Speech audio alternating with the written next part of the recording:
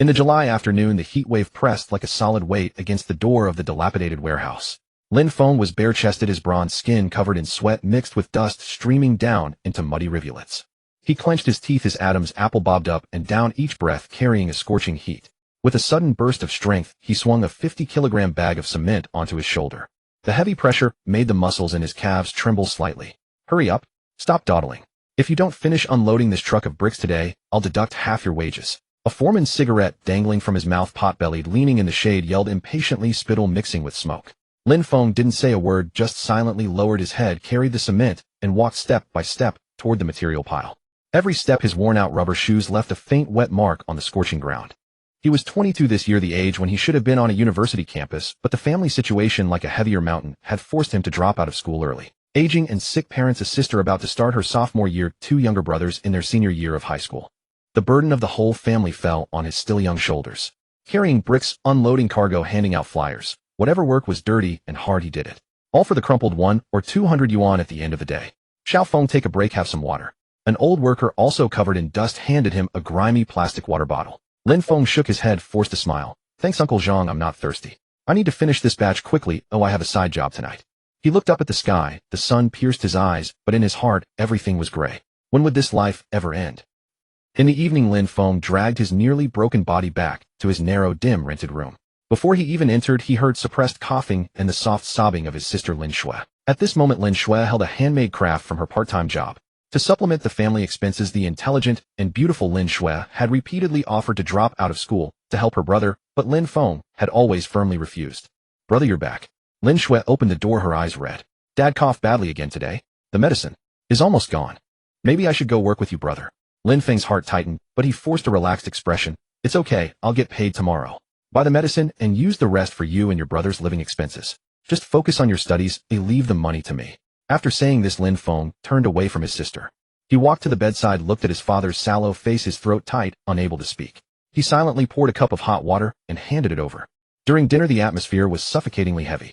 On the table, there was only a plate of plain greens and a small dish of pickled vegetables. His sister whispered about school fees, his brother's textbook costs.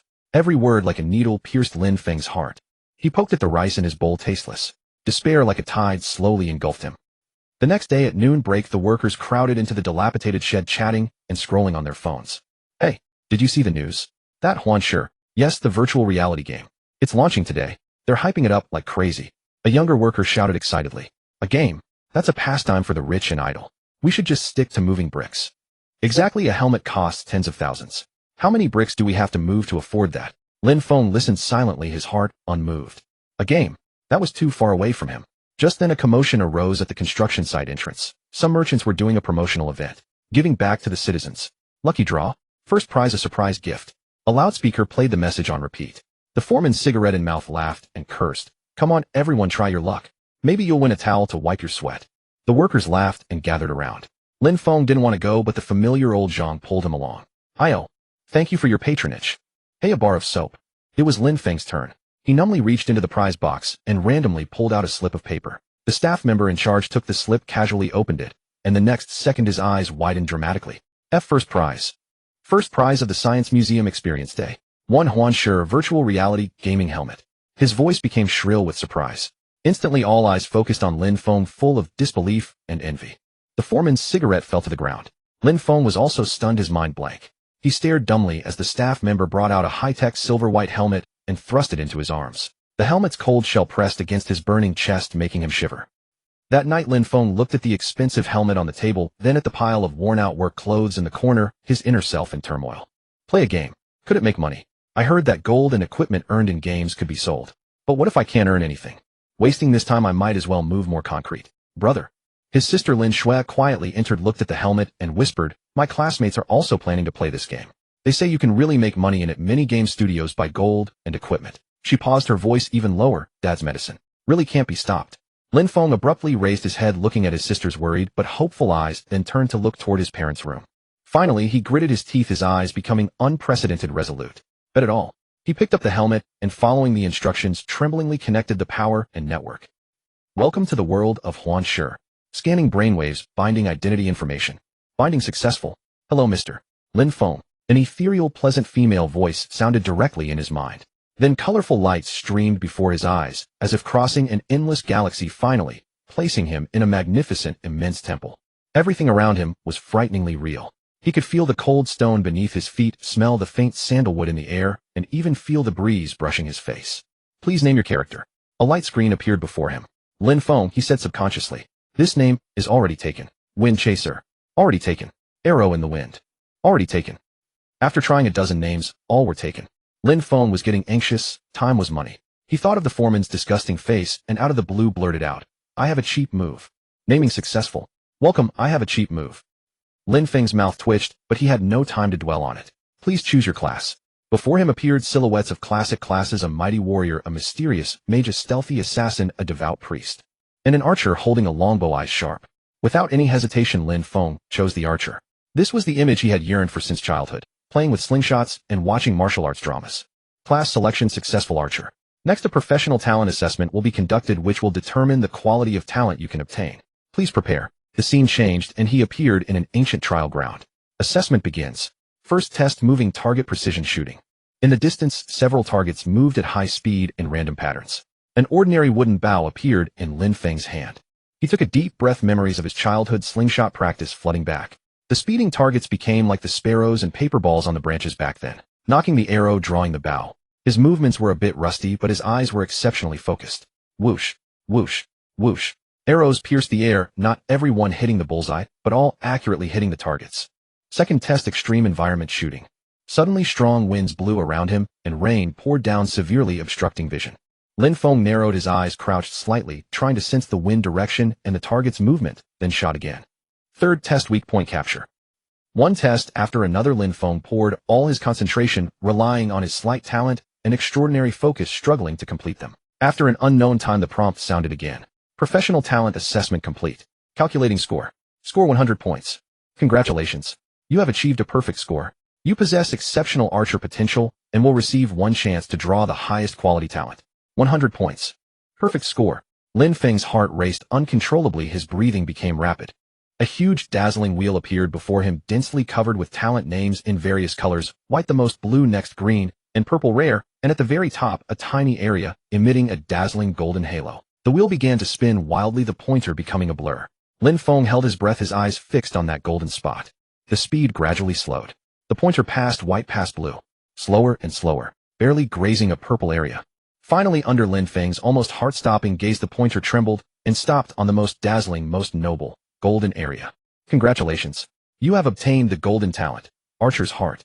Archer's Heart passive: LV1, one chance on normal attack to deal 100 times your current attack power as true damage. Each level increases trigger probability by 1. An unprecedented golden beam descended from the sky, enveloping Lin Feng completely.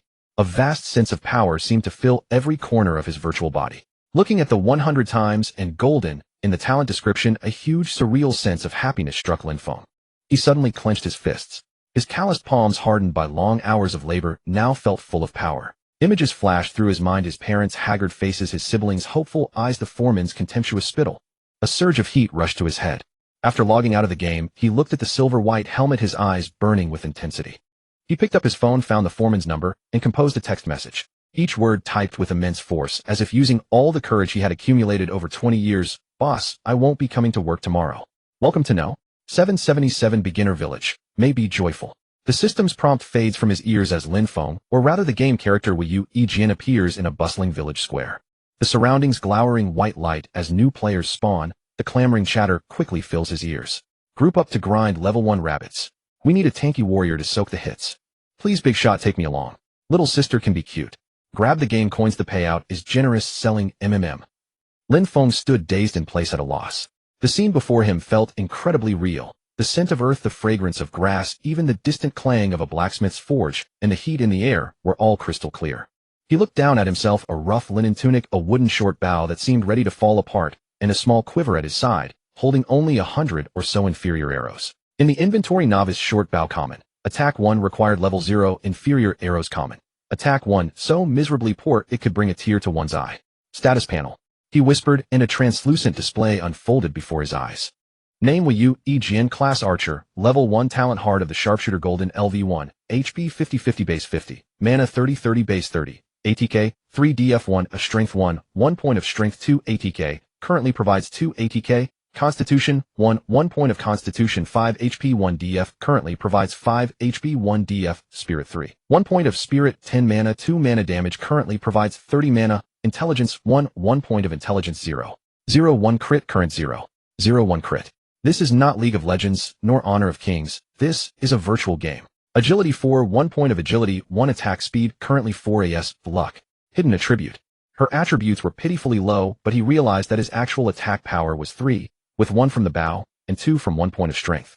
That suggested his base attack might even be 0. There was no time to dwell, the urge to earn money pushed him forward. He squeezed through the crowd and hurried to the village chief to take his first quest: clear the fields. Kill 10 rabbits that steal crops 010. Beyond the village fields the ground was packed with players rather than monsters. A fluffy level. 1 baby rabbit had just respawned, and was instantly reduced to white light by 3 or 4 wooden swords and a staff. Rabbit's common monster, level 1, HP 20 ATK, 2, Death 0. Lin Feng finally managed to snag a lone rabbit, awkwardly knocking and drawing his bow. Swish. -3. A small pitiful number floated above the rabbit's head. The rabbit squeaked and leapt at him with red eyes. He fumbled backward, then drew the bow again. Swish. Swish. Swish. He fired 7 arrows before finally killing the rabbit.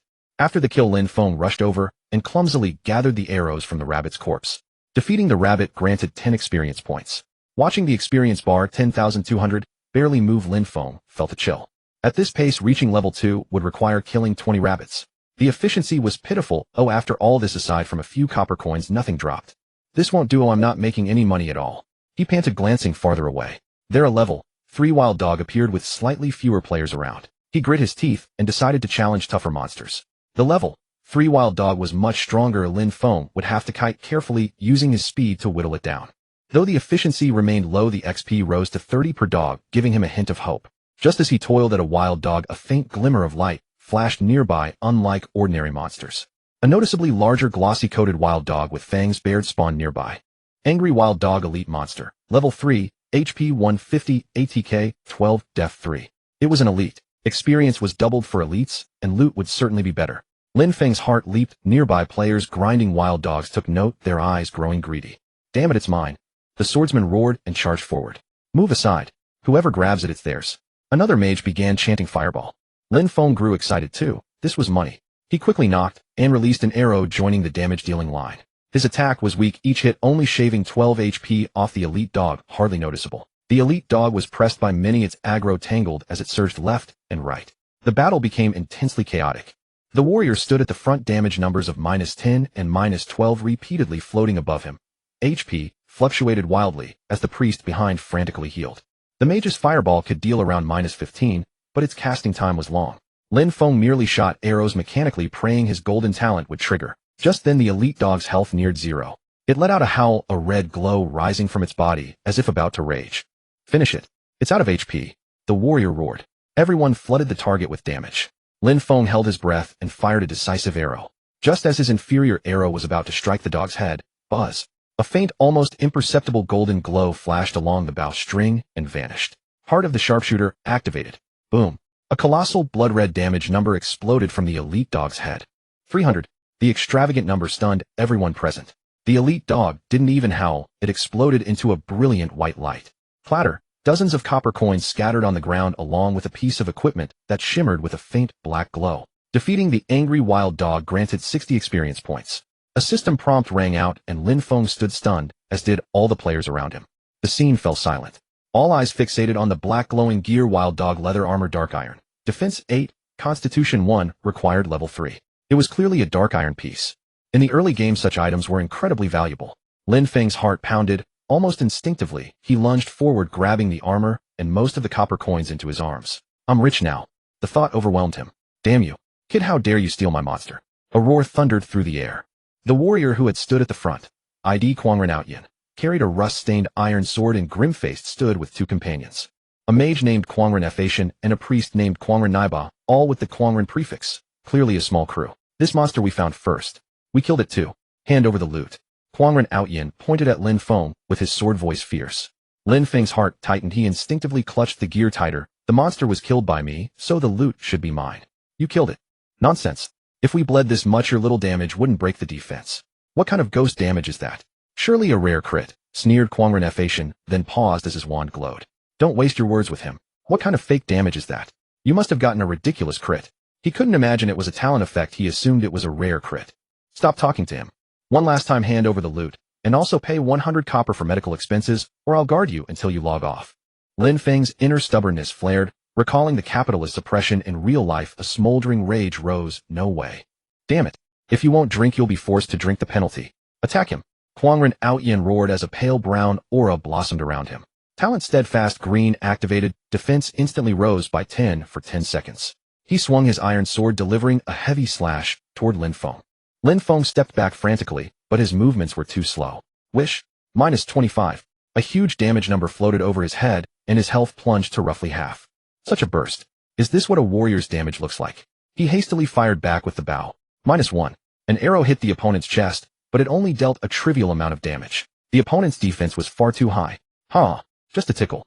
Quangren Outyin laughed, delivering another sword strike. Behind him, Quangren F-Asian finished chanting. A fireball formed at the tip of his staff. Talent Burn Blue activated. Fireball deals burning damage over 3 seconds. Boom. The fireball slammed into Lin Feng. 30. -5 burn. Lin Feng's health emptied in an instant. Pain surged through his body, his vision turning gray as his spirit drifted away. A cold system prompt rang out. You have been killed by player Quangren Outyin. Your level has dropped to 1. Level 1 XP reset to 0. All the XP he had labored for to near leveling up was gone. You dropped item Wild Dog Leather Armor Dark Iron. You dropped 35 copper coins. He watched Quangren Outyin stride away, gleefully picking up the armor that had been his and spitting at his corpse. Huh, you poor bum. That's all the money you've got. Kid, you'll learn a lesson. If you ever meet anyone from our Quangren gang again, stay away. Quangren Naiba sneered, casting a buff that prevented excessive XP loss, but it felt more like humiliation. Watch him. Kill him until he's afraid to leave the safe zone. A few seconds later, Lin Feng respawned at the novice village's revival point. Staring at an empty equipment slot and a wallet almost emptied while the surrounding players buzzed, he clenched his fists so hard the nails nearly pierced his palms. Humiliation, anger, and unwillingness overwhelmed him. He glanced at the triumphant trio of the Quangren gang nearby, lowered his head, and melted back into the crowd. He memorized their IDs and the guild name. For the first time, he truly felt that this seemingly wonderful game world was harsher than reality. Yet he did not retreat. His gaze, forged by humiliation, grew cold and sharp like the arrow in his hand. As the white light of the resurrection point faded, Lin Feng stared at his stats, which had reverted to level 1, his heart filled with a profound sense of helplessness. That black iron equipment, he had almost grasped those dozens of copper coins and the hard-earned experience points, all gone in an instant. The clamor of the surrounding players seemed to mock his failure. Clenching his fists tightly, his nails dug into his palms until they throbbed with pain. The IDs of those 3 members from the Quangren gang were seared into his memory like branding irons. I cannot confront them head-on. Taking a deep breath, he forcibly suppressed his surging fury. I must remain calm. The hardships of real life had forged in him a resilience far exceeding that of his peers. He silently squeezed through the crowd. Unlike other slain players who hurled curses or sought redress from NPCs, he merely kept his head low. Like a single drop of water merging into a river, he vanished into the bustling streets of the novice village. He hid beneath a secluded eave and pulled up his attribute panel. Once more his gaze locked onto the golden talent description. Archer's Heart passive LV. 1 basic attacks have a 1 chance to deal true damage equal to 100 times the current attack power. A 1 probability 100 times the damage. The arrow that had just instantly killed the enhanced wild dog was precisely because of this.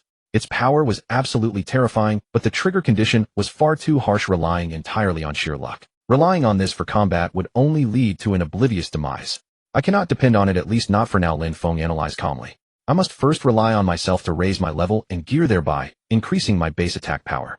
Only then, if it happens to trigger, will the effect be truly devastating. He shifted his strategy, no longer contesting for resources in crowded areas where players outnumbered monsters. He sought out quest NPCs, meticulously searching for quests that seemed tedious and offered mediocre rewards, which consequently drew very few takers. Herb gathering. Collect 10 stalks of silverleaf, low-grade material for the village apothecary, typically growing along secluded riverbanks. Deliver a letter. Help the blacksmith deliver a letter to the workers at the lumberyard outside the village.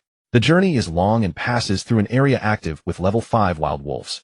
Clear the mine. Slay 20 giant mine rats, level 3, inside the mine. The environment is dark and oppressive. These quests yielded little experience and meager copper coins, but Lin Feng valued them for their tranquility. He accepted the quests and without hesitation headed toward the most remote region outside the village. Along the way, he did his best to avoid other players, sticking strictly to narrow paths. When encountering wild monsters, he evaded them if possible. If not, he patiently lured them over one by one to dispatch them. Though inefficient, it was safe and stable. Slew giant mine rat, gained 30 experience points. In the dim depths of the mine, he held his breath and focused, gradually whittling down the high health pools of the mine rats arrow by arrow. Hardly any other players could be seen here. There were only the squeaks of the mine rats and the dull thuds of arrows striking their targets. His movements remained unrefined, yet his gaze was intensely focused, striving to make each draw of his bow steadier and more precise. The foundation he had built from practicing with slingshots in his childhood seemed to be gradually returning. Quests were completed one after another, and his experience bar filled slowly but steadily. Congratulations, you have leveled up to level 2. A pillar of golden light bathed his entire body, restoring him to full status. Free attribute points 5. With almost no hesitation, Lin Feng allocated all 5 attribute points to agility. For an archer, speed is paramount. Higher attack speed meant faster leveling efficiency and more opportunities to trigger his talent. His attack speed increased from 4 to 9, and drawing his bow indeed felt a fraction smoother. He continued to bury himself in his work. By the time he handed in the final quest, he had once again accumulated enough experience to level up. Congratulations, you have leveled up to level 3. Another flash of golden light. Free attribute points 5. Once again, he invested them all into agility. His agility attribute reached 14 points, yielding an attack speed bonus of 14. He exhaled slowly, checking his attributes. His attack power had naturally increased by a point due to his level up and strength growth reaching 8 points, while his health and mana also saw slight improvements. Though still meager, it was a significant improvement compared to level 1. Most importantly, he had saved dozens of copper coins and looted a few pieces of common gear, replacing his tattered cloth shirt. Crude leather cap, common. Defense 2. Required level 2. Better than nothing. Having finished these preparations, he planned to head to higher level areas outside the village. As he passed through a quiet clearing in the woods, he heard the sounds of intense combat and a sharp, anxious cry. Lin Feng instinctively hid behind a large tree, cautiously peering out. He saw a female player clad in a pale green mage robe besieged by several level 5 ferocious wolves. Her movement was quite agile as she constantly used trees to block the wolves, but the wolves' attack power was high. Her health had already dropped below half, leaving her in a precarious situation. ID Qingqing Zijin. Level 3 as well. Her spellcasting was frequently interrupted, leaving her in a state of utter disarray. Help! Is anyone there to help? She cried anxiously as she dodged. Her voice was crisp and melodious, though tinged with panic. Lin Feng's heart skipped a beat.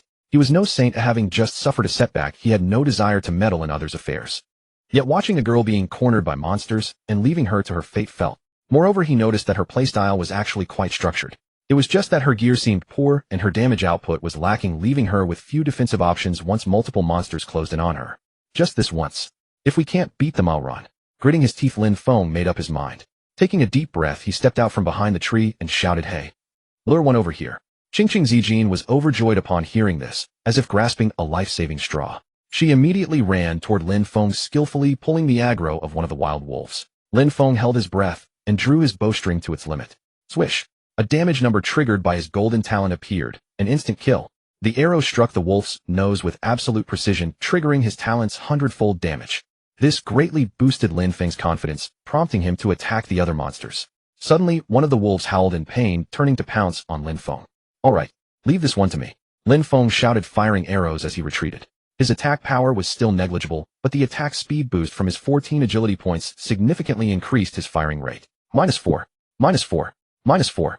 Meanwhile, he constantly utilized the trees and terrain to evade the wolf's lunges, his movements flowing much more smoothly than before.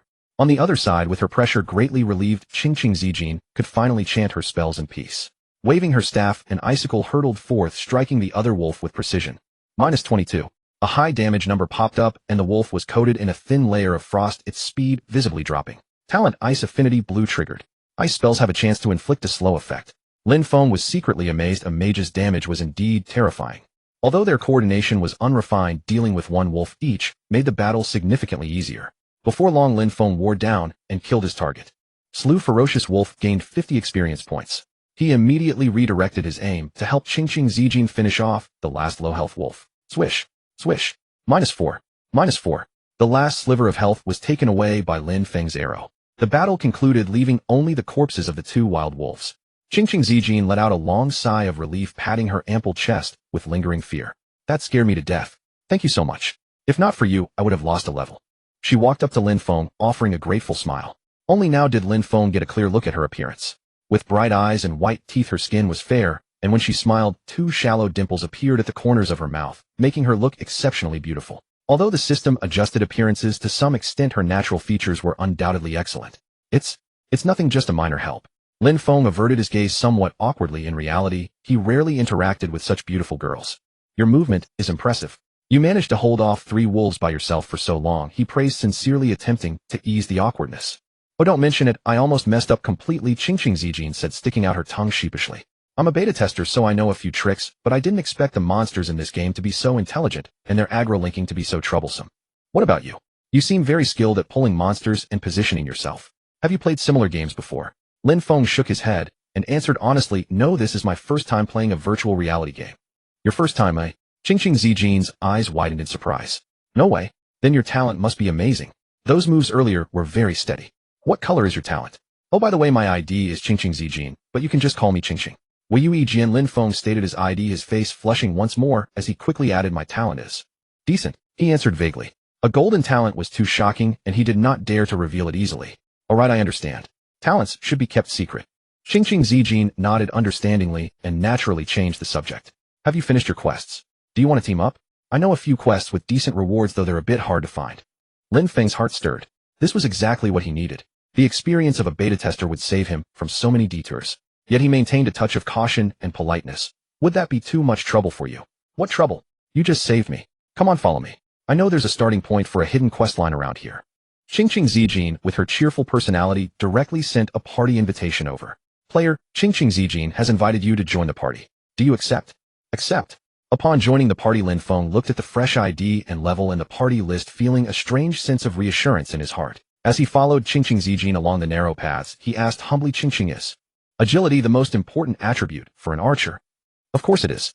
Qingqing Zijin explained enthusiastically. Agility increases attack speed and a small amount of evasion. It is the core attribute for archers. However, in the early game you should also balance it with some strength and constitution, otherwise you'll be too fragile and your attack power will be too low.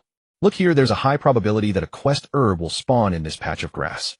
She shared her game knowledge without reservation. Where to farm monsters efficiently, which NPCs offered the best value quests, how an archer should allocate points in the early game, and which skills to choose.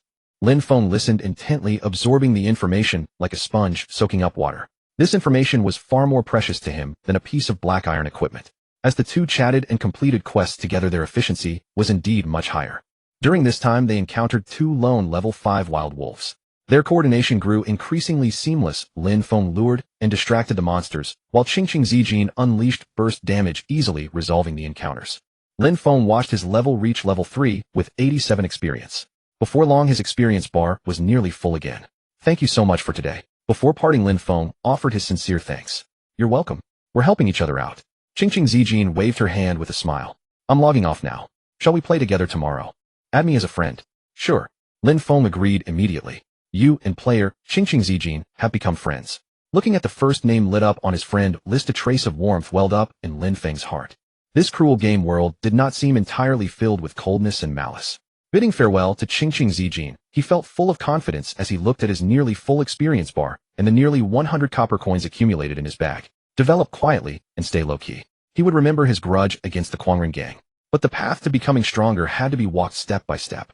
He raised his head, looking toward the more distant areas with higher-level monsters, his gaze resolute. The next day, Lin Feng, counting the moment to the second, hurriedly put on his gaming headset. Reality's fatigue vanished the moment he Huanshe replaced by the virtual morning light of the novice village and the scent of grass and foliage. His friends list flickered to life as soon as he logged in. Qingqing Zijin greeted him and invited him to meet at the village gate for a visit to a great place. Lin Feng's spirits surged as he replied that he would be there soon. He checked his status: level 3, 87 experience and 92 copper coins in his bag, a modest startup fund. He hurried to the general goods merchant and with reluctance spent 50 copper to restock 2 large bundles of low-quality arrows. With ammo ample, he stayed calm. Arriving at the village gate, he spotted the pale green-robed beauty. Dawn bathed her as if she wore a soft halo. Over here. Qingqing Zijin waved, smiling. Lin Feng hurried over and asked, what are we doing today? He knew Qingqing Zijin had a deep understanding of the game. Following her would certainly lead to surprises. Just follow me and you'll be amazed. Qingqing Zijin gave a playful wink, keeping him guessing as she led the way. She did not head to the usual leveling area, but wound through a dense thicket at the village edge. There was a narrow path, almost hidden by vines. Not far ahead, Lin Feng was surprised. He had searched the village's surroundings yesterday and never found it. Hee a little beta discovery, Ching Ziqing boasted. Stay close to me, there may be venomous snakes that will attack. They're not high level, but a bite can poison you and drain HP over time. Jungle Snake Common Monster Level 4 HP 55 ATK 8. Special attacks may poison the target dealing 3 HP per second for 5 seconds. Lin Feng tightened his focus following Ching Ziqing, closely his gaze scanning the surrounding grasses with keen sharpness. Not far ahead, a vividly colored venomous snake leapt from the grass pouncing toward Ching Ziqing's leg. Careful! Lin Feng shouted softly, reacting swiftly, almost instinctively drawing his bow and firing.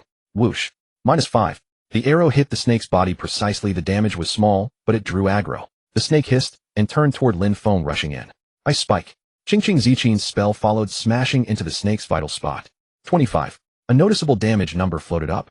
Lin Feng retreated while continuing to shoot. The 14 points of agility gave an attack speed edge as arrows whizzed out. 5.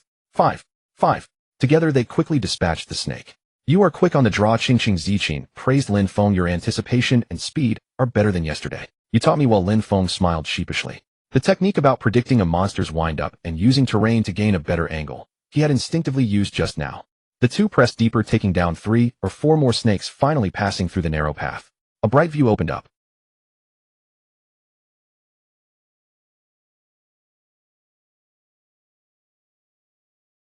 By the lake sat a white-haired, sorrowful old fisherman NPC with a yellow exclamation mark above his head. That meant there was a quest. Moreover, it was a quest not yet widely touched by players. Lin Feng's heart quickened. Hidden NPC means a likely rich reward. Look! Ching Ziqing excitedly pulled him forward. Sigh. Old fisherman Chaka looked at the lake and sighed. Old man, do you have worries? Ching Ziqing asked warmly. The fisherman lifted his head, his cloudy eyes meeting theirs. You are adventurers from distant lands. Sigh, never mind. This lake used to yield a delicious silver-scaled fish, a village tavern staple. But an evil water otter boss appeared, not only stealing my fish, but driving the fish away and wrecking my nets. My livelihood is on the brink.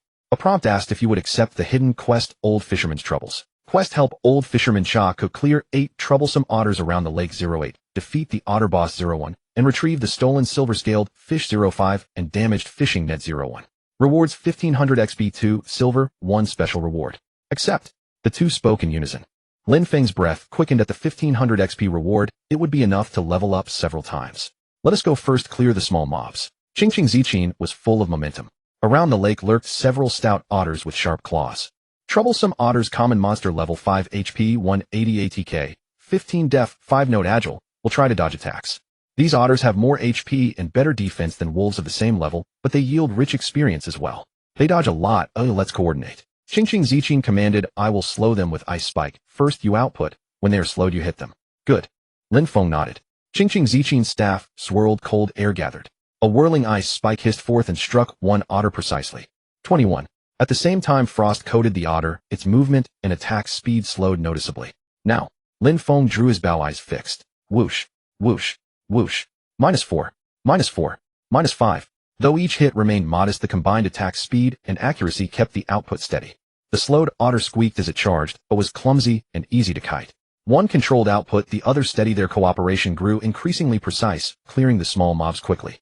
Defeating the troublesome otter yielded 50 XP. The gold light cascaded one after another. Congratulations, you leveled up to 5. After long battles, Lin Feng rose from 3 to 5, earning 5 more free attribute points. Lin Feng did not hesitate, pouring all points into agility again. His agility reached 4, and the attack speed bonus rose to 24. Although each attack still comes every 3 seconds, Lin Feng could feel himself growing more proficient. His attack power, boosted by the level up, rose to 5. Your stat distribution is extreme, all in agility. Ching Ziqing noticed the faster attack speed and looked surprised. Yes, I believe in the gains from extreme attack speed. Lin Feng nodded and offered no further explanation. High attack speed means more hits per unit time and more chances to trigger Archer's heart. That makes sense. But in future, facing high defense monsters may be tough. Oh, we should get some better weapons, Ching Ziqing said. Soon 8 small otters were cleared. Then from the lake center came a splash as a gigantic otter burst forth, calf-sized black gloss for fierce eyes, and a gleaming silver fish clenched in its jaws. Water otter boss monster, level 6 HP 1800 ATK, 35 def, 10 skills, frenzied, bite, water splash, jump. Violent otter boss monster. Level 6. HP 1800. Attack 35. Defense 10. Skills, frenzied, bite, splash. The massive otter boss let out a sharp piercing shriek, its limbs churning the lake water as it lunged fiercely toward the two on the shore, carrying a foul fishy wind. Watch out. Its attack is extremely high. Qingqing Zijin urgently warned. Waving her staff, she took the initiative to strike first. Ice spike. The swirling frost energy whistled through the air, slamming heavily onto the otter boss's wet fur. -18. The damage number popped up while a layer of frost rapidly spread, abruptly slowing its momentum. Now is our chance. Lin Feng's gaze narrowed. The attack speed boost from his 24 points of agility allowed him to knock and draw his bow almost instantaneously. Whoosh, whoosh, whoosh. -6, -6, -7. 3 arrows one after another precisely struck the otter boss's vulnerable areas, such as its eyes and nose. Unlucky Lin Feng failed to trigger his talent even once.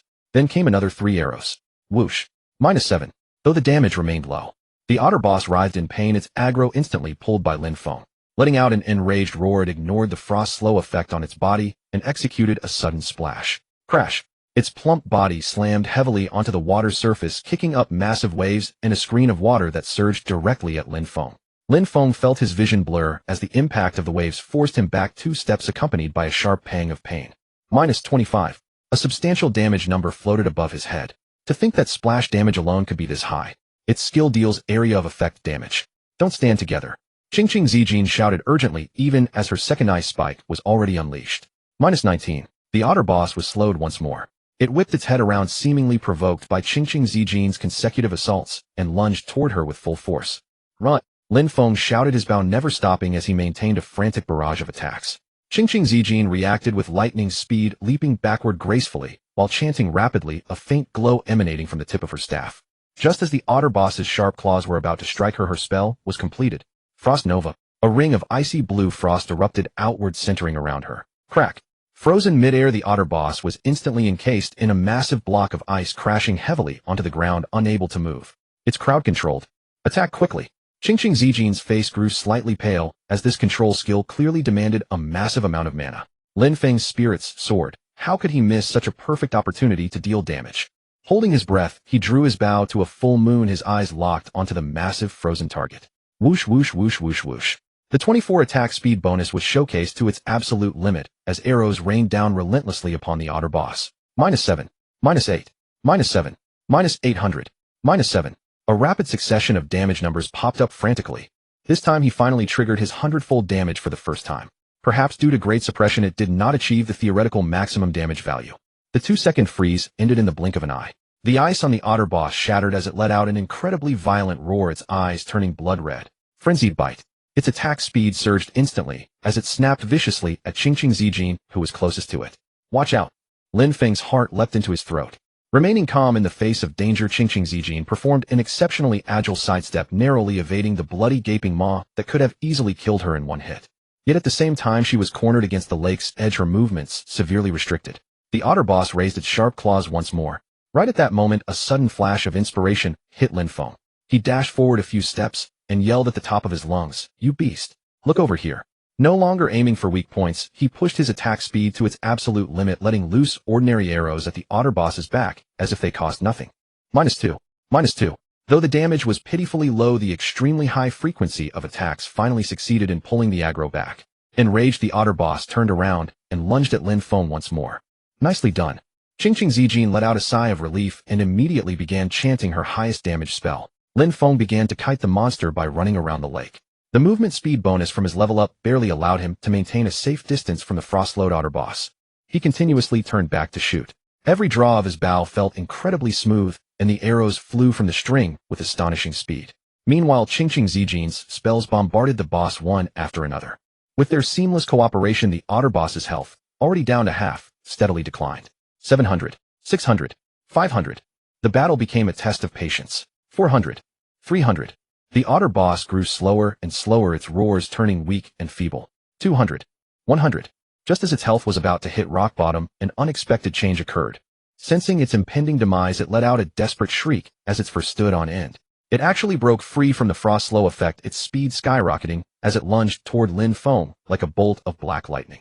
Dying struggle. Watch out. Qingqing Zijin cried out in alarm. Lin Feng's pupils dilated. The attack was too fast, making it impossible to dodge. Instinctively, he threw himself to the side with all his might. Rip! The otter boss's sharp claws grazed his back, drawing a splash of blood. -55. A terrifying damage number popped up. Lin Feng's health bar was instantly reduced to a sliver, nearly killing him in one shot. Rolling on the ground in a disheveled state, he ignored the pain, raised his hand, and fired an arrow. Almost at the exact same moment, Qingqing Zijin's long-prepared maximum power ice spike came whistling through the air. Lin Feng's arrow and the massive ice spike struck deep inside the otter boss's open mouth almost simultaneously. -8. -800. Talent damage. The otter boss froze mid-motion, its health bar completely depleted. It let out an unwilling wail as its massive body crashed to the ground, kicking up a huge splash of water. Clatter. Like a sudden shower of gold, dozens of copper coins mixed with a few glittering silver coins burst forth. At the same time, two dazzling beams of golden light descended from the heavens, enveloping Lin Feng and Qingqing Zijin respectively. Killed the violent otter boss, gained 240 EXP. Congratulations. You have leveled up to level 6. The massive amount of experience points propelled Lin Feng straight to level 6. But at this moment, he was in no mood to look at the level up notification. His gaze was fixed dead on the longbow, emitting a faint cyan glow next to the otter boss's corpse. The bow's frame had sleek, elegant lines seemingly crafted from some kind of cyan wood, and its string shimmered with a faint light. It was clearly no ordinary weapon. Spike of the Marsh's bronze equipment. Attack 15 to 20. Agility 3. Required level 5. Class restriction archer. Bronze equipment. And it even added 3 points of agility. Lin Feng's heart pounded wildly, nearly leaping out of his chest. For him right now, these stats made it nothing short of a divine weapon. An item dropped, and it's a bronze bow. Qingqing Zijin ran over as well, crying out in pleasant surprise. Pick it up quickly. It's for you. Lin Feng took a deep breath, suppressing his excitement as he reached out toward the longbow. It felt slightly cool to the touch, and he could feel the power contained within. He immediately unequipped the novice shortbow and equipped the spike of the marshes. Instantly, his attributes underwent an earth-shattering transformation. His attack became 30, a massive increase.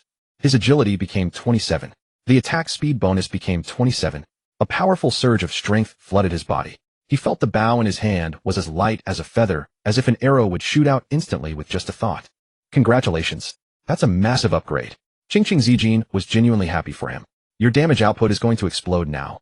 The two split the money evenly, each receiving 1 silver coin and 32 copper coins, and Lin Feng picked up the silver-scaled fish and damaged fishing net required for the quest. Let's head back and turn in the quest.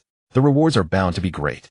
Qingqing Zijin said with a smile. The two found the old fisherman Chuck and submitted the quest. Ding.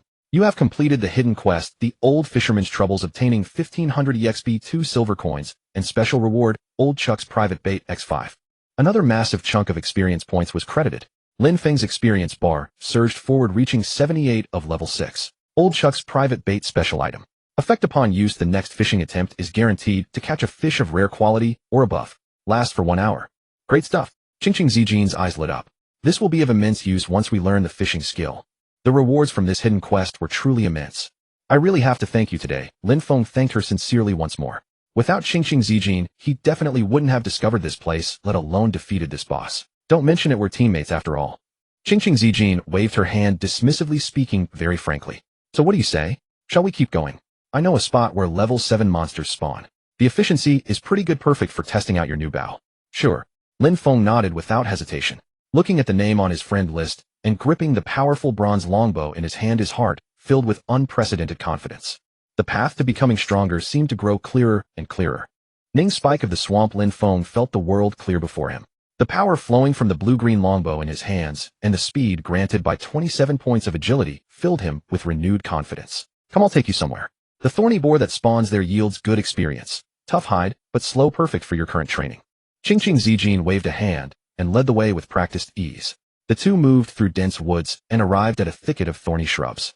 Indeed, sturdy boars with fangs bared were rooting at the ground there. Their defense is a bit high, Lin Feng muttered. With an attack of 30 and a defense of 12, he would deal 18 damage. Without a talent, it would take more than 10 arrows to fell one boar. But Lin Feng's gift was one that easily creates miracles. Try your new bow. Qingqing Zijin encouraged. Lin Feng nodded, took a deep breath, and drew the bow. Buzz.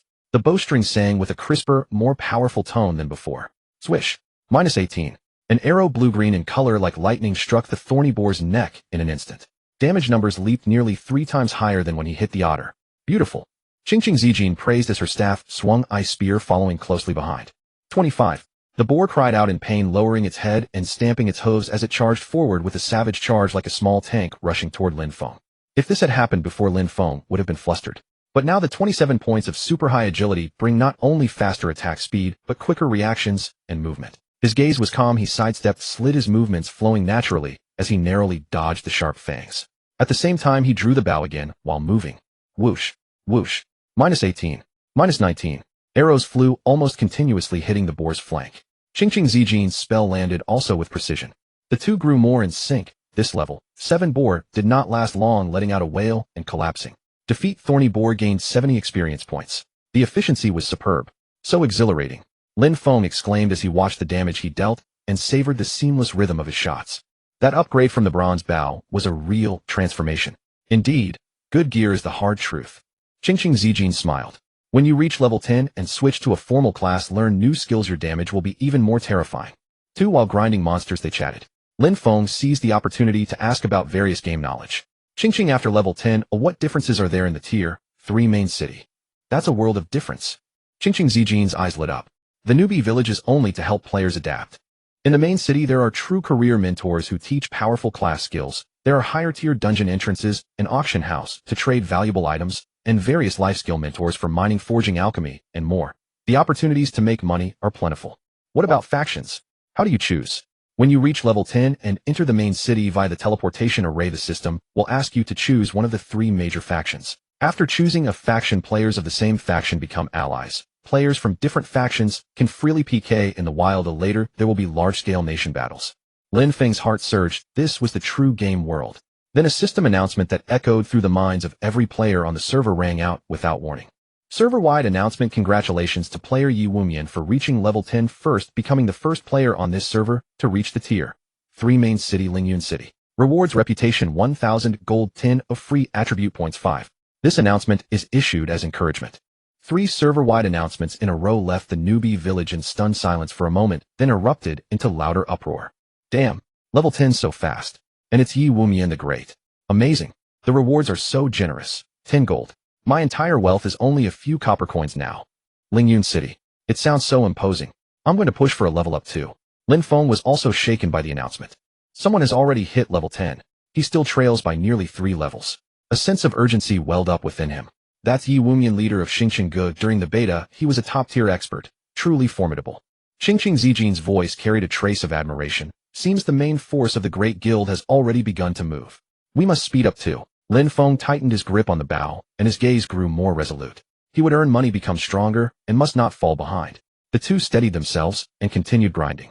Lin Feng's new bow delivered immense power, and Qingqing Zijin's control and output were also steady, with experience steadily climbing. However, as they focused on a thorny boar, a few muffled exclamations and greedy murmurs came from behind a nearby shrub. Look, that archer over there, his bow glows. It's bronze gear. It must be bronze equipment. Damn, what luck did this kid have? Huh, that kid looks a little familiar. Damn, it's the one who robbed us yesterday and left us guarding the corpse. 3 figures stepped from behind the trees. The 3 familiar faces: Quangren, Ao, Tian, Quangren, Fa Shin, Quangren Naiba. Ao Tian tightened his grip on a long sword that flashed with a faint black light, seemingly black iron gear, but his gaze was fixed on Lin Feng's spike of the swamp, brimming with naked greed and jealousy. Oh ho, so it's you poor bastard. Ao Tian said, swaggering forward with a feral grin. Not bad.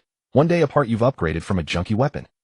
From where did you steal bronze equipment? Fa Shin's staff paused, his smile cold. Ao Tian, this doesn't need asking. It's surely the same as yesterday, robbing others. The mad dad's eyes roamed lasciviously over Qingqing Zijin. He's still bagging a girl. Kid, your luck with women isn't shallow. Lin Feng's heart sank. He halted his attack and stood shoulder to shoulder with Qingqing Zijin, warily watching the 3. Qingqing Zijin frowned slightly, asking softly, a pest. Do you know them? Do you bear a grudge?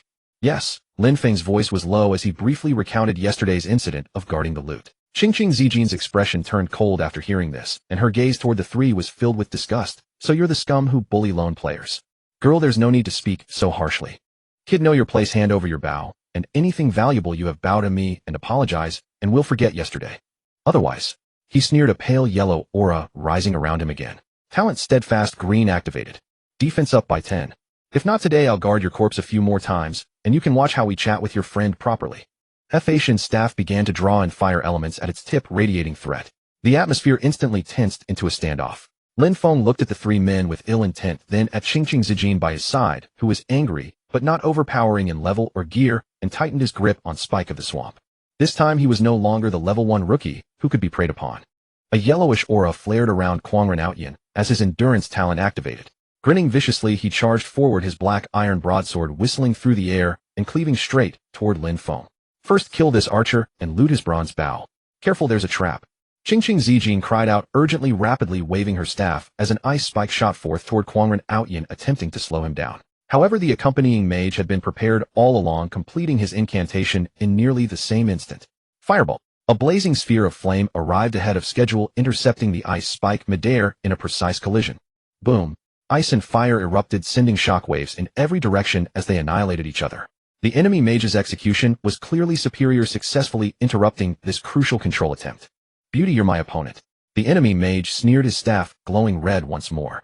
Meanwhile, Quangren healer calmly layered a pale white protective shield, true word shield, onto Quangren Outyin, bolstering his defenses. In an instant, Lin Feng found himself cornered with the warrior closing in. Damn it. Lin Feng's heart tightened. His agility stat granted him the reflexes to instinctively pivot sideways. Swing.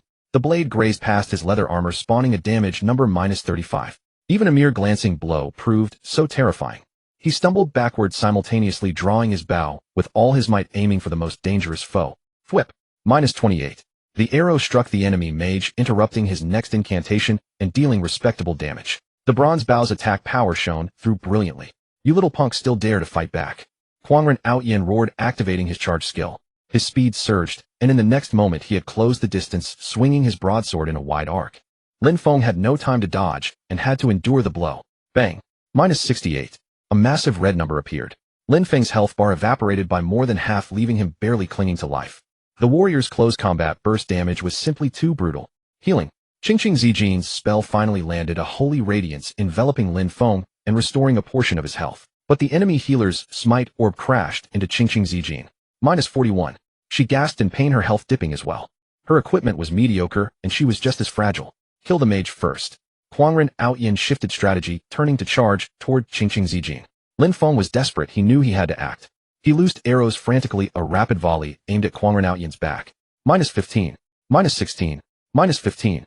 Damage reduced by talents and shield.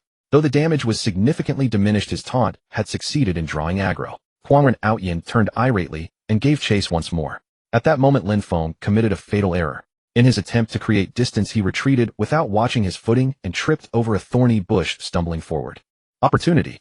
The enemy mage's eyes lit up, and the fireball he had long prepared was unleashed instantly. Bam. -89. Critical hit. The massive fireball smashed squarely into the unbalanced Lin Feng. His health bar was completely emptied. His vision instantly turned gray. You have been killed by player enemy mage.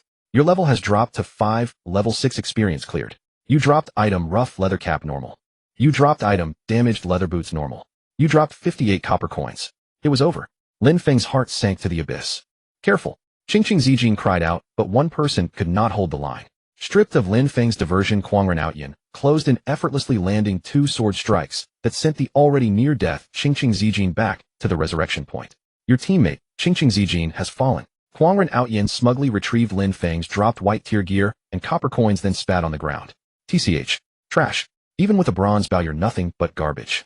The enemy mage strolled over to Lin Feng's corpse and kicked at the air, mockingly sneering. You call this skill? You dare oppose the Quangren gang? Next time we see you, we'll kill you on sight. The enemy healer chuckled obscenely. Pity about that girl. Too bad I didn't add her as a friend. The trio's arrogant laughter echoed in Lin Feng's grayed vision, thick with humiliation. At the novice village resurrection point, 2 beams of white light flashed almost simultaneously, and Lin Feng and Qingqing Zijin appeared, their faces grim. Lin Feng stared at his level reverting to 5, and his nearly empty equipment slots, his fists clenched tightly. What weighed heaviest on his heart, however, was the sight of Qingqing Zijin's dropped copper coins and white bracers. I'm sorry, Qingqing. Lin Feng's voice was thick with guilt and hoarse. It's all my fault. If my mechanics hadn't been so awful, if I hadn't tripped like that, we would have had a chance. He kept his head bowed, unable to meet Qingqing Zijin's eyes. If he hadn't made enemies so early, if his skills weren't so lacking, he never would have dragged Qingqing Zijin down into this, costing them both levels and gear. Qingqing Zijin watched Lin Feng, consumed by self-blame, and after a soft sigh, the chill in her expression gradually melted away, replaced by words of comfort. It's alright. It's just a game, Lin Feng. PvP battles are normal. We'll just grind back to the level we were before. But I even caused you to lose your gear. Lin Feng still couldn't let it go. It's only a white tier piece, hardly worth anything. Qingqing Zijin waved her hand, putting on a casual air. The real silver lining is that your newly acquired good bow didn't drop. The more nonchalant she acted, the heavier Lin Feng's heart grew. He knew the root cause of today's defeat lay entirely with him.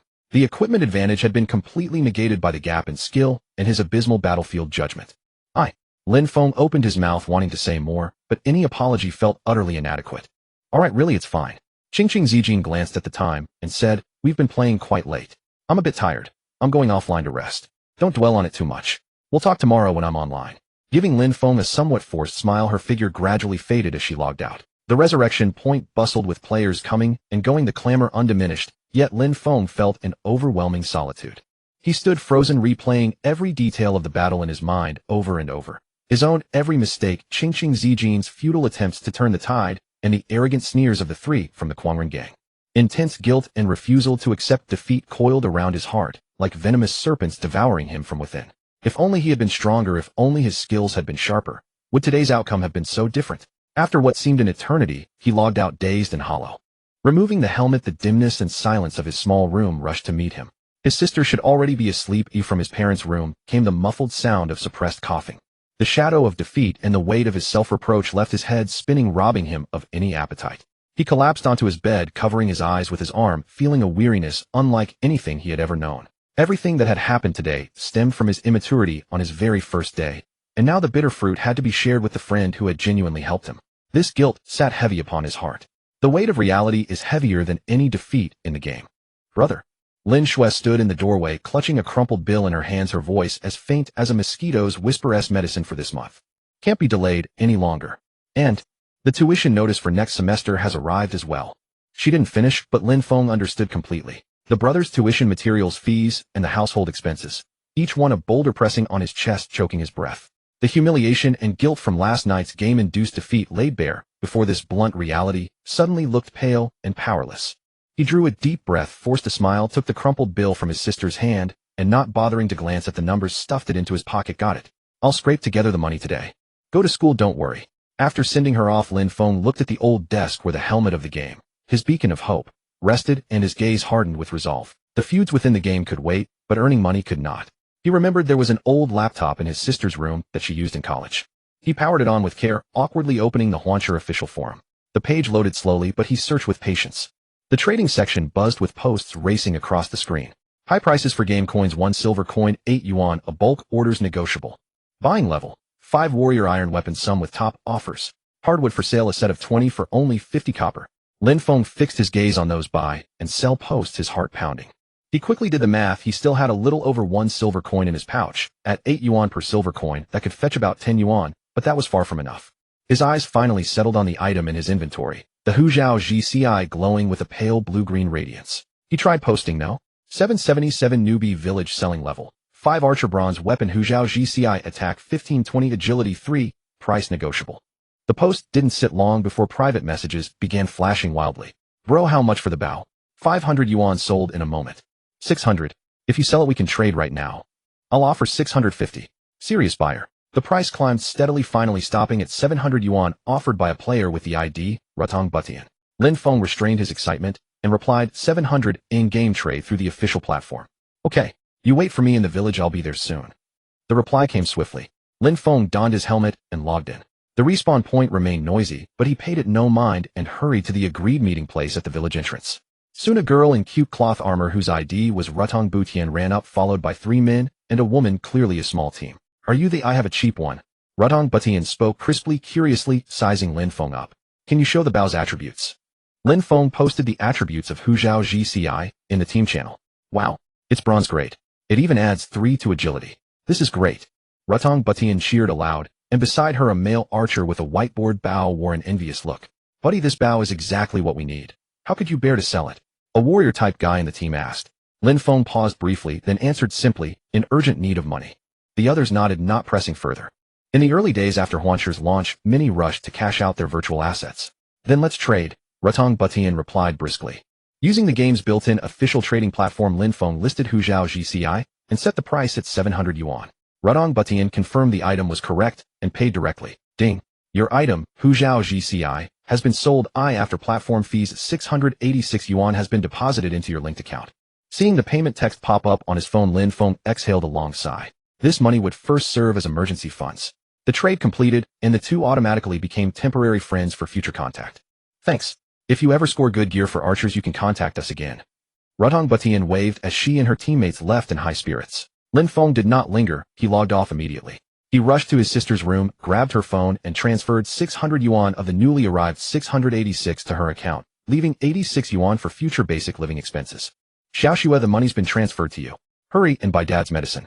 Your tuition can wait a few days for me. Also, when Lin Yu and Lin Lei come back, give each of them 100 for living expenses. Today, we'll buy 2 jeans of meat to supplement Dad and Mom. After taking care of all this, he finally felt the great stone in his chest loosen a little. He wolfed down a few bites of cold rice, then pulled the helmet back on and returned to the game world. With no weapon left, he went to the smithy and bought the cheapest crude wooden bow 1 attack and the cheapest damaged arrows 0 attack. His attack power plummeted back to the bottom 13. He glanced at his friend list, and the name Qingqing Zijin glowed in the list. Lin Feng's lips moved, but no word escaped. The memory of yesterday's crushing defeat and guilt still haunted him. He didn't dare to bother the other again, lest he drag her down. Depend on yourself. He tightened the rough wooden bow, and his gaze grew firm again. As long as Archer's heart could still be triggered, there would be hope. Alone again, he headed for the level 5 Wolf's respawn point. Without the bronze bow's high attack, grinding was slow. He had to fire nearly 20 arrows to kill a single wolf, the process long and dull. Yet Lin Feng was patient, using his high agility to keep moving and minimize hits. Whoosh. -2. Whoosh. -2. The damage was pitifully low. Yet as he fired in a mechanical rhythm, that familiar, barely perceptible golden glow flashed once more along the bowstring. Archer's heart triggered. Boom. -1,300. A terrifyingly large red number exploded from the unlucky wolf's head. The wolf let out not even a grunt, simply turning into white light and dropping a few copper coins. Killed fierce wolf gained 50 experience points. Lin Feng watched the scene, a faint smile finally tugging at the corners of his lips. Though most of the time he endured little else, that occasional burst of innate damage became his greatest reliance. He did not think further, focusing his mind 1 person 1 broken bow, beginning a long solitary journey of grinding. The experience bar crawled forward, coins accumulating bite by bite. The path to power is hard, and the path to money is slow. But for his family he had no choice but to move forward step by step. A dull grind stretched across an entire day, dawn until the sun dipped toward the west. Lin Feng moved like a tireless, precisely programmed machine, shuttling between the novice village's outer wolf spawn area and the deeper bear zone's efficiently target in sight. Ferocious wild bear normal monster. Level 7, HP 280, ATK 22, Def 15. Facing a bear whose defenses were far higher than wolves, his own 19 attack points looked pitiful, though every arrow dealt barely a trace of damage, often requiring several precise shots to wear one down. This process was slow and grueling, a stern test of patience. Yet what he possessed was endurance and patience far beyond ordinary, braided with an urgent sense of pressure. These two feelings oddly intertwined, supporting his repeated motions of drawing the bow, aiming, and firing. Sweat dampened the brow of his avatar as tendrils of fatigue from thousands of bow draw repetitions sent a sharp ache through his arm, yet his gaze stayed hawk-like. Each shot aimed to strike a vital point for maximum single-shot damage. Defeating the ferocious wild wolf yielded 50 experience points. Defeating the ferocious wild bear yielded 70 experience points. System prompts announcing experience gains popped up regularly in the corner of his view, and the experience bar inched upward at a visible, yet nerve-wrackingly slow pace. Occasionally amid those countless ordinary shots, a decisive warm golden glow flashed on his bow hand. Heart of the marksman activated. Then the bowstring emitted a deep thud. Boom. -1900. The golden critical hit, whether against the rugged bear or the nimble wolf, they were obliterated in an instant by the fearsome 100x damage. They transformed into generous experience and a few copper coins that glittered on the ground. It is these occasional dawnbright takedowns that deliver instant XP boosts and meager income, sustaining him through the long, dull grind. In the evening, the sunset stained the sky orange, and as another bear cried out and fell, a brighter golden glow bathed him again, bringing a warm sense of strength. Congratulations, you have reached level 8. Free attribute points 5. Without hesitation, he immediately invested all 5 points into agility. His agility leaped to 39, just 1 point shy of the 40-point threshold. The next stat boost brought tangible gains, though the rough short bow remained his biggest drawback. The higher agility improved attack speed, fluidity of motion, and the elusive dodge rate, all real enhancements. He opened the level leaderboard and saw that in just a day names and levels had changed dramatically, a heavy pressure weighing on his chest. The top ranker Yiwu Mian has reached an astonishing level 15, firmly occupying the top spot. The top 10 players hover around level 14, and competition is fierce. Even Qingqing Zijin, who had parted ways with him yesterday, shows level 11, with Lingyun City clearly marked after the name. She had left the novice village, stepping into the broader tier 3 main city world with more opportunities. A sense of loss and a stronger urgency rose like a tide. He was far behind, as if the first tier had already pulled away. After much hesitation, with real time growing late before logging off, he gathered his courage, clicked the glowing friend's name, and sent a probing message. Lin Feng cheekily, ching congrats on reaching level 11 and heading to Lingyun City. So, how's the tier 3 main city? Isn't it especially lively? The message was followed by a system-provided envy emoji. After sending it, he waited, nervously glancing at the friends list, afraid of silence or the dreaded red exclamation mark. About a minute or two later, just when he had almost given up hope, the chat box finally flickered. Ching Zijin. Yes, it's quite big. There are many quest types and the monsters' levels and strength have risen too.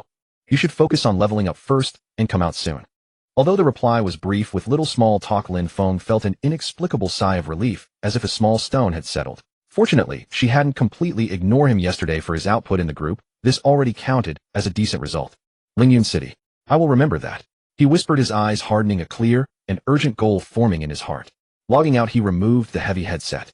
The fatigue of reality washed over him like a tide, his muscles aching and his mind weary, reminding him of the day's toll. But Lin Feng would not permit rest. He immediately began to hustle. He skillfully logged into the game's trading platform, listing all the coins he'd amassed today. In the end, the sales brought him tens of yuan in real money. Not much, but he carefully stored the money, letting it accumulate. Then he tied on the slightly faded old apron and walked into the cramped but tidy kitchen, beginning to prepare dinner for his family. The clatter of pots and pans filled the compact kitchen as the aroma rose. He deftly stir-fried simple greens, while a pot simmered nearby, broth made from cheap pork bones, the fragrance slowly filling the air. At dinner, the family sat around that small table. Under the light, Lin Feng rarely wore a look of ease. He took the initiative to tell his growing younger siblings about the game, trying to lift the mood. Brother, today in the game, I found a super powerful skill. He scooped a bite of rice, his tone carrying a pride he strived to cultivate. It's called Heart of the Marksman. They say it's the strongest golden talent. Although my attack power isn't high, there are chances to deal 100x damage in one hit. Impressive, right? 100x. Big brother, you're amazing. When you go to college, take us to play. Lin Shui's eyes sparkled with admiration. The two twin brothers also waved their chopsticks excitedly, nearly tipping over their bowls. Their parents looked at their children with a rare, relieved smile. They didn't fully understand the game or the talent, but seeing their eldest son smile and connect with them was their greatest comfort. After dinner, Lin Shui helped clear the dishes. While washing the bowls, she softly said to Lin Feng at the stove, "Big brother, you look different tonight. Very happy, your eyes are shining. I haven't seen you talk to us so happily in a long time." She paused, lifted her wet hand to wipe her brow, and spoke with unusual resolve. "Big brother, I believe in you. You will surely carve out a world for yourself in the game. You've always been smart and hardworking." The two younger brothers squeezed into the small kitchen, fists raised, their childish faces earnest. "Big brother, keep it up. We'll grow up soon. We'll also play your game in the future to help you defeat the bad guys." Seeing the unreserved trust and encouragement in their eyes, Lin Feng felt a surge of warmth. The day's fatigue and the grievances born outside seemed to meld away in that warmth. Inside, he was filled with unprecedented drive and a fierce sense of responsibility to his family. "Yes, I will work hard, earn a lot of money so you all can live well." He nodded heavily, his voice thick with emotion, but his eyes remained unwavering. After finishing the chores and tucking his ailing parents into bed, it was already past 10 o'clock. At this hour, a tired Lin Feng should have been in bed. Every cell in his body cried out for sleep. But tonight, lying on the narrow bed, he felt no urge to sleep. The tuition for his younger siblings' next term weighed on his heart like a heavy mountain. Together, the three of them needed 1,000 yuan with less than 2 weeks until the deadline. He refused to beg quietly for money again, tired of the contempt. This time, he resolved to earn the money by his own efforts in this game world. He rose again, grabbed the game headset by his pillow, his gaze in the darkness sharp as an eagle gleaming with an unwavering light. 5 clear must-achieve goals. First, cut out all unnecessary rest, grind furiously tomorrow, or at latest the day after. Reach level 10, leave the novice village, and reach Lingyun City. Must not fall too far behind. Second, before level 10, seize every opportunity to accumulate game coins. Even a copper coin should be picked up in exchange for real money to lay the groundwork for tuition. Third, once in the main city, quickly learn life skills, seek stable and efficient ways to make money, not rely solely on the slim income from monster drops. Fourth, remember the vendetta against the maniac gang. For now, focus on boosting your power and earning money. Endure, avoid needless conflicts and time-wasting actions. Fifth, and most important, you must make a name for yourself in the game, not only to solve the tuition crisis, but to give your family a better life, never letting your trusting younger siblings and aging parents down. With these 5 weighty goals, Lin Feng's figure vanished again into the gentle white glow of the game's login screen. The night outside remains deep and quiet, but his battle and his journey have only just begun. In the dead of night, the novice village finally shed its daytime bustle, leaving only a handful of lingering players persevering. Moonlight cascaded over the bluestone path, casting a cold, serene glow. The distant roars of wild monsters grew sparse, rendering the silence of the night even more profound. Lin Feng's solitary figure darted through the spawn zones of level 8 thorny wild boars and level 9 cunning jungle leopards. His movements grew increasingly fluid. His exceptionally high agility of 39 points made him resemble a specter of the forest. Every step and every draw of his bow carried a unique rhythmic grace. Cunning jungle leopard common monster. Level 9. HP 320. Attack 28. Defense 18. Special attacks inflict a minor laceration effect. Facing the higher defense of the jungle leopard, his meager 19 points of attack power seemed even more inadequate. Yet he showed no trace of anxiety. His eyes remained exceptionally calm and focused beneath the moonlight. Whoosh. -1. Whoosh. -1. Most of his arrows could only inflict a single point of mandatory damage, but his firing speed was incredibly swift, the arrows flying in a near-continuous stream. No longer striving for burst damage, he instead utilized the terrain to constantly kite the beast, ensuring he maintained a safe distance while delivering a relentless stream of attacks. This almost masochistic method of leveling up was an extreme test of patience and focus. Sweat trickled down his virtual character's cheeks, and a familiar ache throbbed in his arm muscles, yet Lin Feng's resolve remained as unyielding as bedrock. What sustained him was the golden miracle that occasionally descended. Archer's heart triggered. Current probability 8. Buzz. The bowstring vibrated softly as an almost imperceptible golden gleam flashed and vanished. Bang. -1900. A terrifying heart-stopping number erupted above the jungle leopard's head. The beast, renowned for its agility, did not even have time to let out a whimper before it was instantly slain. The experience points it yielded caused his experience bar to surge forward. The 8th time. Lin Feng calculated silently. As his level rose to 8, his talent's trigger probability had also increased to 8. Although it still relied heavily on luck, the hope was far greater than it had been at level 1. Every trigger was the ultimate reward for his perseverance. Thus he tirelessly ground monsters, completely oblivious to the passage of time. In reality, the view outside his window had transitioned from deep night to the early hours of dawn, with the horizon turning a pale white. As another brilliant golden light descended from the heavens and enveloped his entire body, the pleasant chime of the system notification rang out like celestial music. Congratulations, you have leveled up to level 10. Your talent, Archer's Heart, has leveled up. Current trigger probability 10. Finally, level 10. Lin Feng exhaled a long breath of turbid air, his tense nerves finally relaxing slightly. After more than 10 consecutive hours of high-intensity grinding, even within a game, he felt mentally exhausted. He checked his spoils, level 10, with 2 silver coins and dozens of copper coins in his bag, along with a few common white-grade equipment drops. His stats were still meager, but his agility had reached an astonishing 49 points. His current attack power stood at 23 points. Although his weapon was garbage, his attack speed already far surpassed that of ordinary players. With a heart full of excitement, he hurried back to the novice village and headed straight for the village chief. Upon reaching level 10, many players would learn their first-class skill here before teleporting to a Tier 3 main city. A few players gathered around the skill trainer NPC, learning skills as flashes of light erupted, indicating they had mastered new abilities. Lin Feng cast an envious glance before walking over to the skill bookshop list to browse. Charged arrow consumes 10 mana. Charges for 1 second. The next basic attack deals 150 damage. Price 10 silver coins. Double shot consumes 15 mana. Rapidly fires 2 arrows, each dealing 80 damage. Price 10 silver coins. Precision shot passive skill. Slightly increases hit rate and critical strike rate. Price 12 silver coins. Although the skill effects seemed decent, Lin Feng furrowed his brows.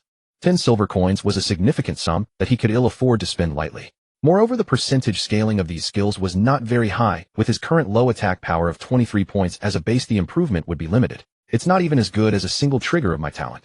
He muttered to himself, locked in an internal struggle. Ultimately, his desire to save money triumphed over his yearning for skills. He decided to save the money and continue relying on his basic attacks and talent. Turning to the village chief, he said respectfully, "Chief, I have reached level 10 and wish to teleport to Lingyun City." The village chief, who usually wore a warm and kindly expression, now seemed to possess a deep, profound look in his eyes under the faint glow of the early morning lantern. Stroking his beard, he spoke slowly, his voice carrying a strange rhythm. "Young adventurer, the teleportation array leading to the main city requires energy to maintain. Level 10 is merely the qualification. You still need to pay a teleportation fee of 5 silver coins. 5 silver coins." Lin Feng blurted out in dismay, his heart instantly sinking. His entire net worth amounted to just over 2 silver coins. Where on earth was he supposed to gather 5? Was he really going to be bottlenecked at this final step after grinding so hard to reach level 10? The disappointment and embarrassment that he could not hide on his face were fully observed by the village chief. The old village chief's cloudy eyes narrowed slightly, and an imperceptible smile played on his face. Lowering his voice as if sharing a secret, he said, "It seems you have run into some trouble. However, child, I see that your resolve is unyielding, unlike that of ordinary people. I do happen to have another choice here." Lin Feng snapped his head up to look at the village chief. He had interacted with this NPC many times to submit and accept ordinary quests, and the old man had always responded in a rigid programmed manner. At this moment, however, the elder's demeanor and tone possessed an unprecedented vividness. "What choice?" Lin Feng asked eagerly. The village chief's smile became somewhat enigmatic. "A quest. An exceptionally difficult one, but one whose rewards may exceed your wildest imagination. If you have the capability to complete it, not only will the teleportation fee be a non-issue, but perhaps you might also gain some unexpected opportunities." He paused, delivering each word with deliberate weight. "This quest is called Infinite Possibilities." Infinite Possibilities. Lin Feng's heart raced inexplicably. The name itself sounded extraordinary. "Chief, what does the quest entail?" he asked, cautiously calming his mind.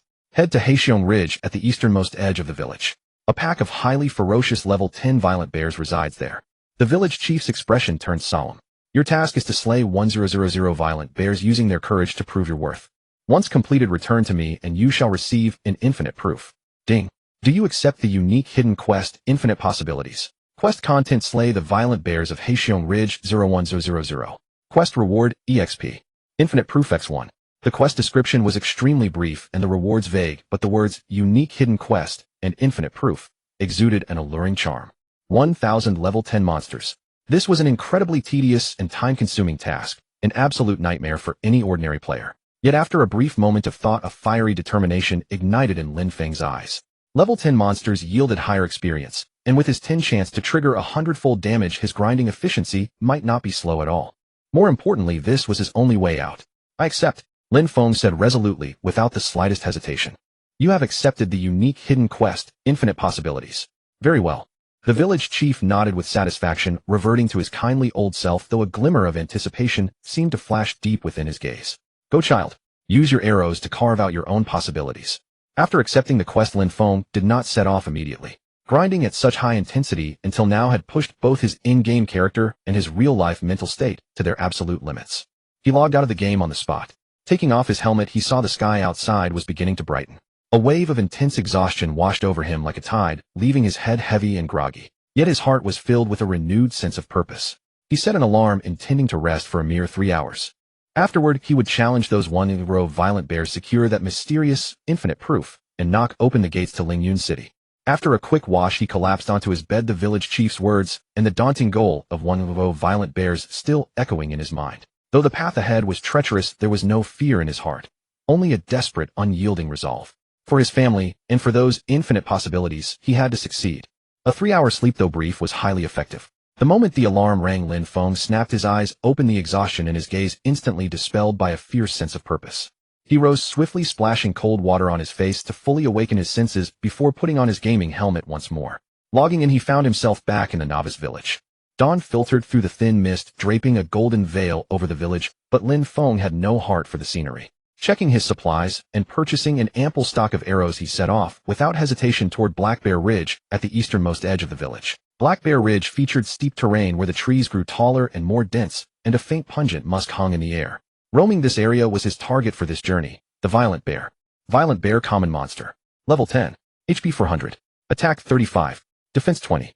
Description: possesses immense strength and a thick, durable hide. Attacks carry a slight knockback effect. A defense as high as 20 points meant that with Lin Feng's attack power of 23, each basic attack would only deal a pitiful 3 points of damage. At this point, everything relied on triggering his talent. Yet Lin Feng merely made a calm calculation before finding a relatively safe corner and drawing his crude wooden bow. Whoosh. -3. Whoosh. -3. Although the numbers were pitifully low and the process was tedious enough to drive anyone mad, not a single trace of irritation could be seen on Lin Feng's face. Years of physical labor in reality had long since tempered his patience far beyond that of ordinary people. Like a cold stone, he let time slip away mechanically and precisely repeating the actions of drawing, aiming, and releasing. However, the occasional golden 100-fold damage that resulted in an instant kill still thrilled Lin Feng immensely. Amidst this extreme monotony, he actually began to experiment. No longer satisfied with merely landing hits, he began to deliberately aim at the seemingly vulnerable spots of the violent bears, such as their eyes, throats, and hearts. Most of the time, even when his arrows struck these areas, the damage remained a meager -3, suggesting that the system might not have programmed weak point damage. Yet occasionally a slightly larger number would pop up, such as -5 or -6, accompanied by a system notification weakness attack. So they do exist. Lin Feng's spirits lifted. Although the trigger rate was low and the bonus was limited, this was undoubtedly a direction worth pursuing. He practiced with even greater focus, trying to grasp the sensation of precisely hitting weak points. At the same time, he began practicing shooting on the move, utilizing his high agility to constantly reposition and minimize the risk of being approached by the violent bears. His movements transitioned from initial awkwardness to gradual fluidity, with his footwork and archery rhythm beginning to align in subtle harmony. The greatest asset supporting him through this seemingly impossible task was none other than Archer's heart, which now had its trigger probability upgraded to 10. Atop the bowstring, that familiar golden flow of light flashed once more. Though faint, it carried a lethal rhythm. Archer's heart triggered. Bang. -2,300. A crimson number so massive it was suffocating crashed down upon the violent bear's head like a meteor. Without so much as a whimper, the massive violent bear's health bar evaporated instantly. Its colossal body crashed heavily to the ground, bursting into a few copper coins. Killed violent bear gained 100 EXP. An instant kill. An absolute instant kill. Gazing at that terrifying damage number, even though it wasn't his first time seeing it, Lin Feng's heart still pounded fiercely. To deal over 2,000 damage with almost zero attack modifiers. Such was the terror of a golden talent.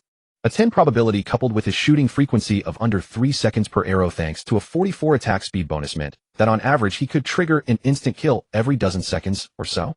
This tremendously boosted his monster farming efficiency. Like a tireless precision machine, he repeated the monotonous cycle, pulling monsters, chipping away at their health with basic attacks, waiting for his talent to trigger, and picking up the loot. The numbers on his quest counter ticked upward slowly but steadily: 100, 200, 300.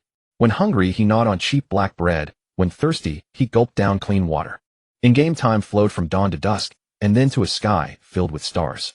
By the time the quest counter reached 999-1000, Lin Feng had been fighting continuously for over 6 hours. Mental fatigue began to crash over him like a tide, making his gaze glaze over. Right then an abrupt change occurred. From the depths of Black Bear Ridge, a deafening roar suddenly erupted. The roar carried a powerful pressure, causing all the ordinary violent bears across the ridge to tremble and prostrate themselves. The ground began to vibrate slightly, as if some colossal beast were awakening. Lin Feng jolted, instantly shaking off most of his drowsiness as he warily turned his gaze toward the source of the sound. There emerged a giant bear over 3 times the size of an ordinary violent bear. Its muscles bulged, its fur was the color of dark iron, and its eyes glowed a menacing crimson. Knocking down several large trees, it stepped out stride by stride. With every step it took, the earth trembled. Wrathful Bear King, Wallakan Lord Monster. Level 15. HP 50005000. Attack 180. Defense 60. Skills: War Stomp, Frenzied, Rend, Earth Shock. Description: the Overlord of Black Bear Ridge, a nightmare tier existence for the novice village, wielding devastating power. 50,000 HP. 180 attack power. 60 defense. For players at the current level, these attributes made it an absolutely unshakable entity, requiring a large raid team to even stand a chance of challenging it. Lin Feng drew a sharp breath, instinctively wanting to retreat. This was simply not something a solo player could handle. Yet just as he was about to turn around, a thought flashed through his mind. Like lightning, soloing a lord-tier monster, while underleveled, would yield an astronomical amount of experience points. Furthermore, it was guaranteed to drop top-tier equipment. Time to risk it all. A wave of fierce determination surged from his heart. The pressures of reality and days of pent-up frustration transformed, in this instant, into wild, reckless courage. His gaze hardened. Instead of fleeing, he dashed forward a few steps, raised his wooden bow, and shot his first arrow straight at the massive head of the Bear King Wallakan. Whoosh. -1. A pitiful forced damage number floated up, akin to tickling the giant beast. But this single arrow successfully drew its aggro. Roar. Enraged Bear King Wallakan's crimson eyes instantly locked onto Lin Feng, this minuscule provocateur. It reared up on its hind legs, unleashing an earth-shaking roar before dropping to all fours and charging forward like a heavy tank. Its speed was surprisingly fast. Lin Feng dared not be careless in the slightest. Unleashing his full 44 points of agility, his figure darted to the side like a phantom. Boom. The Bear King's massive paw slammed down where he had stood a moment ago, smashing a shallow crater into the ground and sending stone fragments flying. The shockwave of War Stomp shook Lin Feng's stance, and a splash damage number of -50 floated above his head. Such high damage. Even a mere graze hurt this much. Lin Feng was shocked, but his movements did not falter for a second. Using trees and rocks as cover, he continuously circled the Bear King, shooting back as he ran. Whoosh. -1. Whoosh. -2,300. Aside from the occasional talent trigger, his damage was still like chipping away at stone. However, he believed that as long as he stayed alive, his talent would eventually give him the chance to slay this boss. The Bear King's attacks were ferocious. Frenzied Rend could easily tear thick trees apart, and Earth Shock was an area of effect crowd control skill forcing Lin Feng to concentrate fully on predicting and dodging. Several times the Bear King's sharp claws brushed right past his body in hair-raising close calls. His health remained in an unhealthy state barely sustained by his high evasion and precise positioning. The scene was incredibly perilous, like dancing on the edge of a blade. Lin Feng's mind was stretched to its absolute limit, and sweat soaked his virtual clothes. Minutes ticked by, and the Bear King's health bar depleted at an agonizingly slow pace. Lin Feng had lost track of how many arrows he had fired, and his mind began to grow hazy. Lin Feng could only rely on his talent shooting, dodging. Just as the boss's health was down to its very last sliver. Above the bowstring, the brilliant golden light shone more radiantly than ever before. As if sensing its master's resolve, Archer's heart was fully unleashed at this very moment. Archer's heart triggered. An arrow condensing terrifying energy seemed to rip through space. With a sharp shriek, it shot with flawless precision right into the gaping maw of the roaring Bear King Wallakin. Bang! Minus 2,760. A blood-red number so massive it would leave any player dumbfounded exploded from the Bear King's head. The Bear King's charging momentum froze instantly. Letting out a wail mixed with pain and disbelief, its colossal body collapsed to the ground like a falling mountain.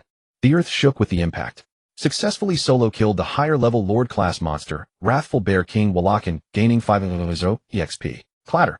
As if a treasury had been opened, a blinding light instantly illuminated the dark ridge. A vast amount of coinage, silver mixed with copper, poured out like a waterfall. Simultaneously, several pieces of equipment gleaming with different lusters and a skill book dropped beside the Bear King's corpse. 2 consecutive beams of brilliant golden light descended from the heavens, enveloping Lin Feng. Congratulations, you have leveled up to level 11. Congratulations, you have leveled up to level 12. The level of your talent, Archer's Heart, has increased. Current trigger probability 12.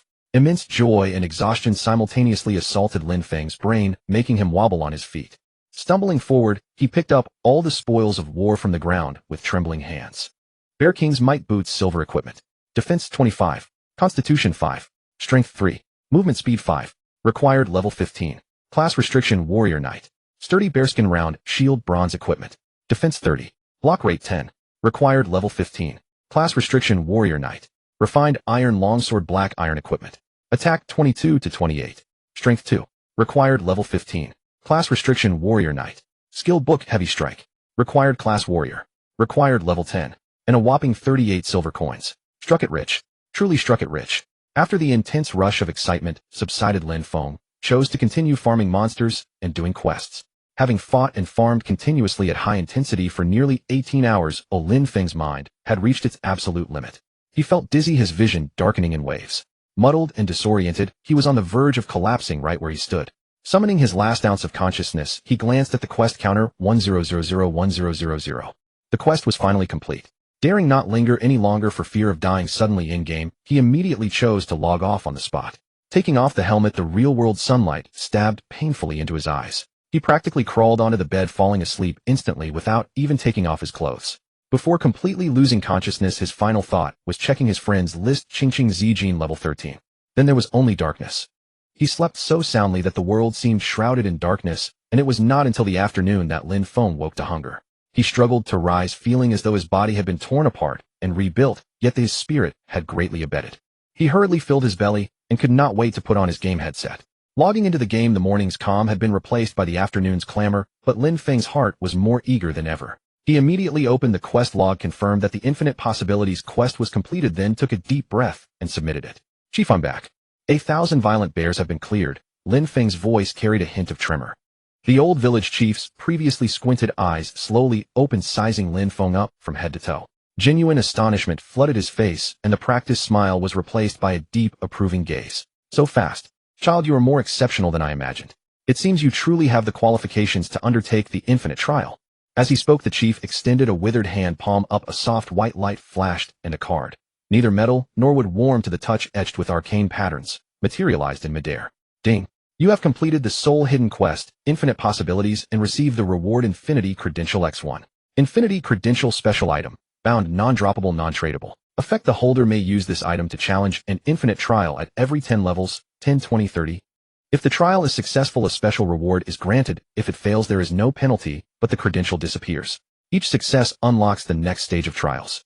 Lin Feng accepted the credential bearing Infinite Possibilities with due solemnity. It sat a little heavy in his hand, and he could feel the strange energy contained within. Chief, this infinite trial. He could not help asking. The chief's gaze grew distant as if recalling something. The infinite trial tests not brute strength, but potential, the pinnacle of skill, and the resilience of the will. Each trial's content differs, but none deviates from the core of the vocation. Go, child, to test whether your path leads to infinity. Lin Feng no longer hesitated, silently deciding to use it. Are you sure you want to use the infinity credential to begin the level 10 infinite trial? Warning: the trial is extremely difficult. Please choose carefully. Confirm. Whoosh. The infinity credential in his hand suddenly released a dazzling white light, enveloping Lin Feng. In the next moment he felt space twist around him. The Xinsho village scene faded like a washed painting, and when his vision cleared he stood in a completely unfamiliar place. This was an incredibly vast, borderless white space, the floor beneath as smooth as a mirror reflecting his somewhat bewildered figure. There was no sky above, only a soft light that illuminated the space. The surroundings were utterly silent save for his own heartbeat and breathing.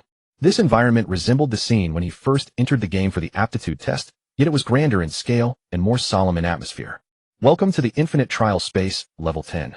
Trial content: precision and endurance. Rules: within 60 minutes shoot moving targets that appear randomly, accumulate total damage of at least 1-0, and maintain an overall accuracy of no less than 90. Current progress: damage 0-1-0, hit rate 0. The trial is about to begin. Prepare. 1 million damage. 90 hit rate. Lin Feng drew in a breath, stunned. For an archer barely over level 10, that figure was astronomical. Needless to say, his ordinary attack against a zero defense target would deal only about 27 damage per arrow. The first target appeared. It was a palm-sized diamond-shaped target flickering with a faint red glow, and as soon as it appeared it began to shuttle through the air at incredible speed with no discernible pattern. Its speed was astonishing, its trajectory cunning far beyond the targets from the aptitude test. Worse, it was at a great distance. Lin Feng estimated more than 150 yards. For an ordinary archer at that distance, a hit rate of half would be good. No wonder it's called the Infinite Trial. Lin Feng murmured to himself, pressure mounting. But that stubborn, unyielding drive within him was fully stirred. He recalled the feel of practicing with a slingshot in reality and the focus honed during these days of tedious monster slashing in the game. He did not shoot immediately. He took a deep breath and steadied himself. The 49-point high agility brings not only faster attack speed, but also sharper dynamic vision and stronger bodily coordination. He raised the rough wooden bow in his hand, his gaze like that of a hawk fixed on the fast-moving red dot. The world seemed to quiet, leaving only the target and his bow. Whoosh. The first arrow shot its shaft tracing a long arc, but it narrowly skimmed the edge of the target. Miss. Hit rate dropped. Lin Feng's brow did not wrinkle. He quickly adjusted his breathing and feel. He realized he couldn't rely on ordinary aiming. He must rely on keen anticipation. The second target appeared, speeding in from another direction. Lin Feng's gaze narrowed as his brain calculated the lead based on the target's speed and angle. The bowstring adjusted slightly. Whoosh. -27. Hit. Although only marginal, the system counted it valid. Damage 271-0, hit rate 50. With the first success, Lin Feng's confidence surged. He fully entered the flow, unmoved, his eyes fixed on those targets that kept appearing from all directions along bizarre trajectories. Whoosh. -27. Whoosh. -27. Whoosh. Miss. Whoosh. -27. He kept making micro-adjustments, chasing the feeling of arrows moving with his mind. The stability and speed brought by high agility began to show. His firing rate grew faster, and his accuracy rose steadily. 60, 70, 80. The damage kept climbing slowly but surely. 1-0-0, 5-0-0, 1-0-0-0. The process was exhausting and required absolute focus. Sweat quickly dampened his brow, his arms grew numb, but he felt nothing of it. He seemed to return to the days of solo grinding, the violent bears turning into a precise, tireless shooting machine. Time passed second by second. The targets in the trial space became denser, their flight paths more complex, with some accelerating or decelerating abruptly. This posed a formidable challenge to Lin Feng's anticipation. He missed several times in a row and his accuracy briefly dipped toward the dangerous 85 mark. Yet he did not panic, he grew calmer. He began trying different firing rhythms. Some targets demanded steadiness, others demanded extreme anticipation. Gradually he found a unique cadence, a rhythm that perfectly fused his high agility with shooting technique. By about 40 minutes in, Lin Feng's accuracy had stabilized at 99. It was a terrifying figure. And the damage value finally neared the end. Damage 999973100, hit rate 99. The last target appeared, a supremely fast spinning target. Lin Feng's gaze sharpened, the bowstring nearly drawn to a full arc. At the moment the target's trajectory shifted, he released. Whoosh. The arrow, as if it had eyes, pierced space and nailed the bullseye. -27. Damage 1-0, hit rate 99. Congratulations. You have completed level 10 Infinite Trial. Evaluation perfect. Rewards are being distributed. The pure white space trembled as countless lights converged to form before Lin Feng, a black arrow quiver, exuding a deep mysterious glow. Infinity Quiver Black Quality, bound. Slot accessory. Requirement, infinite trial completer. Attributes 1 infinite arrow generation. The quiver automatically generates arrows without consumption or need to reload. Current generated arrows black iron arrows attack 5. 2 growth spend 1 gold to upgrade to the next tier bronze. Generated arrows become bronze arrows attack 10 with additional effects. 3 eternal binding. The item is bound to the character's soul. It will not drop on death, and arrows can only be used by the bound user. Description, a strange creation bearing infinite possibilities, evolving with the trial bearer. Infinite arrows. Lin Feng could hardly believe his eyes. He trembled, reached out, and equipped the black quiver. Instantly, he felt a strange bond form between himself and the quiver, as if it had become a part of his body. Instinctively, he reached into the quiver. His fingertips brushed a cold metallic arrow shaft. Drawing it out, it was a black iron arrow. Black iron arrow, attack 5. This means he would no longer need to purchase arrows, not only saving a fortune, but in prolonged battles he would never have to fret about ammunition. Such value for one who relies on rapid, frequent basic attacks, and the quiver can upgrade. Although 10,000 gold sounds astronomical, there is at least a glimmer of hope. Black quality, he had never seen such a description on forums. This must be a one-of-a-kind treasure. The joy surged like a volcano, washing away all fatigue. He gripped the infinity quiver tightly, as if holding the key to the future. The light flashed again, and Lin Feng was transported back to the chief of Xinsho village. He bowed deeply to the old chief. "Thank you for seeing me through." The chief stroked his beard with a smile, his eyes full of relief. "It was you who passed the test. Child, the path of infinite possibilities lies before you. How far you go is up to you. Go, the world beyond is even wider." Lin Feng nodded solemnly, not lingering, and strode toward the village center's teleportation array. The array lit up with a dazzling glow. When the light faded, Lin Feng's figure had disappeared.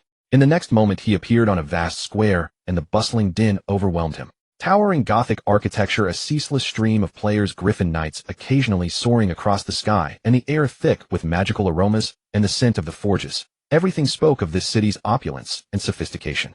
System notification: welcome to Level 3 Main City, Lingyun City.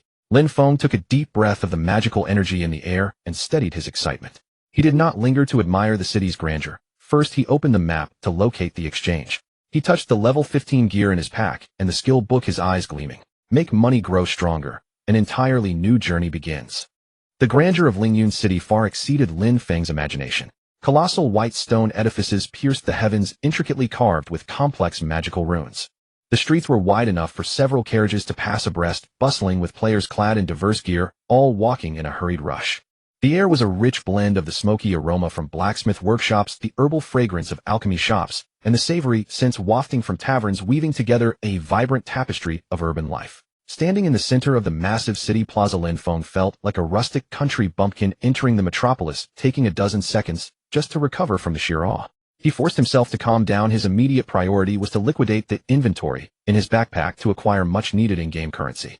Following the guideposts, he navigated through several bustling streets and located the colossal structure at the heart of the city, the Lingyun City Exchange. The venue was teeming with clamor, even livelier than the plaza, as a massive magical crystal screen scrolled in real time with transaction data for various items.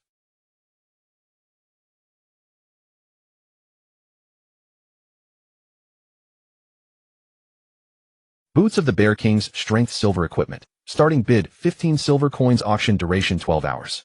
Sturdy Bearskin Round Shield Bronze Equipment. Starting bid, 5 silver coins. Auction duration 12 hours. Fine Iron Longsword Black Iron Equipment. Starting bid, 2 silver coins. Auction duration 12 hours. Skill Book Heavy Strike. Starting bid, 8 silver coins. Auction duration 12 hours. He had set these prices after researching similar items of comparable levels and qualities in the exchange. Level 15 silver boots were an absolute rarity at this stage and ought to fetch a handsome price. Having set up the auctions, his heart swelled with anticipation. This would be his first pot of gold to pay for his tuition. Leaving the exchange, Lin Feng's next destination was the class hall. It was an even more magnificent and solemn structure, with heroic statues of various classes standing guard at the entrance. Stepping inside, the interior was vast, divided into distinct class zones where countless players were accepting quests, learning skills, and undergoing class advancements. Lin Feng located the signpost for the Archer Zone and walked over. The receptionist was a nimble high elf NPC mentor with a sharp gaze named Ilea. "Welcome, new adventurer. I am Ilea, the Archer mentor." Ilea's voice was cool, yet melodious. "You possess the basic capabilities, but to truly master the way of the bow, you must undergo rigorous trials. Are you ready to accept your class advancement quest? Yes, Mentor, I am ready, Lin Feng answered respectfully. Alia nodded, and with a wave of her hand a screen of light materialized before him. Class advancement quest, Trial of the Archer Phase 1. Quest details: venture to the boar forest west of the city and collect 100 sharp boar tusks. Quest tip: the boar forest is overrun by a large number of level 12 frenzied boars. They are hot-tempered and use their tusks as weapons. Please proceed with caution. Quest reward: unlock the next phase of the class advancement quest and 500 experience points. A level 12 monster zone. Lin Feng's spirits lifted. This was perfect for his current level. He accepted the quest immediately. Guided by his map, he passed through the city's western gate and arrived at the boar forest. Just as Alia had said, the place was packed with a sea of people, almost entirely level 10 to 12 players, all focused on grinding a type of massive boar with protruding tusks. Frenzied boar normal monster. Level 12. HP 480. Attack 42. Defense 25. Description: their charge attack possesses a strong knockback effect. Caution is advised. The monster's attributes were a major step up from those in the novice village, but for players who had already reached level 12, grinding in a party was not overly difficult. Player parties of 3 to 5 were everywhere, with warriors tanking, mages dealing damage, and priests healing in seamless coordination. Lin Feng did not form a party. Instead, he found a relatively secluded corner, took a deep breath, and began his performance. He equipped the infinite quiver, and as he reached out, a cold iron arrow automatically materialized at his fingertips. The sensation was exquisite. He would never have to worry about running out of ammunition again. Knocking an arrow, he drew his bow and aimed at a solitary frenzied boar. Whoosh. -6. The arrow struck the boar's thick hide, dealing a rather negligible amount of damage. But Lin Feng remained unfazed. His advantages lay in frequency and probability. The attack speed bonus from his exceptionally high 59 agility made drawing and releasing arrows as natural and fluid as breathing. The bowstring vibrated almost incessantly. Whoosh, whoosh, whoosh, whoosh, whoosh. -6, -6, -6, -6, -6. A stream of damage numbers floated above the boar's head. Though each individual figure was pitiful, they accumulated into a substantial sum. Enraged, the frenzied boar bellowed and charged toward Lin Feng. Moving with light footsteps, Lin Feng consistently maintained a safe distance while keeping his bow in constant motion. He even began attempting to shoot while moving. Though his accuracy dipped slightly, he compensated through sheer volume. While neighboring player parties typically required half a minute to a minute to dispatch a single boar, Lin Feng, acting alone and relying on his terrifying attack speed, took a mere 20 seconds to riddle his first target with arrows, sending it collapse to the ground in a wail. Slain frenzied boar, gained 120 experience points. Obtained quest item: sharp boar tusk X1. Excellent efficiency. Furthermore, his true trump card had yet to make an appearance. Just as he engaged the third boar, that familiar golden glimmer graced him once more. Archer's heart triggered. Current probability 12 hum. An arrow infused with devastating power leaped from the string, seemingly defying the constraints of space. Bang. -600. A colossal, jaw-dropping crimson number exploded into view. The full-health frenzied boar did not even have the chance to initiate its charge. As if struck by an invisible sledgehammer, its massive body instantly burst into a cloud of white light. An instant kill. An absolute instant kill. This scene happened to be witnessed by a nearby party locked in a bitter struggle. A warrior player just preparing to charge watched the boar inexplicably evaporate, leaving only a few copper coins and a tusk on the ground. Holy crap. What the hell just happened? The warrior stood dumbfounded. Did my eyes play tricks on me just now with that damage number? Over 3,000. The mage behind him rubbed his eyes. It's that solo archer. The priestess gasped, pointing at Lin Feng. Lin Feng walked over expressionlessly to scoop up the tusk, as if he had performed the most trivial task. Unwilling to draw excessive attention, he immediately relocated. Yet with a 12 trigger rate, any activation on a full health target meant instant death. Like a highly efficient harvesting machine, he cruised rapidly along the fringes of the boar forest. Under normal circumstances, he wore down their health with high-frequency basic attacks, occasionally triggering his talent to clear the field instantly. The quest item: sharp boar tusks accumulated rapidly. 5, 10, 20. His efficiency quickly drew the attention of even more players. Watching his solo grinding speed, which rivaled that of an entire party, especially with those occasional earth-shattering damage numbers, many players cast glances of astonishment, envy, and even jealousy. Who is that guy? How is his damage so ridiculously high? It looks like an instant kill. Is he hacking? He probably triggered some top-tier talent or special skill. Talk about damn lucky. Lin Feng remained completely deaf to the surrounding chatter, his gaze locked onto the monsters and his quest counter. The pressure of financial strain and the burning desire to grow stronger kept him entirely focused. In just over an hour, while other player parties were still struggling to gather 20 or 30 tusks, the count in Lin Feng's quest log had already jumped to 100,100. Phase 1 of the class advancement quest complete. Without a moment's delay, ignoring the inquiring gazes around him, he stowed his bow, turned, and swiftly left the boar forest, heading back toward the class hall. The true class advancement had only just begun. Lin Feng came to the Lingyun City Exchange with eager anticipation once again. Several hours had passed since he listed his items, and the auction should have concluded. He rushed to a transaction terminal and entered his information for inquiry. When he saw the settlement page, his breath caught in his throat, and his heart pounded fiercely.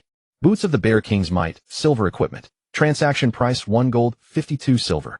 1 gold coin, 100 silver coins. Refined iron longsword, black iron equipment. Transaction price 15 silver. Skill book, heavy strike. Transaction price 1 gold, 80 silver. Total income 3 gold, 85 silver. 1 gold, 52 silver, 38 silver, 15 silver, 1 gold, 80 silver. After deducting the exchange's minimal handling fee, net income 3 gold, 82 silver, and 50 copper. A fortune. This was absolutely a huge sum of money. Lin Feng's hands trembled slightly from excitement. He immediately withdrew all the money into his backpack. The glittering gold and silver coins made him feel incredibly secure. He wasn't overwhelmed by joy. His pressing concern was improving his combat effectiveness. He immediately searched for archer weapons at the exchange.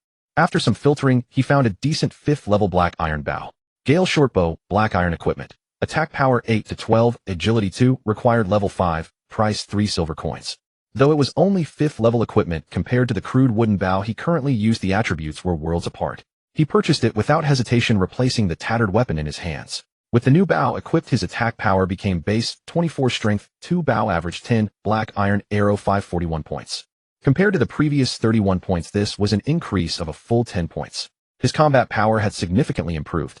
Looking at the 3 gold 79 silver remaining in his bag, Lin Feng restrained his urge to spend further. Tuition fees. His younger siblings' tuition was the top priority.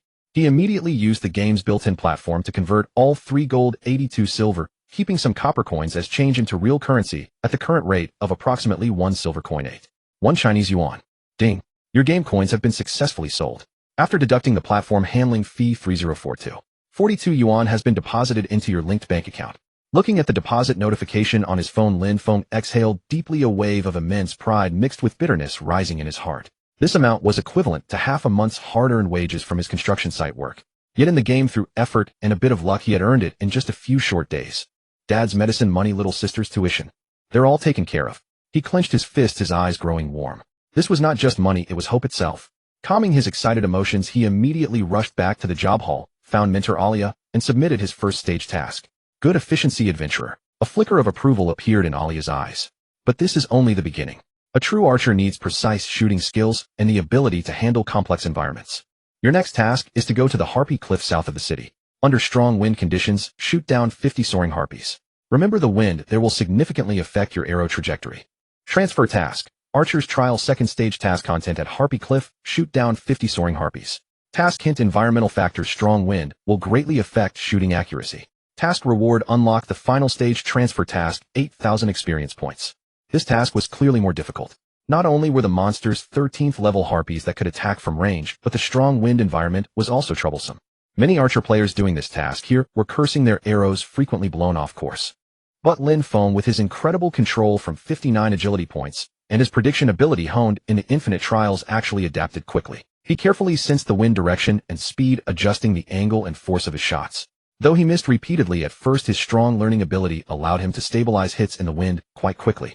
With the occasional burst from Archer's heart, the task progress advanced steadily. By the time the second stage was completed, dusk had fallen. The final stage task was to return to the job hall and undergo an accuracy assessment with both stationary and moving targets under Alia's supervision. This was even easier for Lin Feng to pass. At 7 p.m., when the sunset's afterglow streamed through the colored windows of the job hall, Alia finally showed a smile of approval to Lin Feng. Congratulations, adventurer. You passed all trials with outstanding performance. From now on, you will become a true beginner archer. May your arrows always be precise. A dazzling white light descended from the sky, enveloping Lin Feng. Congratulations. You have successfully transferred to beginner archer. You have obtained the job title beginner archer, HP 50. You have unlocked skill learning permission. System notifications sounded and Lin Feng successfully transferred. But when he glanced at the experience bar, he was only at 12th level 50. After reaching level 12 from completing the novice village task, he had spent the entire day working on transfer tasks nonstop, yet only gained 50 experience. This much slower than ordinary players. After transferring at level 10, they could commonly reach level 12 or 13 in a single day. It seems my leveling method has issues. I need to check guides. Lin Feng thought to himself. At this moment Alia waved her hand and a massive skill list light screen appeared before Lin Feng, displaying over 10 skills available after the first transfer, radiating alluring glow. Double shot, fire 2 arrows in quick succession, each dealing 80 damage. MP cost 15, cooldown 5 seconds. Learning fee 10 silver coins. Piercing shot, fire a powerful arrow that deals 110 damage and reduces target's movement speed by 30 for 3 seconds. MP cost 20, cooldown 8 seconds. Learning fee 15 silver coins. Hawkeye passive skill permanently increases hit rate by 5 and range by 3 yards. Learning fee 1 gold coin. Escape leap backward a short distance to dodge attacks. MP cost 25, cooldown 15 seconds. Learning fee 20 silver coins. There are many more skills. Each skill appeared highly useful and could significantly enhance combat power, especially survival skills like escape, which were crucial for the fragile archer. Alia looked at Lin Feng and smiled. Choose the path you wish to learn, young archer. Skills will make you stronger. Lin Feng's gaze greedily swept across the skill list, his heart struggling intensely. He desired to grow stronger too much. But when he thought of the learning fees that were often 10 silver coins or 1 gold coin, and felt the few dozen copper coins remaining in his pockets along with his family's heavy financial needs, in reality his heart, that had just warmed from selling equipment, instantly cooled down. These skills are indeed excellent. Lin Feng spoke with difficulty, his voice somewhat hoarse, but, mentor, I temporarily do not wish to learn any skills. What? The smile on Alia's face froze, revealing an expression of disbelief. Since becoming a mentor, she had never encountered an adventurer who would refuse to learn skills after transferring. Are you certain? Without skills you will struggle in future adventures. I am certain. Lin Feng lowered his head, afraid to meet Alia's surprised gaze, but his voice was exceptionally resolute. Thank you, mentor. I think I will rely on my current abilities to temper myself first. He could not explain that the real reason was to save money. This reason might seem incomprehensible to NPCs, but for him, it was the most practical choice at the moment. Under Alia's gaze that seemed to view him as some kind of monster, Lin Feng fled the job hall, as if escaping. After going offline, he immediately transferred the 3,000 plus yuan from selling game coins to his sister Lin Shui, urging her to hurry and pay the tuition and medicine fees. Watching his sister's joyful and relieved expression, Lin Feng felt his choice was worthwhile. After a hasty dinner, he immediately opened his sister's old laptop connected to the internet and began frantically searching for guides on post-transfer strategies in Phantom World. How to level up quickly as a first transfer archer. Efficient leveling spots around Lingyun City. How do common players make money? He had to find a path that suited him as soon as possible. Not learning skills meant he would need to put in more effort than others, but he had no other choice. For his family, he had to walk faster and steadier on this seemingly more difficult path. The faint light from the computer screen illuminated his focused and determined face. The new challenge had just begun. After spending most of the night buried in forum guides, Lin Feng had finally established a rough theoretical framework regarding the post-class transfer gameplay and the rules of this world. Yet theoretical knowledge is always superficial. True understanding only comes from personal experience. Early the next morning, he eagerly logged into the game, and his character, Yu Jian, materialized once more in the bustling, clamorous central plaza of Lingyun City. The warm virtual sunlight bathed the magnificent architecture and the endless stream of players brimming with vitality, yet it also mirrored the faint sense of helplessness in his heart. He possessed the theory, but how was he to actually begin? Lacking any offensive skills, his path to leveling up seemed exceptionally sluggish. Penniless, any avenue for earning money remained utterly obscure. Standing in place, he looked around in slight bewilderment before his gaze finally settled on his friend's list. The sole name there, Qingqing Zijin, was shown as online, her level already having risen to 14. His finger hovered over the message button for a long time. Several times he wanted to press it, only to draw back under the weight of a profound sense of guilt. Last time in the beginner village, it was precisely because of his mistake that she had lost both a precious level and a decent common grade piece of equipment. This apology still weighed heavily on his heart. However, his desperate need for information regarding his current situation ultimately triumphed over his embarrassment.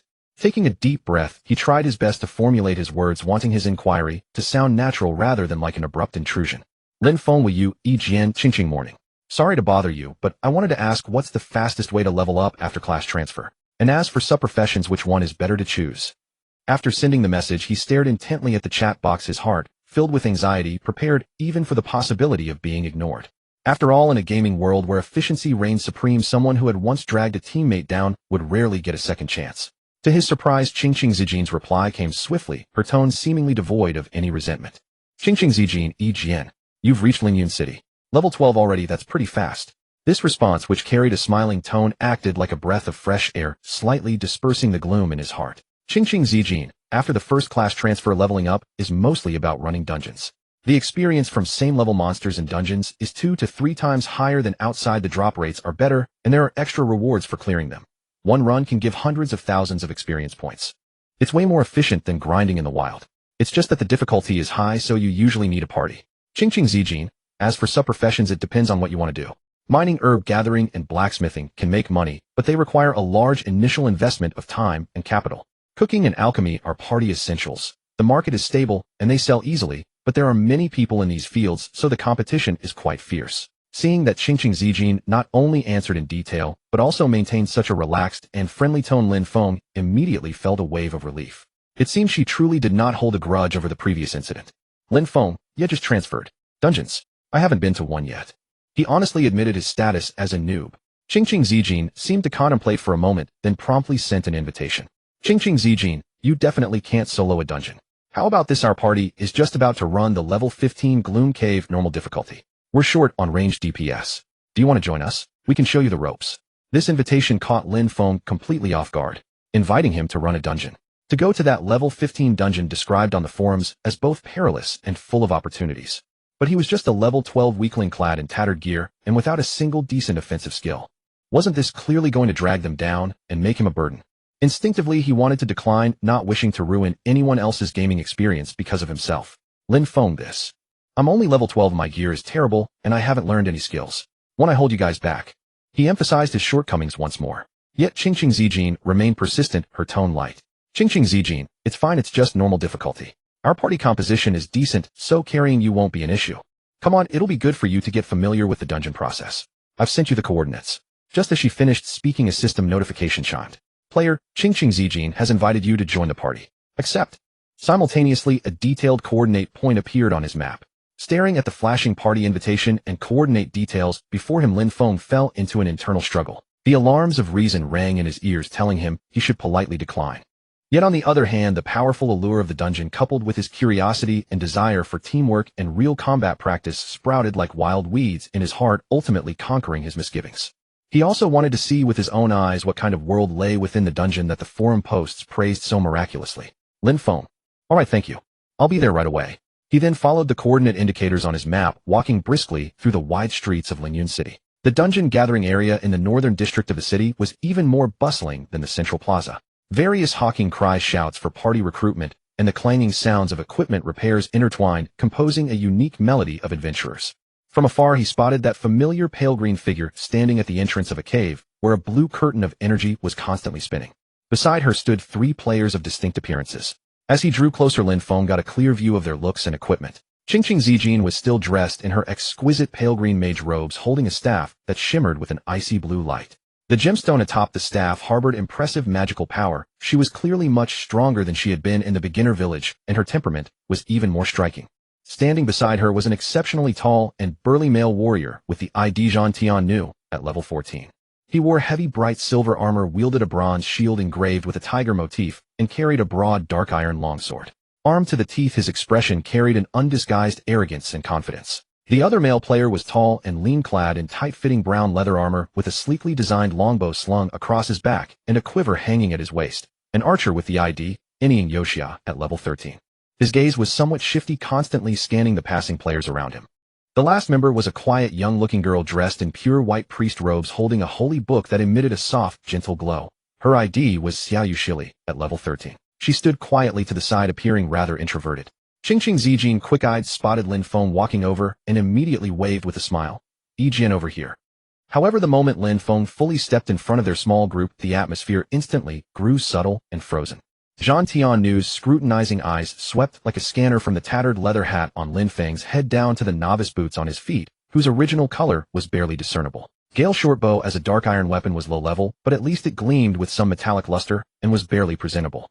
Yet every other part of his body was either equipped with statless common gear brought from the beginner village or simply completely empty. This mismatched style could no longer be described as merely shabby. It was simply a miserable sight to behold, completely out of place with the well-equipped, similarly leveled party before him. Zhan Tiannu's brow furrowed deeply in an instant. Making no attempt to hide the disgust on his face, he turned his head and lowered his voice to speak to Zijin, though the volume was loud enough for the nearby Lin Feng to hear clearly. Zijin, this is the friend you mentioned. Level 12. With this gear. Is he here to joke around? We are running a level 15 dungeon, not a charity taking a low-level alt for a stroll in the garden. Although Anying Yoshia did not speak, his lips twitched into a barely audible sneer, the contempt and dissatisfaction in his eyes almost overflowing. Xiao Yushili lowered her head in embarrassment, her fair cheeks flushing slightly, as she stealthily reached out to gently tug at the corner of Qingqing Zijin's robes, seemingly trying to ease the awkward atmosphere.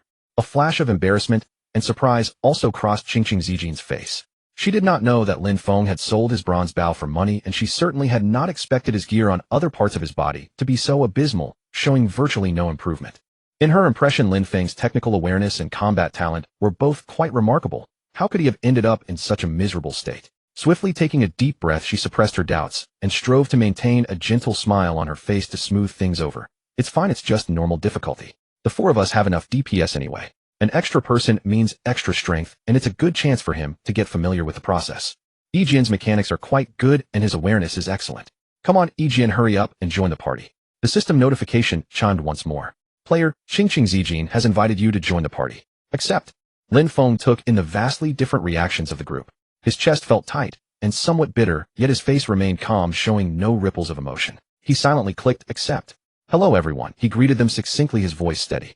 Zhang Tiannu let out a snort from his nose as acknowledgement, his impatient gaze already shifting toward the dungeon entrance. Anying Yoshia simply turned his face away, pretending not to hear. Seeing this, Qingqing Zijin quickly clapped her hands to draw everyone's attention and began explaining the strategy. Alright, now that everyone is here, I'll briefly explain. Gloom Cave, normal difficulty. The trash mobs inside are mainly level 15 cave bats, which are fast and possess sonic attacks, as well as high attack, high defense rock golems. The final boss is a mini-boss, the giant cave spider, which spits venom and summons small spiders.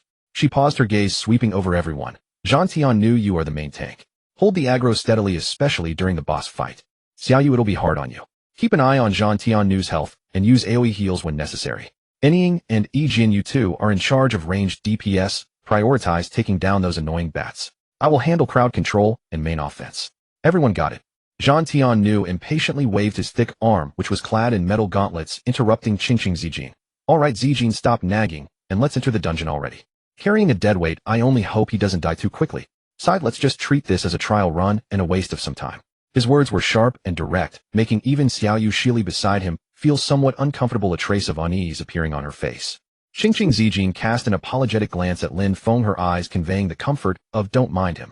Afterward, she turned around to face the blue light screen of the dungeon entrance, which was constantly rippling and spinning like water waves, her voice growing firm. Get ready, enter. The five-person party, harboring their own complex and distinct emotions, care, helplessness, contempt, and anxiety, stepped one by one into the light screen of the level 15 dungeon Gloom Cave, which symbolized both challenge and opportunity. Lin Feng gripped his only dark iron shortbow tightly, his knuckles turning slightly white from the force. He knew clearly that this dungeon run would absolutely not be easy for someone like him, who had zero experience and the worst gear. It might even be a severe trial. As the light and shadows shifted before their eyes, the five-man party materialized in a dark, damp cavern passage. The air was thick with the scent of decaying earth and mold, while the faint rustling and fluttering of wings echoed from the depths. In the dim light, only patches of faintly glowing moss on the walls provided a meager illumination. Stay sharp, everyone. Zhang Tiannu growled low, raising his shield as he took the lead. Shadow, Yijian, keep up. Don't pull aggro and get yourselves killed. No one's going to save you. The Shadow Ranger snorted coldly, clearly displeased at being compared to Lin Feng. He elegantly drew an arrow, his movements textbook perfect, and carrying the polished air of a professional player. Lin Feng silently trailed at the rear of the party, tightly gripping his Gale shortbow, his mind highly focused. He knew his poor gear and low level made him the weakest link in the team, requiring him to exercise extreme caution. Before they had gone far, dozens of crimson pinpricks suddenly flared in the darkness ahead. Accompanied by a grating screech, a swarm of dark shadows surged toward them. Cave Bat, common monster. Level 15. HP 550. Attack 48. Defense 30. Special attacks may inflict a lifesteal effect. Prepare for combat. Xiaoyu, watch my health. Zhang Tiannu roared, activating his taunt skill to draw the aggro of the leading bats. He swung his broadsword, dealing around -50 damage to the bats. The Shadow Ranger immediately began dealing damage, his practiced movements executing the double shot skill. Swish, swish, -35, -36. Two damage numbers popped up in quick succession. Though not exceptionally high, they were commendably consistent. Qingqing Zijin waved her staff, unleashing an ice spike that crashed into the swarm, dealing around -60 damage to the area and inflicting a slow effect. It was Lin Feng's turn. Taking a deep breath, he steadily drew his bow and aimed at a slowed bat. Swish. -11. A pitiful number floated up looking painfully lackluster compared to the damage dealt by the Shadow Ranger and Qingqing Zijin. The Shadow Ranger scoffed without attempting to hide his disdain. Is that damage supposed to be a tickle? What a waste of a DPS slot. Zhang Tianyu remained silent, but his tense expression betrayed his dissatisfaction. Lin Feng pursed his lips and ignored them, simply continuing to loose arrow after arrow. His attack speed was remarkably fast, showcasing the advantage of his 59 agility. Though his single-hit damage was low, his high frequency of attacks allowed his damage to steadily accumulate. Qingqing Zijin quickly tried to smooth things over. Its fine consistent damage is good, and Yijian has high attack speed. Once the bats were cleared, Zhang Tianyu urged impatiently, "Let's push forward quickly, don't drag your feet." The party ventured deeper, and the monsters they encountered transitioned into the clumsier, but highly defensive rock golems. Rock golem common monster. Level 15. HP 800. Attack 55. Defense 45. Against a defense as high as 45 points, Lin Feng's 41 attack was rendered completely ineffective. Swish. -1. Mandatory 1 damage. Holy crap. Mandatory minimum damage. Zhang Tianyu finally couldn't help but curse. Brother, are you here to tell jokes? What's the point of this DPS? A pet would be more useful. The Shadow Ranger didn't even bother to glance at Lin Feng, focusing on his own attacks. His double shot could still deal over 10 damage to the rock golems. Lin Feng's cheeks flushed slightly, but he continued to shoot his arrows in silence. He was waiting for that 12 probability. As the party was clearing the third wave of monsters, which included a larger, faintly red glowing elite cave bat, the turning point arrived. Elite cave bat elite monster. Level 15. HP 1650, 553. Attack 72, 48, 1. 5. Defense 30. Special enhanced lifesteal effect. This elite bat was exceptionally agile, dodging Zhang Tianyu's taunt and lunging straight toward the priest Xiaoyu Shili at the rear of the party. "Xiaoyu, watch out." Qingqing Zijin cried out in alarm, but her ice spike required cast time. The Shadow Ranger hurriedly switched targets, but the elite bat was too fast. Seeing that Xiaoyu Shili was about to be struck, she turned pale with fright. At this critical juncture, Lin Feng, who had been silently dealing damage, flashed a sharp glint in his eyes. An indescribable sensation welled up in his heart. Upon his bowstring, a faint, almost imperceptible golden gleam flashed and vanished. Archer's heart triggered. He loosed the arrow almost on pure instinct. The moment the arrow left the string, it seemed to carry an absolute law of guaranteed hit. Boom. -4100. A crimson damage number massive enough to illuminate the dim cavern erupted from the elite bat's head like a rising sun. Without even a chance to screech, the overbearing elite bat exploded in midair into a burst of brilliant white light, as if it had never existed. An instant kill. An absolute one-shot. The world seemed to fall dead silent. Zhang Tianyu stood holding his shield frozen in a charging stance, his mouth agape wide enough to fit an egg. The Shadow Ranger's double shot had only just struck a nearby common bat. Staring at the vanished elite monster and the lingering terrifying damage number, his hand trembled so violently he almost dropped his bow. Xiaoyu Shili covered her mouth, her eyes wide. The terror of her near-death experience transformed into utter disbelief. Even Qingqing Zijin froze in place, the frosty energy at the tip of her staff slowly dissipating. Only the squeaks of the common bats and the heavy breathing of the party members remained in the passage. "WH. What was that just now?" Zhang Tianyu was the first to snap out of it. With a dry voice, he pointed at where the elite bat had vanished, stammering his question. The Shadow Ranger whipped his head around to look at Lin Feng, his eyes filled with shock and scrutiny. 4,000. 4,100 damage. How did you do that? Lin Feng slowly lowered his bow, his face remaining as calm as ever, as if he had merely performed a trivial task. He said nonchalantly, "A talent effect." "A talent?" Zhang Tianyu cried out, losing his composure. What color of talent could be this absurd? Purple. Or could it be gold? Qingqing Zijin also walked over, her beautiful eyes gleaming with wonder. She looked at Lin Feng and said with a complex tone, "Yijian, your talent is simply terrifying." Lin Feng did not want to reveal too much, and merely replied vaguely, "Just good luck." The trigger rate isn't high. But at this moment, no one dared to look down on this poorly equipped level 12 archer again. One-shotting a level 15 elite monster was practically akin to a tactical nuke. For the rest of the dungeon run, the atmosphere completely shifted. Zhang Tianyu stopped rushing them. Instead, he deliberately gathered the monsters together to make it easier for Lin Feng to deal damage. Although the Shadow Ranger still looked displeased, he no longer dared to utter any mockery. Lin Feng remained the primary tickle damage dealer, yet every time he drew his bow, his teammates watched with bated breath. That occasional world-ending golden critical hit became their ultimate tool for clearing mobs and handling emergencies. Finally, the party reached the end of the dungeon, entering a massive cavern. A giant cave spider as large as a small truck with 8 compound eyes and a hideous mouthpart was perched in the center of its web. Giant cave spider boss monster. Level 15. HP 120000. Attack 150. Defense 50. Skills Venom Spit summon Spiderling's lethal entanglement. The real challenge has begun. The battle was incredibly arduous. The giant spider's defense was as high as 50 points, rendering Lin Feng's basic attacks completely useless, inflicting a mandatory -1 damage. He had to rely entirely on his talent triggering. With the boss's massive health pool, the 12 trigger probability felt heavily reliant on luck. Zhang Tianyu struggled immensely to tank his health, fluctuating wildly, while Xiao Yushili's healing spells never stopped. Qingqing Zijin and the Shadow Ranger went all out, but their damage was still painfully slow against the spider's 1-0 HP. Even more troublesome were the giant spider's skills. Venom Spit required timely dodging. Summon Spiderlings demanded rapid clearing, and lethal entanglement could instantly incapacitate a player. Due to his low health and lack of survival skills, Lin Feng was in the greatest danger. He had to stay completely focused on his positioning to dodge various skills, while continuously firing, praying for his talent to trigger. Twice he was nearly surrounded by Spiderlings, saved only by Qingqing Zijin's timely Frost Nova. Another time a Venom Spit grazed his body, leaving him in a cold sweat. This boss fight thoroughly exposed his shortcomings. Yet it also showcased his exceptional focus and his ability to find opportunities to deal damage under immense pressure. The battle dragged on for nearly 5 minutes before the giant spider's health finally neared zero. Throughout this time, the bulk of the damage had been dealt by Lin Feng's talent. Just as it went berserk preparing to launch its final strike, Lin Feng finally caught that decisive moment once more. Archer's heart triggered. The golden arrow, like an invitation from the Grim Reaper, pierced precisely into the spider's most vulnerable compound eye. 4100. The giant spider let out a piercing shriek as its massive body collapsed with a loud crash, exploding into a shower of glowing loot. Congratulations to the party for successfully slaying the giant cave spider and clearing the dungeon, Gloom Cave, normal difficulty. The abundant experience caused 2 consecutive flashes of golden light to envelop Lin Feng. Congratulations. You have leveled up to level 13. Congratulations. You have leveled up to level 14. Your talent, Archer's Heart, has leveled up. Current trigger probability 14. We did it. Xiao Yushili cheered. Zhang Tianyu collapsed onto the ground, panting heavily. The way he looked at Lin Feng had completely changed, filled with complexity. Brother, I'm convinced. Please don't take my earlier offense to heart. The Shadow Ranger also silently put away his bow, remaining quiet. Qingqing Zijin smiled and began distributing the loot. She directly assigned a piece of archer gear, the Spider Silk Longbow Black Iron Equipment, attack 10 to 15, agility 3 to Lin Feng. Yijian, it's all thanks to you this time. Take this bow. It's a bit better than the one you have. Lin Feng did not refuse.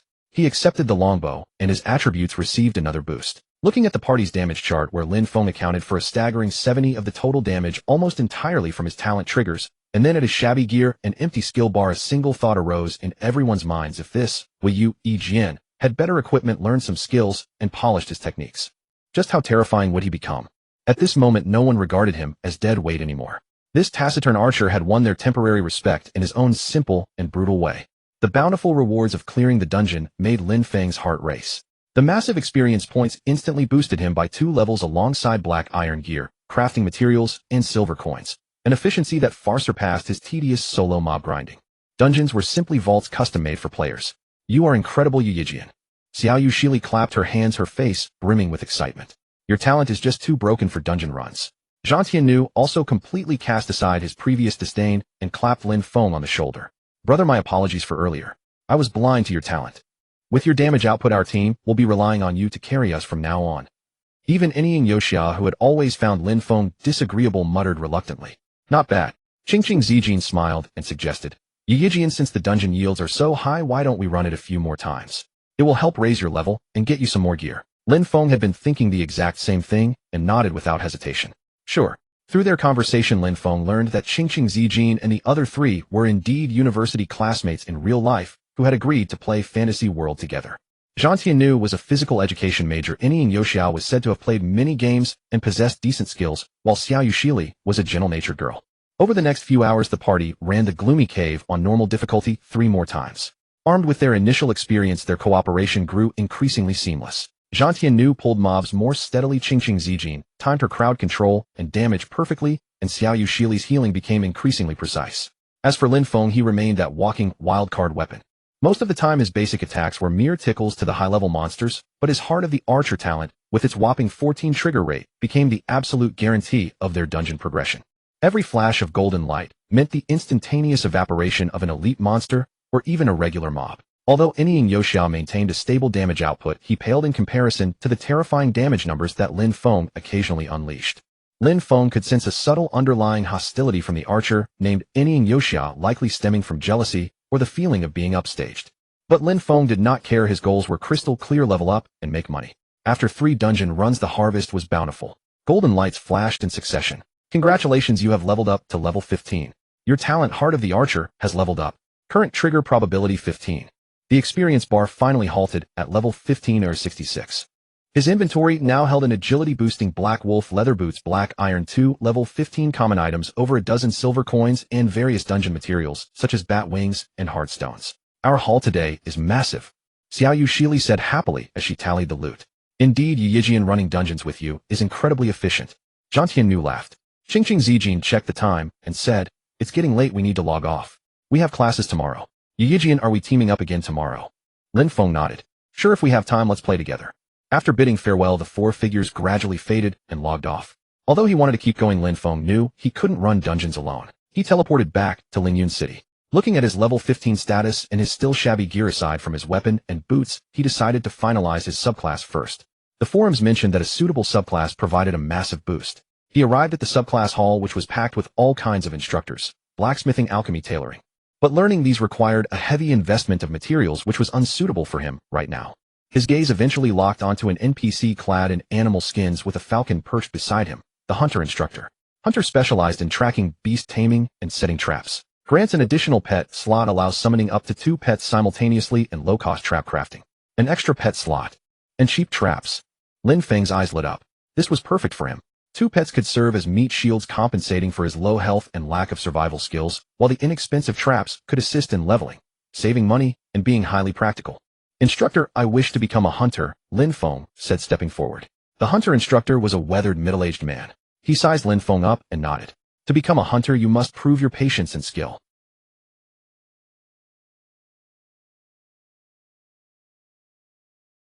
Subclass Quest: Trial of the Hunter.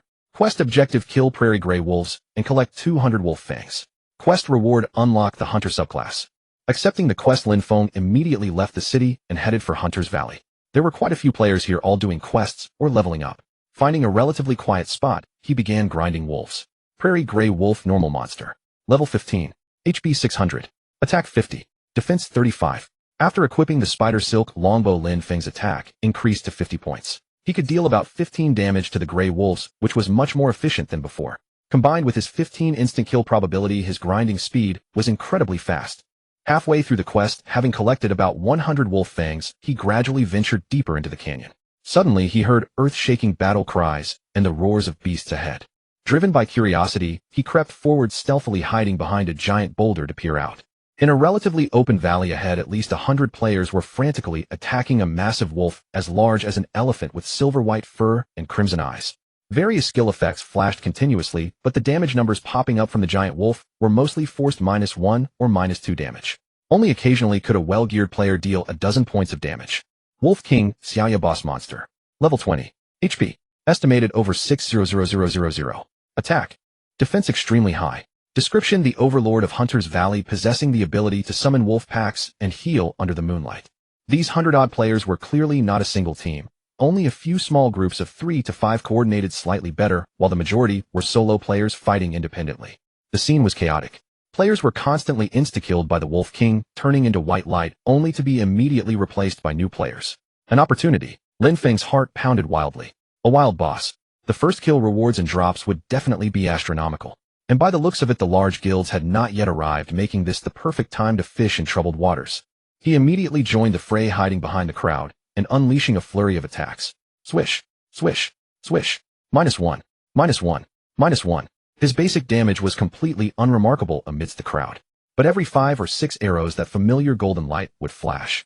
Heart of the Archer triggered. Bang. -5,000. A massive, extremely conspicuous golden damage number leaped up instantly, drawing the attention of many nearby. Holy crap. Who was that? 5,000 damage. A golden number. What kind of talent is that? An expert. There's definitely a hidden expert among us.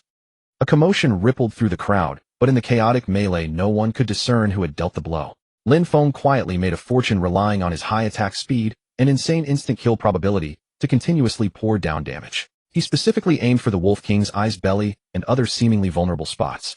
Although the system had no weak point mechanic, it felt psychologically more accurate. The Wolf King's health bar depleted slowly, but visibly, and Lin Feng's damage contribution quietly reached a terrifying height amidst the chaos. 10 minutes later, Wolf King Xiaoya's health was finally depleted, and it let out a resentful wail. The final fatal blow happened to trigger the heart of the archer once more. The golden arrow, like a spear of judgment, ended the Wolf King's life. You have dealt the fatal blow to Wolf King Xiaoya. You have the highest damage contribution and receive 5 minutes of priority looting rights. The moment the system notification rang out, Lin Feng dashed forward like a cheetah, pushing past the stunned crowd and lunging toward the pile of loot shimmering with enticing light. Obtained gold coin X5. Obtained gear Xiaoya leather armor gold. Obtained gear Wolf King's Wrath battle axe silver. Obtained gear Swift Wind magic boots silver. Obtained gear Resilient chainmail bronze. Obtained gear Precision bracers bronze. Obtained material Wolf King's Heart rare X1. Obtained item Unknown pet egg X1. A massive harvest. It was an absolutely staggering harvest. Lin Feng's heart was beating so hard it felt like it would leap out of his chest. However, just as he finished picking up all the items, and before he even had time to check their attributes, a group of aggressive players parted the crowd and surrounded him. Above their heads they all bore the prefix Quangren. Leading them was none other than Quangren Outyin, who had camped Lin Feng's corpse back in the novice village. Beside him were Quangren Fazhen and Quangren Naiba, along with a dozen lackeys. Damn it! How dare you steal the boss our Quangren guild had our eyes on? Quangren Outyin recognized Lin Feng at a glance, of fierce and greedy glint flashing in his eyes. Kid, it's you again. What a small world. Hand over everything you just picked up, or I'll camp you until you quit the game. Looking at this persistent gang, anger flared up within Lin Feng. Old grudges and new resentment surged in his heart. Gripping his bow tightly, he said coldly, I earned these items. Why should I give them to you? Why? Quangren Outyin sneered. Because we have more people. Because we are the Quangren Guild. You're just a lousy solo player. How are you going to fight us? Be smart and hand over the gear, and we might spare you when we meet in the future. Otherwise, we'll put a server-wide bounty on you, making it impossible for you to survive in Linyun City. He tried to intimidate Lin Feng with his guild's reputation. Looking at Lin Feng's shabby gear, he assumed he was an easy target. But the Lin Feng of today was no longer the helpless newbie in the novice village. He knew deep down the value of these items. They were tied to his and his family's future. A bounty. A mocking curve touched the corner of Lin Feng's lips.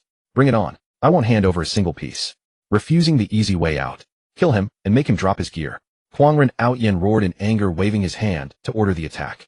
Instantly, over a dozen attacks rained down on Lin Feng. Warrior charges, mage fireballs, priest smites. Although Lin Feng had high agility, there was nowhere to hide under such dense firepower. His vision went dark and his perspective turned grayscale. You have been killed by player Quangren Outyin. Level reduced to 14, level 15 experience cleared. You dropped item Spider Silk Longbow Black Iron. You dropped gold coin X1. Watching Quangren Outyin smugly pick up his dropped bow and gold coin, then spit on his corpse, Lin Feng's heart burned with frustration and rage. But instead of choosing to resurrect on the spot to tangle with them, he clicked to resurrect in the city. Standing at the resurrection point in the safe zone of Linyun City, his level had dropped to level 14 with 0 experience, and the black iron bow he had just acquired was gone. The loss was significant. However, feeling the golden leather armor and other top-tier gear in his inventory, Lin Feng's face showed no sign of despair. Instead, a cold smile played on his lips. Quangren Guild. Every dog has its day. Just you wait. This time he had made a fortune. Compared to his gains, this minor loss was utterly negligible. Lin Feng had barely steadied himself at the respawn point in the safe zone when the regional chat exploded into uproar. A prominently flagged announcement, marked in crimson font and reserved for paid priority placement, stood out like a scar. Regional announcement: Quangren Outyin bounty. Bounty on player Wei Yu Jian. This individual has been maliciously stealing kills and robbing others in Hunter Valley.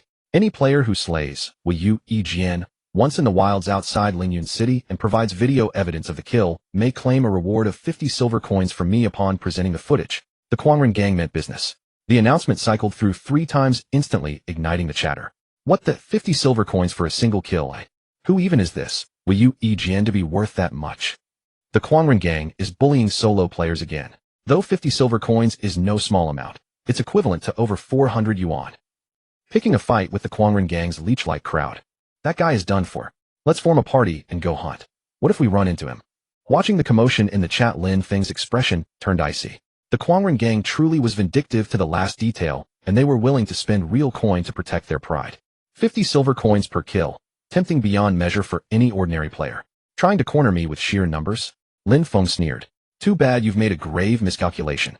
He was now sitting on a considerable fortune and had no need to rush out into the wilds. He headed straight for the exchange, his first order of business being to liquidate those burning hot level 20 equipment pieces cluttering his inventory. He listed several pieces of equipment. Howling Moon Leather Armor Golden Tier, Level 20, starting bid 5 gold coins, auction duration 2 hours. The first publicly listed Golden Tier equipment in the entire server. Wolf King's Fury Battle Axe Silver Tier, Level 20, fixed price 4 gold, 80 silver coins. Spirit Wind Mage Boots Silver Tier, Level 20, fixed price 3 gold, 75 silver coins. Sturdy Chain Mail Bronze Tier, Level 20, fixed price 1 gold, 20 silver coins.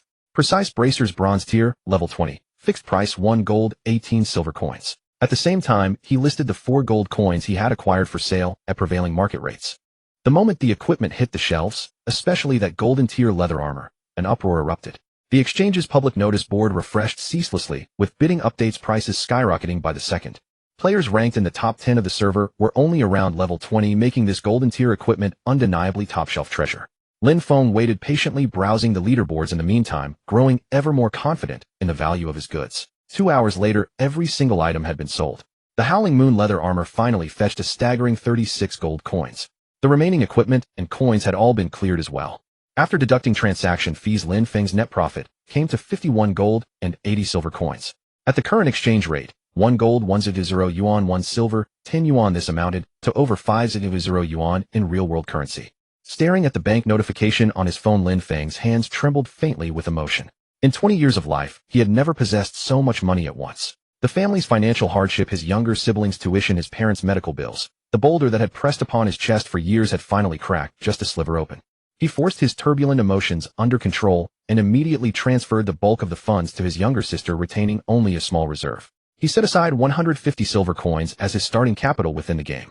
First, he spent 25 silver coins to purchase a decent 14th grade black iron longbow, the precision longbow attack, 12 to 16, agility 2, replacing the weapon he had lost. Then he went to the pet hatchery and retrieved the unknown pet egg, paying a 10 silver coin hatching fee.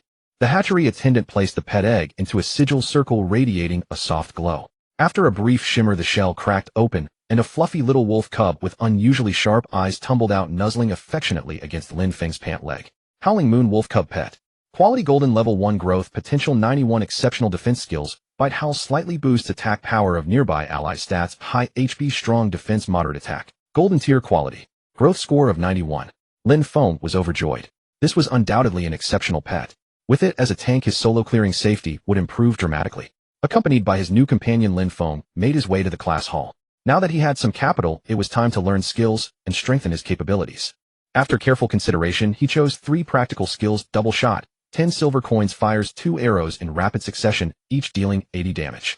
It fills the gap between basic attacks, providing a modest DPS increase. Escape, 20 silver coins, a short backward dash. An essential survival skill, absolutely mandatory. Eagle Eye passive, 1 gold coin, permanently increases hit rate by 5 and range by 3 meters. Enhances your combat positioning. He purchased all 3 in one go, and his skill bar, once painfully empty, finally had something in it. With all that done, Lin Feng's combat power had leaped to a new tier.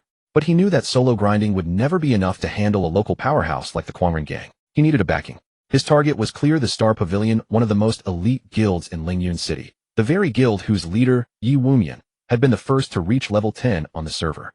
At the Star Pavilion recruitment desk in the central plaza of Lingyun City, a modest line had formed. The recruiter was a female player named Star Pale Smile, who appeared sharp and capable at a glance. When it was Lin Feng's turn, Pale Smile scanned him over with a slight frown. Level 14 after the demotion, clad in nothing but a black iron bow and shabby gear, though the little wolf companion at his side was somewhat intriguing. "Hello, I'd like to join the Star Pavilion," Lin Feng said. Pale Smile adopted a matter-of-fact tone. "The Star Pavilion maintains high recruitment standards. Currently, we mainly accept players level 18 and above, or those with special contributions or rare life professions. Your level and equipment." She shook her head. The implication was clear enough. Those behind him in line began whispering among themselves. "Level 14, and thinks he can join the Star Pavilion. Keep dreaming. With gear that trash, even pulling strings wouldn't help." Lin Feng was prepared. He lowered his voice and said to Pale Smile, "I may be low level, but I have a Golden Tier talent." Golden Tier talent.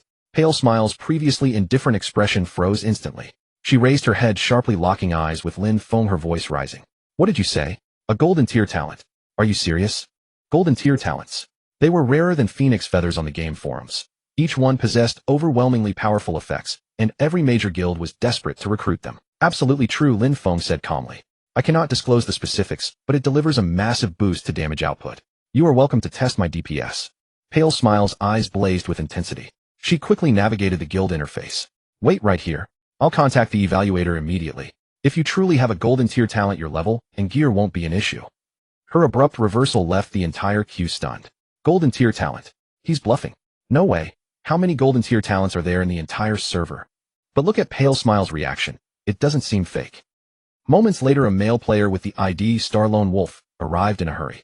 He was a veteran warrior in the guild responsible for combat evaluations.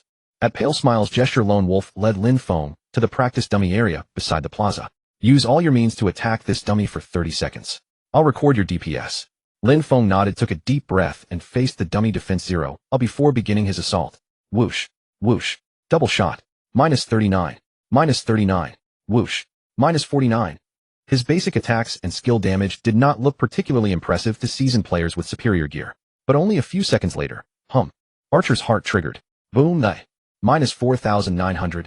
A grotesquely massive golden number exploded across the screen. Lone Wolf and Pale Smile's eyes bulged wide, their mouths gaping so far open you could fit an egg inside. The onlookers behind them burst into shocked exclamations. F4009. Am I seeing things? Is this the kind of damage a level 14 player can deal? Golden number damage. It really is a golden tier talent. 30 seconds passed in a flash. Lin Feng's total damage reached an absurdly inflated figure, his DPS so terrifying it was almost unreal. Lone Wolf studied the recorded data, drawing several deep breaths before composing himself. He gave Pale Smile a firm nod. Definitive golden tier talent. The effect is truly monstrous. His gear and mechanics need work, but his potential is limitless. I approve special recruitment. A brilliant smile spread across Pale Smile's face as she immediately sent a guild invitation to Lin Feng. Star Pale Smile invites you to join the Guild Star Pavilion. Do you accept? Accept. A star emblem flared above Lin Feng's head. He was now officially a member of the Star Pavilion. Seeing this scruffy loner actually join the Star Pavilion left the earlier mockers with flushed faces, a tangled mess of envy, jealousy, and disbelief playing across their expressions. Lin Feng ignored their stares and gazed at the gleaming IDs in the guild roster and the words Star Pavilion. A profound sense of solidity settled over him. With such a powerful backing behind him, the Quangren Gang's bounty was nothing more than the antics of a jumping clown. Having joined the Xingqian Pavilion, a resplendent star emblem glowed above Lin Feng's head, and a profound sense of security settled within his heart. Xingqian Xianxiao, who was in charge of recruitment, clearly placed great importance on this newcomer blessed with a golden tier talent. Rather than dismissing him outright, she engaged him in warm conversation. After a few casual exchanges, Xianxiao quickly discerned that Lin Feng was woefully ignorant of basic game knowledge, dungeon mechanics, guild operations, and everything in between. He was without a doubt an utter novice. Yet this only deepened her conviction that Lin Feng's golden tier talent was genuine. Only such a pure, untainted rookie could possess such absurdly fortunate luck and staggering potential. Welcome to the Xingqian Pavilion family, Xianxiao said with a cordial smile, effortlessly pulling Lin Feng into a guild subchannel named Xingqian Pavilion Intern Group. Our guild isn't overly strict, but there are certain procedures we follow. New members undergo a 7-day probationary period and must accumulate 200 guild contribution points to gain full membership. Once confirmed, you'll enjoy various perks, reserved party slots, equipment subsidies, gold allowances, and more. Leaning in, she lowered her voice with the air of someone sharing a closely guarded secret. I take a liking to you, so let me let you in on some insider information.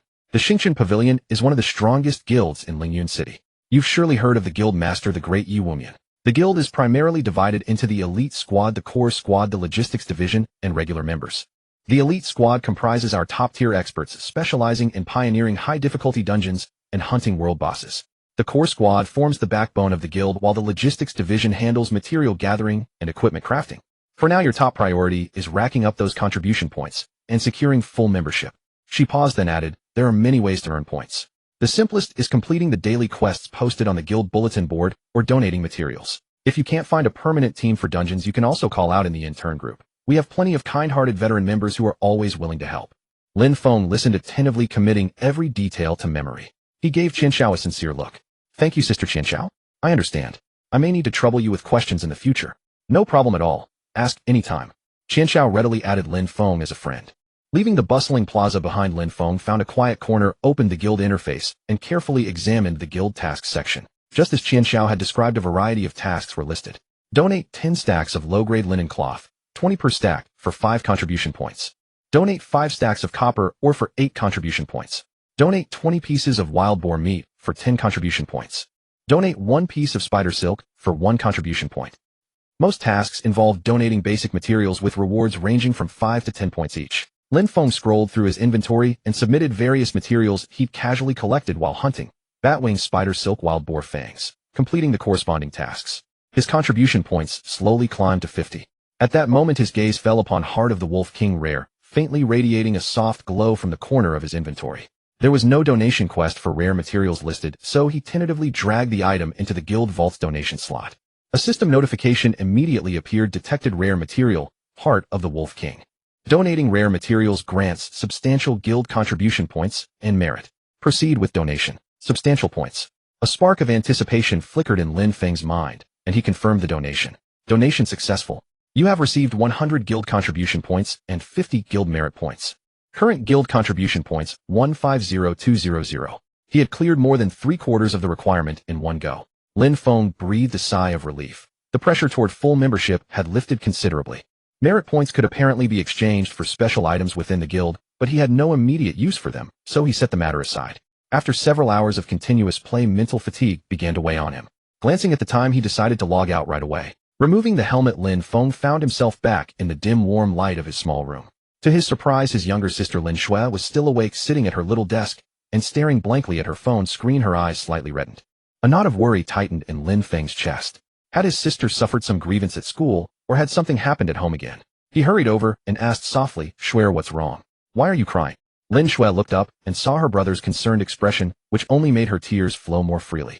Yet she was smiling too, tears streaming down her face, laughter trembling on her lips, leaving Lin Feng utterly bewildered. "Brother, I'm fine."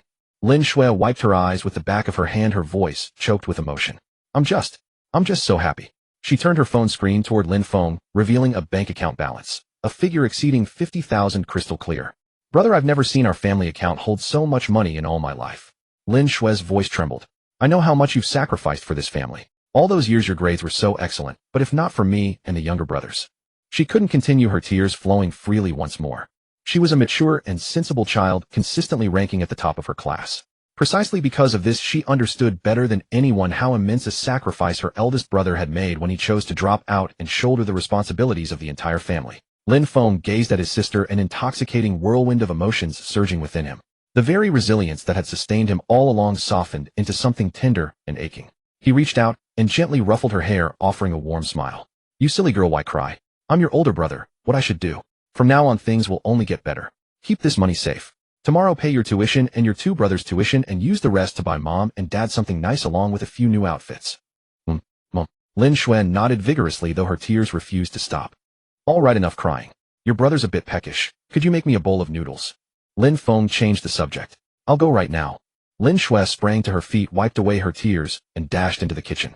Lin Feng leaned back against the bed as exhaustion washed over him, yet his mind remained strangely alert. He replayed the day's thrilling adventures in the game, joining the Xingqian Pavilion, selling an astronomically priced piece of equipment, acquiring and top-tier pet, learning a new skill, every step brimming with opportunity and challenge. He silently weighed his gains and losses, mapping out his next steps: secure full membership as soon as possible, raise his level and upgrade his gear, grow familiar with the dungeons, and keep a watchful eye on the actions of the Quangren. Slowly his consciousness began to blur. When Lin Shui carried in a steaming bowl of scallion noodles, she found her brother already slumped against the bed, a faint smile of contentment playing on his lips as he slept. Lin Shui tiptoed forward, carefully set the noodles on the table, and draped a thin quilt over her brother. Gazing at his sleep-ravaged features still tinged with exhaustion, her heart swelled with gratitude and ache. She did not disturb him. Quietly she switched off the main light, leaving only a small night light glowing, and slipped out of the room on silent feet. That night Lin Feng slept more soundly than he had in a long while. He awoke the next morning refreshed and invigorated. After a hasty breakfast, he immediately donned his helmet and logged back into the game. Scarcely had he come online when a message from Qingqing Zijin arrived. "Hey, you're online. Meet us at the dungeon entrance. We're running the Dark Hollow dungeon on hard mode today." Lin Feng replied, "Hold on a moment. I need to finish my secondary profession quest first. I'll be there shortly." He opened his character panel and set his ID and guild title to public display. Iu Yijian. Beneath his name, the three characters Xingqian Pavilion shimmered brilliantly. He strode through the streets of Lingyun City toward the profession hall. Players around him noticed his level, only 14, and his relatively unimpressive equipment. Initial dismissiveness flickered across their faces, but the moment their eyes caught the Xingqian Pavilion emblem crowning his head, those expressions instantly transformed into surprise, envy, and even a trace of reverence. They instinctively parted to let him pass. In Lingyun City, Xingqian Pavilion was synonymous with strength. an entity that ordinary solo players could only look up to. No one dared openly mock a member of the Xingqian Pavilion, no matter how low his level or how humble his gear. Lin Feng perceived this subtle shift with perfect clarity. The confidence within him grew ever firmer, and his footsteps became resolute. He then summoned Xiaoya Longzai and headed to the quest location outside the city, continuing to cull the level 15 grassland gray wolves, completing straightforward guild collection quests while leveling up along the way. With the golden quality wolf cub tanking at the forefront, Lin Feng's monster clearing efficiency increased dramatically. Though the cub was merely level 8, its HP and defense growth rates were extraordinary, allowing it to weather the attacks of level 15 gray wolves without difficulty. Lin Feng could focus entirely on dealing damage from the rear. Double shot combined with basic attacks coupled with the terrifying 15% chance of catastrophic critical hits sent his experience gain soaring. In just over an hour, he had finished clearing all the required monsters. The wolf cub had gained a few levels as well, its frames subtly broadening. After completing the quest, Lin Feng reported to the hunter instructor, submitted 200 wolf fangs, and smoothly obtained the secondary profession hunter. Congratulations. You have attained the secondary profession hunter apprentice level. You have learned hunter skills. Beast taming allows you to attempt taming non-humanoid monsters as pets and simple trap placement. Your pet slot 1. With his quest complete, Lin Feng gazed at the loyal wolf cub faithfully guarding his side and the dazzling guild title shining above his head. An unprecedented confidence surged through him regarding his gaming journey ahead. It was time to regroup with Qingqing Zijin and the others and take on a far more challenging dungeon. When Lin Feng, the Yu, and Dongxue dungeon entranced, the 4 members of Zijin were already waiting there. From a Zhan Tianyu spotted. About to greet him, his gaze froze on the 3 shining characters Xingqian Gu above Lin Feng's head, as if by magic, and his voice caught in his throat. The other 3 noticed as well, their faces showing astonishment. Star. Xingqian Gu. Xiao Yushili covered her mouth with her hand, whispering in disbelief.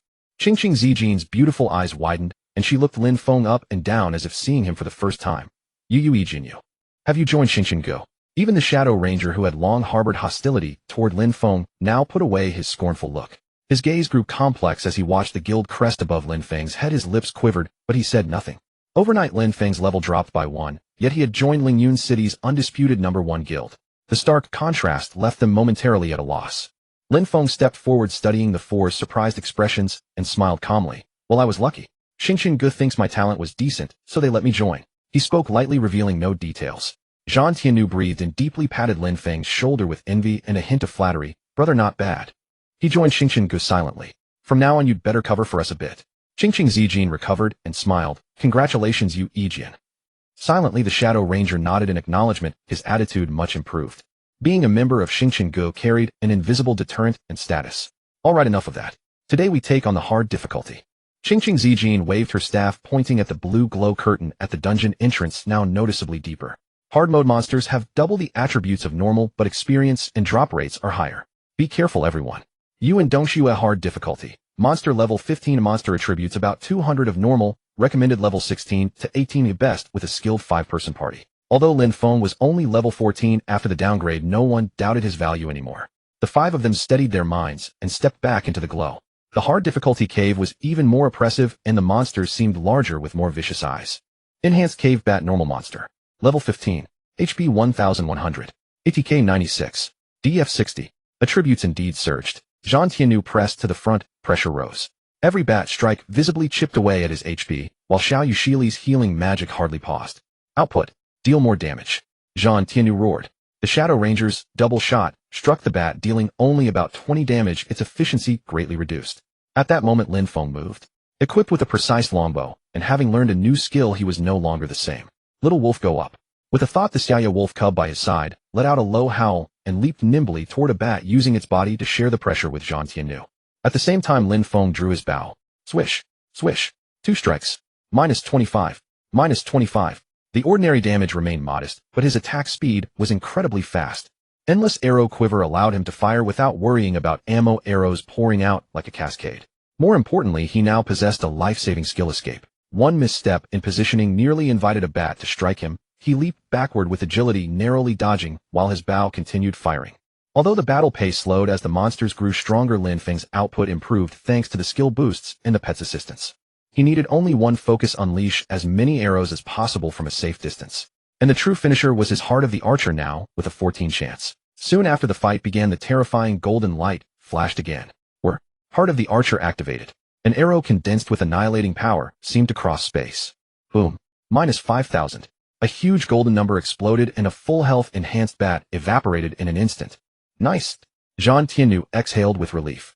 With Lin Feng's occasional nuclear strike, the squad's efficiency at clearing mobs was faster than yesterday on normal difficulty. Qingqing Zijin's ice control and Lin Feng's bursts formed a perfect complement.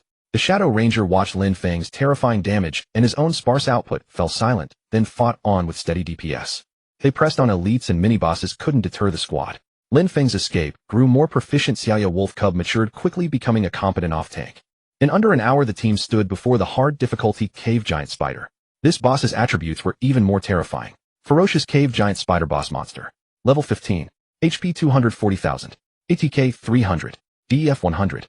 Enhanced skills Venom Spit larger range summon small spiders in greater numbers. A brutal battle. Zhang Tianyu bore the brunt. Xiao Yushili's blue mana was running low. Yet the team's coordination, honed through repeated trials, was in perfect rhythm. Qingqing Zijin's Frost Nova controlled the field at a critical moment. Lin Feng's Wolf Cub's gnawing drew away the little spiders, the Shadow Ranger's steady output, and Lin Feng's decisive gold arrow. In the end the spider fell with a wail. Clear.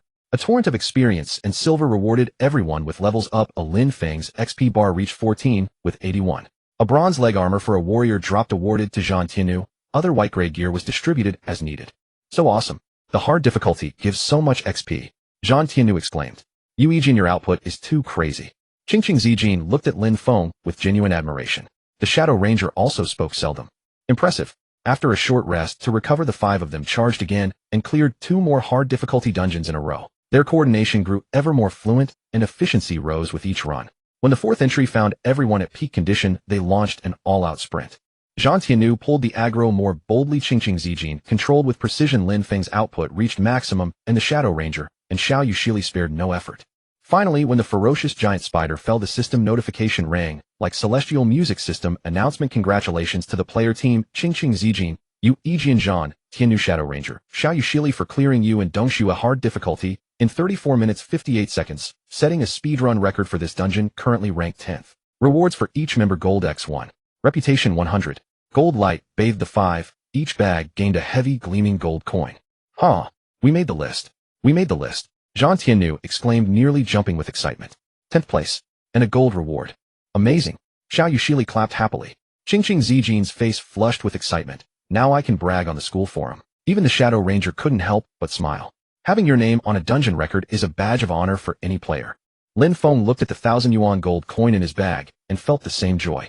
Earning money seemed to be getting easier.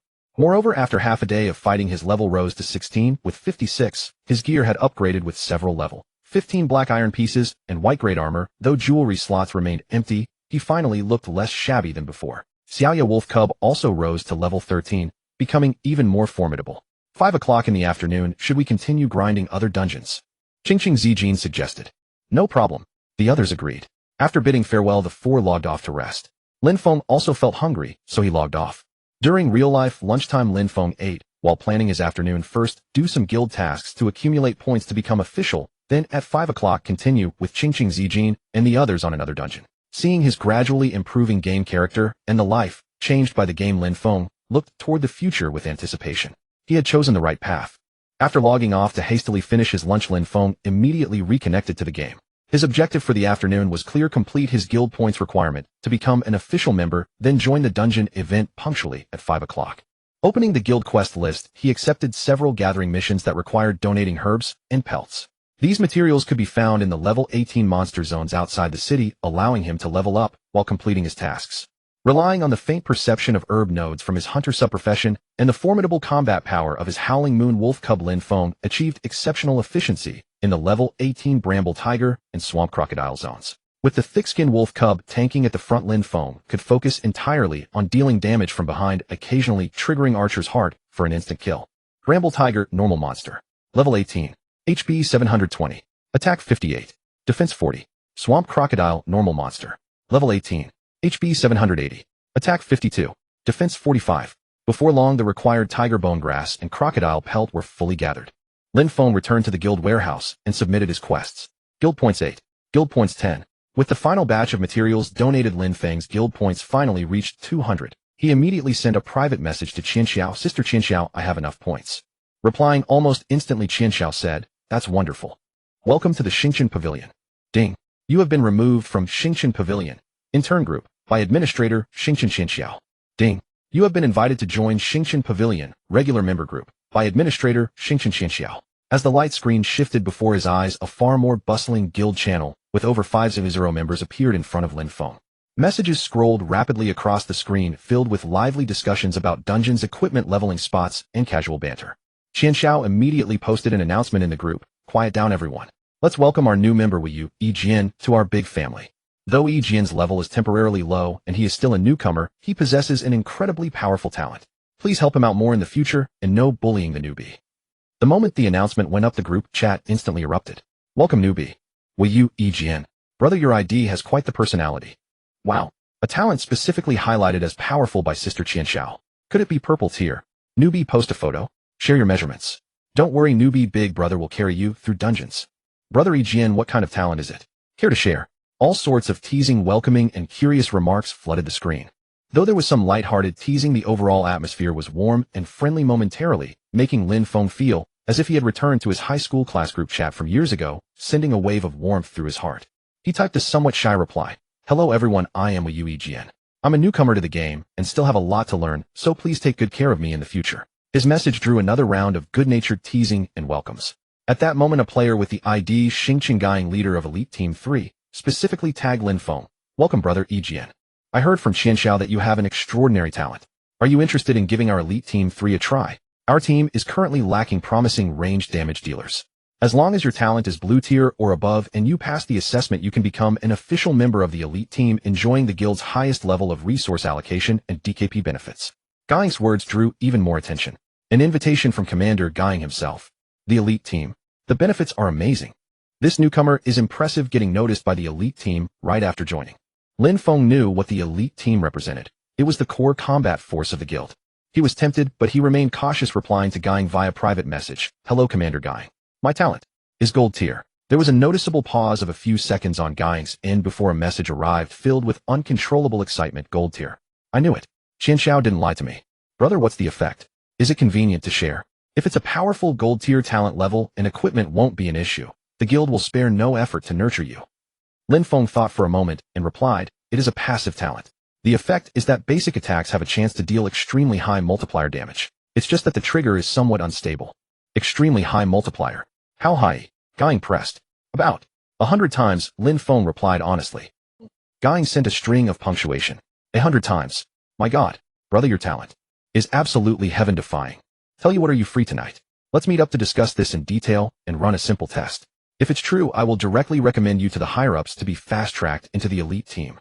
Sure, Commander, I have time tonight, Lin Feng agreed. After scheduling the meeting for that evening, Lin Feng felt a surge of excitement. Suppressing his excitement, he decided to use the remaining time in the afternoon to level up further and familiarize himself with his new skills and pet coordination. He headed to the level 18 monster zone outside the city where players were relatively scarce. Summoning his level 13 Howling Moon Wolf Cub, he began seeking out the Bramble Tigers to pick a fight. With a low growl, the Wolf Cub lunged forward to draw aggro, while Lin Feng moved and shot from behind, alternating between double shot and basic attacks. The escape skill allowed him to effortlessly evade the tiger's pounces, making the battle flow seamlessly. However, he failed to notice that in the bushes not far behind him, 3 pairs of cold, sinister eyes had been watching him for a long time. These were 3 assassin players, their IDs hidden, and their bodies fully shrouded in black leather armor. Lurking like ghosts, they communicated through private whispers. Target confirmed: Wu Yu, Yi Jian, a level 16 archer with a wolf pet. Bounty 50 silver coins. His level is low, and his gear looks average. This will be easy money. Those useless fools from the Quangren gang couldn't even handle a solo player like him, so they had to rely on our Onren. Don't be careless, that pet of his doesn't look simple. Standard procedure: strike together and burst him down. Just as Lin Feng had shot down a tiger and was bending over to loot the materials, a sudden change occurred. Swoosh, swoosh, swoosh. 3 blurry dark figures suddenly erupted like phantoms from 3 different directions. Poison daggers glinted with cold light, thrusting directly toward Lin Feng's back, throat, and temple. With incredible speed and cunning angles, they were clearly experienced veterans working in perfect unison. Ambush, backstab, eviscerate. The 3 skills arrived almost simultaneously, sealing off all of Lin Feng's avenues for evasion. Had it been the Lin Feng of a few days ago facing such a sudden assassination attempt, he likely would have been instantly killed before he could even react. But the current Lin Feng, having undergone numerous dungeon trials and life and death struggles, possessed reaction times and awareness that were worlds apart from before. The moment a dark shadow caught the corner of his eye, an intense sense of danger made him react almost purely on instinct. "Little wolf," he cried out in his mind. The ever-vigilant howling moon wolf cub reacted instantly, letting out a ferocious howl. The howl skill was activated, boosting the attack power of nearby allies. At the same time, it lunged fiercely at one of the assassins in an attempt to disrupt them. As for Lin Feng himself, at the absolute critical moment, he forcefully twisted his body and kicked off the ground with all his might. Escape! His figure instantly shifted back 5 yards. Slash! Slash! 2 daggers grazed past his leather armor, drawing blood, and dealing 2 high damage values of -150 and -180. But his health bar was not entirely depleted. Meanwhile, the third dagger aimed at his temple missed completely due to the displacement of escape. He dodged it. A flicker of astonishment flashed in the eyes of the 3 assassins. Their coordinated ambush against a level 16 archer had actually failed. Lin Feng broke out in a cold sweat as anger surged within him. Without a doubt, this was the bounty from the Quangren gang. Yet he did not panic. His gaze instantly turned icy and sharp. The moment he landed, the longbow in his hand was already raised, aiming at the assassin whose movements had faltered due to the wolf cub's pounce. "You want to collect that bounty? Let's see if you have the life to spend it." The battle was on the verge of erupting. Lin Feng narrowly evaded the assassination attempt by the 3 assassins, and the 2 sides instantly fell into a tense standoff. With less than half of his health remaining, Lin Feng watched as the 3 assassins, having missed their initial strike, retreated immediately. Like venomous serpents, they vanished once more into the surrounding shadows, biding their time for the next opportunity. "Troublesome," Lin Feng muttered, his gaze turning icy. He knew that assassins excelled at stealth and burst damage. He had to end this battle quickly and deny them any chance to slip back into concealment. Little Wolf pinned down the one on the left. Lin Feng's mind raced as he issued the command to the Xiaoya wolf cub. The cub let out a low growl, a ferocious light gleaming in its eyes, and pounced fiercely toward the assassin on the left, whose movements had been slightly slowed by its previous interference. Seeing the cub lunging at him, the assassin was forced to abandon his stealth, brandishing his dagger to parry the attack, and becoming locked in a fierce struggle with the cub. At that exact moment, Lin Feng made his move. Knowing full well that his remaining health could not withstand another burst of attacks, he had to rely on his high agility and the advantage of striking first. His footsteps shifted fluidly as he raised his longbow, aiming at the assassin on the right in the blink of an eye. Whoosh! Whoosh! Double shot. -35. -36. As the 2 damage numbers popped up, the assassin grunted in pain and immediately attempted to enter stealth. Trying to run, Lin Feng would not let him have his way. He activated his escape skill in reverse. Instead of retreating, he dashed sideways, instantly closing the distance to the assassin leader in the center. At the same time, a basic attack arrow flew off his bowstring. 53. This arrow was swift and fierce, interrupting the control skill the assassin leader was about to cast. "Kill this archer first. He's low on health," the assassin leader roared. Giving up on stealth, he activated sprint. His speed surged as he lunged forward, thrusting his dagger straight at Lin Feng's chest. The other assassin, having shaken off the wolf cub, lunged from the flank, aiming his dagger at Lin Feng's neck. Danger loomed once more. Lin Feng's pupils contracted as his muscles tensed, pushing his 59 points of agility to the absolute limit. Ducking violently, he evaded the fatal strike to his neck, but his shoulder took the full force of the assassin leader's backstab. -110. A massive red damage number floated up, and Lin Feng's health bar instantly emptied, leaving him with only a sliver of life. Intense pain washed over him, but the look in his eyes grew even more ferocious. Now is the time. At such close range, he could practically feel the cold bite of the dagger. His bowstring was drawn to its absolute limit. Buzz. At this life-or-death moment, that familiar heart-stopping golden glow bloomed upon the bowstring once more. At this instant, the scales of fate tipped in his favor. Archer's heart triggered. Level 16, 16 probability. At such close proximity, there was absolutely no need to aim. Bang. -5,300. Devastating golden energy blasted into the assassin leader's chest at point-blank range. The sneer on the assassin leader's face instantly froze, replaced by boundless terror and utter disbelief. His entire body, as if struck by a battering ram, instantly exploded into a shower of white light. An instant kill. An absolute one-shot. The remaining 2 assassins were completely dumbfounded by the sudden terrifying scene unfolding right before their eyes, causing a fatal hesitation in their movements. A whoa! The Xiaoya wolf cub seized the opportunity, sinking its teeth deep into the calf of the assassin on the left, causing a brief stun. How could Lin Feng let this opportunity slip away? Forcing down the weakness of being on the brink of death, he locked his gaze onto the assassin pinned by the wolf cub, unleashing a rapid succession of arrows. -53. 53. Double shot. -35. -35. The assassin, whose health was already depleted, could not last even 2 seconds under Lin Feng's frenzied onslaught, and vanished into white light as well. Seeing that things had gone south, the last assassin turned and tried to flee. "Stay right there." Lin Feng snorted coldly. With his escape skill just coming off cooldown, he leaped backward to widen the gap, while unleashing a precise double shot in hot pursuit. 35. Minus 36. Minus 5,300. With a miserable shriek, the assassin collapsed to the ground. In the blink of an eye, the three assassins who had ambushed him were completely wiped out. You have slain player Honorin Guesho. Passive defense check successful. PK value 0. You have slain player Honorin Chuetsi. Passive defense check successful. PK value 0. You have slain player Honorin Ningsha. Passive defense check successful. PK value 0. Friendly system tip, do not actively attack other players. Entering a red name status will increase your death penalties.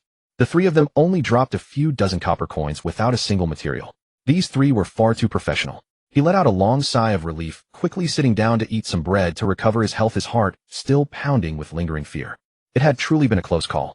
If his talent hadn't triggered at that critical moment, he would have been the one dead. Looking at his unchanged name, he let out a bitter smile. It seemed he needed to find a quiet place to grind some mobs first.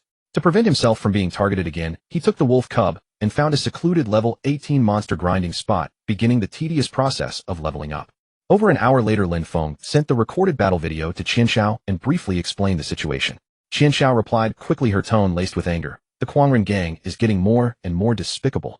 How dare they put a bounty on members of our Xingqian pavilion?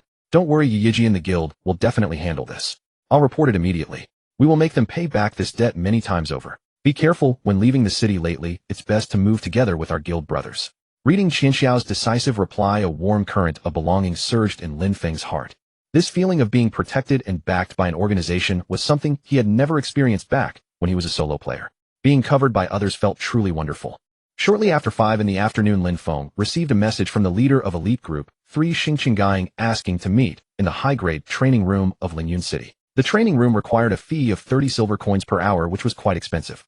Gang had already opened a room and was waiting inside. It was an enclosed space capable of simulating various environments, perfect for testing skill damage. Yijian, come, let me see your panel attack power first. Gang was a man with a gruff voice, but he was very straightforward in his dealings. Lin Feng sent over a screenshot of his attribute panel showing a base attack power of 53 points. For level 16, this attack power is a bit too low, isn't it? Come unleash your full damage output on that training dummy 0 defense for a few minutes, so I can take a look. Gang pointed at the training dummy in the distance. Lin Feng nodded, took a deep breath, and began shooting. Whoosh. Minus 53. Whoosh. Minus 53. Double shot. Minus 42. Minus 42. The damage was stable, but did not look particularly outstanding. Gang nodded slightly, just about to say something when. Buzz. Archer's heart triggered. Bang. Minus 5,300. A massive golden damage number shook the entire training room. Gang's eyes instantly widened like copper bells, his mouth gaping so wide it could fit an egg, unable to close for a long while. Holy crap. 5,003. He rushed over, impetuously grabbing Lin Feng's shoulders. Brother, shoot a few more times. Quick. Lin Feng complied and continued shooting. He triggered the 100-fold damage twice more. Gang's face flushed red with excitement, as if he had discovered a peerless treasure. He immediately stepped aside and stood still, clearly communicating with the higher-ups of the guild. Lin Feng did not idle either, continuing to practice his shooting so as not to waste the expensive training room time. Before long, Lin Feng received a system notification. Ding. You have been invited by Xingqian Gang to join the group chat, Xingqian Pavilion, Elite Group 3. There were a total of 150 people in the group, including Lin Feng. The atmosphere was a bit more serious than in ordinary groups, but seeing a newcomer join, many still sent out welcoming messages. Having finished his communication, Gang walked over, slapped Lin Feng hard on the shoulder, and laughed heartily. Brother, that was awesome. The higher-ups have agreed. You are now a reserve member of our Elite Group 3. For the next few days, participate in our group activities and get used to the pace. As long as your performance is fine, you'll be promoted directly to a full member. Once you're a full member, there's a basic salary, equipment subsidies, DKP dividends, and plenty of other benefits. Basic salary. A contract. Lin Feng was stunned. Could one actually become a formal employee just by playing a game? This was completely uncharted territory for him. He planned to ask Qingqing Zijin for her thoughts later. As they were about to leave, Gang waved his hand grandly. The gear you're wearing is too shabby, it's dragging down your damage output. I'll lend you 2,000 guild points. Go to the guild warehouse and redeem a level 15 bronze set to use for now. Tomorrow I'll take you to run a level 20 hard dungeon. You can't go without decent gear. Lin Feng initially wanted to decline, but seeing Gang's firm attitude, he had no choice but to accept the kind gesture. Using the 2,000 points, he redeemed a full level 15 Forest Ranger bronze set, including weapons, armor, and jewelry from the guild warehouse. His attributes underwent an earth-shattering transformation. He tossed all of his replaced old gear into the exchange to sell off at low prices. After all, even the tiniest bit of meat was still food. Feeling entirely refreshed, Lin Feng felt a surge of power coursing through his body. He checked the time. It was about time to meet up with Qingqing Zijin and the others. They had agreed to run a special level 18 dungeon called Spider Cave today. This dungeon required specific materials for entry and could only be run once every 3 days, but the rewards were said to be extremely rich. He looked forward to seeing how he would perform with the enhancement of his new gear. After parting ways with guild leader Guang, Lin Feng with an excited heart immediately opened his character attribute panel, carefully examining the massive boost brought by this guild bronze set. Character name Wu Yu Yijian. Class Novice Archer. Guild Xingqian Pavilion, reserve member of Elite Team 3. Talent Heart of the Archer, Gold LV. 16. Normal attacks have a 16 chance to deal 100x damage.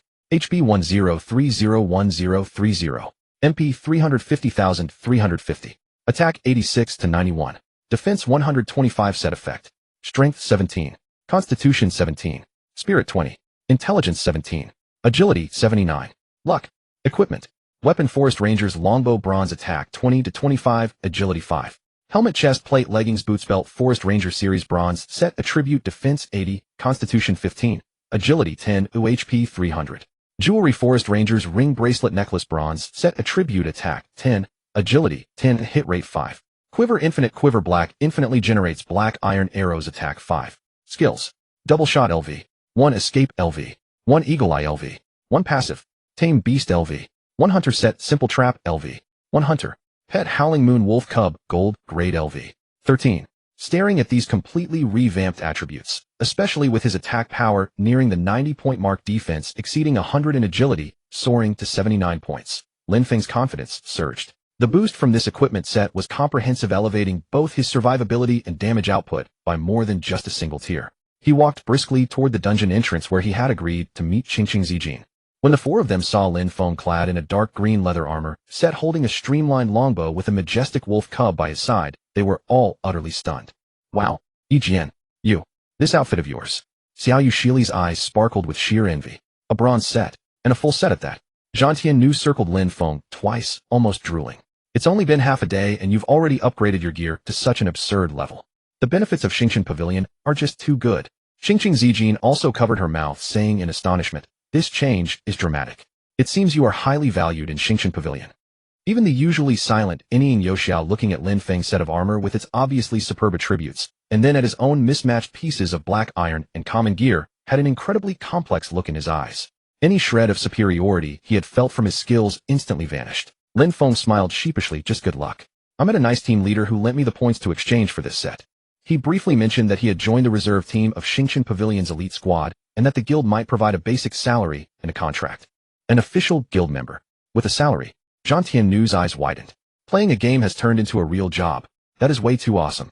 Qingqing Zijin remained relatively calm. After a moment of thought, she said, this is indeed an opportunity especially for you. However, you must also think it through. Once you become an official member, you will definitely have to abide by the guild's rules and regulations and participate in collective activities. Your time might not be as free as before. Lin Feng nodded, as this was exactly what he was concerned about. Yeah, I'm considering that too. We'll see when the time comes. My sister is about to start school and things at home. Anyway, each has its pros and cons. It depends on your own choice. Qingqing Zijin said. With their serious discussion finished, the five of them arrived at the entrance of the Spider Cave dungeon. It was a cavern hidden behind a cliff wall. A blue energy vortex swirled at the entrance, requiring a specific spider demon sigil to open. As the team leader, Qingqing Zijin paid the 5 sets of materials. Is everyone ready? This dungeon is highly difficult, so be careful, Qingqing Zijin warned. Don't worry, with Wu Yu Yijian's monstrous damage output, it'll be a breeze. Zhang Tiannu said, brimming with confidence. The 5 stepped into the blue vortex. The scenery shifted before their eyes, and they appeared in a dark cavern filled with massive spider webs, the air thick with a sour corrosive stench. Spider Cave Special Dungeon, Normal Difficulty. Monster Level 18 Elite Template.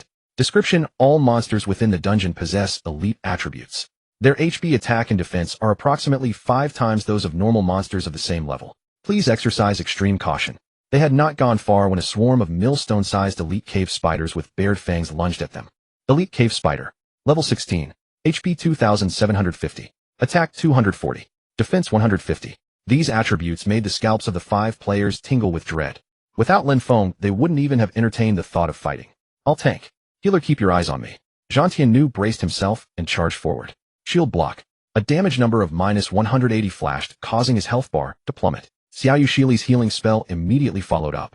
Anying Yoshia's double shot could only deal around -10 damage completely, like scratching an itch. Qingqing Zijin's Ice Spike spell could deal around -30 damage, but against 2750 HP, it was a mere drop in the bucket. Everyone's gaze focused entirely on Lin Feng. Lin Feng held his breath and focused.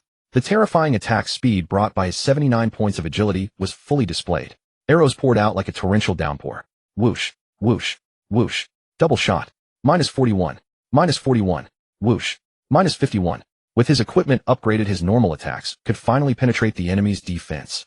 Although it was only 40 to 50 points per hit paired with a nearly 80 attack speed bonus, his damage frequency was incredibly high. Yet the true core remained Heart of the Archer. Less than 10 seconds into the battle, a golden light suddenly burst forth. Heart of the Archer triggered. Bang. -8,600. A terrifying damage number of nearly 9,000 exploded. A full health elite spider was instantly obliterated. Awesome. Zhang Tiannu roared, his pressure suddenly lifting. With Lin Feng acting as their absolute anchor, the squad pushed forward slowly but steadily. Every wave of mobs was a grueling test. Zhang Tiannu struggled immensely to tank, and Xiao Yushili's mana consumption was massive, but they ultimately managed to avert danger each time, thanks to Lin Feng's critical bursts. Finally, they arrived before the first gatekeeper boss, a massive, vibrantly colored phantom spider. Phantom spider boss monster. Level 18. HP 300000. Attack 600. Defense 200. Skills: Venom Spray, Summon Baby Spider's Phantom Clone. The boss battle was exceptionally brutal. Zhang Tiannu hovered on the brink of death several times, only holding on thanks to Xiao Yushili's frantic healing and the self-sacrificing distractions from Lin Feng's wolf cub. The Phantom Clone skill even created two indistinguishable duplicates, nearly causing a total party wipe. At the critical moment, Lin Feng triggered Heart of the Archer twice in a row. The colossal damage helped the team successfully slay the real body of the Phantom Spider. Golden light showered down. Congratulations, you have leveled up to level 17. Leveled up. Without hesitation, Lin Feng poured his attribute points into agility, bringing it to 84 points. An 84 attack speed bonus. His attack power increased accordingly. Repeating the process and relying on Lin Feng's unreasonable bursts, the team cleared the second and third stages without any mishaps. As the final boss, the Spider Queen, collapsed with a thunderous crash, a system announcement rang out. System announcement: congratulations to the player party Qingqing Zijin, Wei Yu, Yi Jian, Zhang Tiannu, Anying Yoshia, Xiao Yushili, for successfully clearing Spider Cave Special Dungeon. Normal difficulty in 58 minutes and 12 seconds, setting a new speedrun record for this dungeon, currently ranked 5th. Rewards for each member: gold coin x5, skill point x1, reputation 500. The bountiful rewards made the 5 of them jump with joy. 5 gold coins was equivalent to 5,000 yuan. And there was also a precious skill point. The dungeon drops were also extremely generous: a large quantity of intermediate materials, over 200 silver coins, and 6 pieces of equipment, one of which was a level 18 bronze longbow cobweb spitter. Allocated by need, this bow should have been decided by rolling dice between Lin Feng and Anying Yoshia. Anying Yoshia's eyes were filled with yearning. Lin Feng looked at Anying Yoshia, then at the level 15 bronze bow in his own hands, and took the initiative to say, "Give this bow to Anying. The one I'm using now is still fine." Anying Yoshia froze, staring at Lin Feng in disbelief. He had not expected Lin Feng to give it up voluntarily. After a brief hesitation, he muttered in a low voice, "Thank you." At this moment, the atmosphere within the team became even more harmonious. Afterward, the 5 of them ran the level 15 hard difficulty dungeon a few more times to level up. It wasn't until 10 o'clock in the evening that Lin Feng's experience bar was finally filled. "Congratulations, you have leveled up to level 18. He bid farewell to Qingqing Zijin and the other 3, then logged off to rest. Tomorrow he had to challenge the level 20 hard difficulty dungeon with the elite team. He needed to build up his strength and find some time to check the forums for guides to ensure he was fully prepared. Early the next morning, Lin Feng logged into the game right on time. As soon as he went online, 2 messages popped up. The first was from leader Guy, concise and to the point. "Yijian, get online and gather at the entrance of the level 20 dungeon Mind Crisis, hard difficulty immediately. Coordinates 369-258. We start at 900 sharp, don't be late." The second was sent by Qian Xiao along with a video link and a message. "Yijian, take a look at this. I've avenged you." Curiously, Lin Feng clicked on the video. The footage was set in a leveling zone, and the main characters were none other than his 3 old acquaintances, Quangren Outyin, Quangren Fashion, and Quangren Naiba. At this moment, the 3 of them were lying miserably on the ground, surrounded by over a dozen well-equipped players with the Xingqian Pavilion insignia hovering over their heads. Leading them was none other than Guy. Sound could be heard in the video. Guy, carrying a great sword that gleamed with silver light, spoke in a rough voice. "You Quangren gang scoundrels have some nerve, don't you? How dare you put a bounty on someone from our Xingqian Pavilion? And a talent I just recruited, no less." Quangren Outyin was splayed on the ground, his previous arrogance completely gone. With a tearful face, he whimpered, "Brother Guy, It's a misunderstanding, absolutely a misunderstanding. We didn't know that kid. Know that brother was with Xingshan Pavilion. Didn't know. Gang sneered. You know now, don't you? Too late. I'm laying down the law today. You three do a corpse run and resurrect right now and obediently let me kill you twice more. If you dare to resurrect directly in town, then from now on we will hunt down and kill anyone from the Quangren gang whenever we see them in the wilderness of Lingyun City. Did you hear me? The faces of the Quangren trio turned pale green. Doing a corpse run meant a lighter death penalty, but they would have to suffer the humiliation of being corpse camped. Resurrecting in town, however, would cause a severe drop in level and put them on a server-wide bounty. This was leaving them absolutely no way out. Brother Gang, we were wrong. Truly wrong. Please give us a chance. Quangren Fazhen tried to beg for mercy. Cut the crap. Resurrect. Gang interrupted impatiently. The video fast-forwarded showing that the Quangren trio indeed obediently ran back to resurrect only to be easily killed again by Gang and his crew, repeating this process 3 times. Each resurrection was accompanied by the flashing light of dropping equipment and the trio's desperate wails. After 3 times their levels had visibly plummeted and their gear was noticeably sparse, leaving them looking utterly pathetic. At the end of the video, Gang grinned at the camera, presumably the one recording. Brother Yijian, I've vented this anger for you first. Let's see who dares touch you in Lingyun City from now on. After watching the video, Lin Feng felt a rush of warmth surge to his head, feeling incredibly vindicated. Was this the power of a formidable guild? Was this what it felt like to be protected? The sheer thrill of standing tall and proud was indescribable. Sure enough, the Quangren gang's bounty on him had already vanished. He immediately replied to Qin Xiao, Sister Qin Xiao, I watched the video. Thank you so much. Please thank Leader Gang for me as well. Qin Xiao quickly replied. No need to be polite, we're on the same team. Growing strong in the future is the best way to repay us. Lin Feng then sent a message to Gang, Leader, thank you. Gang replied swiftly, still in his casual, carefree tone. Thank me for what? It's a small matter. Hurry over and gather, we're just waiting for you. Not daring to delay, Lin Feng immediately used the city teleportation array and rushed toward the coordinates. The level 20 dungeon area was located in the mountainous region northwest of Lingyun City. The player count here was visibly sparser. Those who could make it here were mostly elite squads or major guild teams whose levels were near 20 and whose equipment was fully formed. Currently, the top spot on the Lingyun City level leaderboard was still held by the guild master of Xingshan Pavilion, Yi Wumian, at level 24, while the second place was a level 23 mage trailing closely behind. Upon arriving at the dungeon entrance, Gang was already waiting there with 3 teammates. Gang himself was a burly warrior clad in shining silver and bronze plate armor, carrying a massive tower shield on his back, exuding a steady and imposing aura. Standing beside him were a focused male priest Xingshan Muyu, a cold and elegant female mage whose staff radiated frost Xingshan Bingli, and a male assassin whose blurred figure almost merged with the surrounding Xingshan Gyren. Leader, I've arrived. Lin Feng stepped forward quickly. Good to have you here. Gang patted Lin Feng on the shoulder and introduced him to the other 3. This is the Yijian I mentioned to you, our group's newly recruited prize archer. He has a golden talent, and his damage output is explosive. The 3 pairs of eyes immediately focused on Lin Feng, filled with curiosity and scrutiny. Bingli nodded slightly. Muyu offered a warm smile, while Guerin merely gave a faint nod. Hello everyone, I am Yijian. I'm a newcomer, please guide me. Lin Feng greeted them politely. No need to be so formal. We've heard the leader praise you to the heavens, so just make sure you don't drop the ball in the dungeon later. Gyren's voice was slightly raspy, laced with a trace of teasing. Bingli spoke coldly. As long as your damage is sufficient, watch your positioning and avoid pulling extra mobs. Muyu smiled and said, don't worry, I'll keep an eye on your health bar. Gang waved his broad hand. Alright, cut the chatter, let's enter the dungeon. Yijian, stay close and follow my lead. The 5-man squad stepped into the portal of Mine Crisis hard difficulty. The scene before them instantly shifted to the depths of an abandoned mine. The air was thick with the heavy scent of mildew and sulfur. An overturned minecart lay on the side, and the tunnel walls flickered with the unstable glow of magical or veins. Just a few steps and a pack of demonized miners with rock-like skin and glowing red eyes rushed toward them with a roar. Demonized miner, normal monster, hard difficulty. Level 20. HP 4000. Attack 320. Defense 200. Skills heavy strike throw or. Their attributes far surpass the elite monsters of level 15 dungeons. Lin Feng gasped. Engage. Muyu, watch the health. Bingli, crowd control. Yijian, Gyren, full DPS. With a shout of command, Gang steadily raised his shield to meet them, casting taunt to pull the aggro of most of the monsters. Minus 250. Minus 260. Terrifying damage numbers popped up over Gang's head, but with his massive health bar, he stood as solid as a mountain. Wielding her staff, Bingli cast Blizzard, instantly enveloping the mob of monsters, dealing continuous damage and applying a slow effect. Gyren's figure moved like a ghost, appearing behind a miner. His daggers flashed in a flurry of backstab and eviscerate, dealing a rapid succession of around 300 damage. Not daring to slack off, Lin Feng immediately drew his bow and notched an arrow. After upgrading his gear, his attack power could deal respectable damage even to monsters with 200 defense. Whoosh, whoosh, double shot, -65, -65, whoosh, -81. The damage was quite decent. However, compared to the other four, his positioning and situational awareness appeared far more amateur. Twice, because he stood too far forward, he was nearly struck by throw or. Fortunately, Muyu's healing spell landed just in time, pulling his health bar back from the brink of danger. Yijian, watch your positioning.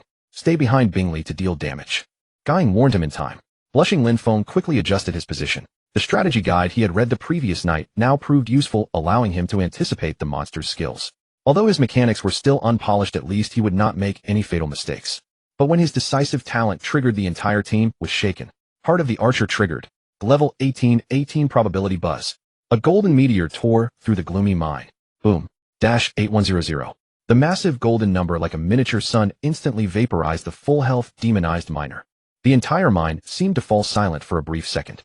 Holy crap, the usually calm Guerin couldn't help but curse. A flash of astonishment also crossed Bingley's cold eyes. Even Muyu's healing spell faltered for a moment. Guiying, on the other hand, burst into laughter. See that? Didn't I tell you? This is my prize DPS. This single strike completely established Lin Feng's status in the team. Although his skills still needed polishing, this heaven-defying burst damage was more than enough to make up for everything. The subsequent progression through the dungeon remained fraught with danger, especially during the boss fight, where the skills of the level 20 hard difficulty boss were even more complex, and its mechanics far trickier. Several times Lin Feng was pushed into a corner due to slow reactions or poor positioning. He only managed to escape danger thanks to Guiying's precise protection, Muyu's clutch healing, and Bingley's timely crowd control. His Xiaoya wolf pup also played a significant role, helping to share a considerable amount of damage. Finally, after an hour and 17 minutes of fierce combat, the squad successfully defeated the final boss, out of control mining golem. System announcement: congratulations to the player squad Xingchen Guiying, Wei Yijian, Xingchen Bingley, Xingchen Miyu, Xingchen Guiren for successfully clearing Mine Crisis hard difficulty in 1 hour, 17 minutes, and 3 seconds, setting a new speedrun record for this dungeon, currently ranked 7th. Reward for each member: reputation 300. Gold coin x3. Another handsome sum. 3 gold coins equated to 3,000 yuan. Lin Feng realized that breaking dungeon records was indeed a shortcut to quick wealth. The dungeon drops were also decent. Over 100 silver coins were split, evenly giving each person over 20 silver coins. Several pieces of level 20 black iron equipment had also dropped. Lin Feng was allocated a black iron leather armor that boosted agility and a black iron belt. Although their attributes were slightly inferior to the level 15 bronze gear he currently wore, their higher level meant he could keep them to sell for money.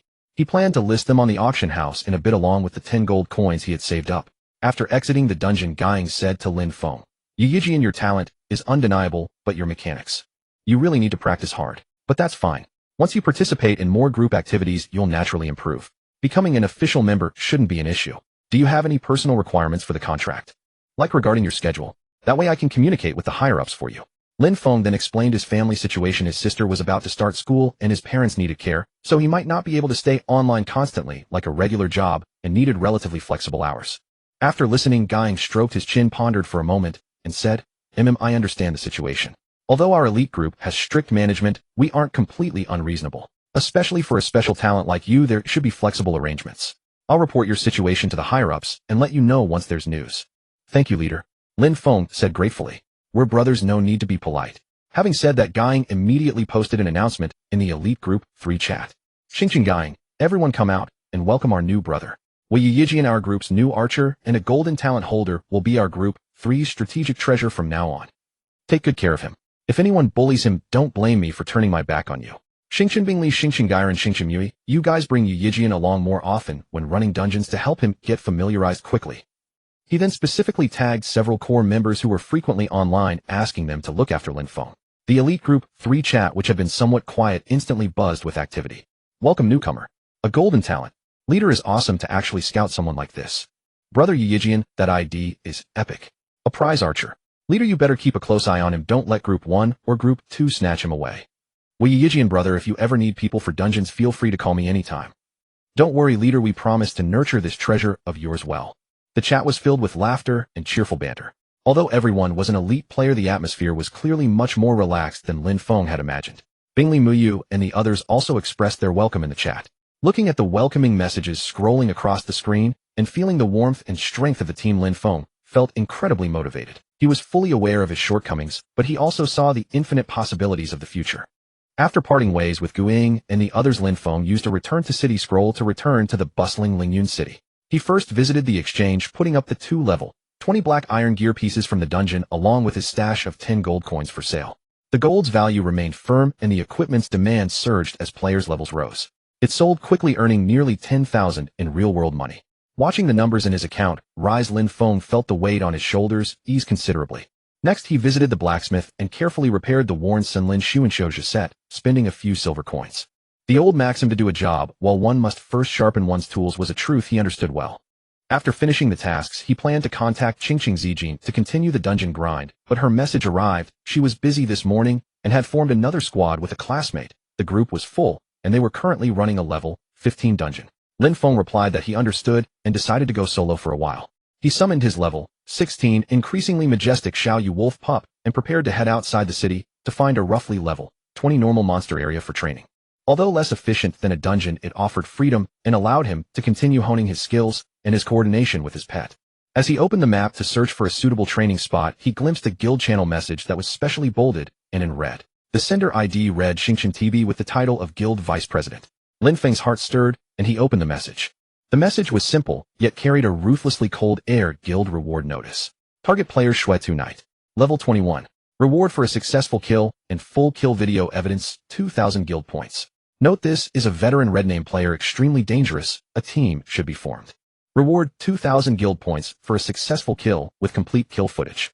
Note: this is a veteran red name player, extremely dangerous. A team is advised. Be careful during the kill. Lin Feng gasped. 2,000 points was nearly the total value of his bronze set. To have the guild vice president issue such a hefty bounty on a knight named Xuetu surely marked him as a formidable foe.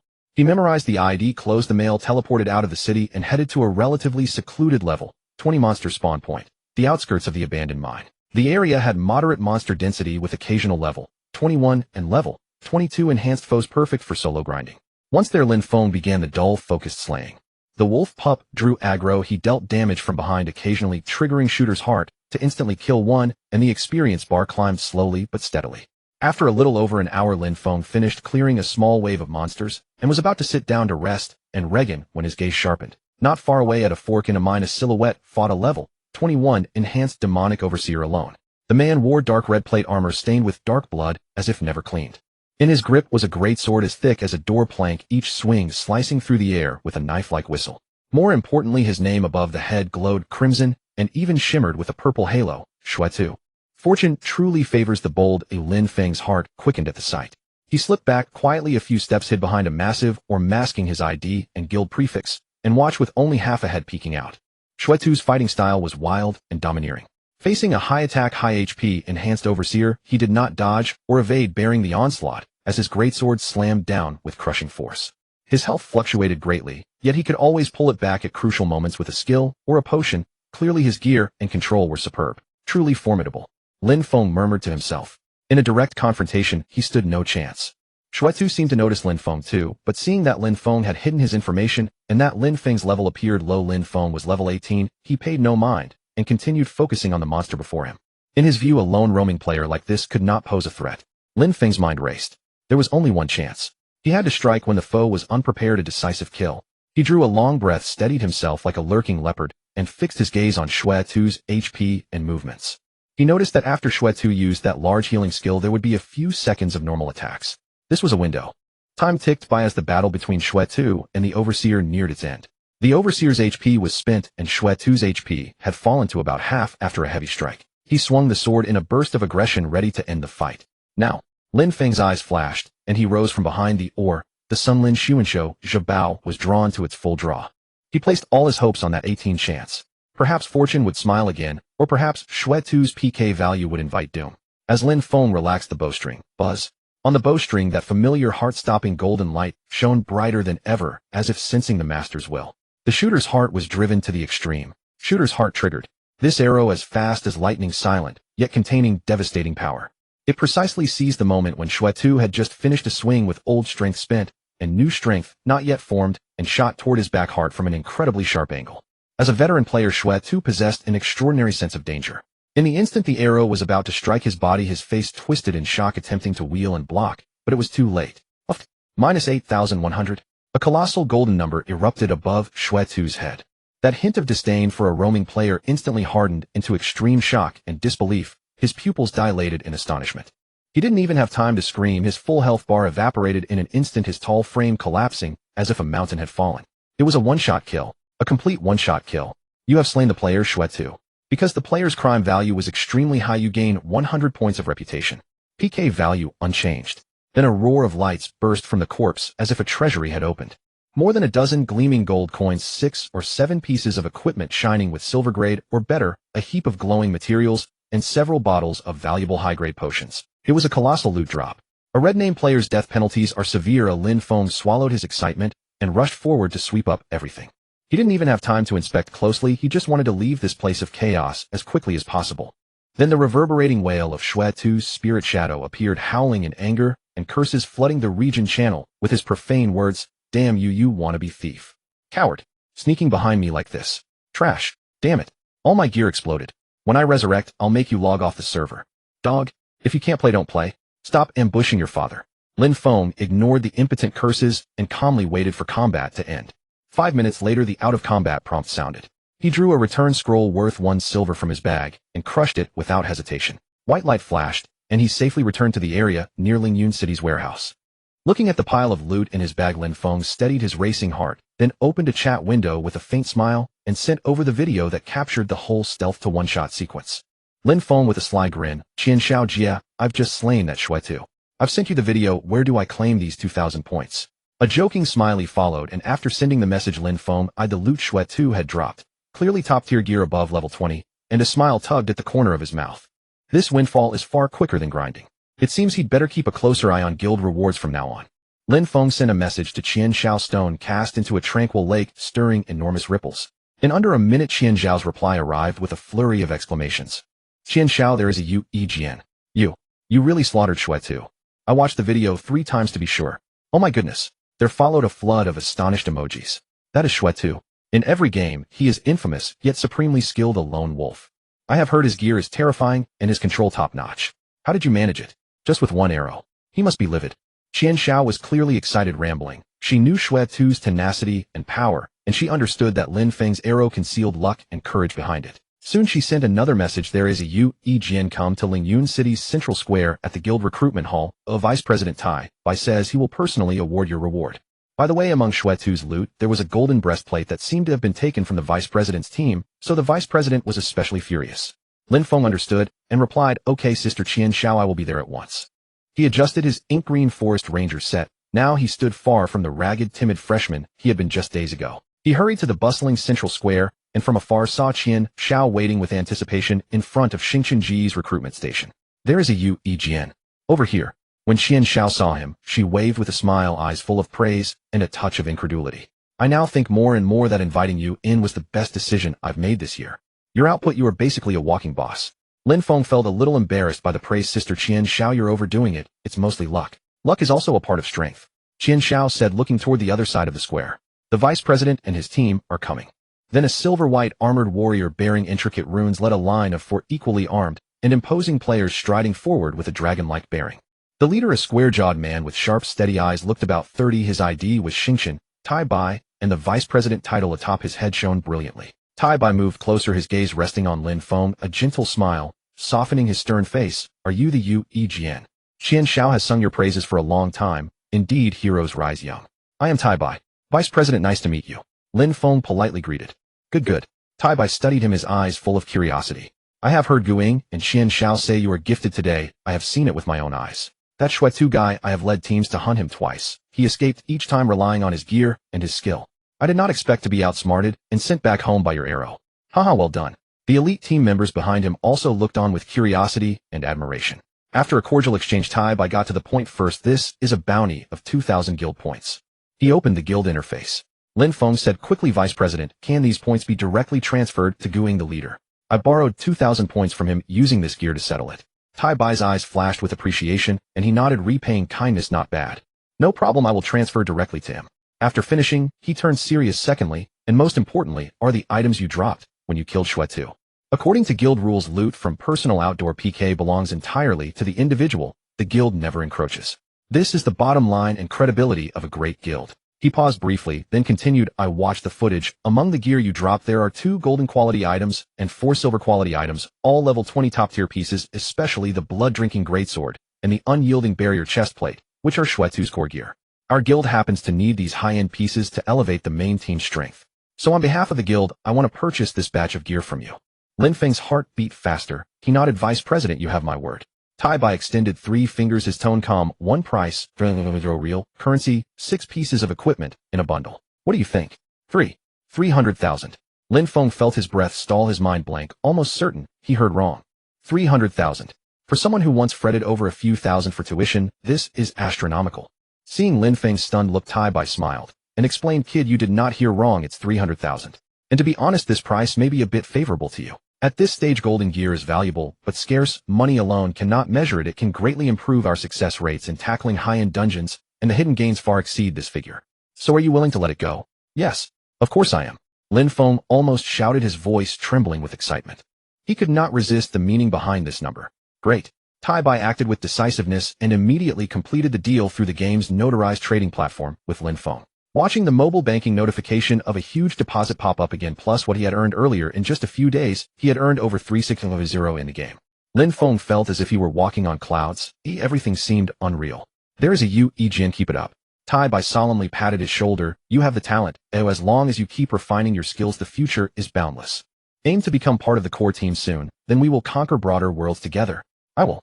Thank you, Vice President. Lin Feng nodded again. The deal completed, Tai Bai led his team away to distribute the newly acquired top-tier gear. Meanwhile, the regional channel had exploded. After Xuetu revived, he went completely crazy, flooding the channel with crude insults, cursing Jin and Xingqiang Gu, vowing to retaliate to the end.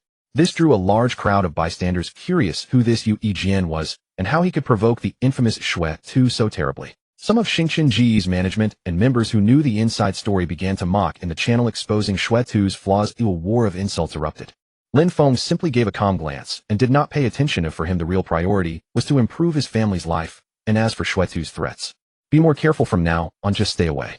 Then Qingqing Ziqin sent a gossip-filled private message, there is a Jin. A few seconds later, Qingqing Ziqin replied with a string of exclamations, 8,100 damage. 1 arrow killed him.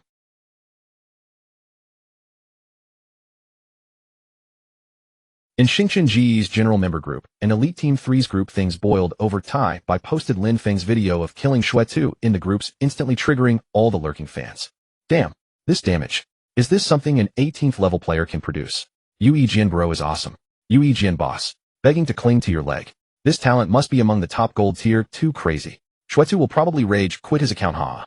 Welcome Jin to join third squad. The usually stern atmosphere in Elite 3's group was broken, and banter flooded the chat. Lin Feng watched the 99 group messages and the countless mentions of him. His scalp tingled, not knowing how to reply. This attention both excited him and made him a little uneasy. He hurriedly replied in the group, thanks everyone, just lucky, and then logged off almost as if escaping. He took off his helmet, and the quiet of the real room stood in sharp contrast to the game's noise. Lin Feng walked to the window looking at the shabby street outside and took a deep breath. 360,000. This money could utterly change his and his family's fate. He immediately opened his sister's old computer and searched for housing prices in the city's outskirts. He planned to buy a modest apartment in the city before his sister started school, not in the city center, perhaps in the suburbs, as long as it was close to his younger brother's schools and convenient for life. Their family could finally leave this remote and poor town and begin a new life. Looking at the listings flashing on the screen, Lin Feng's eyes were full of hope and resolve. This game had truly become the turning point of his life, and he believed this was only the beginning. The game was more than a pastime, it had become the hinge on which his life would turn, and he believed the journey had only begun. After logging off, Lin Feng shared the news of the massive 300,000 yuan sum he earned from selling equipment with his family. Instantly, the cramped rental apartment was filled with an unbelievable sense of joy and excitement. His younger sister Lin Shui widened her eyes, repeatedly verifying the numbers on her mobile banking app, her voice trembling slightly. Brother, 300,000. Is it really 300,000? You're that amazing at playing games. She was exceptionally clever, studying business economics in college and possessing an acute sensitivity to numbers. Because of this, she understood better than anyone what this sum of money truly meant for their family. Had she not been at home every day witnessing her brother toil day and night with his gaming helmet on, she might have suspected he had resorted to some illicit means. Looking at his sister's astonished expression, Lin Feng smiled and gently ruffled her hair. Yeah, your brother got lucky and has a few special tricks in the game. Take this money. I'll leave the house hunting to you. Since you're studying this, you know the market much better than I do. Lin Xuan nodded vigorously, her delicate face filled with solemn resolve. Brother, don't worry. I will definitely find a highly cost-effective apartment close to our younger brother's school. She immediately booted up her computer and began searching for local housing listings, her gaze so focused, she seemed to transition into professional mode instantly. Sitting by the bedside, Lin's parents listened to their children's conversation, their faces beaming with a long-lost heartfelt smile. Mother Lin's eyes welled with tears as she took Lin Feng's hand, her voice choking up. Xiaofeng, you've suffered so much. It's because your parents are so useless. Lin Feng squeezed his mother's rough hand in return, comforting her. Mom, what are you saying? Aren't things getting better and better now? Our family will only prosper from now on. Father Lin, a man of few words, simply gave Lin Feng's shoulder a firm, heavy pat, letting his silence speak volumes. Seeing their eldest son become so successful, the guilt and pressure that had weighed heavily on their hearts for years finally dissipated. The atmosphere during lunch was exceptionally warm, brimming with hope for the future. After lunch, Lin Feng rested briefly before putting on his helmet once more to enter the world of Huanshe. Upon logging in, he immediately saw a message from Commander Guing. Aside from urging him to level up, the message also included a template for an electronic contract. In the message, Gu Ying's tone was ecstatic. You, Yijin. The higher-ups saw the video of you taking down Shuetu and are taking this extremely seriously. This is the preliminary core member cultivation contract we've drafted. The benefits and perks are absolutely maximized. Especially regarding your freedom, it's basically customized to your demands. Take a look quick. Lin Feng clicked open the contract to read it thoroughly. The contract term was 5 years, and the terms were indeed generous: a base salary, high percentage shares of in-game, drops, a full set of equipment provided by the guild, and various allowances. His projected annual income would far exceed that of an ordinary white-collar worker. Furthermore, it explicitly stated that the guild would respect the members' real life, making every effort to accommodate personal schedules for guild activities, offering considerable flexibility. However, the 5-year duration caused Lin Feng to frown slightly. It was not that he lacked a sense of belonging to Xingshan Pavilion, and on the contrary, he was deeply grateful for the guild's appreciation and protection. Yet 5 years was too long, and he felt an instinctive resistance to such long-term confinement deep down. He preferred a relatively free status, and with his family's situation just starting to improve, the future still held many uncertainties. He leaned toward signing for a single year to see how things went first. Since Gu Ying's avatar was currently grayed out, indicating he was offline, Lin Feng carefully drafted his thoughts into a text message explaining his reasons for wanting to shorten the contract term to 1 year and sent it to Gu Ying. Having dealt with the contract matters, Lin Feng redirected his focus to the game. He opened the chat group for the Elite Third Group, which was as lively as ever, with many members forming parties to run dungeons. Noting a party that was currently 4 players looking for one more, specifically lacking a DPS, he sent a message, level 20 normal mine, any spots left? I'm DPS. The moment the message was sent, someone responded immediately. Xingshan Huapao Mage, Boss Yu Yijian. Yes, we have room. Hurry and join. Xingshan Dungeon Warrior, welcome boss. We are at the dungeon entrance. Xingshan Lingyin Priest. Wow, is this the god who insta-killed Shuetu? Please carry us. Xingshan Yang Assassin, join the party quickly. Lin Feng applied to join, and his request was instantly accepted. He teleported to the entrance of the level 20 normal difficulty dungeon mine crisis, where he met his 4 teammates. Huapao was a lively mage, Dunshan was a steady warrior, Lingyin was an adorable priest, and Yang was a cool and elegant assassin. Upon seeing Lin Feng, curiosity and a hint of excitement flashed in all of their eyes. Huapao circled Lin Feng, clicking his tongue in admiration. Boss, the stats on your bronze set are amazing. That arrow in yesterday's video was so cool. How did you do it? Dunshan, being more composed, nodded in greeting. Brother Yu Yijian, sorry to trouble you. Lingyin said with a giggle. Great God, please look after us later. I've got plenty of heals. Yang merely nodded subtly, though interest lingered in her eyes. Lin Feng smiled. No need to be so polite, everyone. Just call me Yu Yijian. Let's enter the dungeon. Having experienced the difficulty yesterday, Lin Feng was even more adept at the progression of the normal difficulty dungeon. He was no longer a novice who required constant care from his teammates. His positioning and the timing of his damage output were executed with impeccable precision. As the battle commenced, Lin Feng's terrifying DPS once again became the center of attention. Whoosh, whoosh, double shot, -85, -85, whoosh, -106. With his upgraded equipment, his basic attacks dealt immense damage to the normal difficulty monsters. What was even more heart-stopping was the golden light that erupted from time to time. Heart of the Archer triggered. Level 18 probability bang. -8,100. The golden damage number, close to 10,000, was as dazzling as the sun. Every time it appeared, it meant a full health mob, or even an elite monster, was instantly vaporized. Holy cow! An instant kill. Huapao shrieked, nearly forgetting to cast his spell. Dunshan, who was tanking the mobs, couldn't help but look back, his lips twitching. Lingyin's mouth formed a perfect her healing spell, delaying by a beat. Even the perpetually cold Yang revealed a look of shock. Boss, is your talent a bug? Huopao swallowed hard. Lin Feng replied humbly while firing, just luck, the trigger rate isn't that high. But his teammates knew that this was absolutely not just luck. This devastating burst of power played a decisive role in clearing the dungeon. The groups of monsters that originally required cautious pulling and clearing were no longer intimidating under Lin Feng's overwhelming dominance. The party cleared the dungeon at an extremely rapid pace, with experience points soaring. Over the course of the afternoon, the team completed the normal mine dungeon 4 consecutive times. Just after 6 in the evening, as the golden light of completing the final dungeon run bathed his body, Lin Feng's level finally broke through the bottleneck. Congratulations. You have leveled up to level 20. Your talent, Heart of the Archer, has leveled up. Current trigger probability 20. Finally level 20. Lin Feng let out a long breath. His haul from the afternoon also included 5 or 6 pieces of level 20 black iron and common tier equipment, along with over 120 silver coins. A highly respectable return. The other 3 members of the party needed to log off for dinner, bidding farewell to Lin Feng one by one. Huopao, still eager for more, said, Boss Yuejian, let's run it again tomorrow. Running dungeons with you is just too efficient. Dungeon, brother, this speed is absolutely incredible. Lingyin, bye-bye, great god. Yang also uncharacteristically said, see you tomorrow. Logging off the game, he removed his helmet. In reality, the aroma of home-cooked food wafted through the small apartment. His twin younger brothers, both in their senior year of high school, had returned home for the weekend. They had already heard from their parents and sister about their brother's exploits of slaying all before him and making a fortune in the game, and they were now eagerly waiting for Lin Feng to emerge. At the dinner table, the 2 younger brothers flanked Lin Feng, peppering him with one question after another. Brother, can you really insta-kill a super expert with just 1 arrow in the game? Brother, are you the strongest archer in the entire server now, eh? Is the game really that fun? Once I finish the Gaokao, you have to carry me too. Brother, how much money can you make now? Have you become filthy rich? Looking at his brother's admiring and curious eyes, Lin Feng felt a warm sensation in his heart. He patiently answered their questions, and the dining table was soon filled with laughter and joy. In his heart, protecting his family's smiles was the greatest motivation for him to keep growing stronger. After dinner, Lin Feng helped clean up the dishes, his heart already looking forward to the night's activities. Reaching level 20 meant he could once again challenge the infinite trial. He wondered what kind of surprises awaited him this time. Could his infinite quiver be upgraded once more? His path to power was about to unveil a brand new chapter. Shortly after 7 in the evening, Lin Feng logged back into the game. Leader Guiying was still offline, and the thoughts Lin Feng had sent regarding the contract duration remained unanswered. Lin Feng was in no hurry. His immediate priority was to enhance his own strength. Taking a deep breath, he retrieved the infinite voucher, an item brimming with boundless possibilities, from his inventory. Use. The voucher once again radiated a gentle, yet powerful white glow enveloping Lin Feng. A sensation of spatial warping washed over him, and in the next instant he found himself in a trial space entirely different from the one at level 10.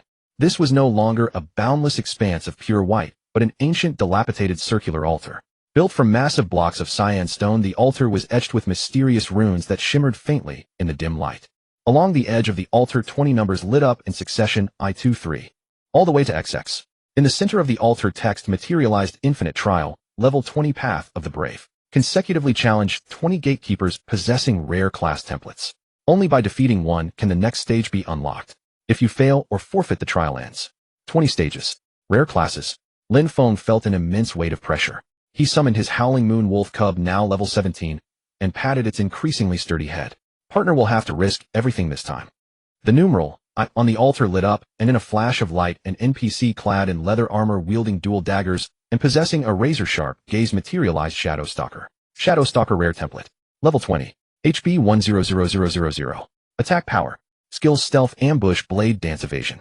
The battle erupted in an instant. The Shadow Stalker vanished directly into stealth, leaving Lin Feng completely unable to track his movement. In the next instant, a chilling sensation assailed him from behind. Little wolf. Lin Feng cried out in alarm. The wolf cub roared a warning, and Lin Feng lunged forward almost purely on instinct. Swoosh. The dagger grazed his back, dealing minus 580 damage. Such high attack power. Lin Feng rolled away awkwardly, drawing his bow to counterattack at the same time. However, the Shadow Stalker's evasion was incredibly high, causing most of the arrows to miss. Furthermore, his blade dance skill blanketed a massive area, forcing Lin Feng and the little wolf to dodge constantly. This battle was exceptionally grueling. Lin Feng was completely on the defensive, his health steadily depleting. He could only rely on the wolf cub's distractions and his own high agility to barely hold his ground, patiently waiting for that 20 miracle. Finally, when his health dropped to a mere third, a golden light flashed. Heart of the Archer triggered. Bang. -21200. Immediately following, that was another flurry of attacks. The first stage was cleared with relative ease. However, this was only the beginning. The subsequent gatekeepers grew increasingly absurd. Stage 2 Guardian of Nature Druid. It could transform into a giant bear to tank at the front and heal itself along with its summoned vines. It drove Lin Feng to near despair, and he only barely cleared it by triggering his talent twice in a row. Stage 3 Runic Swordsman. Its attacks carried various elemental effects, freezing, burning, and paralysis, making things miserable for Lin Feng and constantly hindering his movements. Stage 4 Soul Reaper. Similar to a necromancer, it summoned a sea of skeletons and cast curses to lower Lin Feng's stats. Lin Feng and the wolf cub were beaten to a miserable state under the relentless onslaught. Stage 5 Thunder God of War. Its attacks carried chain lightning, and its speed was incredibly fast. Lin Feng had to push his disengage skill to its absolute limit to barely dodge the lethal strikes. Every stage was an excruciating ordeal. Lin Feng's health fluctuated like a roller coaster, and his potions were quickly depleted. The wolf cub also hovered near death multiple times, surviving only because Lin Feng recalled it to the pet space in the nick of time. His nerves were stretched to their absolute limit, and sweat soaked his virtual robes. Stage 18 Time Space Wanderer. It could blink short distances and create time-slowing zones. Unpredictable and bizarre, it caused several of Lin Feng's attacks to miss, plunging him into perilous situations. Stage 19 Dragon Blood Warrior. Possessing extremely high defense and a massive health pool of 3-0, Lin Feng's basic attacks felt like mere tickles. He had to rely entirely on talent triggers, grinding it down for a full 5 minutes before finally defeating it. Stage 20 Prophet of Holy Light. Seamlessly blending offense and defense, it possessed astonishing healing capabilities and could unleash holy blasts. Lin Feng was pushed to his absolute limit, nearly running out of resources. At the final moment, the wolf cub sacrificed itself in a desperate pounce to buy him half a second of opening, barely triggering his talent to deliver the decisive blow. When the final gatekeeper collapsed, Lin Feng was on the verge of collapse. Slumping onto the altar, he panted heavily. The 20 high-intensity battles had been an immense test of his mental fortitude. The altar erupted in a brilliant light, and the reward descended, a plain-looking black waste bag. You have obtained a special item, Infinite Backpack, Black Quality. Infinite Backpack, Black Quality Bound. Slot Special Container. Equipment requirement: clear the level 20 Infinite Trial. Attributes: 1. Infinite space provides unlimited storage slots to categorize and store any non-living items. 2. Weight zeroing items placed inside the backpack do not contribute to the character's weight limit. 3. Absolute security: this backpack is soul-bound to the character. Items within will not drop upon death. Description: a wondrous object infused with the laws of space, a treasure coveted by all adventurers. Another black quality item. Although its functions were utility-based, its value was truly immeasurable. Infinite space meant he would never have to worry about inventory slots again, allowing him to gather materials to his heart's content. Weight enabled him to carry vast amounts of supplies, and keeping his items upon death provided an immense sense of security. Following the rush of ecstasy came a wave of deep fatigue. Exiting the trial space, he saw that the real-world time was approaching 9 in the evening. At that moment, Guy's reply finally arrived. Eugen, I've forwarded your thoughts to the higher-ups. A 1-year contract is acceptable, but accordingly the base salary and fixed benefits will be a tier lower than a 5-year contract. Most of your income will depend on your in-game performance and output share. What do you think? Lin Feng gave it some careful thought. This actually aligned better with his expectations. Tying income to contribution was fairer and offered more freedom. He replied, Leader, I think this works. I accept. Guy replied instantly, great. Straightforward. Tomorrow morning at 9 the official electronic contract will be sent to you via the in-game mail system. Take a close look, and if there are no issues, you can just sign it online. Alright, thank you, Leader. With the contract matters settled, Lin Feng headed to the class hall. At level 20, he could learn more skills. After some consideration, he selected 5 new skills. Freezing Arrow, 20 silver coins, fires an icy arrow dealing 110 damage and slowing the target by 40 for 4 seconds. Serpent Sting, 15 silver coins, inflicts a poison effect on the target, dealing a small amount of damage per second for 12 seconds. Hunter's Mark, 10 silver coins, marks a target, increasing all damage they take by 5 for 30 seconds. Raptor Strike, melee skill, 10 silver coins, swiftly strikes a close-range enemy, with the bow dealing a small amount of damage and knocking them back. True Shot Aura, passive, 30 silver coins, increases the attack power of himself and nearby party members by 5. With his skill bar filled once more, his combat options grew even more versatile. Having finished learning his skills, Lin Feng took the little wolf and prepared to head to the level 20 monster zone outside the city to level up a bit more and stabilize his level 20 standing. He chose a secluded spot where level 20 demonic cheetahs spawned. However, just as he finished killing 2 cheetahs, a bone-chilling intent to kill instantly locked onto him from behind. Lin Feng's hair stood on end as he whipped his head around. Not far away, a figure slowly stepped out from the shadows. It was none other than Shuido. He had put on a set of backup gear that also looked decent, but the malice and madness in his eyes were practically overflowing. He had actually tracked him all the way here. You little bastard. I've finally caught you. Shuetu's voice was like a freezing wind from the netherworld. He glared at Lin Feng as if wishing to devour him alive. You think you can just get away with taking my gear? If I don't hunt you back to level 0 today, I'll take your last name. Lin Feng's heart leaped in shock. Without a moment's hesitation, he spun around and fled. He knew that in a head-on clash, he was absolutely no match for this veteran player, whose gear skills and level all surpassed his own. Trying to run. Shuetu sneered, unexpectedly summoning a skeletal warhorse radiating black flames, the nightmare mount. Its speed far exceeded that of a running player. Damn, Lin Feng cursed under his breath. Pushing his agility of over 100 to its absolute limit, he cast Hunter's Mark and Serpent Sting on his pursuer, fleeing for his life toward higher-level monster zones without looking back. Riding the nightmare, she would have moved incredibly fast, rapidly closing the distance. Lin Feng could even hear the thundering hooves and the rushing wind behind him. He desperately used trees and boulders as cover, constantly changing directions. He used his disengage skill the moment it came off cooldown, narrowly evading Shuetu's charges and long-range skill light of retribution. 780. A sphere of light grazed Lin Feng's body, breaking him out in a cold sweat. With one pursuing and the other fleeing, they quickly burst out of the level 20 monster zone, entering level 25 or level 30. And even hurtling toward the level 40 monster zone marked with a red danger signal on the map. The surrounding monsters grew higher in level and massive in size, emitting a terrifying aura. Lin Feng dared not stop for even a second. He knew that if he were touched by even a single level 40 monster, he would be instantly killed. Shuetu had clearly lost his mind, as while pursuing relentlessly. The nightmare's speed advantage was simply too great. Just as he was about to catch up, the spear in Shuetu's hand began to glow with skill light, ready to skewer Lin Feng right through. Lin Feng gritted his teeth, glancing at his sliver of remaining health, and then at a wandering mountain-like level 40 thunder rhino ahead. A ruthless glint flashed in his eyes. No more running. Rather than being hunted to death, he would take a gamble and redirect the threat. He suddenly halted, spun around to face the charging Shuetu, and drew his bow to its maximum, seeking death. Seeing Lin Feng actually dare to turn around, Shuetu laughed in extreme anger, thrusting his spear straight forward. At this critical juncture, the arrow Lin Feng released was no ordinary projectile, but his newly learned skill, freezing arrow. Swoosh. The arrow, laden with freezing energy, accurately struck the newly startled thunder rhino right beside Shuetu. 1. Force damage. At the same time, the freezing effect triggered, coating the thunder rhino in a thin layer of frost and slowing its speed. More importantly, this single arrow successfully diverted the thunder rhino's aggro onto Shuetu and his nightmare, who were closer and presented a much larger target. Roar.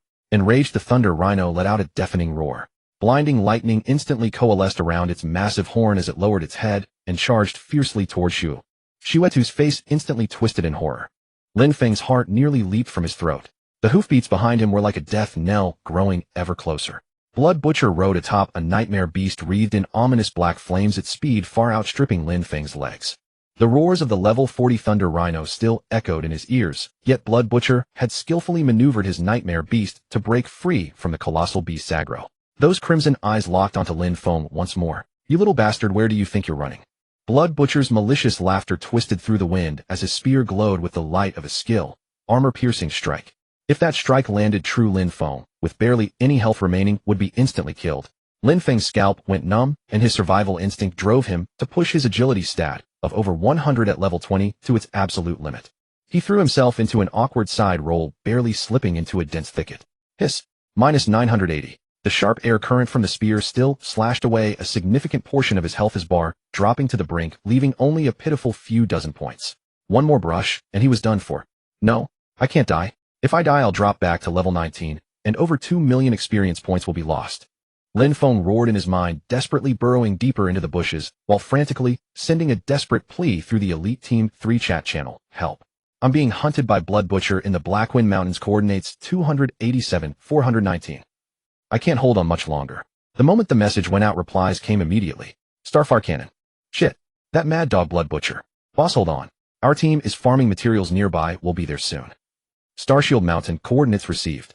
Hold on for 5 minutes. Starboltone, don't worry, Yuijin. We're very close, arriving now. Seeing his teammates' responses, Lin Feng felt slightly reassured, but the killing intent behind him did not lessen in the slightest. He dared not stop using trees and rocks as cover, desperately weaving in erratic movements, while continuously casting the newly learned frost arrow to slow Blood Butcher's pursuit. Whoosh. An arrow wreathed an icy cold energy shot toward Blood Butcher. But he merely snorted contemptuously, and with a light sidestep of his nightmare beast, the arrow missed by a hair's breadth, spawning a glaring miss. Trifling tricks. Blood Butcher's gaze was ice-cold. His combat experience was exceptionally rich, his ability to anticipate skills terrifyingly precise. Lin Feng's crude archery seemed full of gaping flaws in his eyes.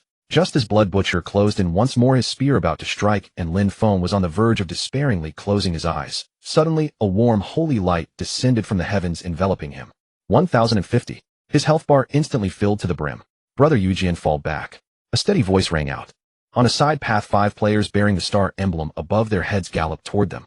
At their lead was Shield Mountain, the one who had responded in the channel moments ago. Clad in heavy plate armor and wielding a tower shield that gleamed with bronze luster, he resembled a moving fortress. Behind him, the mage cannon waved his staff, and a massive ice spike whistled forth, striking Blood Butcher with pinpoint accuracy. Simultaneously, pale cyan currents swirled around his body. Talent Wind Affinity Blue activated. The ice spike's flight speed increased, gaining a slight piercing effect.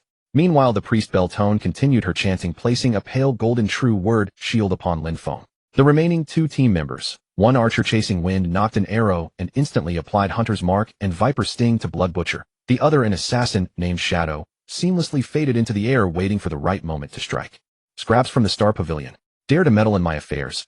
Struck by the ice spike, Blood Butcher's pace slowed, his visage darkening with heightened murderous intent. Yet he showed no signs of panic. Instead, he erupted into maniacal laughter as dazzling golden light exploded from his body. Talent Warriors will purple activated. All attributes increased by 25. Resistance to abnormal statuses significantly enhanced. Instantly, the slow effect on him became barely perceptible. Plowing through Shield Mountain's taunt and charge, he slammed his spear hard into the shield. Clang! A tremendous crash echoed. Minus 588. A shocking damage number sprang from Shield Mountain's head, sending him stumbling backward 2 steps, his health bar visibly dropping. This was the terrifying offensive power conferred by purple talents paired with full silver tier gear. Such fierce attack power. Heal up. Shield Mountain's expression shifted, and he roared. Beltone's healing spell landed immediately, but Blood Butcher's assault came like a violent storm. His spear swept across, driving back the approaching assassin Shadow once more. Cannon's wind blades and chasing wind's arrows struck Blood Butcher, yet their damage was substantially mitigated by his high defense and talent resistances. Seizing the opportunity, Lin Feng unleashed furious attacks, chaining double shot with basic attacks, sending arrows raining down like beads. But Blood Butcher's positioning was too bizarre. Mounted on his nightmare beast, he darted and evaded within a small area. 8 or 9 out of 10 of Lin Feng's attacks were easily dodged, and the occasional hit that connected dealt limited damage. His attention was clearly focused mostly on Lin Feng, obviously deeply wary of that terrifying 100-fold damage. Damn it, this guy's slippery as an eel. Cannon cursed in frustration. The battle had reached a stalemate. Though Blood Butcher couldn't quickly eliminate any of them 1-on-6, his exceptional skill, powerful talents, and mount advantage kept him from falling behind. He even forced Shield Mountain into perilous situations. Trash is trash. What does numbers have to do with it? Today I'm going to kill this sneaky bastard. As he attacked, Blood Butcher provoked with vicious words, attempting to enrage Lin Feng. Lin Feng pressed his lips into a thin line, his gaze cold, yet his heart grew increasingly anxious. He kept checking the team channel, hoping for reinforcements. Soon good news echoed through the channel again. Yijian, hold on. The second squad is arriving immediately. The third squad just cleared the dungeon, send coordinates. Blood Butcher seemed to sense something as well. His assault slackened, and those crimson eyes scanned the battlefield before he sneered, "Humph, consider yourselves lucky. I have matters to attend to today. Next time I'll take your dog life." With that said, he showed no intention of lingering in battle. He sharply turned his nightmare beast, black flames erupting around it as speed surged, the beast launching forth like an arrow loosed from a bow. After several bounds, it vanished into the deep forests. The gold quality mount speed was simply beyond their ability to pursue. Damn it, he got away. Shield Mountain holstered his shield, panting heavily, still shaken. This Blood Butcher is too fierce. Fighting 6 of us alone. Chasing Wind gazed at the direction where Blood Butcher disappeared, his face etched with awe. Beltone approached Lin Feng and asked with concern, "Yijian, are you all right?" Lin Feng shook his head and bowed sincerely to the 5. "Thank you. Thank you all. If you hadn't arrived in time, I would have died here today." Cannon drifted closer, eyeing Lin Feng curiously. "Boss, what exactly does that instant kill Blood Butcher talent look like? Why didn't you use it just now? Let us see it." Lin Feng smiled bitterly. "The activation probability depends on luck, and Blood Butcher dodges too quickly. I can't even land a hit." Shield Mountain patted Lin Feng's shoulder, his expression grave. "Yijian, your talent is too conspicuous. Someone like Blood Butcher, who resents every slight, will definitely target you from now on. You need to strengthen your abilities quickly, especially your mechanics and survivability. Relying solely on talent won't be enough." Lin Feng nodded heavily. These words struck home. Through this battle, he had completely realized the enormous gap between himself and true masters. Relying on luck was never a sustainable path. After a few more courteous exchanges and confirming Lin Feng was safe, Shield Mountain squad continued their leveling journey. Lin Feng dared not linger outside any longer. As soon as the combat timer expired, he immediately used a town portal scroll. Back in the safety of Lingyun City, watching the bustling crowds, Lin Feng's tense nerves finally relaxed. But within his heart, an unprecedented desire for strength ignited. I can't keep going like this. He clenched his fists, his gaze resolute. I must improve my skills as soon as possible. Next time I'll defeat him with my own strength head on. Lin Feng, still shaken from the harrowing moment, had just returned to Toyin City safe zone when an urgent alert blared. It was Xingqian Guiying. There's a scoundrel. Word is blocked by Bloodslaughter's Mad Dog. Are you alright? Lin Feng, thank you, Captain. I'm fine thanks to Shield Mountain and the others arriving in time. Damn, this bastard dares to act high and mighty. Perfect timing. I just received word from our peripheral brothers that a level 25 boss, the lava giant Ragros, has appeared on Blackstone Mountain and no one has touched him yet. I'll take you to witness a grand scene to calm your nerves. And let those bastards see what happens to anyone who dares threaten Xingqian Go. Lin Feng's heart surged at the thought of a lord-level boss. He still remembered the thrilling risk and rich rewards of single-handedly slaying a level 20 Wolf King, the experience and pristine drops making his heart race. And a level 25 lord has more HP, stronger, but the rewards will be even more astonishing. Lin Feng, alright. Captain, what should I prepare? No special preparations are needed, just stock up on supplies and be ready. Coordinates Blackstone Mountain 512, 887. Hurry over. The guild's elites were already there. Lin Feng quickly stocked up enough potions and arrows. Even though the infinite quiver requires no ammo, he bought some to look the part, summoned a howling moon wolf pup, and used an expensive fixed teleport scroll to arrive directly at the mountain's base. As soon as he stepped out of the teleporter, a scorching wave hit his face, and the air reeked of sulfur. Blackstone Mountain loomed overhead, its cracks bleeding a dark red glow as if lava flowed within. Arriving at the coordinates, he found a relatively flat dark rock plain, where over 20 players stood neatly, all bearing the prefix Xingqian. Their levels hovered around 2,224, gear gleaming. The lowest was bronze mixed with dark iron, while a few core members radiated the distinct luster of silver. Guiying stood at the front like a steel tower, bearing a silver glint heavy shield that exuded authority. Seeing Lin Feng approach, Guiying waved, "This way, Lin Feng. I've reserved a spot for you." The squad's eyes fixed on Lin Feng, curious, assessing, and hopeful. They had heard that this new arrival, the treasure shooter, possessed a terrifying golden talent. Guiying gave a brief introduction. "This is Yu Jian, our guild's new core damage dealer. Yu Jian, these are the brothers in the guild. When I give the command, go all out." "Hello everyone," Lin Feng greeted, a touch reserved. A burly priest with the ID Xingqian Nai Dali grinned. "How is it you who blew up Bloodslaughter's son of a gun?" "That's awesome. Later big brother will show you what you're capable of." Another voluptuous woman in leather, the rogue Xingqian Mei, Ing threw a sly wink. "Little brother, stand behind me for now. Oh, I'll protect you." The mood was relaxed. Clearly this elite squad had long since harmonized. Guiying cleared his throat, turning serious. "Enough chatter. Let's get to it." Target level 25 Lord Ragros, the lava giant. HP 800, extremely high defense, fire resistance, near max physical defense, strong as well. As for skills, the known ones are Molten Fist, single target, high damage, Lava Rift, cone-shaped eruption, and Magma Eruption, large area damage when HP falls below 30. Everyone ready yourselves. The main tank is me, Sub T Xingqian Shield Mountain. Make sure you switch hate and healing pressure smoothly. The healers split into 3 squads. Nidally, you lead one squad to handle the main tank. The other 2 squads support the rest of the guild. DPS stay spread out, melee dodge ground skills. Yu Jian, your output is high, but be mindful of threat. Follow my orders when I tell you to stop, don't greed for extra hits. Understood. Understood. The chorus answered in unison, momentum surging. Good. Buff up, prepare to pull the boss. With Guiying's command, various buffs lit up on each team member. The priest's word of fortitude increased endurance, the mage's arcane wisdom boosted intelligence, the archer's impact aura raised attack power. Lin Feng also applied hunter's mark and impact aura to himself and the howling moonwolf pup. Guiying inhaled deeply, raised his shield, and charged with a bold clash, slamming into the distant figure, the lava giant Ragros. The giant was formed from cooled black rock and scorching lava, over 5 meters tall, its eyes like 2 burning braziers. It roared at the challenge and swung a massive fist toward Guiying. Boom. Minus 1,258. A huge damage number jumped above Guiying's head, yet his health bar remained thick and unmoving, firmly holding the threat. Ranged fire. Melee target the back. Healers keep up. Guiying's steady voice rang over the team channel. In an instant, a rainbow of skill auras bloomed like fireworks. Mages, fireballs, ice lances, archers, arrows, warlocks, shadow arrows poured down on the lava giant like rain. Lin Feng crouched in the back row, drawing the forest ranger's longbow. He didn't rush to use skills. He began with normal attacks to feel the rhythm. Whoosh. Minus 105. Whoosh. Minus 105. His normal attack damage was already mid to high for the team. The Howling Moon Wolf Pup heeded orders, staying by Lin Feng's side rather than rushing forward. The battle progressed in an orderly fashion. Guing kept aggro very steadily. Most of the Lava Giant's hits were blocked by his sturdy shield. The healer's spells, precise as instruments, kept everyone's HP in safe ranges. Occasionally the Lava Giant would use magma rift, the ground splitting and searing lava erupting to cover a fan-shaped area. But the team was clearly experienced. They moved early and spread out. A few slower players were singed and lost some HP, quickly topped off by heals.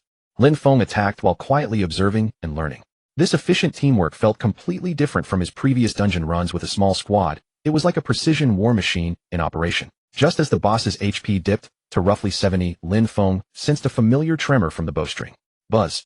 The archer's heart triggers. Level 20 chance, a brilliant golden light wound around the arrow fired, tearing space, like lightning, precisely striking the Lava Giant's molten core. Boom. Minus 11,000. A colossal golden damage number erupted from the Lava Giant's head like a sun. The team channel fell silent for a moment, then erupted with cheers. Damn. 11,000 damage. What kind of output is this? Golden talent. Too crazy. Even the Lava Giant staggered from the sudden arrow. A painful roar rang out, and on the hate list Lin Feng's name surged, nearly overtaking Gu Ying's. Yu Yijian. Stop. Stop now. Gu Ying shouted in alarm. All ranged, slow down DPS. Healers prepare to buff me up massively. Lin Feng himself jumped, and startled, he stopped attacking at once, fear gnawing at him. The hatred pull had been too fierce. Fortunately, Gu Ying's experience shone through. He immediately used the warrior's high hate skill's armor break and taunt, barely pulling the rampaging boss's attention back to himself. The healers scrambled to stabilize Lin Ying's rapidly dropping HP. Yu Yijian, control your output. Your damage is explosive. When I command you to unleash, you let it fly. Understood, Captain. Lin Feng replied quickly. From then on, Lin Feng fought more carefully, only going full throttle during Gu Ying's commanded burst phase. Even so, the occasional 100-fold crit still kept the team's progress moving forward. The Lava Giant's health steadily fell 60, 50, 40. When it dropped below 30, the giant roared to the sky, lava illuminating its body in a blinding glow. Everyone be careful. Magma eruption. Spread out. Maximum range DPS. Healers ready for group buffs. Gu Ying warned in a sharp tone. Centered on the Lava Giant, the ground instantly turned into a crimson molten sea, searing heat winds rolling and dealing 300 fire damage per second to anyone within the area. Several frontline melee players reacted slowly. Their HP surged like a flood. Despite healers' frantic attempts, 2 warriors and 1 rogue fell to back-to-back critical hits. The fallen brothers, don't release your souls. Return with your corpses. Everyone else hold on. The boss is almost down. Gu Ying's voice remained calm, standing at the front. HP fluctuated like a roller coaster, but stayed resilient. Lin Feng and all ranged players retreated to maximum range, pushing damage while braving the burning. His escape skill proved crucial, used to reposition and dodge erupting lava columns. The final phase of the battle was brutal, but the Xingqian Gu elite team proved their prowess. After sacrificing 4 melee teammates, the Lava Giant finally let out a reluctant cry and collapsed, turning into a heap of cooling rocks and a shower of loot light. System announcement: congratulations to the player team Xingqian Gu, Yingyu, Yijian, Xingqian, Shield Mountain, etc. for defeating the level 25 Lord Boss Lava Giant Ragros and earning the first kill reward. Each participant received 500 experience and 1000 reputation. The massive experience values caused the surviving members, including Lin Feng, to light up with upgrade animations one after another. Lin Feng's experience bar jumped from about level 20 with 90 to level 21 plus 5. The leveling speed was rocket fast. Congratulations, you have reached level 21. Your talent, Archer's Heart, has leveled up. Current trigger chance now 21. The team channel erupted in triumphant cheers. Gu Ying began to organize looting. The 800 HP boss dropped heaps of coins. After fair division, each person walked away with over 30 silver coins. A trove of mid and high tier materials lay gleaming. Each person also received a lava core, a rare material. The main event, of course, was the gear. 2 gleaming golden glows and several silver glows stood out prominently. Ragros's Heart of Lava Golden Equipment Necklace. Slot Necklace. Level 25. Stats: Spirit 15, Constitution 10, Fire Resistance 30. Effect: wearing reduces fire damage by 10. An exquisite necklace for mages and priests. Giant Stomper Boots Golden Equipment. Slot Boots. Level 25. Def 35, Strength 8, Move Speed 7. Effect: on movement, there's a chance to trigger Steadfast, which grants immunity to knockback and daze for 1 second. Top tier gear for warriors and knights. There were also 3 other decent 25 level silver pieces, 2 bronze pieces, a rare skill book, Flame Barrier Mage skill, and a Lava Walking Mount Rain, Lava Walk Beast Mount Rains. All loot was stored by Gu Ying in the guild warehouse. 25 participants each earned 200 guild points. For Lin Feng this was another substantial fortune. Brothers, you fought well today. Guing beamed. Fallen brothers can come back to me for compensation when they respawn. Now disperse and rest. People exchanged farewells with excitement, chatting about the danger they'd just faced in the bountiful harvest. Guing walked to Lin Feng, patted his shoulder. You Jian, decent performance. Your output is strong, but your hate management needs work. Come follow me back to the city. There's something I need to tell you. Approaching Lingyun City's warehouse, did not hurry to leave. Instead, he pulled Lin Feng aside, his expression serious, and said, there's a jerk. Today you saw him during the boss fight. Your talent is top tier, but talent alone won't take you far in this game, especially since you're being watched by someone like Shui too. Captain, I know my mechanics are indeed poor. Not that it's bad, it's that I lack systematic and targeted training. Guing waved a hand. You're following an ultra-quick archer path, low attack fast, but your physique is as fragile as paper. This requires exceptionally high accuracy, precise anticipation, flashy movement, and top-tier battlefield awareness. You can't rely on talent to one-shot others all the time, that's luck-based. I suggest after you log off you should study PKs and dungeon videos from those top archer masters on game forums. For example, on the Korean server, the player Feng Xing Tianxia, on the NA server, Yi Ying, and the chief sharpshooters from several veteran clubs on our server. Don't just watch for excitement. Study the details: how they clamp attack range, how they use terrain, how they maintain high accuracy while moving, and how they respond to rushes from different classes.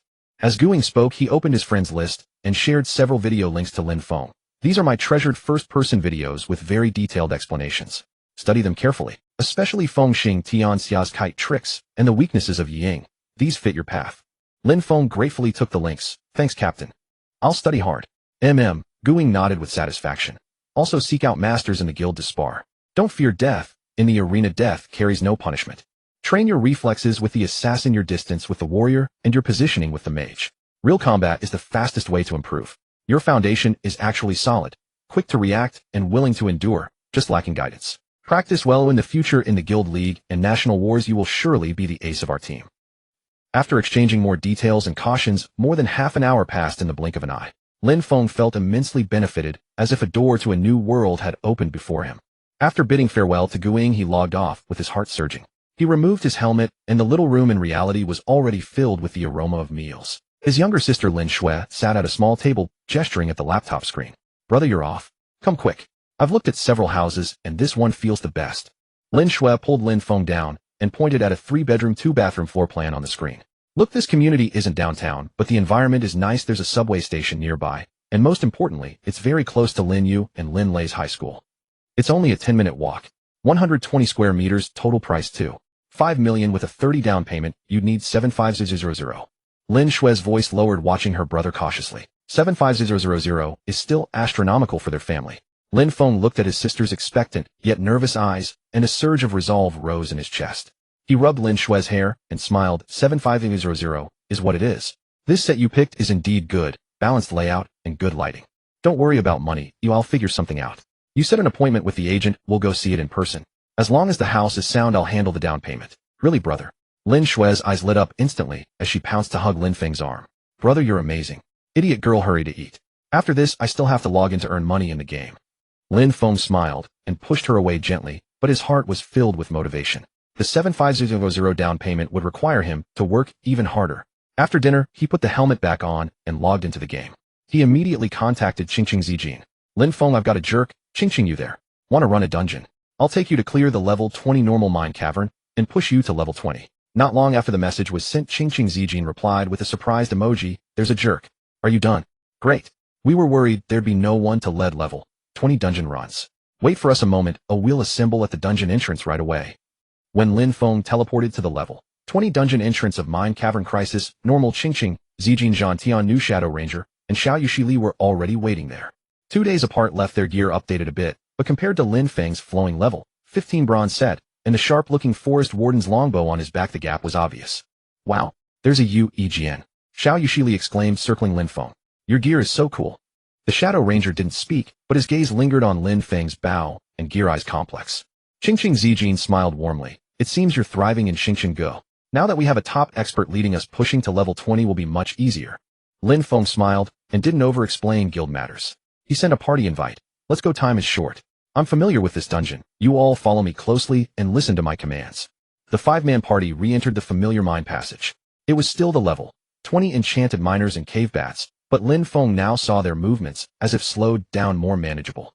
He recalled Gu Ying's guidance and the videos he'd watched. He was no longer the same as before, standing stone still for output. He moved with light steps, constantly adjusting his position, always staying at the farthest range. Whoosh. Minus 112. Whoosh. Minus 112. Normal attacks were steady and precise. When monsters drew near, he no longer panicked, but calmly used the newly learned frost arrow. Whoosh. Minus 123. Damage 10. A single enchanted miner was frost covered in an instant, its speed greatly reduced. Focus fire this one. Lin Feng commanded succinctly. Qingqing Zijin's ice spikes and the Shadow Ranger's arrows immediately followed. Zhang Tiannu held the other monster, while Xiao Yushi Li's healing spell landed steadily. The progression was smooth and swift, its efficiency vastly higher than when they had fought it themselves before. There's a Yu Yijian. You seem to have grown much stronger. Qingqing Zijin keenly felt Lin Feng's transformation. It wasn't just the gear, the calm aura and precise timing were two different qualities from a few days earlier. Lin Feng, while taunting monsters, answered, "Yeah, I learned a few things from the team." Soon the group encountered the first wave of elites, 2 enhanced enchanted overseers. Enhanced Enchanted Overseer, Elite Monster Level 20 HP, 8000 ATK, 360 DF, 180. Zhang Tiannu's face tightened. Be careful, this thing hits hard. Lin Feng's gaze sharpened. It's fine. You two take the left, the right one is mine, and Little Wolf. With that, the Moonhowl Wolf Cub growled and charged the right overseer, drawing its attention. Lin Feng himself began to deliberately aim at joints and eyes that were unprotected by armor. Pow! Minus 115. Pow! 118. Weak point attack. Although the system did not explicitly indicate it, the damage numbers seemed to rise a little. Even more shocking, Lin Feng could direct the squad while moving and shooting. Zhang Tiannu stepped back 2 steps. It's going to strike a heavy blow. Qingqing ice spike to slow the left one. Shadow hit its right leg. His anticipation was terrifyingly precise. Zhang Tiannu retreated, and the overseer's hammer slammed into the spot he had just occupied, cracking the ground. Qingqing's ice spikes precisely slowed the other overseer's steps. At that moment, Lin Feng's gaze flashed, and the familiar golden glow on the bowstrings surged again. Archer's Heart triggers, level 21 chance. Boom. Minus 11,600. The terrifying damage instantly slain the full health elite overseer. Damn. Zhang Tiannu nearly popped his eyes out. This? The Shadow Ranger exclaimed. Qingqing Zijin and Xiao Yushi, though knowing Lin Feng's talent was strong, hadn't expected his talent to still be growth-oriented. Lin Feng remained unusually calm, turning his aim, and with the teammates' cooperation, easily solving the remaining overseer. A sense of delight rose in him. Gu Ying's method clearly worked. Focusing on specific parts seemed to boost some damage and perhaps trigger the talent's perception. With Lin Feng as the team's super damage leader, the dungeon progressed at astonishing speed. The final boss, out-of-control mining puppet, fell under Lin Feng's occasional golden numbers. Gold light spilled, and Qingqing Zijin and the others finally reached level 20. They also gained much level 20 black iron gear and white grade gear, along with dozens of silver coins. This is amazing. Running the dungeon with you is a dream come true. Zhang Tiannu shouted excitedly. Thanks, brother Yu Yijian. Thank you, brother. Xiao Yushi sweetly echoed. Qingqing Zijin looked at Lin Feng with bright eyes. You really have become so strong, Yu Yijian. Lin Feng laughed, looking at the gold and materials in his bag, and calculated that the distance to the 750 down payment target had shortened once more. You all go back to the city to study level 20 skills first. Later we'll try again on a harder difficulty to see how it goes. While Lin Feng led Qingqing Zijin and the other 3 in efficiently clearing the difficult mode of the mine crisis dungeon, relishing the thrill of skyrocketing experience and incoming gold coins, he remained oblivious to an insidious storm brewing against him in the dark corners of Huanshe. In a dim corner of Lingyun City, inside a private room of a low-grade tavern named Blackthorn, Quangren Outyin, Quangren Fashion, and Quangren Naiba, who were once insufferably arrogant, now stood bowing and scraping before a man, their faces filled with sycophancy and venomous malice. Seated across from them was Xiuetawa, whose face was so dark and grim it seemed capable of dripping water. Xiuetawa's fingers tapped rhythmically against the rough wooden table, producing a dull thud. His crimson ID and near-tangible murderous aura made the air inside the private room thick and oppressive. What do you 3 useless trash want with me? Xiuetawa's voice was hoarse and cold, dripping with unmasked disdain.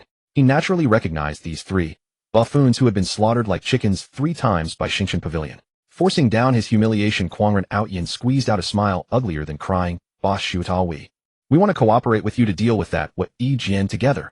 Cooperate? Xiuetawa sneered, casting a sidelong glance at them. With just you lot, what could you possibly do? Quangren Fazhen quickly took a step forward and said sinisterly, Boss Xiuetawa, in a fair and open fight we are indeed no match for Xingqian Pavilion, and that kid is being heavily protected right now. But we can play dirty. Oh. Xiuetawa's fingers stopped tapping the table, seemingly showing a hint of interest. Kwangren Naiba rubbed his hands together, a wretched and malicious grin spreading across his face. Isn't that brat just relying on his golden talent to be coddled like a treasure by Xingqian Pavilion?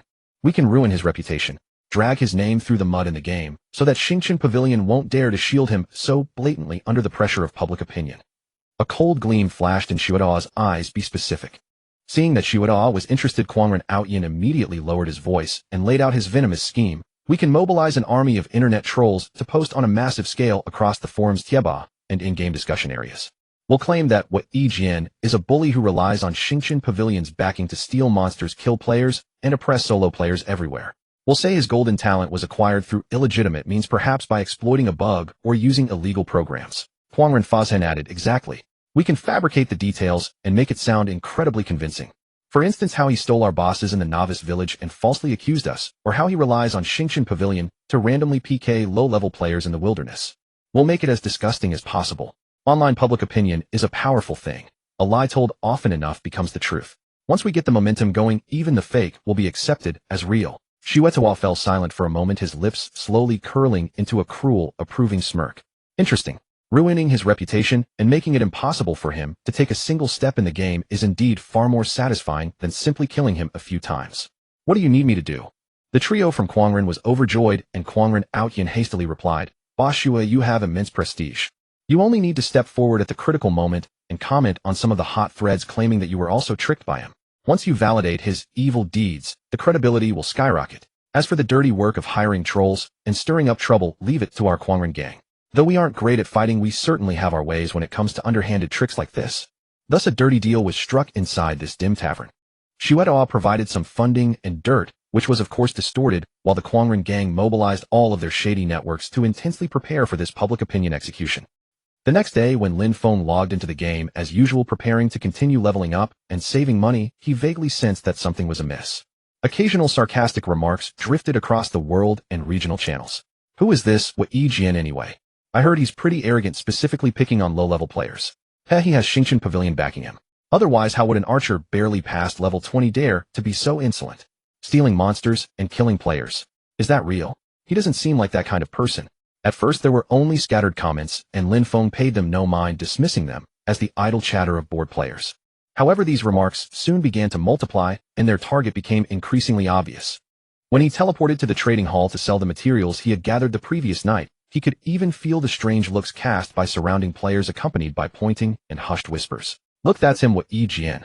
Tisk, he looks decent enough, but who knew he was this kind of person? Stay away from him, I heard he's not someone to be trifled with. Lin Feng frowned, an ominous feeling rising in his heart. Opening his friend list, he found that Qingqing Zijin Dunshan and several other close friends had sent him inquiries. Qingqing Zijin, Jian, have you checked the forums? What's going on? So many people are smearing you. Dunshan, brother, someone is trying to ruin your reputation. Don't take it to heart, an innocent person needs no alibi. Lin Feng's heart sank. He immediately minimized the game and opened the official forum of Huanshi. Upon entering the forum's homepage, several bolded red-colored and highly provocative threads caught his eye, all posted within the last few hours. Shocking news. The true face of Xingqian Pavilion's new genius, archer, Wei Jian. Oppressing solo players, stealing monsters, and committing every evil. An in-depth look into Wei Jian's golden talent. Is it luck or a bug? Suspected exploitation of game vulnerabilities. Abusing power. Wei Jian leads Xingqian Pavilion members to clear wilderness areas. Where shall ordinary players go? God, Xuedao personally confirms. Once shamelessly sneak attacked by Wei Jian. Pictures included as proof. Lin Feng clicked on the first post. The poster's ID was anonymous, but the content was vividly written, describing in detail how he stole the Kwangren gang's elite monsters in the novice village, how he falsely accused them, and how he later relied on his status in Xingqian Pavilion to run rampant. It even included some edited out-of-context video clips and screenshots, making it look incredibly convincing. The replies below had already piled up high. Many players who were in the dark had been swayed by the narrative, joining in to condemn Lin Feng and Xingqian Pavilion. The second post was even more malicious, directly questioning the legitimacy of his golden talent and hinting that he had used illegal programs, with a mob of users clamoring for the developers to conduct a thorough investigation. The third post fabricated a false event where he led Xingqian Pavilion members to monopolize training spots and expel other players. What made Lin Feng's blood boil the most was the fourth post. Xuedao had actually replied to it. Though his words were few as simple, this person employs despicable methods and is a habitual sneak attacker. I despise him deeply. Coupled with his highly recognizable ID and signature blood-soaked avatar, it carried immense weight instantly, driving the public outcry to a climax. The forum was a toxic mess filled with abuse, skepticism, and onlookers enjoying the spectacle. Although there were a few rational voices and members of Xingqian Pavilion trying to defend him, they were quickly drowned out by the surging wave of malice. Lin Feng's hand gripping the longbow trembled slightly, with rage his face pale. He had never imagined that human nature could be so sinister. He was the one who had been hunted and robbed, yet now he was painted as an unforgivable villain. This feeling of being baselessly slandered and unable to defend himself was far more agonizing than being hunted by Shuada. Just then Team Leader Guang's communication request rang urgently. Upon connecting, Guang's steady voice came through, carrying a trace of suppressed anger. EG and I know about the situation on the forums. Don't panic and don't go arguing with them yourself. Leave it to the guild to handle. These scumbags started using these underhanded tricks because they couldn't win fairly. Lin Feng took a deep breath, trying to calm his emotions. Leader, I'm fine. I just find it a bit disgusting. It's natural to feel disgusted. It proves they are afraid. Gang snorted coldly. Your rise has threatened the interests of certain people. Shueta is one, and there might be other forces who dislike Xingqian Pavilion, fueling the fire behind the scenes. The guild's public relations department has already mobilized and is gathering evidence to prepare a counterattack. For the next few days, try to stick with the group and avoid crowded places to prevent these vile people from twisting things further. I understand. Lin Feng nodded. Ending the call, Lin Feng stared at the unsightly comments on the forum, his gaze gradually shifting from anger to icy coldness. He closed the forum page and refocused his attention on the game screen.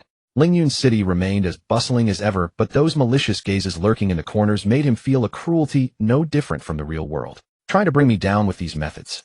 Lin Feng tightened his grip on his longbow, his lips curling into a cold smirk. Then let's wait and see. In the face of absolute strength, all underhanded tricks are futile. He summoned his Xiaoya wolf cub and strode out of the city. Now he needed to use frenzied leveling and formidable strength even more to shatter all this filth and conspiracy. The money for his down payment still had to be earned by himself, arrow by arrow. The forum turmoil melted away swiftly under Xingqian GE's formidable public relations and irrefutable counter-evidence like ice under the sun. Several complete battle videos were released, clearly showing how Quangren Bang provoked the conflict first and how Shuetu hunted afterward, while Lin Feng mostly fought in self-defense and was forced to counterattack. Coupled with Xingqian GE's official stern statement denouncing fabrication and malice, public opinion quickly reversed. Those clownish posts sank, and Quangren Bang and Shuetu found themselves in trouble, not daring to openly set the pace any longer. From this incident, Lin Feng's temperament grew more steady. He knew that only with solid strength could he weather all storms. In the days that followed, he poured almost all his energy into the game, his schedule tight as a drum. During the day, he proactively sought teams in Elite 3, signing up for various level 25 dungeons, whether the normal difficulty Guangdong Weiji or the newly accessible Dark Marsh hard mode Heian Zeos. No longer the dependent favored player, Lin Feng became an indispensable core DPS in the team thanks to his gradually sharpened skills and the intimidating heart of the archer. Each run, he practiced Gu Ying's guiding technique, predicting monster skills, maximizing attack range, keeping high accuracy while moving, and using the escape skill for deft repositioning. He repeatedly watched videos of the masters slowly weaving their movements and strategies into his own battle instincts. Though he still sometimes made mistakes and would OT threat overflow, causing the healers to scramble, his rapid progress astonished every teammate who had run with him. Dunshan, your footwork is impressive. Yesterday you dodged that spike trap so cleanly, exclaimed the warrior Dunshan after a dungeon. Boss, your attacks seem more accurate. Oh, did you secretly practice? Asked the mage Wopao.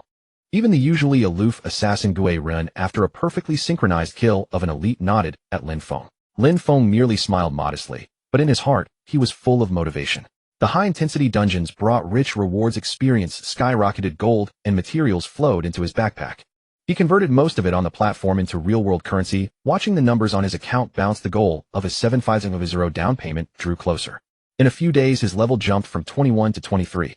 Howling Moon Wolf Pup also benefited, growing to level 20. Its form more imposing and stats greatly improved. Character name Wu Egn, level 23, class Novice Archer, talent Shisho, GXIN Gold, LV 23. Normal attacks have a 23 chance to deal 100x true damage. HP 25502-550 base level gear. Attack 260 base strength gear arrows. Defense 180 base level gear. A full level 20 bronze set replaced the previous level 15 gear, and the attributes leaped qualitatively. At this moment, Lin Feng stood on the square of Lingyun Cheng, radiating the bearing of a master. That night, Lin Feng was about to contact Qingqing Zijin and the others to run a level 20 dungeon, but received Gu Ying's emergency summons. Xingqing Guing, Wu Egn, hurry to the dungeon area. Gather at the entrance of the level 25 Special Dungeon Shadow Cavern, we're missing you. A special dungeon. Lin Feng's spirit leapt. Such dungeons typically have entry limits e.g. once per week. Their monsters have unique mechanics and extreme difficulty, but the rewards far exceed ordinary dungeons, serving as a litmus test for the team's strength. He hurried to the designated spot. Grueling had already waited there with 3 teammates. Still the same lineup: the steady main tank Grueling, the skilled and cold-eyed ice mage Bing, Li the elusive assassin Gui Run, and a new face. A calm, focused male priest Xingwan, apparently replacing Muyu, who had other commitments. Captain Bing Li Gui Rin Xingwan. Lin Feng greeted. Grueling looked at him with satisfaction. Yes, you're level 23 now, not bad. This time Shadow Cavern is a 5-person special dungeon, very hard, with complex monster mechanics, just the test of your recent training. All supplies checked, ready to enter. Shadow Cavern Special Dungeon. Normal difficulty, monster level 25 elite template. Description: mutated beings corrupted by shadow energy with unique stealth summons and curses. Proceed with extreme caution. Stepping into the somber cavern entrance, a cold breath of mold and dark energy hits you. The light dims abruptly, with only sporadic ghost moss on the walls providing faint illumination. The air was thick with unsettling whispers. Not long after advancing, the first wave of monsters gave them a harsh warning. Not solid rushing entities, but shadow stalkers emerging directly from the wall shadows. Shadow Stalker Elite, level 25, HP 15,000, ATK 450, Def 220, Skills: Shadow Step, Short Range Blink, Backstab, Disperse, greatly reduces damage for a short time. These monsters appear without warning, instantly surfacing at the team's flanks and rear, targeting the fragile mage and priest. Careful, protect the backline. Grueling roared, but taunt range was limited and couldn't cover all enemies. Seeing a Shadow Stalker's dagger about to pierce Bing Li's heart, Lin Feng's eyes narrowed, and he reacted almost the moment the monster appeared. Instead of attacking directly, he quickly fired an ice freeze arrow, accurately hitting the shadow area where the stalker would land. Crack. Minus 285. Damage increased by 10. The frost exploded, though not fully frozen. It interrupted the stalker's shadow step, staggering its movement. It was in that momentary pause that Bing Li reacted. Her staff struck, and a circle of ice-blue frost nova burst forth, freezing several nearby stalkers. Nice work. Grueling praised, then a thunderous stomp steadied the formation. Gui Ren's silhouette appeared behind the frozen stalkers like a wraith, daggers flashing as he dealt massive damage. Xingguang's healing spell was like precise navigation, landing on every needed person. Lin Feng breathed a sigh of relief. That anticipatory shot was exactly the result of days of practice. In the ensuing battles, he grew more focused, using Hunter's Mark to prioritize high-threat targets, employing snake spikes to press the fight, and mastering the escape skill to dodge, weaving through danger with ever more deftness. The cavern was filled with a variety of eerie mechanisms: the splitting shadow slimes that would endlessly respawn if not killed together, the ghostly banshees that unleash fearful howls needing to be interrupted or dispelled, and the shadow scouts lurking in the dark, forced out only by area of effect skills. Teamwork was put to the sternest test. Guying's leadership was concise and effective. Bing Li's control perfectly timed. Gui Ren's killing blows razor-sharp. Xingguang's healing steady and reliable. And Lin Feng, with his increasingly stable output and bursts at crucial moments, became the blade that tore open the enemy's defenses.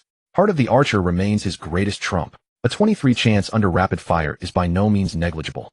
Whenever that golden light flashed accompanied by earth-shattering damage numbers, it always helped the team quickly ride through the difficulties, whether by instantly banishing stubborn elites or rapidly whittling down boss health.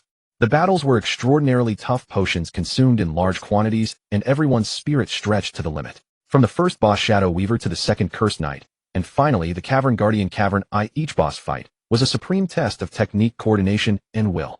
When the Cavern Eye's huge eyeball finally dimmed and ruptured with a roar, 3 hours had passed.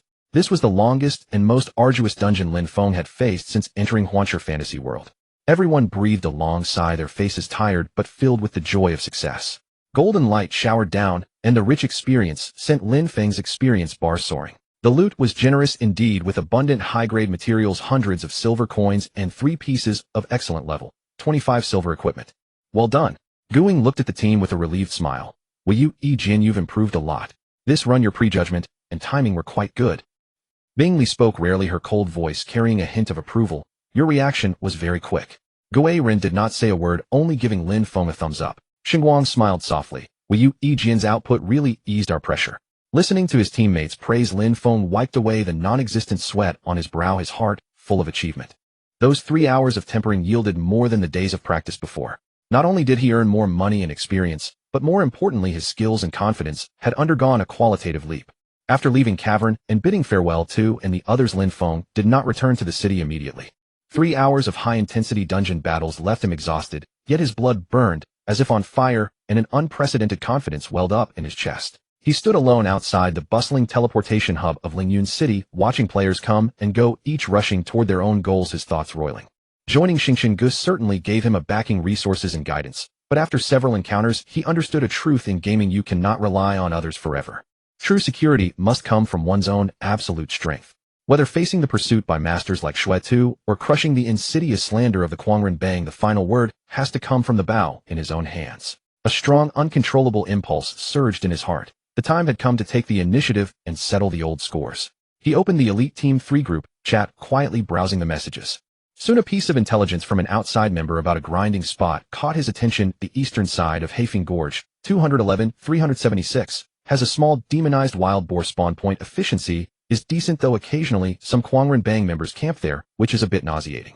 Quangren Bang. The coordinates are clear. Lin Feng's eyes flashed with a cold light. It's them. He would personally settle the debt of being slandered and targeted. Moreover, this time he would rely on himself, not on any guild's power. He checked his status: level 23, attack 260, wearing a full level 20 bronze set Howling Moon Wolf Cub, at level 20, all stats fully topped up. The supplies were ample, more than enough. He used the teleportation array to reach Heifeng Gorge, and following the coordinates silently crept to the grinding spot tucked in the valley. There were indeed a large number of level 20 demonized wild boars here, with 7 or 8 player squads scattered around the area, grinding monsters. In a relatively secluded corner, 3 familiar figures with the prefix Quangren on their names, Quangren Ao Tian, Quangren Fa Shin, and Quangren Nai Ba, were lazily assaulting a boar. From last time when they were killed by Guing while camping the corpse, they had barely managed to return to level 20. Their gear looked cobbled together from black iron and shabby whiteboard pieces, far poorer than before. Lin Feng crouched behind a boulder, his gaze cold as he watched. The trio's coordination was slack, their efficiency poor, and they muttered curses about drop rates. They clearly did not expect retaliation to come so quickly, and from the very little archer they once believed they could manipulate. Now, Lin Feng saw the madman daddy in the middle of casting healing, unaware of everything else, and silently vowed, like a leopard lying in wait to pounce from behind the rock. Without a moment's hesitation, he unleashed the fastest double shot. The target was the utterly unguarded madman daddy. Whoosh, whoosh. Minus 520. Minus 520. Crit weakness, armor break. 2 huge damage numbers jumped from the madman daddy's head. 2 blooms of blood blossomed on his green priest robe as the chant was interrupted. His health bar dropped to 0, and a look of astonishment remained on his face before he dissolved into a white light. You killed player Quangren Nai Ba, PK value 1. Damn it. Who the hell is that? Madman Ao Tian and Madman Fa Shun reacted in anger and turned their heads in shock. But Lin Feng's movements were even swifter. After taking down Nai Ba, his bowstring was already fully drawn again. Frost arrow shot toward Madman Fa Shun with a biting chill. The Madman Fa Shun tried to blink away in a hurry, but Lin Feng's practiced anticipation was not for nothing. The arrow precisely hit the destination of his blink. Crack. Minus 572. The frost exploded, slowing the Madman Fa Shun, his face filled with terror. It's him. I've been tricked. Damn you. How dare you ambush? Madman Ao Tian roared, a dirt yellow aura flaring around him, talent tenacity green, triggering defense rising by 10 as he charged toward Lin Feng with his longsword. But this was a different situation. Level 23 against level 20 bronze gear against cobbled together junk. The stat advantage was absolute. Lin Feng paid him no mind, leaping back with escape to gain distance while his normal attacks rained down like a torrent on the slowed Madman Fa Shun. 260. Minus 260. In just 2 arrows, the Madman Fa Shin screamed in pain, then followed Nai Ba. When Ao Tian charged in, only he remained to face Lin Feng and the Howling Moon Wolf Cub by his side. He stared at Lin Feng's icy gaze, and the bronze glinting gear, the previous roguish swagger vanished, leaving only fear. You? What are you planning? Is Xingqian Gu going to finish us off? Ao Tian hissed, furious and anxious. Lin Feng, bored with excuses, applied Hunter's Mark, fired Snake Spike, and together with the Wolf Cub's pounce, his regular attacks rained like a storm. Ao Tian tried to block, but the absolute speed and power left his resistance hollow. Minus 260. 260. Minus 130 poison. In under 5 seconds, Ao Tian, unwilling and resentful, dissolved into a white light. The fight began and ended in under 30 seconds. The Quangren gang trio lay vanquished.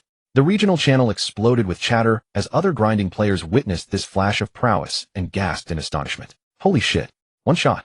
Who is that archer? So strong. I have a cheap shot. The one from the forums. The Quangren gang is toast, serves them right. This DPS is terrifying. Lin Feng's name appeared in pale red on the screen. With an impassive expression, he stepped forward and picked up the coins, and a few junk whiteboard pieces. The three dropped, as if it were a trivial matter. Then the three souls apparitions appeared in place, and began cursing furiously. Madman Aotion, I have a cheap shot. I F your grandpa. Madman Fa Shun, stealing a surprise attack counts for nothing. Trash. While my gear dropped again. Madman Naiba.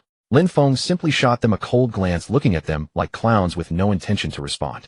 He summoned a mount, a plain black-maned horse, and rode away from this place of strife. This disregard drove the three madmen even more insane. He sought a secluded level 25 monster area, spent some time grinding red-named foes. Lin Feng returned to Lingyun City's trading post. He counted all the game assets accumulated during this period, mainly from dungeon runs and selling materials, totaling 125 gold coins. However, as players leveled up and gold output rose, the exchange rate of gold for real money kept falling from nearly 1 gold worth thousands of yuan to just over 600 yuan today. 125 gold coins finally converted to less than 8,000 yuan. Looking at the 75000 sum yuan credited to his mobile bank Lin Feng's side. To reach the 75000 down payment, he still needed 3,000. The in-game economy's fluctuations were beyond his control. He had to find a more efficient, steadier way to make money. Offline for a meal. At the table, Lin Shui excitedly reported the afternoon's house viewing, praising the property to the skies. Lin Feng listened with a smile, but the urgency to earn grew stronger. Bro, the down payment. Isn't it still far? We don't have to buy this house. You're putting too much pressure on yourself. Lin Shui asked carefully. Don't worry, I have a plan. This house must be bought. We need a change of environment. Lin Feng rubbed her head. I trust your judgment. Money isn't something you need to worry about. Back in the game, Lin Feng stood atop the tall walls of Lingyun City, gazing out at the vast, unknown game world. He opened the map, his eyes fixed on areas marked as dangerous or unexplored for those above level 25. There were sporadic posts on forums mentioning that these high-level zones boasted dense monster density and decent drop rates with chances to spawn rare elites and bosses, prime wealth sites for high-end players and small groups. Clearing new grounds. Lin Feng murmured, a glimmer of adventure in his eyes. High risks often meant high rewards. Rather than competing for monsters in low-level zones or relying on a volatile gold market, he would challenge the unknown and forge a new path to wealth with his strength. He drew a deep breath, checked his supplies, repaired his gear, and with the loyal howling moon wolf cub by his side, stepped down from the wall, heading toward the Mist Swamp, the map's 2,530 level region. New challenges and opportunities awaited him ahead. The news of Lin Feng's decisive slaying of the 3 Quangren gang members spread through the game as if it had grown wings.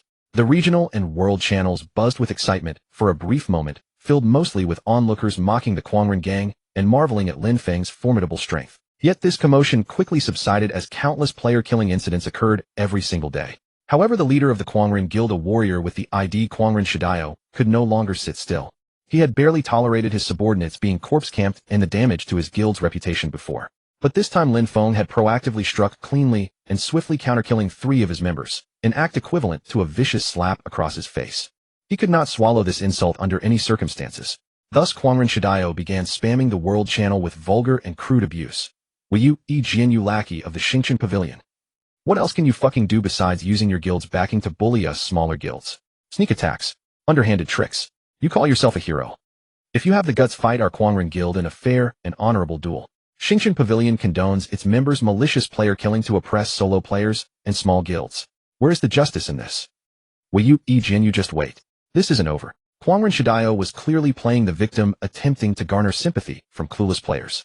He painted Lin Feng as a tyrannical bully leveraging power and dragged the Xingqian Pavilion into the mud. This performance did indeed spark some discussion. However, Lin Feng merely cast a fleeting glance at the channel before muting it entirely. Why bother with a mad dog barking at the sun? His resolve was simple, yet unyielding. Since a feud had been forged, he would let the bow in his hand do the talking. From now on, whenever he encountered members of the Quangren gang in the wild, especially those 3 instigators, he would slaughter them on sight, until they no longer dared to appear before him. Paying no further heed to the pointless clamor, he mounted his black-maned horse and continued venturing toward his designated destination, the depths of the Misty Swamp, a monster zone for levels 25 to 30. The deeper he journeyed into the swamp, the more treacherous the environment became. Turbid mires bubbled, emitting a rancid, fermented stench. Twisted, withered trees reached toward the gray, overcast sky like ghostly claws. The air was thick with damp miasma, causing visibility to steadily decline.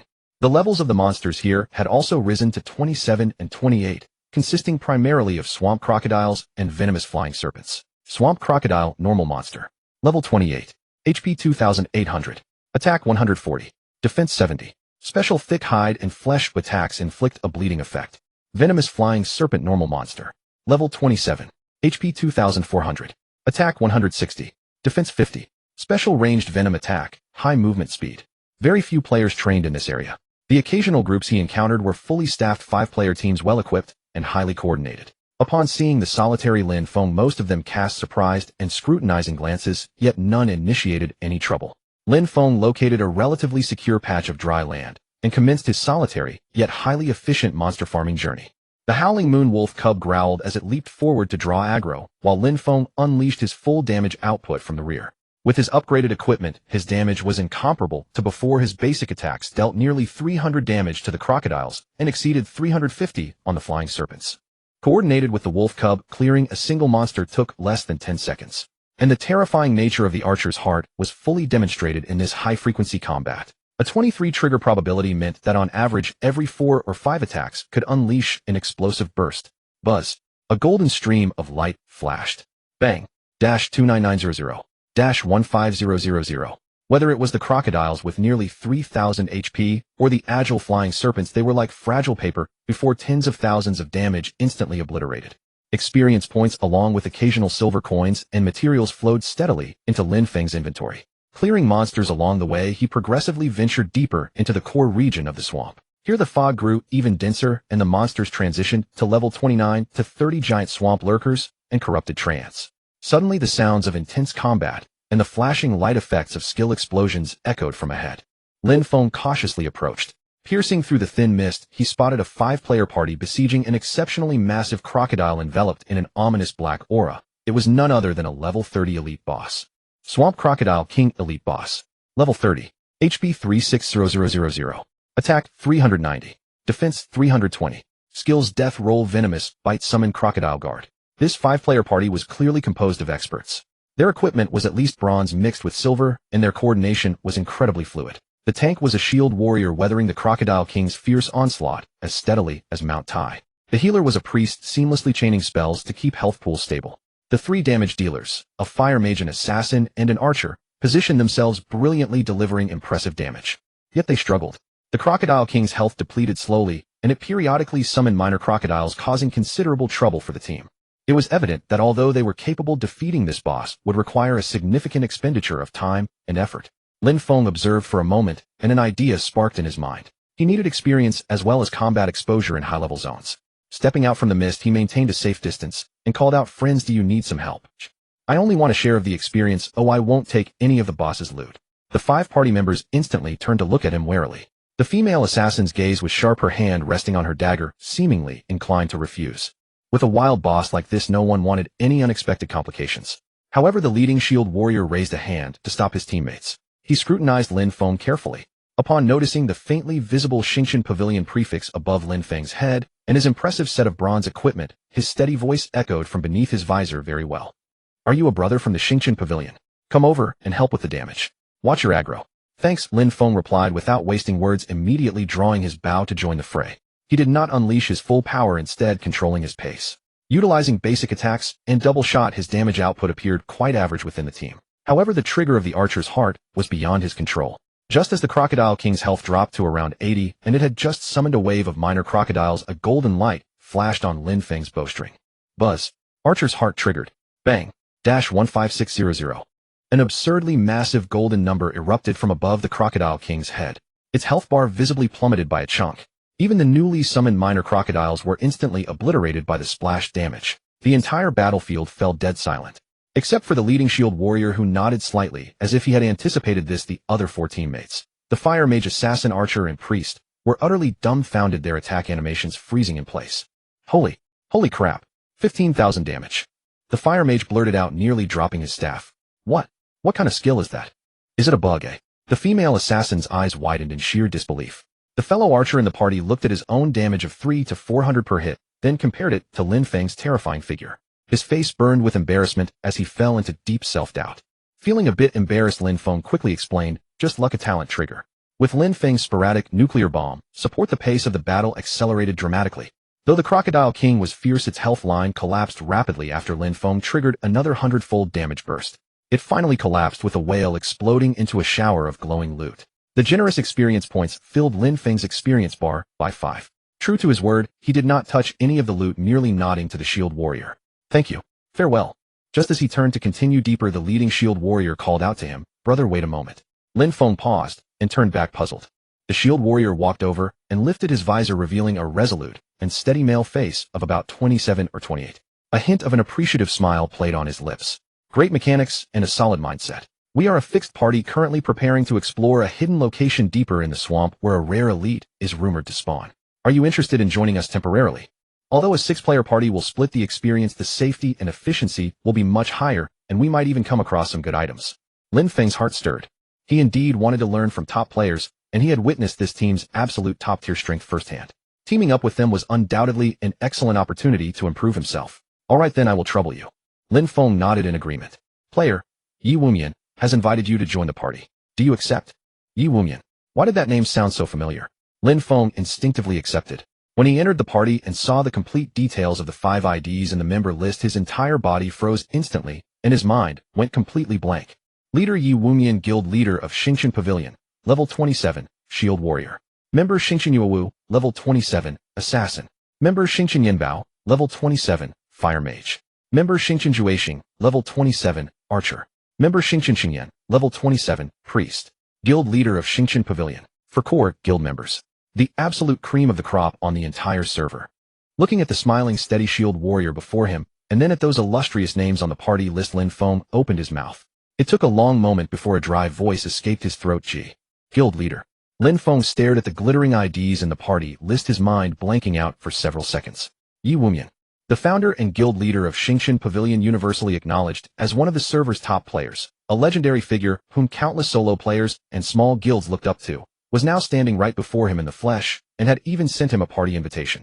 Guild Leader. Lin Feng's voice was dry with sheer disbelief. Seeing Lin Feng's slightly uneasy demeanor, Yi Wumian laughed heartily. Though he possessed a calm and composed aura, his smile was warm and approachable. No need to be so nervous, Yuejian. I know who you are. Guiying and TB have mentioned you to me several times. You are our guild's newly recruited treasure and archer with a super gold talent. He patted Lin Feng on the shoulder and said in a casual tone, running into each other out here is fate. Let's level up together. It just so happens we are short on stable high-burst DPS. At that moment, the other 4 members of the party gathered around. The chief assassin Yuowu was a cold and elegant beauty with a lithe figure and eyes as sharp as a falcon's. She sized up Lin Feng and remarked casually, his damage output is indeed insane, but his mechanics are still a bit unpolished. Her tone was direct, but devoid of malice. The fire mage Yanbao, a red-haired youth with a fiery personality, grinned and said, it doesn't matter if they're unpolished as long as the damage is fierce enough. That strike just now was damn satisfying. I'm Yanbao, vice commander of the 1st Regiment. The chief archer Juexing, a quiet and taciturn youth, nodded at Lin Feng in greeting. However, his gaze remained fixed on Lin Feng's bow and movements filled with scrutiny and a desire to learn. The chief priest Xingyan was a gentle and mature woman. She smiled as she cast a rejuvenation spell on Lin Feng, granting him continuous healing. Welcome to our temporary party, little brother Yuejian. Learn well from the guild leader. Facing these legendary figures of the guild, Lin Feng took a deep breath, forcing himself to calm down. He knew this was an extremely rare opportunity to learn and showcase his abilities. Thank you, guild leader. Thank you, everyone. I will do my best not to drag you down. Good, then let us move forward. Our objective is the toxic miasma spring deep within the swamp. It is said a rare elite spawns there. Yi Wumian put his helmet back on, returning to his composed commander state. Formation remains the same. I will lead the way. Yuowu will scout the flanks, Yanbao, Juexing, and Yuejian will deal damage from the center, and Shengyan will bring up the rear. Yuejian, your damage output is very high. Make sure to listen to my commands to manage your aggro, especially when we encounter elites or bosses. Understood. Lin Feng replied solemnly. The party set off once again, venturing deeper into the swamp. Lin Feng followed closely in the middle, carefully observing every move of this top-tier team, as the Yi Wumian's positioning was nothing short of artistic. He always managed to avoid the mud pits and toxic miasma with minimal movement, holding the monster's aggro as steady as a rock. His blocks and parries were incredibly fluid, minimizing the damage he took. Lin Feng even noticed that he would occasionally use the angle of his shield to deflect the monster's attacks to the side, creating a safer DPS window for the backline. This level of attention to detail was a true eye-opener for Lin Feng. Yuowu was like an elf of the dark night, constantly vanishing into the mist only to reappear behind a monster at the most critical moment. After unleashing a full burst of damage, she would immediately retreat, her pacing controlled to perfection. Yanbao and Juexing's damage output was like a precision instrument. Their skill rotations were seamless, their damage was stable, and their slick positioning always allowed them to find the safest spots to deal damage. Xingyan's healing was effortless. Her spells seemed to have eyes of their own, always landing on whoever needed them most in advance, while her mana management was impeccable. Operating with such a team made Lin Feng feel as though his previous battles were mere child's play. He strove to keep up with their rhythm, strictly following Yi Wumian's commands to deal damage, not daring to overstep in the slightest. His basic attacks seemed ordinary in front of Zhuixing the chief archer, but his occasionally triggered heart of the archer drew gasps of admiration from his teammates every single time. Tisk tisk, you really can't help but envy this talent, Yanbao muttered as he channeled a fireball. Your burst timing is well captured. Zhuixing offered a rare piece of praise. After clearing several waves of monsters, the party finally arrived at their destination, a spring area shrouded in thick, green toxic miasma. The spring bubbled continuously, and a sickeningly sweet metallic stench filled the air. However, the rare elite they expected did not appear. Instead, a colossal creature loomed before them. It was a giant python. Its entire body was covered in dark green scales with a torso thicker than a water barrel. Half of its body was submerged in the toxic spring. Its raised head was as large as a small carriage, and as its crimson tongue flicked in and out, dripping venom hissed as it corroded the ground. Poison Swamp Dragon King Lord Boss. Level 30. HP 140000. Attack 1500. Defense 1150. Skills: Toxic Spit, Death Coil, Summon Poisonous Snakes, Frenzied Toxic Mist. Description: the Overlord residing in the toxic miasma spring. Its venom is highly lethal. A level 30 Lord, with a staggering 1/4,000,000 HP. Although it was relatively weak among Lord-tier monsters, it still posed a massive challenge for a 6-member party. Moreover, this would be a first kill. It's actually a Lord. Yuewu's voice carried a hint of solemnity. What should we do, guild leader? Fight or retreat? Yanbao was eager to try, but also somewhat worried. Yi Wumian's sharp gaze swept over the surroundings as he made a swift decision. Fight. The opportunity is rare. This is a first kill, so the drop rate will be extremely high. Everyone listen to my commands. This is going to be a tough battle. He quickly laid out the tactics. I will secure the aggro. Xingyan, you will be under immense pressure. You can use Prayer of Despair at critical moments. Yuewu, your task is to interrupt its toxic spit and clear out the summoned snakes. Yanbao, Zhuixing, Yu Yijian. The three of you go all out on DPS. But Yu Yijian, you must strictly control your pacing. When I tell you to stop, you must not get greedy. Its Death Coil is an instant kill skill, so I must ensure my aggro remains absolutely stable. Is everyone clear? Understood. Everyone responded in unison, their battle spirit soaring. The battle erupted instantly. Yi Wumian initiated with a heroic charge towards the Poison Swamp Dragon King, slamming his massive shield hard against the serpent's head, successfully securing aggro. The Poison Swamp Dragon King let out a hiss and opened its jaws, unleashing a green toxic spit over a vast area. Spread out, Yi Wumian shouted. At the same time, he tilted his body, slightly blocking most of the venom with his shield. Nevertheless, a -800 damage indicator and a poison effect drifted above his head. Xingyan's healing immediately followed, dispelling the poison and restoring his health bar. Yuewu's figure appeared like a phantom at the Dragon King's rear flank, her kick skill precisely interrupting the Dragon King's preparation for its next spit. Yanbao and Zhuixing unleashed their full damage output as fireballs and arrows whistled through the air. Lin Feng also held his breath, focusing on maintaining steady shots. Keeping Yi Wumian's instructions firmly in mind, he did not dare to use skills relying solely on basic attacks. Yet even so, his damage was remarkably impressive. The battle was exceptionally fierce. The Dragon King's HP slowly dwindled. It frequently attempted to bind Yi Wumian with Death Coil, but Yi Wumian always managed to counter it with exquisite shield reflect or break free skills. Whenever the Summon Poisonous Snake skill was cast, Yuewu and Zhuixing would swiftly clear away those minor annoyances. When the Dragon King's HP fell below 50, it suddenly inhaled deeply as a dense frenzied toxic mist began to spread around it, dealing continuous poison damage to the entire party. Xingyan, group heal. Everyone gather near me. I have devotion aura to reduce damage. Yi Wumian remained calm in the face of danger. The team cooperated seamlessly, enduring the immense pressure. Lin Feng's health bar fluctuated, sustained entirely by Xingyan's precise healing and his own potions.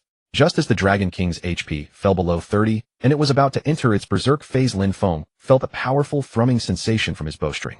Yet keeping his orders in mind, he held back and refrained from unleashing his full power. Yi Wumian seemed to sense something as well, and shouted in the voice channel. Yu Yijian. Now is the time. Unleash everything for 10 seconds. The opportunity had arrived. A sharp light flashed in Lin Feng's eyes as he held nothing back. Double shot freezing arrow. He poured out all his skills. Buzz. Heart of the archer triggered. Bang. -25600. This was immediately followed by a flurry of critical skill damage, armor-piercing damage, and an extreme stroke of luck that triggered his talent twice in a row. This string of gold numbers once again became the focus of the battlefield. The Dragon King let out a painful shriek as its health bar plummeted. This 10-second burst completely secured their victory. Although the Dragon King subsequently entered a frenzy, increasing its attack speed and damage, it was ultimately unable to break through Yi Wumian's rock-solid defense and the team's seamless cooperation. With a final unwilling howl, its massive body crashed heavily beside the toxic spring, exploding into a dazzling shower of light. System announcement: congratulations to the player party Yi Wumian Wu Yijin Yu Yinbao Zhuixing Xingyan for successfully slaying the level 30 Lord Boss Poison Swamp Dragon King and earning the first kill rewards. The massive amount of experience points caused 2 successive golden lights to flash over Lin Feng. Congratulations. You have leveled up to level 24. Congratulations. You have leveled up to level 25. Your talent Heart of the Archer has leveled up. Current trigger probability 25. Xiaoya Wolf Cub has also leveled up to level 22. Staring at the gold coins, materials, and glowing equipment scattered all over the ground, everyone wore excited smiles. The haul this time was incredibly abundant. Yi Wumian began to distribute the loot. He picked up a staff emitting a faint purple glow, a heavy golden shield, and several other pieces of equipment with excellent attributes. These were all top-tier items for level 25 and above, which were currently unsuitable for Lin Feng. He walked over to Lin Feng and traded him 100 guild points and 5 gold coins. Yu Yijin, you played a huge role this time. This is what you deserve. Once your level is high enough, you can exchange for any equipment available in the guild warehouse. Lin Feng quickly accepted the trade. Thank you, guild leader. I've already gained so much. Just the experience points and the opportunity to witness a top-tier battle firsthand were priceless. Yi Wumian looked at him with appreciation. Good. You are neither arrogant nor impatient. Your mindset is excellent. You did a fantastic job today, especially during that final burst. Your timing was impeccable. Keep practicing. The Guild League and the future national wars will need power like yours. After offering a few more words of encouragement and seeing that it was getting late, Yi Wumian used a town portal scroll to leave with the core members. Silence returned to the depths of the swamp, leaving Lin Feng alone once more. He replayed the thrilling battle in his mind, his heart filled with awe and yearning. Yi Wumian's effortless command and mechanics exerted a far greater pressure than Shueto ever did, a composure born of absolute strength and self-confidence. Is this the world of top-tier players? Lin Feng clenched his fists, a more intense fighting spirit igniting in his eyes. He had to become just as strong, no, even stronger. At the break of dawn the following morning, Lin Feng logged into the game right on time. Rejuvenated after a night of rest, he headed straight for the guild warehouse in Lingyun City. Looking at the accumulation of over 2,000 guild points in his account, Lin Feng formed a plan. He opened the exchange list and carefully filtered for archer equipment around level 25. Ultimately, his eyes settled on a piece of silver-grade leather armor with excellent attributes. Gale Shadow Strike leather armor, silver equipment. Slot chest plate. Level 25. Attributes: defense 55, agility 15, constitution 8. Special effect: movement speed increased by 3. Required class: leather armor classes, archer, assassin, etc. The high agility and movement speed granted by this leather armor perfectly suited his needs. The exchange required 900 points. Without a moment of hesitation, Lin Feng claimed it. With a flash of light, a lightweight leather chestplate shimmering with a silver aura materialized in his hand. He swapped out his level 20 bronze chestplate, boosting his attributes once more. Next, he listed his previously replaced level 23 bronze equipment along with some unusable iron-grade gear and materials he had farmed over the past few days onto the auction house. As the game progressed and the average player level rose, the prices of these mid-tier items had plummeted significantly, no longer as exorbitant as they were when the servers first opened. After selling everything, Lin Feng earned another 50+ gold coins. Combining these with his previous savings to make exactly 60 gold coins, he exchanged them all for real-world currency through the platform. Due to the continuous decline of gold prices, the 60 gold coins only yielded over 3600 yuan. Looking at the transaction notification, Lin Feng sighed. He was still a long way off from the 750 yuan down payment. He had to make money faster. Just then, an anonymous coordinate message popped up in his private chat channel revealing the current location of the Kuangren Outyin trio. They were grinding monsters in the level 25 Wind Serpent Valley outside the city. Like lingering ghosts, they still dare to show their faces. Lin Feng's gaze turned cold. It was the perfect opportunity to test his new gear and vent some anger. Now at level 25, equipped with a mix of silver and bronze gear, his attack power was nearing the 300 mark. Facing these three guys who were barely over level 20, it would be an absolute slaughter. He set off immediately and arrived at Wind Serpent Valley. Sure enough, in a secluded corner, the Kuangren trio was struggling to defeat a level 25 Wind Serpent. Their gear looked even more battered than before. It seemed they had been struggling miserably after being killed and losing levels. Without uttering a single word, Lin Feng drew his bow and shot like the Grim Reaper descending upon them. Sticking to his usual strategy, he prioritized taking out the healer Kuangren Naiba. Swoosh, swoosh, double shot. -620. -620. Before Kuangren Naiba could even react, he dissolved into a beam of white light. Wu Yijian, I'll slaughter your ancestors. Kwangren Outyin roared, his eyes nearly splitting with rage as he charged forward brandishing his longsword. A green light flashed across his body as his talent Fortitude triggered. Kwangren Fazhen also frantically began chanting a fireball spell. However, the gap in their strength was sheer despair. With a swift disengage, Lin Feng easily evaded the charge. His freezing arrow struck Kwangren Fazhen with pinpoint accuracy, interrupting the spell and slowing him down. Then his basic attacks began to rain down like a torrent. Minus 510. Minus 610. In just 4 arrows, Kwangren Fazhen collapsed with a miserable shriek.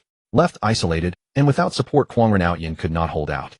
Under the joint assault of Lin Feng and the Howling Moon Wolf Cub, he followed in his companion's footsteps in less than 10 seconds. The battle ended with breathtaking speed.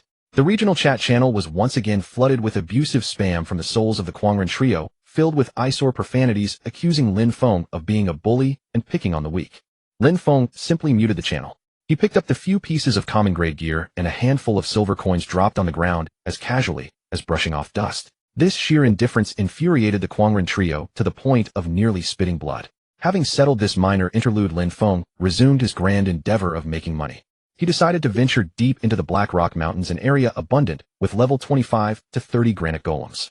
Granite Golem, normal monster. Level 28. HP 3200. Attack 130. Defense 280, extremely high. Special slow movement, extremely high physical defense, low magic resistance. These monsters possessed ridiculously high defense, making them incredibly difficult for ordinary physical classes to fight. However, the experience they yielded was decent. More importantly, upon death, they were guaranteed to drop sturdy granite and had a chance to drop intermediate fire crystals. These were crucial materials for blacksmiths to level up their intermediate proficiency, and they currently commanded a high price in the market with demand far exceeding supply. For Lin Feng, who possessed the marksman's high defense, was not an issue at all. What he needed was a stable yield of materials. Teleporting to the Black Rock Mountains, he located the gathering area of the granite golems. As expected, players were scarce here, with only a few scattered mage parties struggling to blast these stone monoliths with magic. Lin Feng found an empty spot and began farming monsters solo. The granite golems moved sluggishly, making them nothing more than living targets to him. He only needed to maintain his distance and shoot at his leisure. Minus 110. Minus 110. Basic attack mostly mitigated by high defense. Although the damage was low, the infinite quiver spared him any worries about consumption. He patiently chipped away at the golem's health arrow by arrow while anticipating the 25 chance of a burst trigger. A flash of golden light. Bang. Dash 27500. Dash 27500.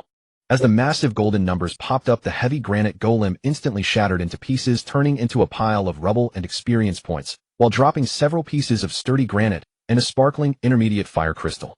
Decent efficiency. Lin Feng picked up the materials with satisfaction. At this rate, farming for a whole day would net him a handsome income from selling the materials alone. Just as he had been farming intently for over half an hour with his inventory gradually filling up with materials, the sounds of intense fighting and whistling skills suddenly echoed from not far away, interspersed with angry shouts. Frowning slightly, Lin Feng cautiously approached the source of the noise. In a relatively open valley, 2 groups of players were locked in a chaotic brawl. One side consisted of about a dozen players with the Xingqian prefix who were ordinary members of his guild. The other side was slightly larger with nearly 20 players sporting the Xinyu prefix. This was another powerful top-tier guild in Lingyun City and a longtime rival of the Xingqian Pavilion. The two sides had clearly clashed over territory or a resource spawned point, fighting tooth and nail. Skill effects flashed everywhere while angry curses and agonizing screams filled the air. The Xingqian Pavilion was at a numerical disadvantage, their formation already shattered, leaving them in a precarious position. Lin Feng swept his gaze across the field and spotted a few familiar IDs, ordinary members he had chatted with in the guild group chat before. Though he was not one to seek trouble, seeing his guildmates being bullied kindled a surge of anger within him. Damn those Xinyu bastards bullying us with numbers. Lin Feng cursed inwardly. Without a moment's hesitation, he raised his bow and aimed at a knight in the enemy camp who was chasing down a Xingqian Pavilion priest, Xinyutizi. The marksman's heart seemed to sense its master's battle intent, triggering that brilliant golden light on the very first strike. Bang. Dash 28000. A golden meteor tore through the air, striking the Xinyu knight squarely in the back. The knight did not even comprehend what had happened before his full health bar instantly evaporated, and along with his steed, he dissolved into a flash of white light. Instant kill. You have slain player Xinyutizi. PK value 1. The entire chaotic battlefield fell into a momentary dead silence due to this sudden terrifying damage. Everyone was dumbfounded by the absurd number. Holy crap, what kind of damage is that? 28,000. Who did that? It's Wei Jian. That archer with the golden talent. What is he doing here? The members of the Xinyu Guild instantly panicked while the morale of the Xingqian Pavilion members soared.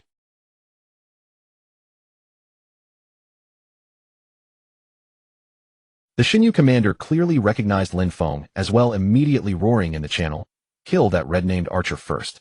Wu Yijian. He has a golden talent, burst him down. Where are the assassins?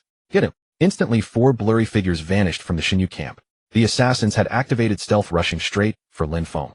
Lin Feng's name turned crimson from initiating the attack, but he showed no fear. While retreating rapidly, he sent a concise report in the guild channel, coordinates Black Rock Mountain 588, 912. Encountered a Xinyu platoon. Requesting backup. At the same time, he shouted to the surrounding Xingqian Pavilion members, "Assassins are sneaking in. Warriors block them for me. Mages cast area of effect skills around me." His calm command, paired with that earth-shattering arrow from earlier, instantly won the trust of the Xingqian Pavilion members present. Immediately 2 warriors stepped up to shield him, while a mage waved their staff, casting Blizzard to create a slow zone around him. A small-scale team battle centered around Lin Feng, the ultimate nuclear deterrent, erupted in full force. With Lin Feng's earth-shattering arrow and his subsequent steady stream of massive damage output, the chaotic battle instantly turned the tide. The players of the Xinyu Guild were struck with terror. In particular, the 4 assassins who had sneaked over intending to instantly kill Lin Feng were revealed by the mages of the Xingqian Pavilion, using dust of appearance the moment they drew near. They were immediately focused down and eliminated, failing to pose even the slightest threat to Lin Feng. Bereft of their commander, the knight who had been instantly killed, and the threat of the assassins, the remaining players of Xinyu fell into utter disarray. Meanwhile, the morale of the Xingqian Pavilion soared like a rainbow. Under the cover of Lin Feng, the human turret, they launched a ferocious counterattack. "Brothers, charge with Boss Yijian. Slaughter these bastards from Xinyu. Let them know that the Xingqian Pavilion is not to be trifled with." The battle quickly devolved into a one-sided pursuit. The Xinyu players were utterly routed, dissolving into beams of white light one after another to resurrect back in town. As the battle concluded, tranquility returned to the valley, leaving behind only potions strewn across the ground and the faint glimmer of scattered equipment. The members of the Xingqian Pavilion began to clear the battlefield, their faces beaming with the joy of victory. They chose not to camp the corpses. After all, large-scale corpse camping could easily trigger greater conflicts, and quitting while ahead was the wiser course of action. From this battle, Lin Feng's PK value accumulated to 9 points, causing his name to glow a brilliant, menacing red. Yet his harvest was immense. He picked up over 20 gold coins and more than a dozen pieces of level 20 black iron and bronze equipment dropped by the Xinyu players. Although their attributes paled in comparison to his current set, selling them would still yield a handsome sum. This rate of earning money was far quicker than grinding monsters painstakingly. "Boss Yijian, you are amazing. We owe it all to you today. Otherwise our squad would have definitely suffered a major loss." "Thank you, boss." The ordinary members of the Xingqian Pavilion gathered around to express their gratitude, their eyes filled with admiration and appreciation. Lin Feng waved his hand in slight embarrassment. "We are all on the same side, it's only right." Just then a message from Qian Xiao arrived, her tone filled with praise. "Yijian, beautifully done. The guild already knows about the incident at Haishi Mountain. Since you timely reinforced our companions and turned the tide of battle, the guild has decided to reward you with an additional 500 contribution points. Keep up the good work." Another 500 points. Lin Feng was in high spirits. After bidding farewell to everyone, he found a secluded level 25 monster zone and began patiently grinding to clear his red name. The Xiaoya wolf cub loyally guarded his side, while Lin Feng cleared the monsters arrow by arrow, reflecting on the battle just now. This sense of teamwork and swift, satisfying vengeance truly made one's blood boil. After grinding for about an hour, his PK value finally cleared to 0. Just as Lin Feng was preparing to return to town, a friend request suddenly popped up. The applicant's ID was Xinyu Kanglin, someone from Xinyu. Lin Feng frowned, initially intending to decline, but the attached message piqued his curiosity. "Hello, Mr. Yijian. Apologies for the intrusion. I am Kanglin, the vice president of the Xinyu Guild. I sincerely wish to have a chat with you, and by no means intend to seek trouble." After a brief hesitation, Lin Feng clicked accept. He wanted to see what they were up to. As soon as they became friends, Kanglin's message came through, her tone elegant yet direct. "Mr. Yijian, I have heard of your great name for a long time. Your performance in today's battle was truly impressive. To get straight to the point, we at the Xinyu Guild highly appreciate your potential and sincerely invite you to join us." Without waiting for Lin Feng's reply, she continued to offer highly enticing terms. "We are willing to provide 3 times the benefits and compensation of the Xingqian Pavilion, including, but not limited to, base salary and share percentages. Furthermore, we can overlook today's unpleasantness and directly grant you core member status. We can even advance you a year's salary to show our sincerity. I wonder if you would be interested in joining us, boss." Lin Feng's heart jolted. 3 times the benefits. Core member status. A year's salary advanced. For someone in desperate need of money, these conditions were an almost irresistible temptation. He truly needed the money. The 75000 down payment weighed on him like a massive mountain. At that moment his heart did waver for a second. But only for a second. He recalled team leader Guang's unreserved guidance, and helped Sister Qianxiao's warm care guild leader Yi Wunyan's appreciation and encouragement, and comrades like Dunshan and Huopao, who fought alongside him. What the Xingqian Pavilion gave him was not just a backer, but a rare sense of belonging and warmth. Though Lin Feng was poor, he possessed unyielding dignity, and he understood the virtue of gratitude. As a 20-year-old youth, his heart naturally held its own passion and principles. Taking a deep breath, he replied resolutely, "Thank you for your high regard, Vice President Kanglin. The offer is indeed very tempting. However, I have already joined the Xingqian Pavilion. The guild has treated me well, and I will not leave. My apologies." Once the message was sent, Lin Feng felt a heavy weight lift from his chest, leaving him exceptionally relieved. Kanglin fell silent for a few seconds before replying, "Understood. Mr. Yijian, your loyalty and righteousness are truly admirable. Since that is the case, I will not press further. I will keep you on my friends list. If you ever change your mind in the future or need any assistance, the doors of Xinyu will always be open to you. I wish you a brilliant future in Huanshe." The other party's decent attitude actually earned a bit of goodwill from Lin Feng. "Thank you, and I also wish Xinyu all the best." After ending the conversation with Kanglin, Lin Feng suddenly remembered something. Team leader Guang had said his official member contract with the Xingqian Pavilion had been submitted days ago, so why was there still no news? Could some accident have occurred? A faint sense of unease welled up in his heart. Using a town portal scroll to return to Lingyun City, he walked straight toward the guild recruitment office in the central plaza, intending to ask Qianxiao about the situation. Upon arriving at the recruitment office, he saw Guang and Qianxiao standing together conversing in low tones. Both of their expressions seemed rather grave, especially Guang's, whose brow was furrowed tightly, as if he had encountered some difficult problem.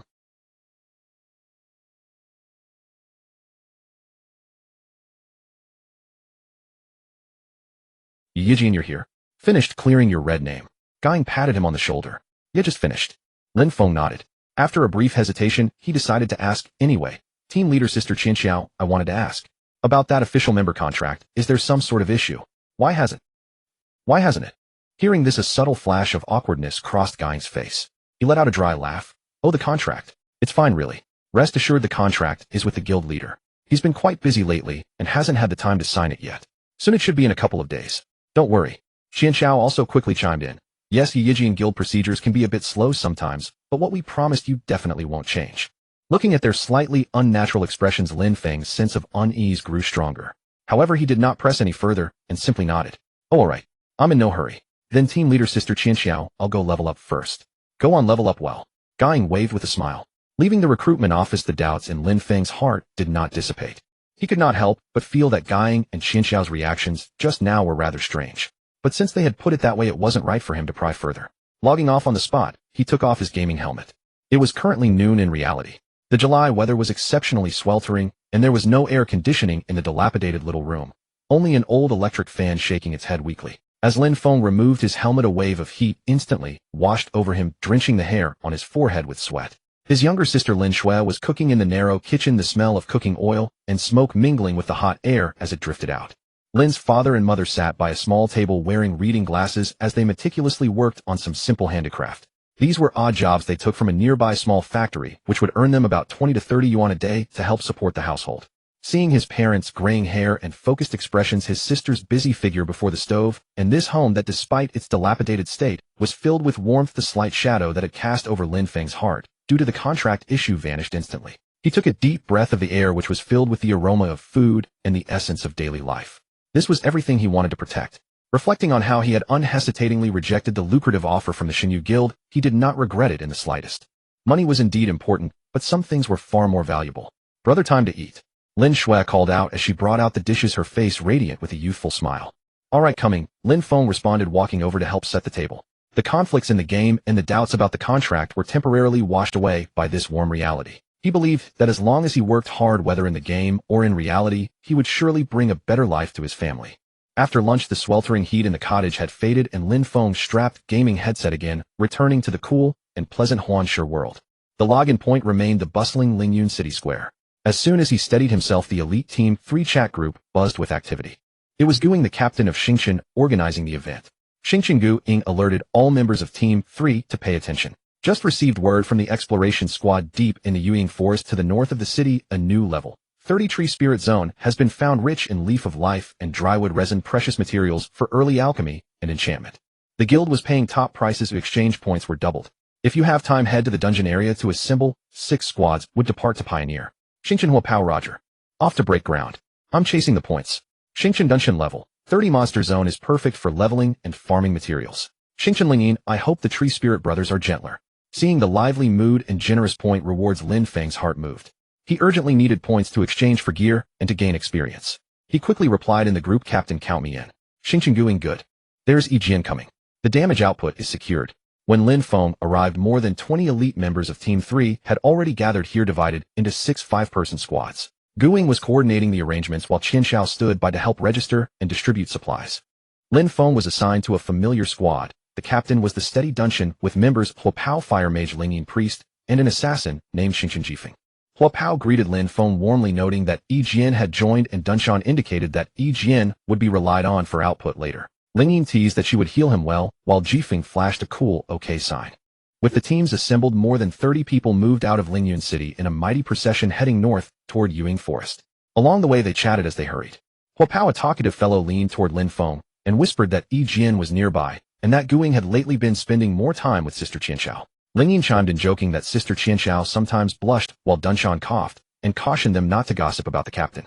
Jifeng added coolly that only a blind man could miss it. Lin Feng finally understood, recalling the midday moment when Guing and Qianxiao were together. It wasn't about his contract, but the two of them were courting each other. He could not help but laugh softly, his lingering doubts vanishing, finding it rather amusing. In the midst of chatter, the squad reached the depths of Yuing Forest.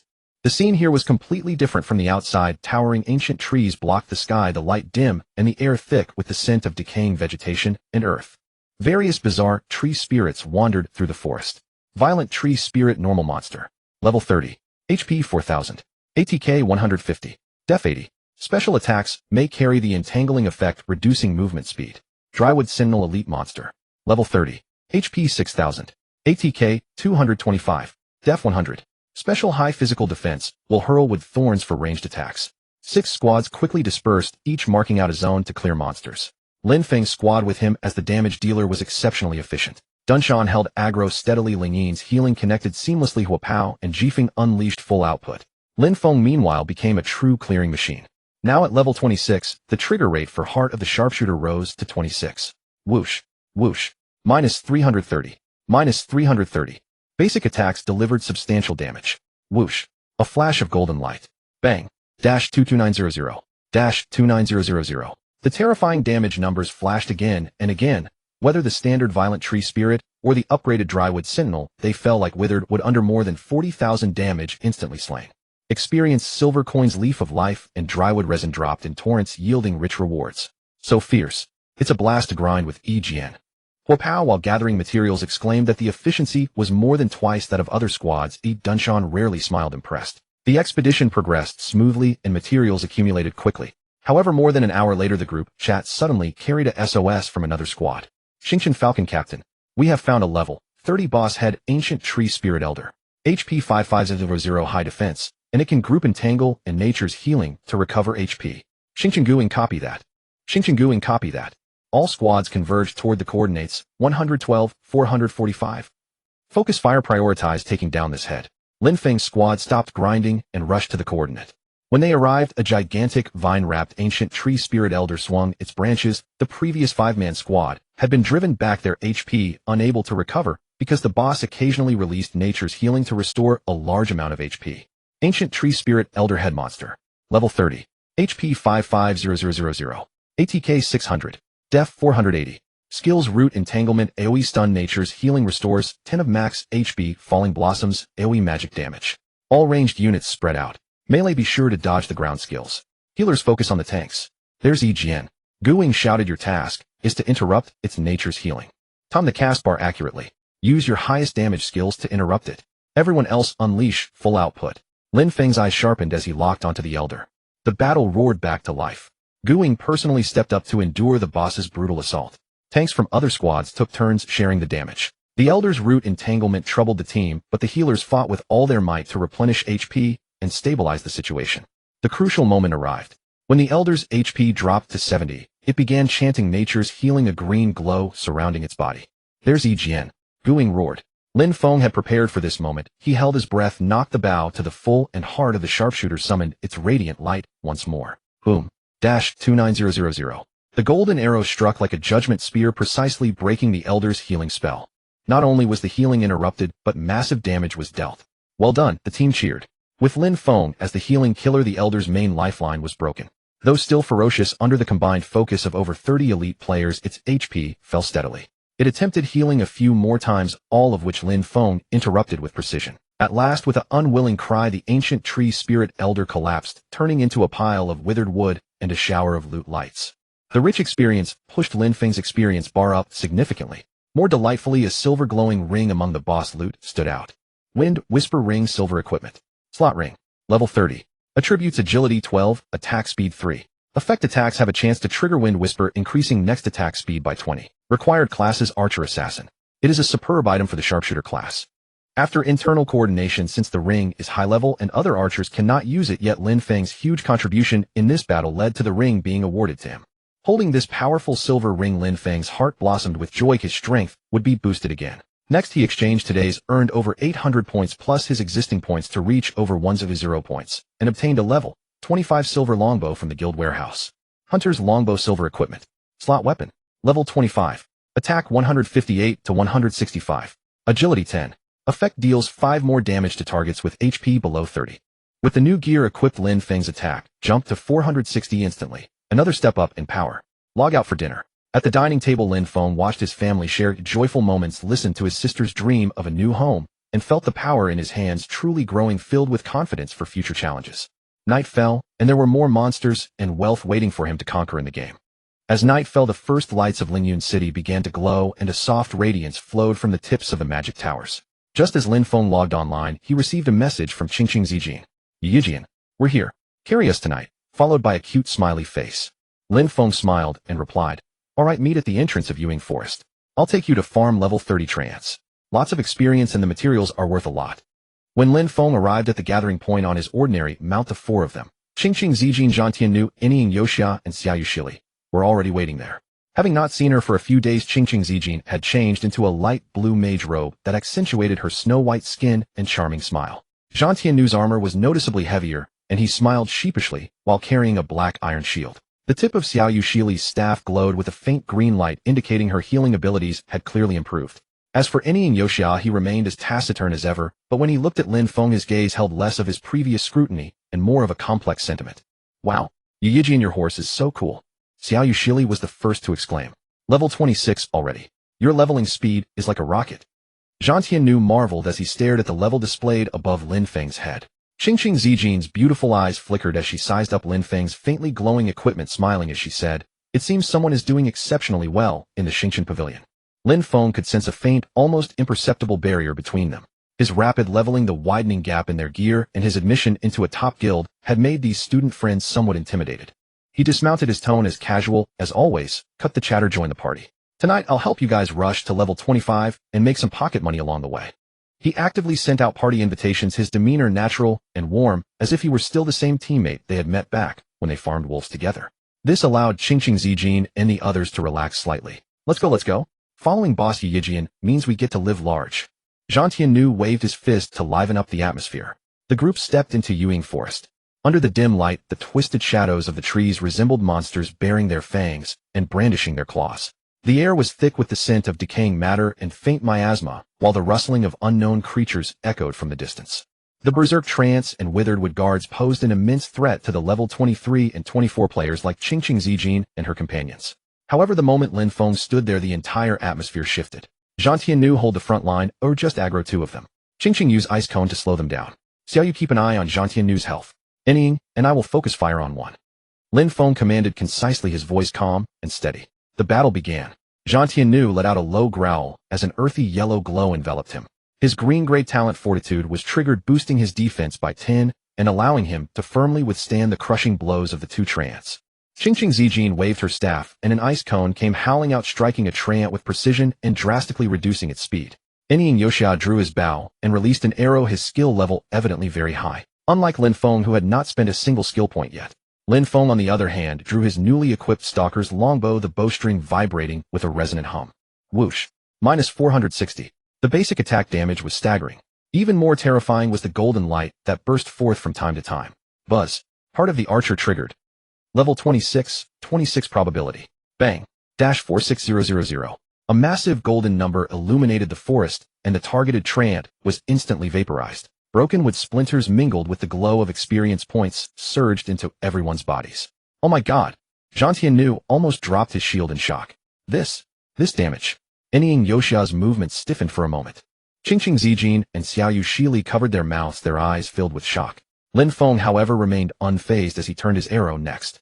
Led by a powerhouse damage dealer like Lin Feng, their grinding efficiency was incredibly high. Their experience bars soared, and items like Leaf of Life and Withered Wood Resin dropped continuously. Lin Feng deliberately controlled the pace, allowing his teammates to fully participate in damage dealing and healing to hone their teamwork. As they progressed, everyone gradually loosened up. Jiang Tiannu started joking around again. Qingqing Zijin discussed skill synergy with Lin Feng from time to time. Xiaoyu Shili chattered about interesting school stories, and even Anying Yoshia occasionally chimed in with a few words of commentary. The atmosphere became harmonious once more. Lin Feng was still the same Lin Feng, just far more powerful. They farmed late into the night, and everyone's bags were overflowing with loot. Lin Feng's experience bar reached 81 of level 26, while Qingqing Zijin and the other three all reached the level 25 milestone. This is amazing. An afternoon and an evening gave us more experience than a whole week of grinding. Jiang Tiannu said excitedly. These materials can be sold for a lot of money too. Xiaoyu Shili's eyes curved into crescents as she looked at her inventory. Thank you, brother Yijian. Qingqing Zijin thanked him sincerely. When you're free next time, let's run a level 25 dungeon together. Lin Feng said with a smile. After making their plans, they bid each other farewell and logged off. The next morning, as soon as Lin Feng went online, he received an urgent message from Guy. Yijian, come to the guild warehouse immediately. Good news. When Lin Feng arrived, both Guy and Qianxiao were there. Guy had an excited grin on his face, while Qianxiao looked at him with a gentle gaze. Yijian, your official membership contract has been approved.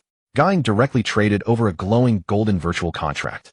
Take a look. The benefits have doubled compared to what we discussed before. And he lowered his voice, speaking in a tone of disbelief. The guild master himself spoke up and put you on the evaluation list for core members. My goodness, what kind of crazy luck do you have?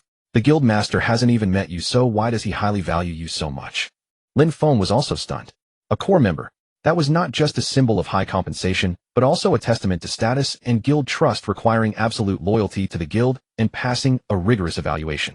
He carefully read the contract terms: a higher base salary, increased share of profits, priority access to gear, and his high level of freedom remained intact. But the most eye-catching part was the signing bonus of up to 500 in real-world currency. The end of the contract explicitly stated if party B Lin Feng unilaterally breaches the contract, he must pay a penalty of 5 million yuan. 500,000. For Lin Feng, who desperately needed a house down payment, this was undoubtedly a godsend. The guild master said he believes in your potential and character, Qianxiao said softly from the side. He hopes you can become a future pillar of Xingqian Pavilion. Lin Feng's heart swelled with a warm current and a sense of responsibility. No longer hesitating, he took a deep breath and signed his name on the contract. Great. Straightforward. Guy laughed heartily. The money will be deposited into your account this afternoon. Come on to celebrate. I'll take you to experience something thrilling. The level 25 dungeon on Purgatory difficulty. At the entrance of the Purgatory difficulty, mind crisis, heart-palpitating energy fluctuations filled the air. The attributes of the monsters here were a full 10 times those of the normal difficulty. Demonic Minor Purgatory Normal Monster. Level 25. HP 15000. Attack 750. Defense 500. Just the trash mobs at the entrance were enough to make one's scalp tingle. Guy had organized a standard 5-man elite party himself as the main tank, Lin Feng as the primary DPS, along with the guild's chief Ice Mage Bingley, the chief priest Xingyan, and a well-equipped assassin Guerin. Everyone stay on high alert. Guy's expression was grave. On Purgatory difficulty, even trash mobs can one-shot you. Bingley maintained crowd control, Xingyan watch your mana, Guerin handle the special mobs, and interrupts. Yijian. He looked at Lin Feng. Our damage output still relies on you, but your aggro control must be absolute. If I tell you to stop, you must stop immediately, without half a second of hesitation. Understood. Lin Feng nodded firmly. The battle began. Guy used charge to rush into the first wave of 2 miners, his massive shield steadily drawing their aggro. However, when the miners' pickaxes struck the shield with a heavy thud, Guy's health bar visibly dropped by a chunk. What high attack power! Xingyan's healing spell immediately followed. Bingley waved her staff, calling down Blizzard, which significantly slowed the targets. Standing at maximum range, Lin Feng held his breath and fired off basic attacks. 460. Under the high defense of the purgatory monsters, the damage numbers seemed rather underwhelming. He didn't dare to use skills recklessly, fearing he might draw aggro. The pace of the battle was painstakingly slow, and every step forward was taken with extreme caution, as if dancing on the edge of a blade. Suddenly a red light flashed on one of the miners as it activated its skill-frenzied strike, causing its attack speed to skyrocket. Guying's pressure surged, and his health bar fluctuated wildly. Yijian. Hit it. 3 seconds. Guying roared. Lin Feng's eyes sharpened as he instantly unleashed double shot and freezing arrow. 920. Minus 506. The damage was respectable, but more importantly, buzz. Heart of the archer triggered. Bang. Dash 46000. A golden number illuminated the dim mine shaft. The frenzied miner was instantly vaporized. Beautiful. Guerin couldn't help but praise. With the pressure greatly reduced, Guying stabilized his footing and cleared the remaining miner. The entire dungeon progression was incredibly slow, taking nearly 2 hours with their minds constantly on high alert. Every pull had to be meticulously calculated, and every skill activation was a matter of life and death. Lin Feng's talent became the team's greatest reliance, repeatedly breaking the deadlock in critical moments. Finally facing the purgatory version of the Goblin Master, which possessed a terrifying 2 million HP and horrific attack power, the team pulled out all the stops. Under Guying's commands, Lin Feng executed precise bursts of damage multiple times to interrupt the boss's crucial skills. When the massive golem finally crashed to the ground, the system prompt rang out. System announcement: congratulations to the player party Guying Weiyu, Yijian, Bingli Xingyan Gairen for achieving the first clear of the level 25 Dungeon Mine Crisis Purgatory difficulty and setting a new record. Each member is rewarded with 100 reputation points and 10 gold coins. In addition to the guild's point rewards, each of the 5 received 100 guild points. This was a massive haul. Whoosh. A massive influx of experience and rewards poured in. Golden light flashed repeatedly over Lin Feng. Congratulations, you have leveled up to level 27. Your talent, Heart of the Archer, has leveled up. Current trigger probability, 27. The dungeon drops were exceptionally bountiful, with a shield emitting a dazzling golden light, and a set of reins glowing with a bronze luster being the most eye-catching. Power of the Mountain Gold Gear. Slot Shield. Level 25. Stats: Defense 280, Constitution 25, Block Value 150. Effect: upon a successful block, there is a chance to restore 5 of maximum health. Swift Strider Reins Bronze Mount. Movement Speed 80. Effect: Stamina Consumption reduced by 10. After distribution, the Gold Shield went to Guying, while Lin Feng chose the Bronze Mount. He also received an additional 500 guild points transferred from Guying as a contribution reward. After logging off, Lin Feng immediately transferred the 500 signing bonus to his younger sister Lin Shui. Brother, this is so much money. Lin Shui was dumbfounded as she stared at the bank notification on her phone. It's enough for the down payment. You can decide how to arrange the renovation with the rest. The house will be in your name, and I'll pay the mortgage. Lin Feng ruffled his sister's hair. Hurry up with the process. Let's try to move in before your school starts. I'm at a critical stage in the game right now, so I can't spare the time. Lin Shui's eyes welled with tears as she nodded vigorously. Brother, you worked so hard for this money. How can the house be in my name? I won't accept it. Looking at his sister's emotional state, Lin Feng felt a surge of motivation. Lin Feng said, Little sister, I've already gotten onto the right track in the game, and life will only get better from here. If it's in my name, I'll have to spend a lot of time handling the contracts, which will really interfere with my gaming. Just be good. It's only a house. I believe we'll have even better houses in the future, so consider this small apartment my gift to you. After a brief back and forth, his sister ultimately couldn't win against Lin Feng's stubbornness and reluctantly agreed to hold it in her name for now, intending to transfer it back to him later. With his real-life affairs settled, he could focus more intensely on striving in the game world. Level 27, a 27 trigger probability, a stronger mount, and the high regard of Xingshan Pavilion. His journey had only just begun. The morning sunlight pierced through the magical barrier, casting a golden rim over Lingyun City. Lin Feng woke up at the logout point next to the warehouse, taking a deep breath of the air thick with magical particles. The successive days of tranquility came as a slight surprise to him.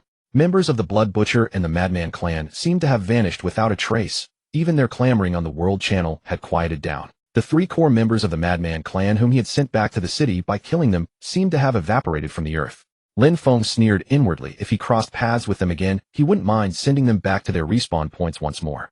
The guild channel was also quieter than usual, with only a few early rising lifestyle players discussing material prices. This calm before the storm, however, made him feel somewhat uneasy. Since I have nothing better to do, I might as well explore the map, Lin Feng muttered, summoning his recently acquired Swift Strider. This massive avian was covered entirely in brownish tan feathers.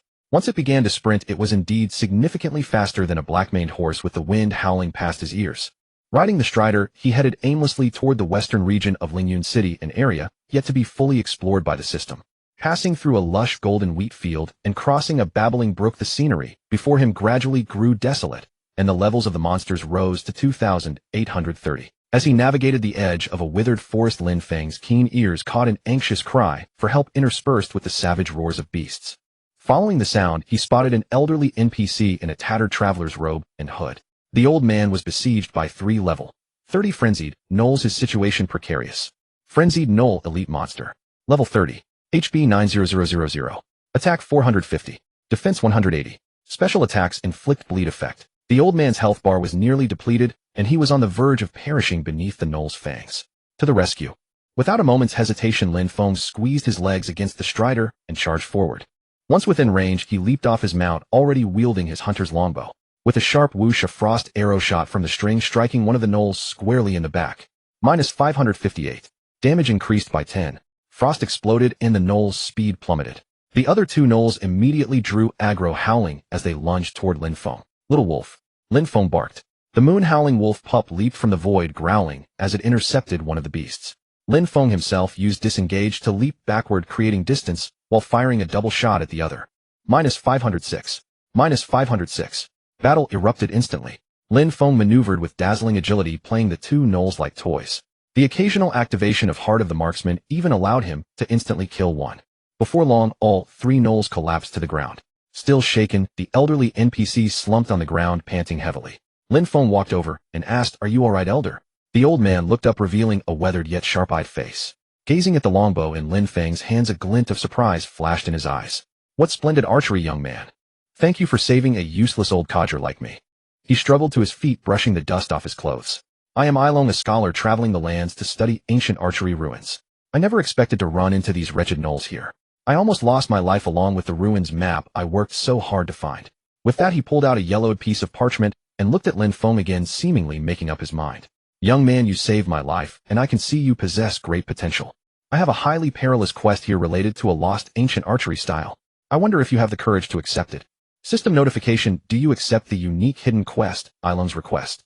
Quest details: escort Scholar Ilong to the ancient archery ruins in the Western Mountains and assist him in defeating the ruins guardian boss level. Quest difficulty: extremely high. Quest reward: rare skill book X1. A unique hidden quest. A rare skill book." Lin Feng's heart pounded rapidly. Without a shred of hesitation, he replied, "I accept." "Excellent. You have courage." Ilong nodded approvingly. "There is no time to lose. Let us depart at once." The quest was indeed arduous. On the way to the ruins, not only were monsters densely packed, but elite-level ruins trackers would also spawn randomly to harass them. Lin Feng had to remain highly vigilant at all times to protect Ilong, who possessed virtually no combat capability. After nearly 3 hours and several close calls, the 2 finally arrived at an ancient ruin hidden behind a waterfall. Deep within the ruins, the guardian was a massive stone golem, the ancient archery guardian. Ancient archery guardian boss monster. Level 35. HP 1000000. Attack 1200. Defense 600. Skills: boulder throw, earth tremor, repair, command restores 1 HP per second. A level 35 boss. Overwhelming stats. The battle was exceptionally brutal. Lin Feng pushed his kiting tactics to the absolute limit, relying on the strider's speed and his disengage skill to barely dodge the boulder throw and earth tremor. The moon-howling wolf pup lunged forward to bite several times, only to be beaten to critical health by a single fist from the golem, forcing Lin Feng to recall it to the pet space. The most critical issue was repair command. If he did not kill it quickly, the golem's health would gradually recover. Lin Feng gritted his teeth, pinning all his hopes on Heart of the Marksman. Holding nothing back, he unleashed all his skills in a frenzy of damage. Buzz. Golden light flashed repeatedly. -50600. -59800. Colossal golden numbers erupted from the golem's head, one after another. The battle turned into a war of attrition. Lin Feng's potions were rapidly consumed, and his health dipped into the danger zone multiple times. Yet, relying on his superb positioning and the low-grade healing scrolls Ilong occasionally threw out, he managed to hold on. Finally, after nearly half an hour of bitter fighting, the ancient archery guardian let out a reluctant roar, completely falling apart into a pile of rubble. System notification: congratulations on completing the unique hidden quest, Ilong's request. You have obtained 500 EXP, 100 reputation, 50 gold, and the rare skill book Piercing Arrow. As golden light showered down, Lin Feng's experience bar surged. He eagerly looked at the skill book in his inventory, which was radiating a purple glow. Skill book: Piercing Arrow rare. Class restriction: Archer.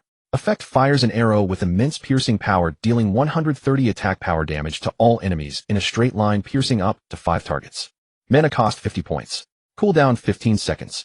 Skill level 110 max level 10. Each level increases damage by 5. An AoE damage skill, and it even had a rare piercing effect. Overjoyed Lin Feng immediately clicked to learn it. Having saved up skill points from before, he did not hesitate to max out Piercing Arrow to level 10.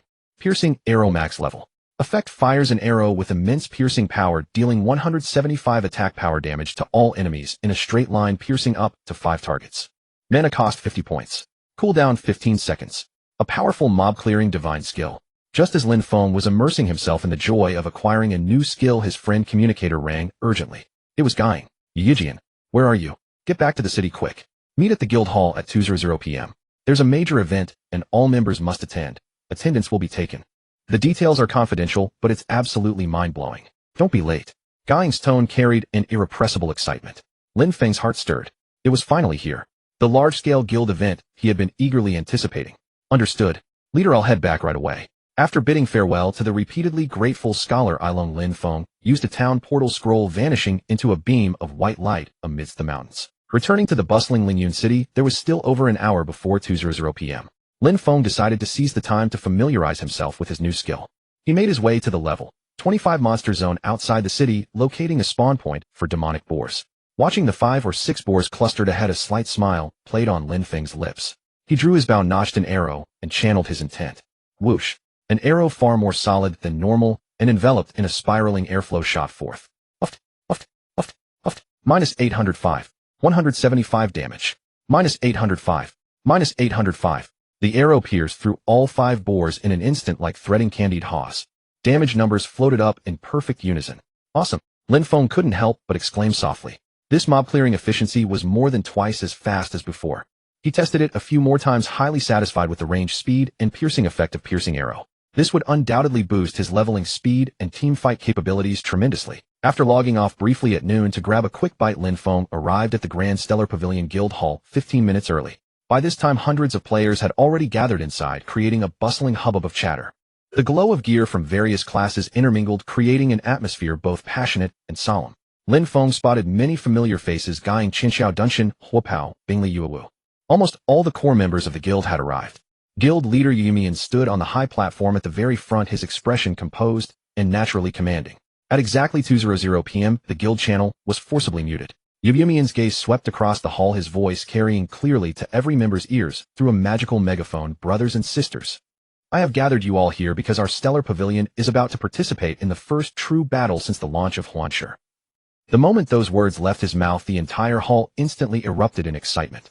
500 elites of the Xingqian Pavilion, like a torrent of steel, marched grandly out of Lingyun City, drawing the gazes of players along the way. Many activated their recording functions, while others pointed from afar, whispering in animated discussion. What on earth is Xingqian Pavilion doing? All 5 of their elite groups are marching out. Looking at their direction, they're heading deep into the Black Wind Mountains. Could there be some major operation?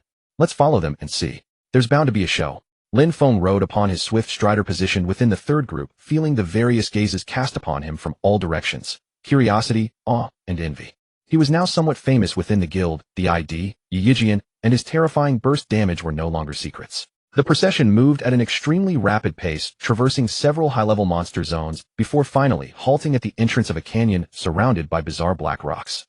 Over 2,000 ordinary members of the Xingqian Pavilion were already on high alert here, sealing the canyon entrance so tightly that not even a drop of water could trickle through, having cleared out all unrelated players and monsters. The sheer scale of the operation left Lin Feng secretly speechless. From the depths of the canyon came low, thunderous roars that numbed the eardrums, while a heart-stopping pressure permeated the air. Guang's voice rang out in the team channel. Yijian, come to the front row, core team. Lin Feng's heart tensed. He guided his swift strider out of the 3rd group's line, and under the astonished and envious gazes of numerous elite members made his way to the very front of the procession. Here gathered the true peak forces of the guild. Guild Master Yi Wumian stood like a god of war, clad in a glittering level 30 gold, set his aura as steady and imposing as a mountain. He was flanked by the 2 vice guild masters Tibi and Sangqiong, as well as various group leaders and chief professional players, including Yu Yinbao, Zhuixing, Bingli, and Shengyan. Lin Feng's arrival drew the attentive gazes of several core members. Brother Yijian, you've arrived, Yi Wumian said with a nod to Lin Feng, his tone calm, yet naturally commanding. Guildmaster, Lin Feng replied respectfully. Yi Wumian spoke no further and began the pre-battle deployment, his voice echoing clearly across the entire army through the command channel. Brothers, our target today is the level 35 domain lord boss in the depths of the canyon, Gorton the Molten Earth Dragon. This is a crucial step for our Xingshan Pavilion to reach the summit. The first kill of a domain lord will surely yield precious treasures, and there is even an extremely high probability of dropping a guild territory token. Gorton the Molten Earth Dragon Domain Lord Monster. Level 35. HP 12000000. Attack 5800. Defense 5200. Skills Fissure Eruption Molten Breath Savage Trample Summon Lava Elemental Earth Domain reduces the defense of all enemies within the domain by 20. 12 million health. Over 5,000 attack and defense. Beholding these terrifying attributes, Lin Feng gasped. This was simply not an existence that players at the current stage could contend with. He looked at Yi Wumian in confusion, unable to comprehend why the guild master was so confident. Yi Wumian seemed to perceive everyone's doubts and said in a deep voice, "I know what you all are thinking. Relying solely on raw strength, we indeed fall short. But we have come prepared. The guild has spent a massive fortune to obtain the Ancient Weakening Scroll and the Earth Dragon Sedative from a hidden NPC. Ancient Weakening Scroll Rare Consumable. Effect reduces all attributes of a designated target below Domain Lord tier by 30 for 1 hour. Earth Dragon Sedative Special Potion. Effect when used on dragon-type creatures, it greatly delays the onset of their berserk state. So that's how it is. Everyone realized their morale soaring. The tactics are as follows. Yi Wumian continued to deploy. I will be the main tank.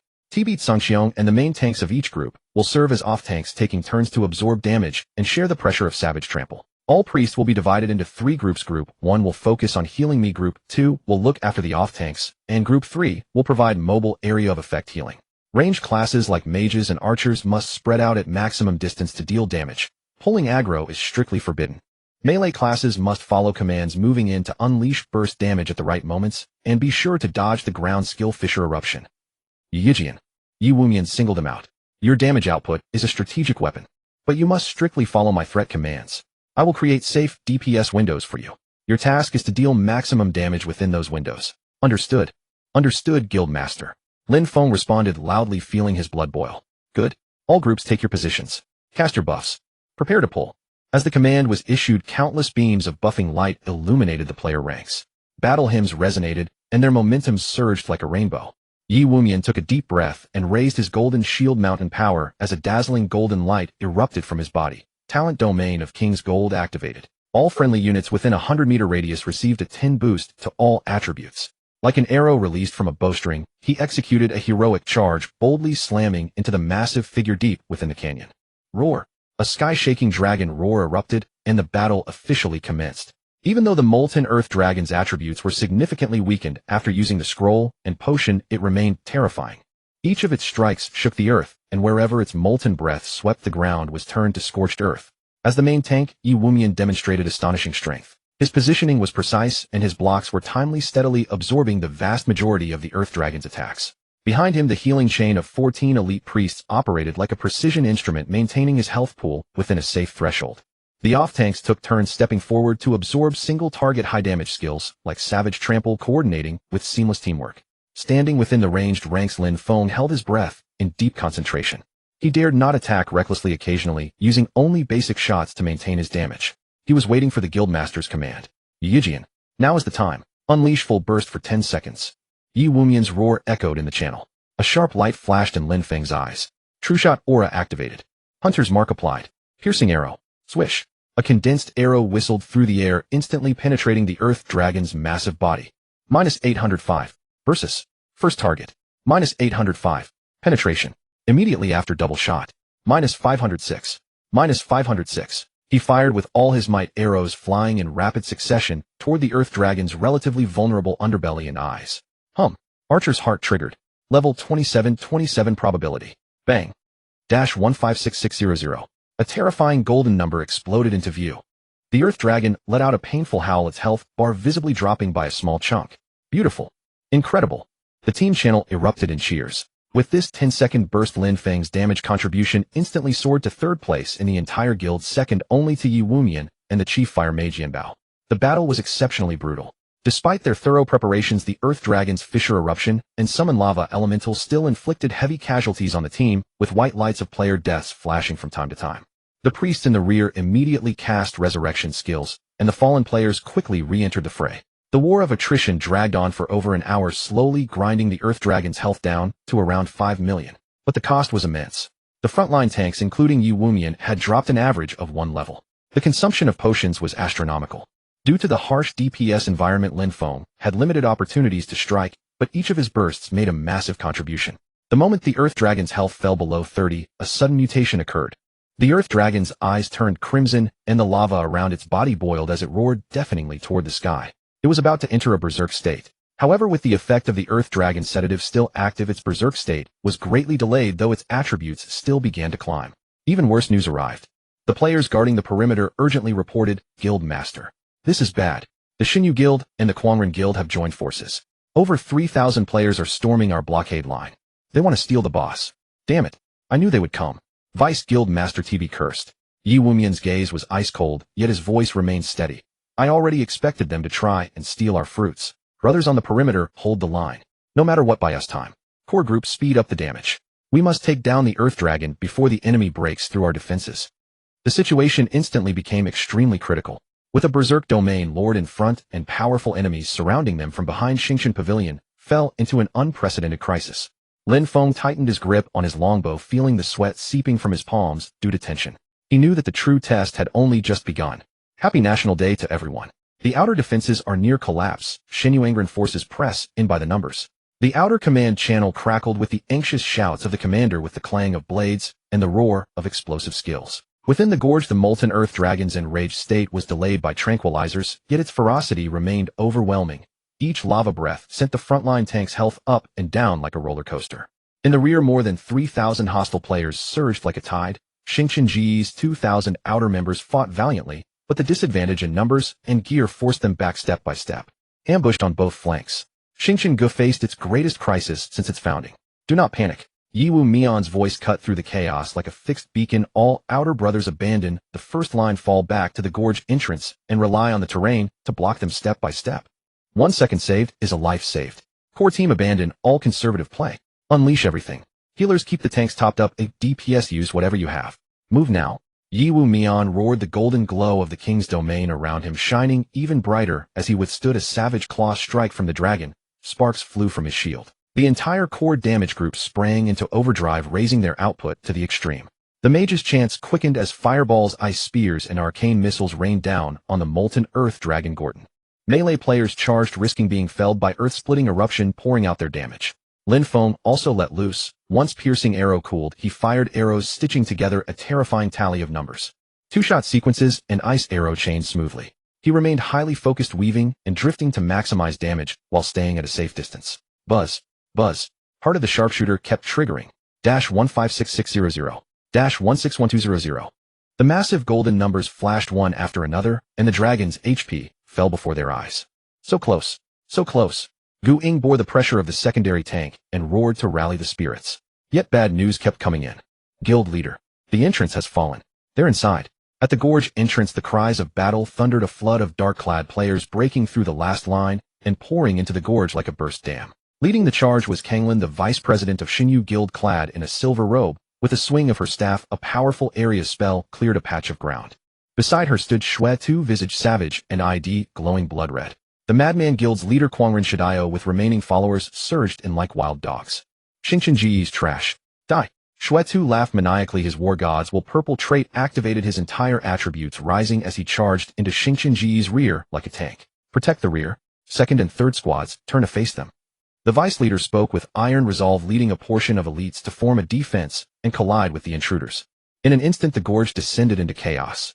In front, the enraged world boss, behind snarling enemy players. Xingqian Ji's formation was thoroughly scattered. "First kill the Xingqian Gu people. Boss can be seized later." Kanglin calmly ordered. Xinyu Guild players, disciplined, focused their fire on Xingqian Ji's healers and ranged specialists. More Xingqian Gu players turned into white light. Respawn glows appeared across the battlefield, but it was a drop in the bucket. Lin Feng in the core felt the mounting pressure as well. A few Xinyu assassins slid forward, using stealth daggers aimed at his back. "Watch out, you scoundrel." Moon Dance's cold voice rang out as she appeared like a specter, delivering precise kick and kidney strike to interrupt the assassin and lock him in combat. Lin Feng broke into a cold sweat, hurriedly retreating to gain distance, then fired an ice arrow to freeze one assassin, teaming with Moon Dance to finish him off. But the battle's odds were deeply unfavorable to Xingqian Gu. The molten Earth Dragon still had roughly 2,000 HP, while the enemy closed in on the core circle. No, If this continues, we'll be wiped. Yiwu Mion's eyes were resolute. Execute the final plan. Sacred word. The chief priestess, Sacred Word, wore a grave look, but nodded without hesitation. She raised her staff and began to chant a long, obscure incantation, her body radiating pure holy light. Forbidden spell, Sacred Sacrifice, epic skill. Effect: sacrifice all of the caster's mana and 50 of their maximum HP to grant a shield to a designated ally equal to 300 of the caster's HP, instantly restoring all statuses for 15 seconds. After casting, the caster sank into extreme weakness, all attributes reduced by 90 for 1 hour. This is an ultimate skill that harms the enemy far more than it injures the caster. Protect, Sacred Word. Yiwu Mion roared. Several tanks immediately gathered, shielding the incoming arrows and magic with their bodies. The spell finished. A mighty golden pillar of light descended from the sky, enveloping Yiwu Mion. 50000 HP. A large green number appeared, as Yiwu Mion's HP instantly topped off. At the same time, a shield thousands of HP thick appeared around him. Brothers, the last 15 seconds. Charge with me. Yiwu Mion felt the power surge within, roared, abandoned defense, activated berserker stance. His attack power surged dramatically, and he bled into the dragon's assault with brutal output. This noble scene infected every Xingqiang member. Kill. For Xingqiang. The remaining players unleashed their final courage, attacking the dragon with reckless force, even using their bodies to block advancing foes. Lin Feng felt a rush of hot blood to his head. He watched Yiwu Mion's shield steadily weaken, saw teammates fall one by one, saw Kanglin's calm face, and Xuetu's feral grin in the distance. This cannot go on. Failure is not an option. His gaze fixed on the dragon's massive frame, his mind calculating at an unprecedented speed. The dragon's HP lingered around 1500. His attack power, the probability of heart of the sharpshooter. The shield had 5 seconds left. Dragon HP at 1300. Shield with 3 seconds left. Dragon HP at 1100. The shield would vanish any moment. Yiwu Mion's HP began to plummet. Now, Lin Feng gathered every fragment of will, for this arrow would decide everything, condensing all hope, all reluctance, all anger into a single shot. He felt his spirit merge with the bow, a mystic resonance rising. This arrow would surely hit its mark. He did not use any skill, only a simple pure full moon draw. The bowstring shone with a golden blaze like a tiny sun. Heart of the sharpshooter triggers. Level 27 chance. This arrow transcends probability. It is the embodiment of will. Whoosh. The moment the arrow left the string, there was no sound of breaking the air. It seemed to pierce space itself and appeared right at the lava dragon's burning heart. Boom. 324000. A golden number larger than any before rose from the dragon's head like a nuclear explosion. Molten Earth Dragon Gorton let out a heaven-shaking wail filled with disbelief and unwillingness. Its massive body stiffened, then toppled, as if a mountain had collapsed. It slammed into the ground, raising a cloud of smoke and a scorching surge of air. Silence fell, a crushing quiet. Whether Xingqiang's remaining players or the invaders, all were stunned by this earth-shattering arrow and the ensuing stillness on the server. In the gorge, only the sizzle of molten lava and the heavy breathing of players remained. In the next moment, cheers erupted from Xingqiang's ranks. We won. We won. There it is. Damn awesome. Long live Xingqiang. The faces of Xinyu and Kuangren turned pale at once. Especially Xuetu, who watched the dragon fall in disbelief, nearly spitting blood, and rage, his eyes blazing as he glared at Lin Feng. You again. I have a cheap one. I will kill you. Kanglin looked at Lin Feng surrounded by Xingqiang's players, then at the massive dragon corpse and the priceless insignia on the ground, and decisively ordered retreat. Continuing to fight would be meaningless. The first kill had been claimed, and the boss loot belonged to Xingqiang. Xinyu and Kuangren's players withdrew like a tide, leaving the battlefield in ruins. Yiwu Mion, dragging his wounded body, stepped up to Lin Feng, giving his shoulder a heavy pat, and wearing a tired but contented smile. You did well. This time you are Xingqiang's greatest contributor. Guing, Qianshao, Dunshan, and the others gathered nearby, their eyes bright with excitement and admiration. Lin Feng looked at the surrounding excited faces, at the dragon's corpse on the ground, an emblem of the guild's future, and let out a long sigh of relief. This single arrow not only decided the battle's outcome, but also truly bound him to the collective, earning the unwavering respect of everyone. Beside the colossal corpse of Earth Dragon, the searing breath had not yet, and the air hung heavy with the scent of sulfur and scorched earth. The of Xingqiang roared in thunderous cheers, all eyes fixed on Lin Feng, who delivered the final blow, their hearts filled with excitement and admiration. Yiwu Mion dragged his bloodied body to Lin Feng. Although pale, his eyes were bright. He gripped Lin Feng's shoulder with effort, his voice tired but unable to hide his excitement. There you are. Excellent. Well done. If it weren't for you, Xingqiang would have suffered a devastating setback. He immediately opened the guild management interface and performed a few operations.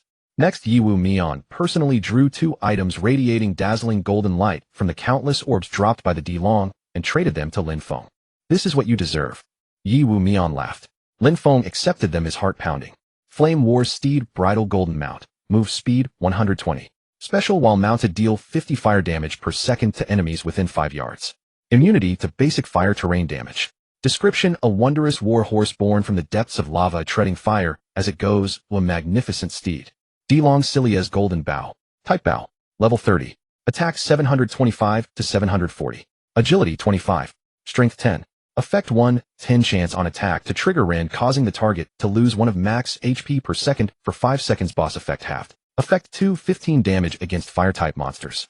Equipment requirement: agility 150. Golden Mount. Golden Weapon. The attributes were powerful enough to take one's breath away. Especially the Delong Cilias with an attack ceiling of 740 and 2 peak effects. Truly the graduating weapon for archers at this stage. Thank you, guild leader. Lin Feng's voice trembled. The reward was overwhelming. You earned it yourself. Yi Wu Mian waved a hand. Once your level rises, switch it on quickly. The guild will be busy with base construction. Next, you need to grow stronger, even faster. Around them, guild members crowded in to congratulate. There's Yi Jin, you're amazing. This bow is so cool. I'm so jealous.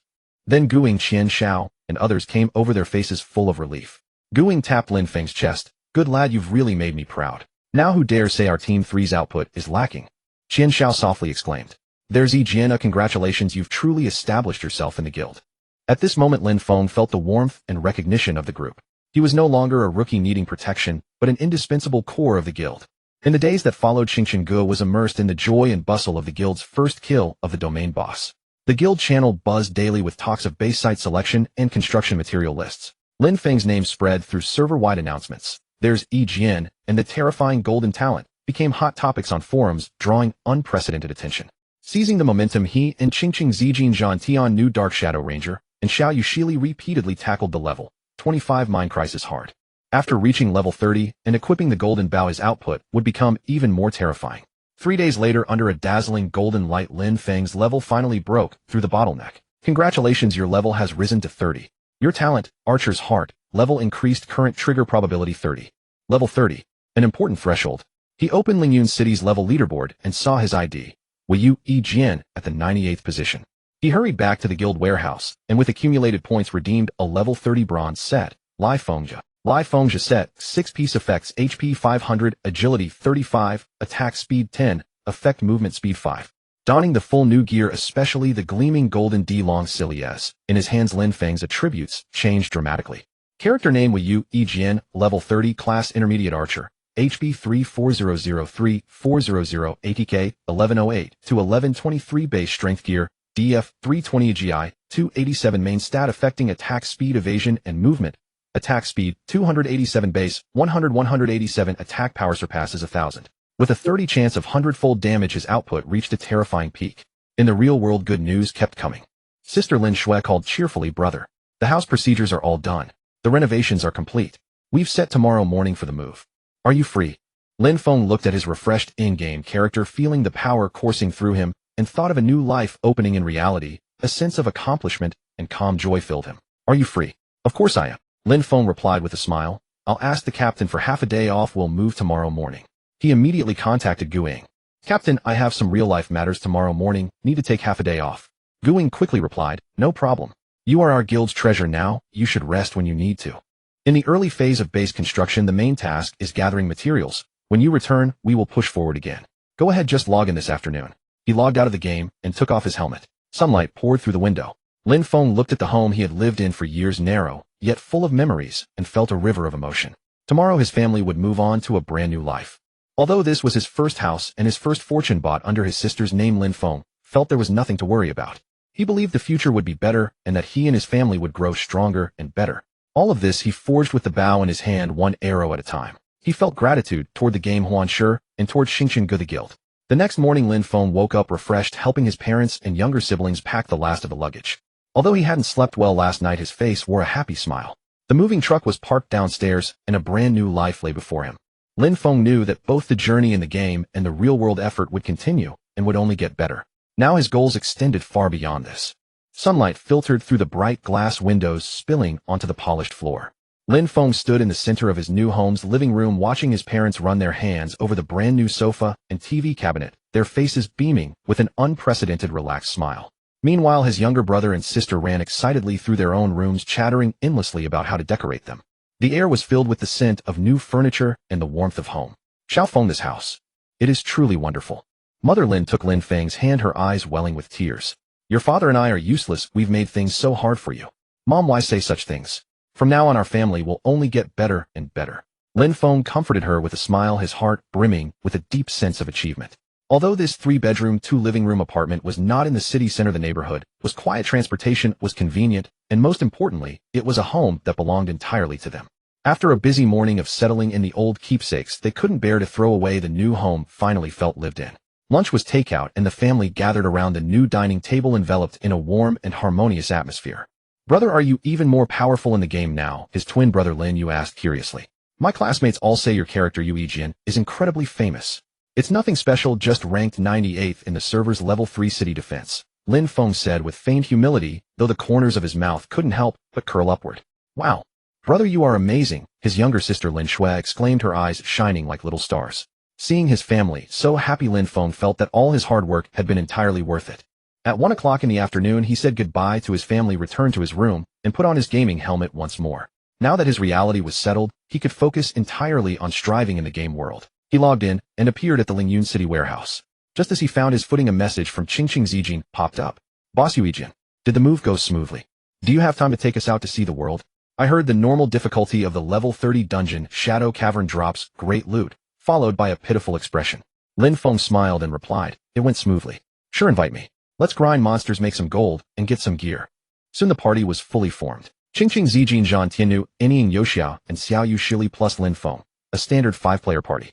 Having not seen each other for a few days, the 4 of them had managed to scrape together a mix of bronze and black iron gear to around level 25, with their levels ranging between 26 and 27. When Lin Feng appeared, the 4 of them were utterly stunned, especially by the menacing Earth Dragon Ripper longbow in his hand, which glowed with a golden aura, and the magnificent blazing steed beside him, its hooves treading on faint flames. Holy crap. Gold-grade weapon. Gold-grade mount. Zhan Tiannu's eyes widened like brass bells, drool nearly escaping his mouth. Yu Yijian, you are just too absurd now. Qingqing Zijin covered her small mouth, her beautiful eyes gleaming with wonder. Xiao Yu Shili ran straight over, circling the blazing steed. What a beautiful horse. And it even breathes fire. Although Anying Yoxia didn't speak, his gaze fixed on the gold-grade bow was filled with shock and envy. Lin Feng patted the blazing steed's neck and smiled. Just good luck, that's all. Let's go to the Shadow Cavern and let you all experience the pleasure of a level 30 dungeon. The group rode their mounts, the other 4 still on ordinary horses, grandly charging toward the entrance of the level 30 dungeon. Along the way, they drew the stares of many players, with Lin Feng's gold-grade mount acting as a mobile center of attention. Upon entering the Shadow Cavern, a gloomy, icy aura rushed over them. The monsters here were level 30 shadow lurkers and spectral banshees. For Qingqing Zijin and the others, the stat suppression was highly apparent. I can't tank 2 of them. Zhan Tiannu's scalp went numb looking at the shadow lurkers' high attack power of 450. Don't worry, you don't need to tank. Lin Feng smiled confidently and drew the Earth Dragon Ripper. Just follow me closely, pick up the loot, and cheer me on. The battle began. Lin Feng didn't even dismount. Remaining atop the blazing steed, he immediately initiated harvest mode. Swoosh. Piercing arrow. Minus 1925. 175 damage. A solid arrow whistled through the air, instantly skewering 5 shadow lurkers ahead like candied haws. Damage numbers floated up in perfect unison. Basic attack.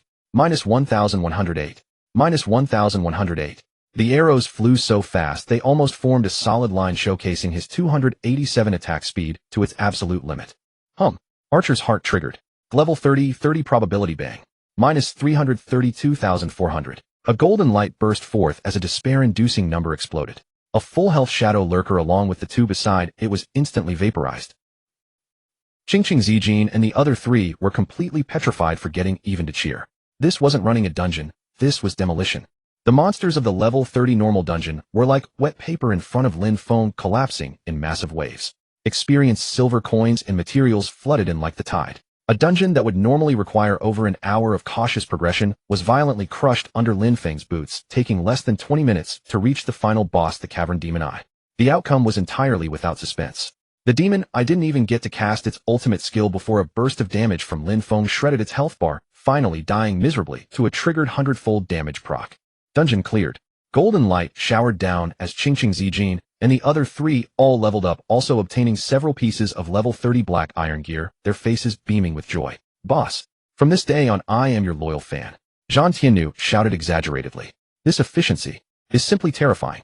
Qingqing Zijin looked at the loot in her inventory, feeling as though she were in a dream. After taking them through the dungeon twice, by evening Gai's call to arms echoed in the guild channel. Brothers of the 3rd Regiment. The guild outpost location has been decided. It's in Yueguang Woodland. We now need a large amount of hardwood iron ore and Yueguang herb to clear out the monsters around the outpost and gather materials. Those who can log on gather quickly at Yueguang Woodland coordinates 558, 721. Guild outpost construction was of paramount importance. Lin Feng immediately bid farewell to Qingqing Zijin, and the others summoned his blazing steed and rushed toward Yueguang Woodland like lightning. This was a serene and beautiful forest with moonlight spilling like liquid silver across the forest clearings. Nearly 100 members of the Xingqian Pavilion's 3rd Regiment had already gathered here, clearing out the surrounding level 30 forest direwolves and treants in full swing. Lin Feng's arrival caused another minor stir. The gold-grade mount and weapon were simply too eye-catching. Yu Yijin is here. Fantastic. Gai came forward to greet him. Take a team and handle clearing the eastern area. The monsters are dense over there, and there's a level 30 boss monster, the frenzied treant guard. Be careful. No problem, Commander. Lin Feng took the order and led a 10-man squad toward the eastern side. With his experience from the dungeon earlier today, Lin Feng's speed in clearing common mobs was nothing short of terrifying. Piercing arrow wiped out whole areas in a single sweep, and the occasionally triggered 100-fold damage was an absolute field-clearing divine skill. The squad members only needed to follow behind, picking up materials and staying on guard duty, making the process extremely efficient. Soon the team pushed deep into the forest where a massive treant, far larger than ordinary treants wrapped in thorns with eyes glowing red, appeared before them. Frenzied treant guard boss monster. Level 30. HP 650000. Attack power 1800. Defense 850. Skills entangling roots, heavy slam, nature's roar, Yoi fear. It's a boss. Everyone be careful. The tank warrior in the squad nervously raised his shield. No need to go through all that trouble. Lin Feng gestured for the tank to step back. Spread out, don't get hit by the AoE skills. Leave this one to me. Under the astonished gazes of his squad members, Lin Feng stepped forward alone, raising his hand to fire a freezing arrow directly at the treant guard's roots. 1218. 10 damage increase. Frost spread, slightly slowing the treant's movement speed. Enraged, the treant guard let out a low roar and charged toward Lin Feng with heavy steps, swinging its massive wooden arms with a whistling wind in a heavy slam. Unfazed, Lin Feng lightly leaped backward using disengage, while his basic attacks poured out like a torrential downpour. Minus 1108. 1108. His positioning was elusive, always managing to evade the treant's attacks in the blink of an eye. His 287 attack speed allowed for an extremely high output frequency, causing the treant's health bar to decline steadily. When the treant's health dropped to around 70, it suddenly stomped the ground, causing countless vines to erupt from beneath in entangling roots. The range was massive. As if having anticipated this, Lin Feng used disengage toward the side and rear the very instant the treant raised its foot, narrowly leaping out of the entanglement range. The squad members watched with their hearts in their throats, yet filled with absolute admiration. This reaction and anticipation were simply unparalleled. The battle turned into a one-sided show. Like a top-tier matador, Lin Feng toyed with the clumsy treant guard. Even if he occasionally got grazed, his 340 health allowed him to easily tank the hit, which could be effortlessly restored with the healer's support. When the treant guard's HP fell below 30, and it prepared to unleash nature's roar, Lin Feng's eyes narrowed. The moment of burst damage had arrived. Hunter's Mark.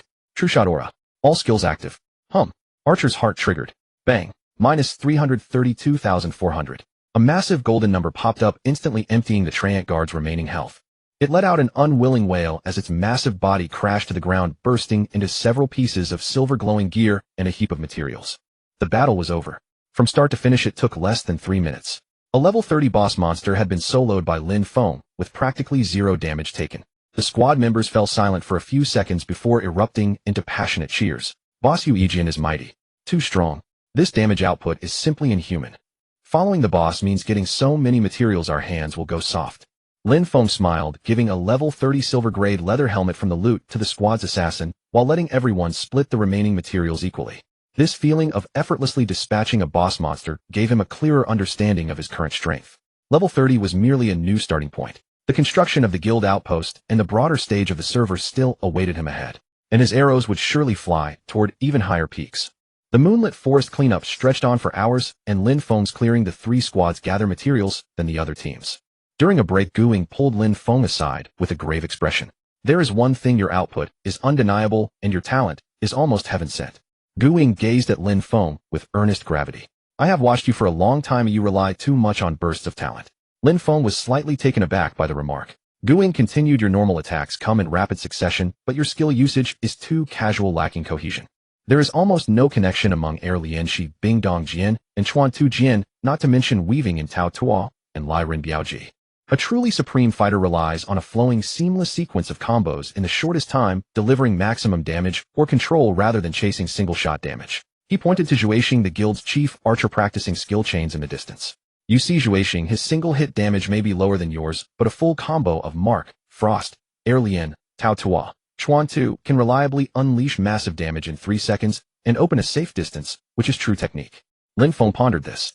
Reflecting on his battles, most were stationary DPS or relied on escape for survival. He pressed whatever skill lit up, and there was hardly any coordination. Talent is heaven's gift for eating, but it is technique that takes you farther. Especially when facing highly intelligent bosses or top-tier players in PK, simply relying on luck to trigger talent won't take you far.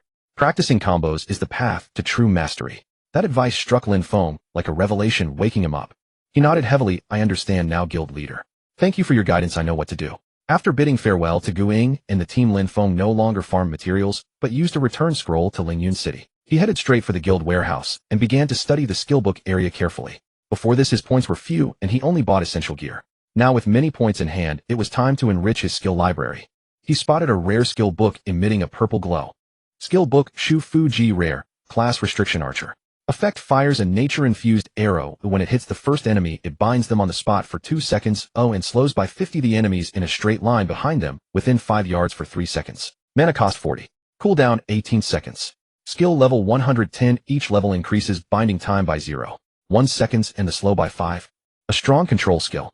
It is useful in both PvE and PvP. Lin Feng did not hesitate and spent 300 guild points to redeem it. Next, he went to the profession hall and found the Archer Master. At level 30, new general skills could be learned. He carefully reviewed the skill list and selected 5 highly practical ones. Sun Jia, Shi Ji passive, increases attack speed by 5. Jing Zhuan passive, increases accuracy by 3. Yixing Yin Ji active, applies a mark to an ally, increasing their attack power by 10 for 30 minutes. Chu San Shi Ji active, fires a magic arrow that dispels 1 buff on the target and deals a small amount of damage. Cooldown 25 seconds. Baozha Xian Jing active, place a trap on the ground. When triggered by enemies, it explodes, dealing 150 of attack power as fire damage to all enemies within 5 yards and knocking them back. The trap lasts for 2 minutes. Cooldown 30 seconds. The 5 skills cost him more than a dozen gold coins, but he felt it was well worth it. Passive skills, permanently raised attributes. Yixing Yin Ji is a team buff. Chu Sen Shi Ji is highly targeted. Baozha Xian Jing further enriches tactical options. He also learned the newly acquired Shu Fu Ji and used the save skill points to max this rare skill to level 10. Shu Fu Ji max level fires an arrow imbued with nature power. Upon hitting the first enemy, it binds them in place for 3 seconds and slows the enemies in a straight line behind them within 5 yards by 95 for 3 seconds. Mana cost 40. Cooldown 18 seconds. 3 seconds of strong control, 95 slow. The effect is monstrous. At this moment, Lin Feng's skill bar was enriched. Active attack skills: Air Lian, Shi Bing Dong Jian Chuan Tu Jian Shu Fu Ji Chu, San Shi Ji Baozha Xian Jing. Passive buff skills: Chong Ji Guang, Huan Lai Ren Biao, Ji, Sun Jia, Shi Ji Jingzhuan Yi Xing Yin Ji. Mobility skill: Tao Tua. Looking at this lineup, Lin Feng brimmed with motivation. He decided to search for a place early tomorrow to practice the skill combos, putting Gu Ying's words into practice. Logging out, it was already late at night. Lin Feng took off his helmet and rubbed his aching temples. After a day of intense gaming, his spirit really felt tired. He went to the living room, poured a glass of water, and saw the light in his parents' room still on, with a faint cough coming from inside. Lin Feng's heart tightened as he pushed the door open and found his father resting against the headboard, while his mother gently patting his back. Dad, what's wrong? Feeling unwell, Lin Feng hurried forward. It's an old ailment, nothing serious, cough cough. Mom sighed, your dad's body can't handle heavy labor. I'm getting old too. When you 3 siblings go to college, it'll just be the 2 of us at home. Seeing their aging faces and the worry in their eyes, Lin Feng felt a pang. Little sister Lin Shui would leave for college in 2 days, and 2 younger brothers were about to enter the 3rd year of high school, with heavy studies ahead. The family had been poor, yet the parents had persevered. Now that conditions had improved, they must not let them worry about daily chores any longer. A determination grew firm in him. He returned to his room, pulled out his phone, and began searching for live-in caregiver services. He decided to hire a professional caregiver to attend to his parents' daily living, meals, and health, so they could enjoy their old age in peace. Dad Mom Lin Feng said solemnly at breakfast the next day. I plan to hire a live-in caregiver to take care of cooking, cleaning, and other chores. You two just rest and take care of your health. Dad and Mom heard this and waved their hands no. That would cost too much. We can still manage. Lin Feng reassured them that money would not be a concern. I can earn money in the game now enough to cover the costs. You've worked hard for most of your life. You deserve to enjoy some happiness. My sister is going to college. My brothers will take the Gaokao. I also need to focus on gaming. Working. With someone to take care of you, we can rest assured. Seeing their son's mature, steady demeanor and his thoughtful plan, Lin's parents' eyes watered, and they finally nodded. Lin Feng acted decisively that morning. He contacted several housekeeping agencies, interviewing a neat, capable-looking caregiver named Aunt Zhang, about 50, and settled on salary and duties. Watching Aunt Zhang skillfully begin tidying the house and preparing lunch, his parents wore relieved smiles, and a great weight finally lifted from Lin Feng's chest. With the burden of real life lighter, he could focus more on conquering the game world. After settling everything at home, Lin Feng put on his gaming headset again, his gaze firm. Practice of skill chaining, guild-based construction, and higher-level challenges. A new journey has begun. He aims not only to be a master in the game, but also to be the pillar of his family. The morning sunlight filtered through the gaps in the curtains, dawning upon Lin Feng's face. He opened his eyes, basking in the unique tranquility of his new home. In the kitchen, Aunt Zhang, the caregiver, was already busy preparing breakfast, sending wafts of delicious aroma into the air. His parents had also risen, slowly stretching and moving about in the living room. Seeing everything settled so perfectly brought an immense sense of peace to his heart. Putting on his gaming helmet, he returned once more to the familiar Lingyun city. However, the moment he logged on, a barrage of eye-searing spam in the regional channel rushed into his sight. Shuetu, has Gue Yijian of the Xingqian Pavilion had enough of playing the cowardly turtle? What kind of skill is relying on sneak attacks and outnumbering others? If you have the guts, face me in a 1v1 duel on the stage like a real man. 2:00 p.m. today, Arena Stage 1. Do you dare to show up? Let the whole server see who the real trash is. Shuetu, what? Scared? Is that gold tier talent of yours a fake? Without the healers of Xingqian Pavilion, what the hell are you?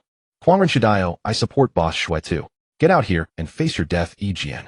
Huangren fashion. Trash archer, do you dare to accept the challenge? This barrage of provocative and insulting remarks was clearly premeditated. Having been instantly killed by Lin Feng in public and having his boss stolen, Shuetu had harbored deep resentment for a long time. This was his attempt to publicly reclaim his honor. Meanwhile, the guild channel had already erupted into chaos. Xingqian Wapao, damn it. That mad dog Shuetu is at it again. Yijian, just ignore him. Xingqian Dunshan, it's just a provocation tactic. He's a level 31 knight with excellent gear and a massive health pool. A 1v1 duel is highly disadvantageous for an archer. Qinxiao, Yijian, stay calm.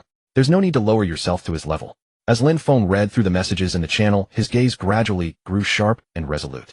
He recalled the teachings of Guying. A true powerhouse could not solely rely on talent. They required the tempering of actual combat. Escape would never pave the way to becoming a master. Taking a deep breath, his fingers tapped out a reply on the virtual keyboard. Weiyu Yijian, Shuetu, as you wish. 2:00 p.m., Stage 1. Be there or be square. The moment these words were sent, the regional channel exploded instantly. Holy crap. He accepted. Weiyu Yijian is awesome. So gutsy. We've got a great show coming up. Gold talent versus purple talent. Place your bets. I bet on Shuetu winning. The guild channel was also filled with gasps of astonishment. Guying Yijian. Are you confident? Weiyu Yijian, captain, winning or losing doesn't matter. I want to test my own limits and see the gap between myself and a true expert. Yiwumian guild leader, good. Such courage. There is no shame in losing, and winning will spread the fame of our Xingqian Pavilion. The guild stands behind you. Seeing the guild leaders support, Lin Feng felt a surge of reassurance. With plenty of time left before 2:00 p.m., he teleported directly to the skill training grounds of Lingyun City. Filled with countless wooden dummies and moving targets, this was the ultimate location for practicing skill proficiency and combos. Summoning his Howling Moon Wolf Cub, he began a tedious yet essential training session, initiating with Hunter's Mark to reduce defense, following up with Freezing Arrow to slow, Double Shot for a rapid combo, Binding Shot to immobilize, creating an opening for damage, Escape to pull back and create distance, Piercing Arrow for the execute. He repeatedly practiced various skill combinations, striving for seamless execution and precise timing. Sweat drenched his virtual robes, yet he remained untired and enthusiastic. He could feel his understanding and mastery of his skills rapidly advancing. After logging off briefly at noon for a quick meal, Lin Feng arrived at the bustling arena half an hour early. The area surrounding Stage 1 was already packed to the brim, with at least 10,000 players gathering to watch the duel. A cacophony of discussions and shouts filled the air. Look, Yijian is here. That's him. The Golden Archer. He looks pretty handsome, but I wonder how good his skills are. Skills? He just relies on his talent to insta-kill people. A 1v1 duel is going to be tough for him. On the other side of the stage, Shui had already been waiting for a long time. Clad in a heavy mix of gold and silver plate armor, and wielding the door-sized moonstone greatsword, his crimson ID and menacing expression radiated a dense aura of murderous intent. Catching sight of Lin Feng, a cruel smirk played on the corner of his lips. Shui Knight, level 31, HB 14200 attack power. Defense, talent God of Wars will purple, all attributes increased by 25, status condition resistance significantly increased. A crushing stat advantage and class counter. In the eyes of the vast majority, this was a duel with a foregone conclusion. At exactly 2:00 p.m., the magical barrier of the stage rose. The referee NPC announced the rules of friendly duel with no penalty for death. You little brat, today, I'm going to make you crawl and beg for mercy. Shui sneered as a brilliant purple glow suddenly erupted from his body, activating God of War's will. His momentum surged violently. With a sudden charge, he barreled toward Lin Feng like a heavy tank at an astonishing speed. Lin Feng's expression grew solemn. Not daring to take the hit head-on, he used escape to retreat rapidly, simultaneously raising his hand to fire a freezing arrow. Crack. Minus 558. Frost exploded across Shui's armor, but the slow effect was negligible, clearly showcasing the immense resistance granted by God of War's will. Paltry tricks. Shui roared with laughter, his greatsword cleaving downward with a whistling wind and a cleave. Lin Feng rolled aside in an undignified scramble, but the wind of the sword brushed past him, dealing minus 780 damage. What terrifying attack power. He immediately retaliated with double shot combined with basic attacks. Minus 108. Minus 108. Minus 108. The damage numbers floated up, but to Shui's health pool of over 10,000 it was like a mere tickle. Pressing his advantage, Shui closed in relentlessly, his greatsword spinning into an impenetrable defense. Lin Feng could only rely on his high agility and escape to constantly maneuver, putting him in an extremely passive position as his health steadily declined. Haha, you useless trash. Is running all you know how to do?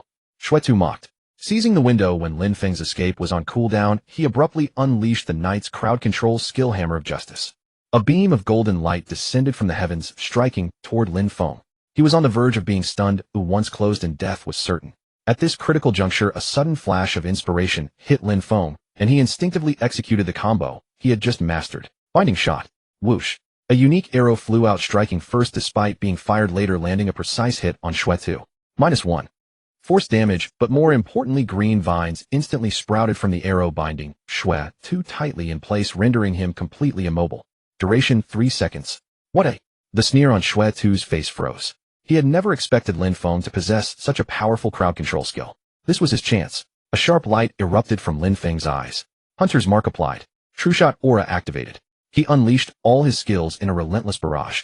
Piercing arrow. 925. Double shot. Minus 108.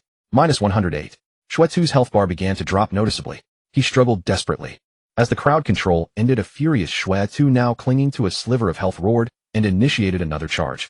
Exceptionally calm, Lin Feng fired while retreating silently, laying down an explosive trap beneath his feet. Utterly reckless, Shui stepped right onto it. Boom. Minus 162. 150 damage. The trap exploded, sending him stumbling and knocking him back a step. It was in this split second of stiffness. Lin Feng felt a familiar throb resonate from his bowstring. It was the call of marksman's heart. Without a moment's hesitation, he channeled all his focus into this single arrow. This time he was not chasing probability, but a conviction of an absolute hit. Buzz. The golden light shone with unprecedented brilliance, as if painting the entire stage in gold. Marksman's heart triggered. Level 30 probability, bang. 112400. The golden numbers shone as dazzlingly as the sun, engulfing Shui's terrified and resentful gaze. His massive health pool of over 10,000 evaporated instantly, and his hulking body collapsed to the ground. An instant kill. Another one-shot kill. The entire arena fell into a dead silence for a second before erupting into a tidal wave of gasps and cheers. He won. Jin won. A comeback. An absolute comeback. That was amazing. That control. That damage. A gold tier talent. Unbeatable. The stage barrier dissolved, and Lin Feng stood upon the platform, breathing softly. Watching the white light of Shui's departure, his heart was filled with peace. He had won. Not merely by relying on his talent, but through the skill combos he had just diligently practiced, and his calm judgment at the critical moment. Regional System Announcement: Player Wei Jin has defeated player Shui in the arena stage duel, making his name resound throughout Lingyun City. This battle completely established the reputation of Wei Jin. He was no longer just a lucky archer, but a true player capable of clashing with top-tier experts. From this moment on, he took a solid step forward on his path to becoming a powerhouse. The challenges of the future would undoubtedly be even more thrilling. The aftermath of the arena battle swept through Lingyun City like a whirlwind, even spreading to the forums of higher-level main cities. The name, Yijian, along with the video of his earth-shattering single-arrow instant kill, became the focal point of heated discussions among countless players. In the regional channel, messages of congratulations, all requests for carries, and even provocations flooded the screen endlessly. Lin Feng was forced to temporarily turn off notifications for the general channel. In his friend list, congratulatory messages also arrived in an endless stream. Qingqing Zijin sent an enthusiastic emoji. Yijian, you are so cool. I was completely stunned when I saw the announcement. You've really become a celebrity now. Immediately after, she sent another message, her tone carrying a hint of apology. But lately a few classmates from our school are planning to establish a campus guild, so things are quite busy. I probably won't have much time to run dungeons with you, so you'll have to find a team on your own. Lin Feng smiled understandingly and replied, no worries, go ahead and focus on your things. Keep it up. Who knows, maybe your guild will thrive in the future. Xantinu Zhou Yuxilai and Inian Juoxia also sent their congratulations one after another, their tones carrying a degree of respect far greater than before. After all, defeating an expert of Xiutu's caliber in a head-on clash carried extraordinary significance. Just then Xianxiao's call came through, her voice filled with irrepressible joy and a touch of formality. Yijian, congratulations. This victory was incredibly uplifting. The guild has decided to make you a key focus of our publicity. A dedicated interviewer will contact you shortly to conduct a brief, exclusive interview. Additionally, we will carefully edit and add commentary to your battle video, with Xiutu placing it in the most prominent spot on the homepage of our Xingqian Pavilion official forum for 7 days. This is a privilege reserved only for core members. Lin Feng was somewhat surprised. He hadn't expected the guild to make such a grand gesture. Thank you, Sister Qianxiao. I will cooperate. Also, Qianxiao said in a mysterious tone, the guild leader is extremely satisfied with your performance this time. He has personally sent you a gift which has already been mailed to your storage. Remember to check it. After ending the call, Lin Feng walked over to the storage keeper out of curiosity. Sure enough, there was a mail glowing with golden light. Upon opening it, he found a metal bracelet of ancient design, yet pulsing with powerful energy fluctuations. Boundless Wind Bracelet, Gold Equipment. Slot Accessory. Level 30. Attributes Agility 20, Attack Speed 5. Special effect upon activation immediately dispels all movement impairing effects on the user and increases movement speed by 50 for the next 5 seconds. Cooldown 3 minutes. Requirements none. Description: a wondrous bracelet imbued with the blessing of the wind spirits, allowing its wearer to be as free as the wind.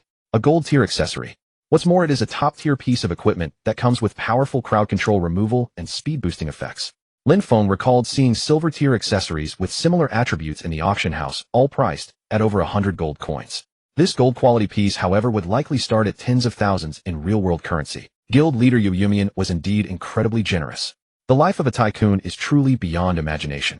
Lin Feng murmured with emotion as he equipped the precious bracelet. Instantly, he felt his body grow lighter, and his attack rhythm seemed to quicken slightly. In player-versus-player combat and high-end dungeons, this special effect was absolute gold for survival and turning the tides of battle. Having equipped the bracelet, Lin Feng stepped out of the storage area, mounted his majestic blazing warhorse, and summoned his imposing howling moonwolf pup. Clad in the radiant level 30 bronze tier Wind Hunter, set wielding the gold-glinting Earth Dragon Ripper, and adorned with his newly acquired gold bracelet, he cut a striking figure looking every bit like a top-tier expert. As he walked down the streets of Lingyun City, the gazes cast upon him were no longer filled with mere curiosity and scrutiny, but had transformed into pure envy, awe, and even a hint of worship. From time to time, bold players would run over to ask for screenshots together or to be added to his friend list. Great God, Yijian, can I get an autograph? Great God, are you taking disciples? I'll cheer you on. Idol, look over here. This feeling of being the center of attention like stars surrounding the moon was something Lin Feng had never experienced before. A ripple of emotion inevitably stirred within his heart, and a heroic ambition to make a name for himself and dominate the virtual world welled up spontaneously. Once upon a time, he was just a poor boy who stayed up all night doing manual labor in games for a mere dozens of yuan. Now, through his own hard work and talent, he had won such renown and status in this virtual world. Yet he quickly calmed himself. He recalled Guiying's teachings, remembered the unwilling look in Xiutu's eyes upon his defeat, and reminded himself that there were still far more unknown challenges and stronger opponents waiting in the game. This minor achievement was far from enough. There is still a long way to go, Lin Feng murmured, letting out a soft breath as his gaze grew resolute once more. He urged his warhorse forward and headed out of the city, aiming for higher-level monster zones. He needed more combat to hone his newly mastered skill combos, solidifying and elevating his strength. One man, one mount, one wolf. Their silhouettes stretched long under the sunlight, exuding a lonely yet formidable aura. He knew that this was merely the beginning. The goal of becoming China's #1 archer stood like a distant lighthouse, guiding his path forward. and his arrows would surely fly toward a grander horizon, writing his very own legend.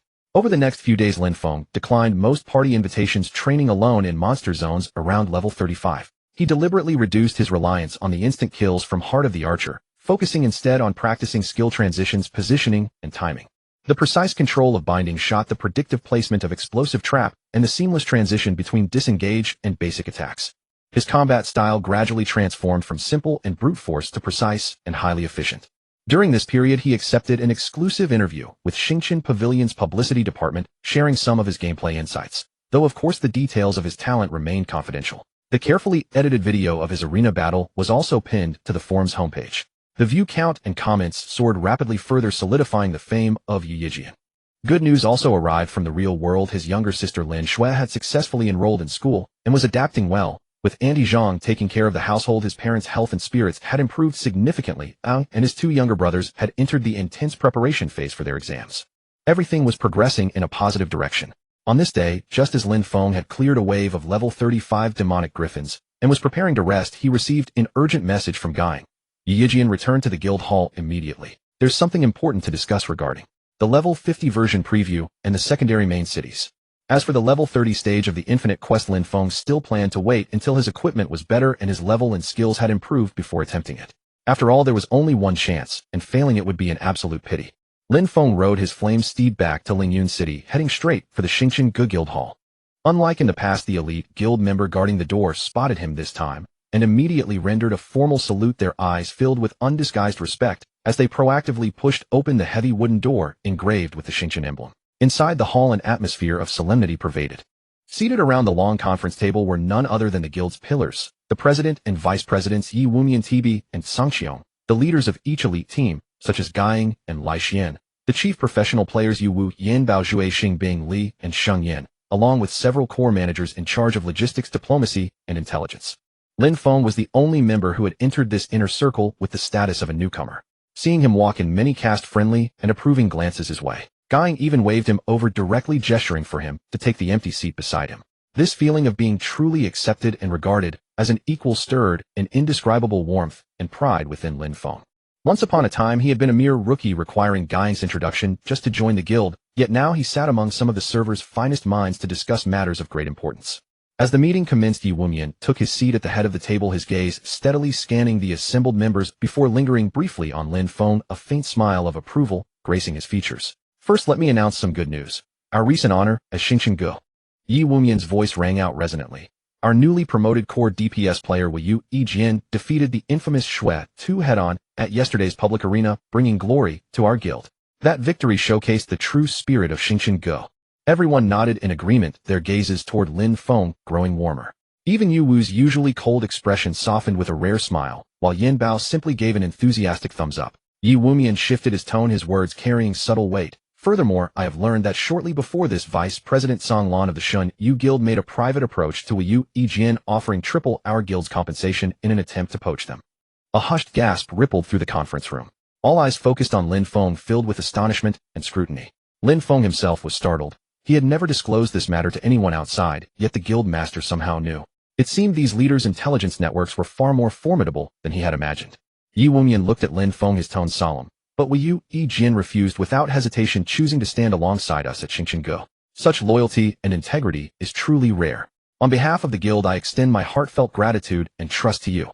Applause erupted throughout the conference room, this time even more fervent and sincere. Lin Feng rose to his feet and bowed slightly.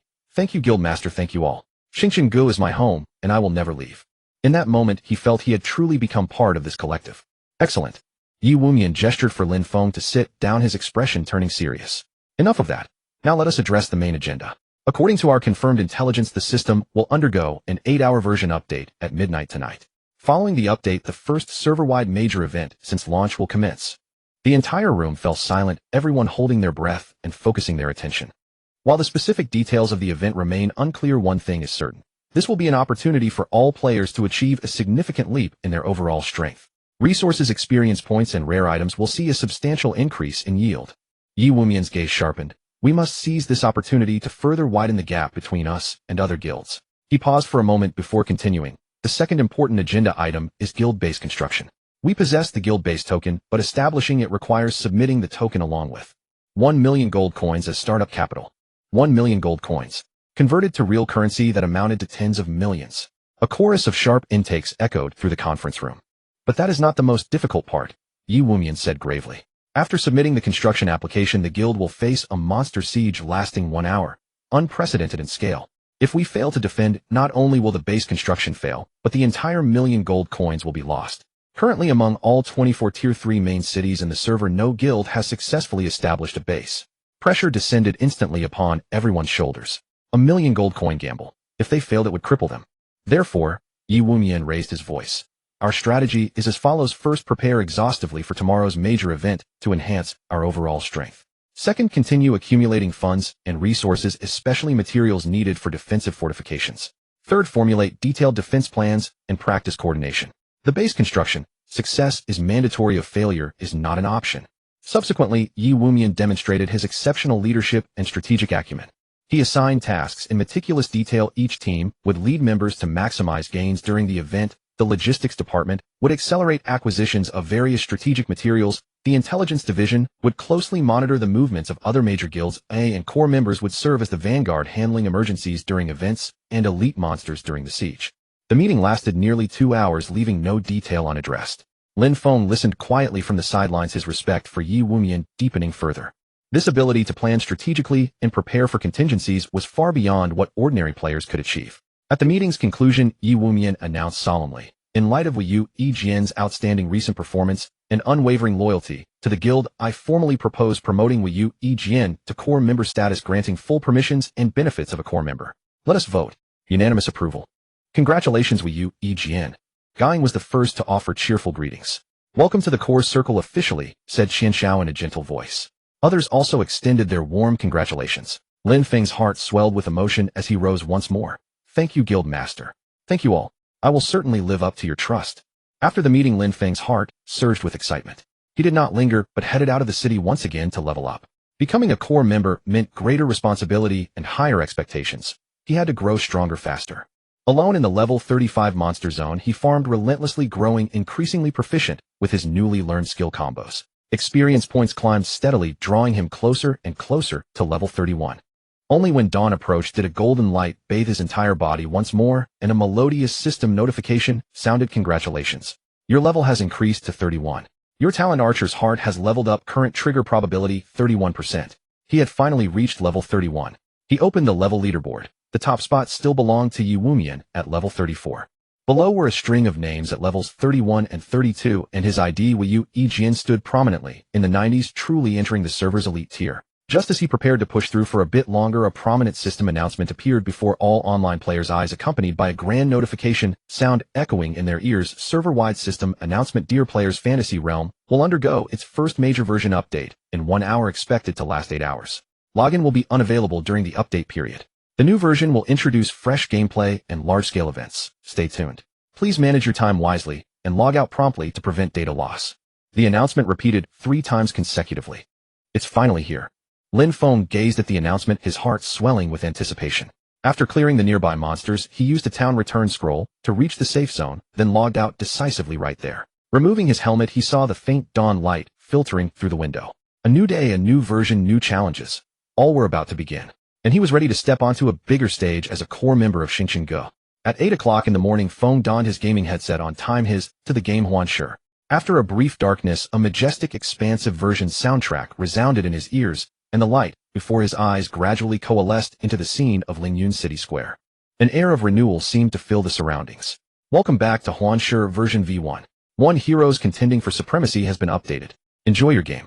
The system notification had just faded when a series of detailed patch notes unfolded before Lin Feng in a shimmering light screen, no fewer than 18 entries so rich that the eyes grew dizzy. 1. Pet system overhaul. Wild monsters will occasionally refresh a capturable level 1 baby form with random aptitude. Rare pets of gold quality and above still require challenging a specific boss to obtain. Beside the announcement, a preview of the pet attributes interface is shown, including growth, aptitude, skill slots, loyalty, and other detailed data. 2. Arena title system. Achieving consecutive wins in various matches earns exclusive titles such as Tin Man Slayer and 100 Battles King, with small but permanent attribute bonuses attached to the title, for example 5 strength 1 critical rate, showcasing power and glory. 3. Tower of Trials challenge. The server hosts 24 tier 3 main cities, each containing 10 trial towers corresponding to levels 1 to 10, 11 to 20 up to 91 to 100 across 10 stages. Players may challenge any 2 trial towers twice per day. Inside the towers, monsters are dense and experience plentiful, and clearing yields a treasure chest containing coins, materials, and a chance to drop gear of the corresponding level. Even more enticing, for each tier of the trial tower, the fastest player of the day will receive extra tower rewards, large experience, rare items, or special buffs. Rankings reset at midnight daily, making the competition fierce. 4. Equipment enhancement system. New enhancement stones can be gathered from newly opened city-specific mines, such as Ling Yun City's Obsidian Mine, or dropped by monsters. 5. Faction confrontation gameplay. The 3 factions, Shenlong, Jufeng, and Haiwang, are officially activated. Each faction has 1 tier, 1 capital, 2 tier, 2 capitals, and 8 tier, 3 capitals. In the vast border battlefield where the major cities of different factions meet, defeating players of the opposing faction grants merit points, which can be exchanged at the faction quartermaster for special titles, attribute medallions, and even unique faction outfits and mounts. 6. Romantic marriage system. Players of any gender can duo up to complete specific tasks to accumulate love points. Upon reaching a certain value, they can wed in major city churches to receive exclusive spouse skills titles, and even couple outfits and 2-person mounts. 7. Hidden profession inheritance. When a player's reputation reaches a high level, they can seek hidden career mentors scattered across the world, spending substantial reputation and completing certain tasks to undergo a hidden vocation transfer, such as Dark Knight Stalker, Dragonblood Warrior, Element Messenger, gaining powerful skills and growth beyond ordinary professions. 8. Guild War Mode. A guild that successfully establishes a foothold may declare formal war on other guilds with footholds. During wartime, members from both sides can engage in non-penalty PvP in designated zones such as resource points. The winning side loots substantial resources from the opposing base and may even destroy some structures. Risks and opportunities coexist. 9. Sub-profession deepening. Dozens of rare recipes and special branches have been added. For example, an alchemist can specialize in combat potions or transformation potions. A blacksmith can study weapon master or armor master. Even intriguing sub-professions such as archaeologist and gourmet have appeared, rewarding unique bonuses. 10. Live broadcast watching feature. An integrated streaming platform is open. Players may apply to become streamers, broadcasting their adventures, dungeon crawling, or PvP battles. Other players can tip or watch lessons for free. Arenas and major events support multi-view broadcasting and replays. 11. Cross-server battlefield preview announcements mention plans for cross-server arenas and cross-server resource contests, hinting at future server-to-server clashes and inspiring endless imagination. 12. Encounter quest system. Hidden encounters randomly refresh across the world. When triggered, players can undertake unique high-reward quest chains with rich storylines. Our rewards may include special equipment, skill points, or even pet eggs. 13. Dynamic weather and environmental effects. Dynamic weather such as sunny, rain, snow, and fog is introduced. Different weathers affect monster spawns, herb growth, and even player attributes. For example, rain weakens fire-type magic. Some maps also feature hazards such as poisonous mists and quicksand. 14. Equipment enchantment and socketing. A new enchanter NPC is added. Enchantment materials from dismantled equipment can be used to add temporary or permanent attribute affixes to gear. Gem socketing is also opened, embedding various attribute gems into socketed gear to further boost power. 15. Achievement system and title collection. Completing various challenges such as first-time boss kills, exploring specific areas, maxing skill levels yields achievement points and unique titles. Titles activate attribute bonuses, and achievement points can be exchanged for rare cosmetics or items. 16. World events and server progress. Dynamic world events such as Demon Invasion and Ancient God Awakening involve all players. Contributions determine rewards, and event outcomes may influence subsequent server plots. 17. Personal territory system preview. High-level players in the future can obtain their own small patch of land to build, plant, and hire NPC guards, creating a personalized home. 18. Master-disciple system and inheritance. High-level players can take on apprentices. As apprentices level up or complete goals, both master and disciple gain experience, reputation, and special rewards. Upon graduation, the master can also exchange master points for exclusive rewards. 18. Update items, each containing infinite possibilities and opportunities, also heralds more intense competition on the horizon. Lin Feng's heart surged. This is no longer just a game, but a slowly unfolding fantasy world. Ding. Captain Gu Ying summons rang through the guild channel. All online members gather in the guild hall. A strategy meeting for the new version starts in 10 minutes.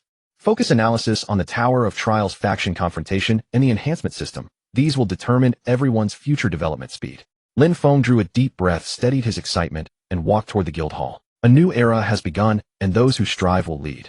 He tightened his grip on the Earth Dragon render, his eyes blazing with fighting spirit. Inside the guild hall of the Xingqian Pavilion, the atmosphere was lively and focused. Yi Wumian stood before a massive magical sand table, which clearly marked the key updates of the new version. The core members and various group leaders gathered together with Lin Feng sitting among them, sensing the atmosphere of the decision-making circle.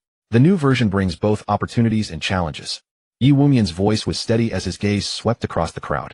The magic tower is key for us to quickly raise our levels and acquire resources in the short term, particularly the clearance records for each level bracket. We must strive for those extra magic tower rewards. He looked toward Lin Feng. You, Jin, the guild will fully support you in climbing the leaderboard for the level 31 to 40 magic tower. Whatever resources you need, just ask. Lin Feng felt the weight of this trust and nodded firmly. Understood, guild master. I will do my utmost. Good. Yi Wumian continued his deployment. Faction confrontation has begun, and the border battlefield will be the main theme of future PvP. The medals and set attributes exchanged with merits are exceptional. Each group will take turns organizing border hunting squads led by core members. We must display the prestige of our Xingshan Pavilion. The enhancement system is a long-term project. The logistics department must step up efforts to purchase enhancement stones and protection talismans, prioritizing the needs of the core and elite groups. The pet system, hidden classes, and miraculous encounters all require luck and exploration. Everyone keep an eye out and share any information you discover in a timely manner. The meeting lasted for over half an hour, roughly establishing the course of action for the early phase of the new version. After the meeting adjourned, Lin Feng immediately set off, heading toward the 10 towering magic towers that had newly appeared in the central plaza of Lingyun City. The magic towers pierced the clouds, their structures shimmering with magical glows of different colors corresponding to levels 1 to 10, 11 to 20, and so on all the way up to levels 91 to 100. At this moment, the area in front of the level 31 to 40 magic tower was teeming with people, as countless players who met the level requirement wanted to try it at the first opportunity. Lin Feng squeezed his way to the front of the tower and reached out to touch its cold surface. Do you wish to challenge the Tower of Trials levels 31 to 40? Daily attempts remaining 22. Yes. With a flash of light before his eyes, Lin Feng was teleported into an isolated challenge space. This place resembled a starry battlefield with a transparent platform beneath his feet and a brilliant galaxy surrounding him. The first wave of monsters spawned 10 level 32 Astral Patrols. Astral Patrol Magic Tower Monster. Level 32. HP 18000. Attack 400. Defense 200. Special fast movement speed. Attacks carry minor starlight damage. Just the perfect chance to test my skills. Lin Feng's eyes narrowed. He cast Hunter's Mark on the nearest target and activated True Shot Aura. Swoosh. Piercing Arrow. -1925. -1925. A single arrow pierced through 5 targets and damage numbers floated up in neat alignment. His basic attacks rained down like a tempest. Buzz. Archer's Heart triggered. Boom. -147200. Golden light flared, instantly clearing a whole area. The experience points from the Magic Tower monsters far exceeded those in the wild, and Lin Feng's experience bar rose at a visible pace. Without a moment's pause, he moved swiftly to evade sporadic attacks, while efficiently clearing the monsters. Binding Shot immobilized the elites, and Explosive Trap halted the monsters' charge, his skill transitions becoming increasingly seamless. The second wave, the third wave. The number and strength of the monsters gradually escalated, and even a level 35 boss monster appeared. Yet in the face of Lin Feng's terrifying damage output and crowd control, they were still unable to halt his advancing steps. 10 minutes later, as the final wave of monsters collapsed, a pleasant system notification chimed. Congratulations on clearing the Tower of Trials levels 31 to 40. Time taken 10 minutes and 28 seconds. You have obtained 500 EXP, 50 gold coins, and Magic Tower Chest Silver X1. System announcement: Lingyun City player, Yu Jian, has achieved the first clearance of the Tower of Trials levels 31 to 40, with a time of 10 minutes and 28 seconds, temporarily ranking first on the leaderboard for this stage. Once the announcement was made, an uproar broke out outside the tower. 10 minutes. That fast. Big Boss Yu Jian is incredible. This record is too terrifying. Who could possibly break it? Lin Feng exited the Magic Tower and nodded with satisfaction as he looked at his solitary name and time on the leaderboard. He opened the silver chest and obtained a few low-grade enhancement stones and a level 32 black iron wrist guard, which was better than nothing. More importantly, as long as he maintained this record until midnight, he would receive extra Magic Tower yields. He did not use his second attempt, intending to save it for the evening to see how things went before deciding whether to refresh the record. Just then his friend messages flashed. It was Qingqing Zijin. Yu Jian. You are way too fierce. You took the top spot on the Magic Tower record directly. Our newly established small guild, Yu Xin, would like to invite an expert like you to give us some guidance when you have time. The compensation is highly negotiable. Lin Feng smiled and replied, I wouldn't call it guidance, just mutual exchange. Once I'm done with these busy days, I can drop by your guild. That's wonderful. It's a deal then. Ending the call, Lin Feng decided to check out the newly opened border region. He teleported to the Tanshi Canyon, a border map bordering Lingyun City and Fengsha City, the Tier 3 main city of the Jufeng Kingdom faction. As soon as he stepped out of the teleportation point, a desolate and solemn aura rushed over him. The sky here was a dark crimson, the ground scorched black with broken weapons and wet bloodstains scattered everywhere. From afar came the faint sound of battle cries and the flashing lights of skill explosions. Lin Feng mounted his flame warhorse and carefully explored ahead. Before traveling far, he spotted a small squad of players with the Bayou faction emblem above their heads, surrounding and attacking a level 40 elite monster, the Canyon Vulture. 3 warriors, 2 mages, and 1 priest coordinating flawlessly. An opportunity. Lin Feng's eyes turned cold. In-faction confrontation kills yielded merits. Quietly drawing closer, he drew his bow at maximum range. He placed Hunter's Mark on the enemy priest and used Freezing Arrow to slow down one of the warriors. Binding Shot instantly immobilized another mage who was in the middle of casting. Ambush. It's someone from the Shenlong Kingdom faction. The small squad instantly fell into a panic. How could Lin Feng possibly give them time to react? Piercing Arrow whistled through the air, instantly piercing the immobilized mage and the warrior beside him. -1925. -1925. 2 massive damage numbers floated up. Immediately after his basic attacks shot toward the marked priest like rapid fire. -1108. -1108. The priest frantically tried to heal himself, but Lin Feng's attack speed was too fast. The third arrow gleamed with a golden light. Archer's heart triggered. Boom. -147200. The priest, along with a warrior beside him, was instantly killed in one shot. They dissolved into white light and disappeared, leaving behind a few glints of merit on the ground. The remaining 3 Jufeng players were scared out of their wits and turned to flee. Lin Feng used Disengage to pursue, predicted their path, to block them with Explosive Trap, and with the pouncing attack of his Howling Moon Wolf Pup easily harvested the remaining enemies. System notification: you have killed an enemy faction player, obtaining 15 merit points. A triumphant first battle. Lin Feng picked up the few pieces of equipment dropped on the ground, feeling the unique tension and thrill of the border battlefield. This place would become the Azura Arena, where future powerhouses would temper themselves. He roamed the border region for another half an hour, encountering several small-scale skirmishes, experiencing both victories and defeats. Once he was carelessly targeted by a full elite squad from Jufeng, and only narrowly escaped by relying on the crowd control removal and speed boost of his bracelet of the Boundless Wind. When the setting sun died, the canyon blood-red, Lin Feng decided to return. Today's harvest was bountiful. The Magic Tower record first clear rewards border merits and further validation of his own strength. Returning to Lingyun City, he sorted through his gains for the day, listing the equipment and materials he didn't need on the auction house. Watching the gold coins and merit points in his account increase once more, he felt filled with anticipation for the future version events. Before logging off to rest, he glanced at the Magic Tower leaderboard. His record still firmly held the top spot. Meanwhile, on the forums, discussions about the new version were already in full swing, and his video of clearing the Magic Tower was being shared and analyzed by many. The name, Weiyu Jian, had already taken the lead in the wave of the new version. Even greater challenges and opportunities still awaited him. The wave of the new version swept over every player, making Lingyun City even more bustling than usual. A sea of people gathered at the entrance of the exchange, where shouting, bids, and bargaining echoed incessantly. The newly released basic enhancement stone had become an absolute sensation. Squeezing through the crowd, Lin Feng stared at the stones on the trading board, priced at over 20 silver coins each, equivalent to more than 100 yuan in real-world currency. He grimaced slightly. The consumption of these items was bound to be a bottomless pit. His goal for today was crystal clear, obtain enhancement stones, and upgrade his weapon. Earth Dragon Terror was the foundation of his damage output, and the sooner he enhanced it, the greater the returns would be. Outside the city, several newly opened enhancement stone mining nodes were already overcrowded. Low-level mines were packed to the brim by major guilds and solo players, and skirmishes, or even PK incidents over a single mining spot occurred frequently. Lin Feng rode his flame warhorse around the area, but found it utterly impossible to squeeze in. It seems I have no choice but to bite the bullet, Lin Feng muttered, shifting his gaze toward the level 40 monster zone marked in dangerous red on the map, the Cursed Land. The monsters there, the cursed golems, had a chance to drop enhancement stones, and due to their high-level players were scarce there for now. Spurring his horse to a gallop toward the Cursed Land, a chilly, decaying aura rushed over him.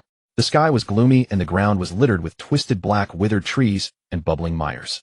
Golems made of black rock, their eyes gleaming with an eerie green light, wandered aimlessly around. Cursed Golem, normal monster. Level 40.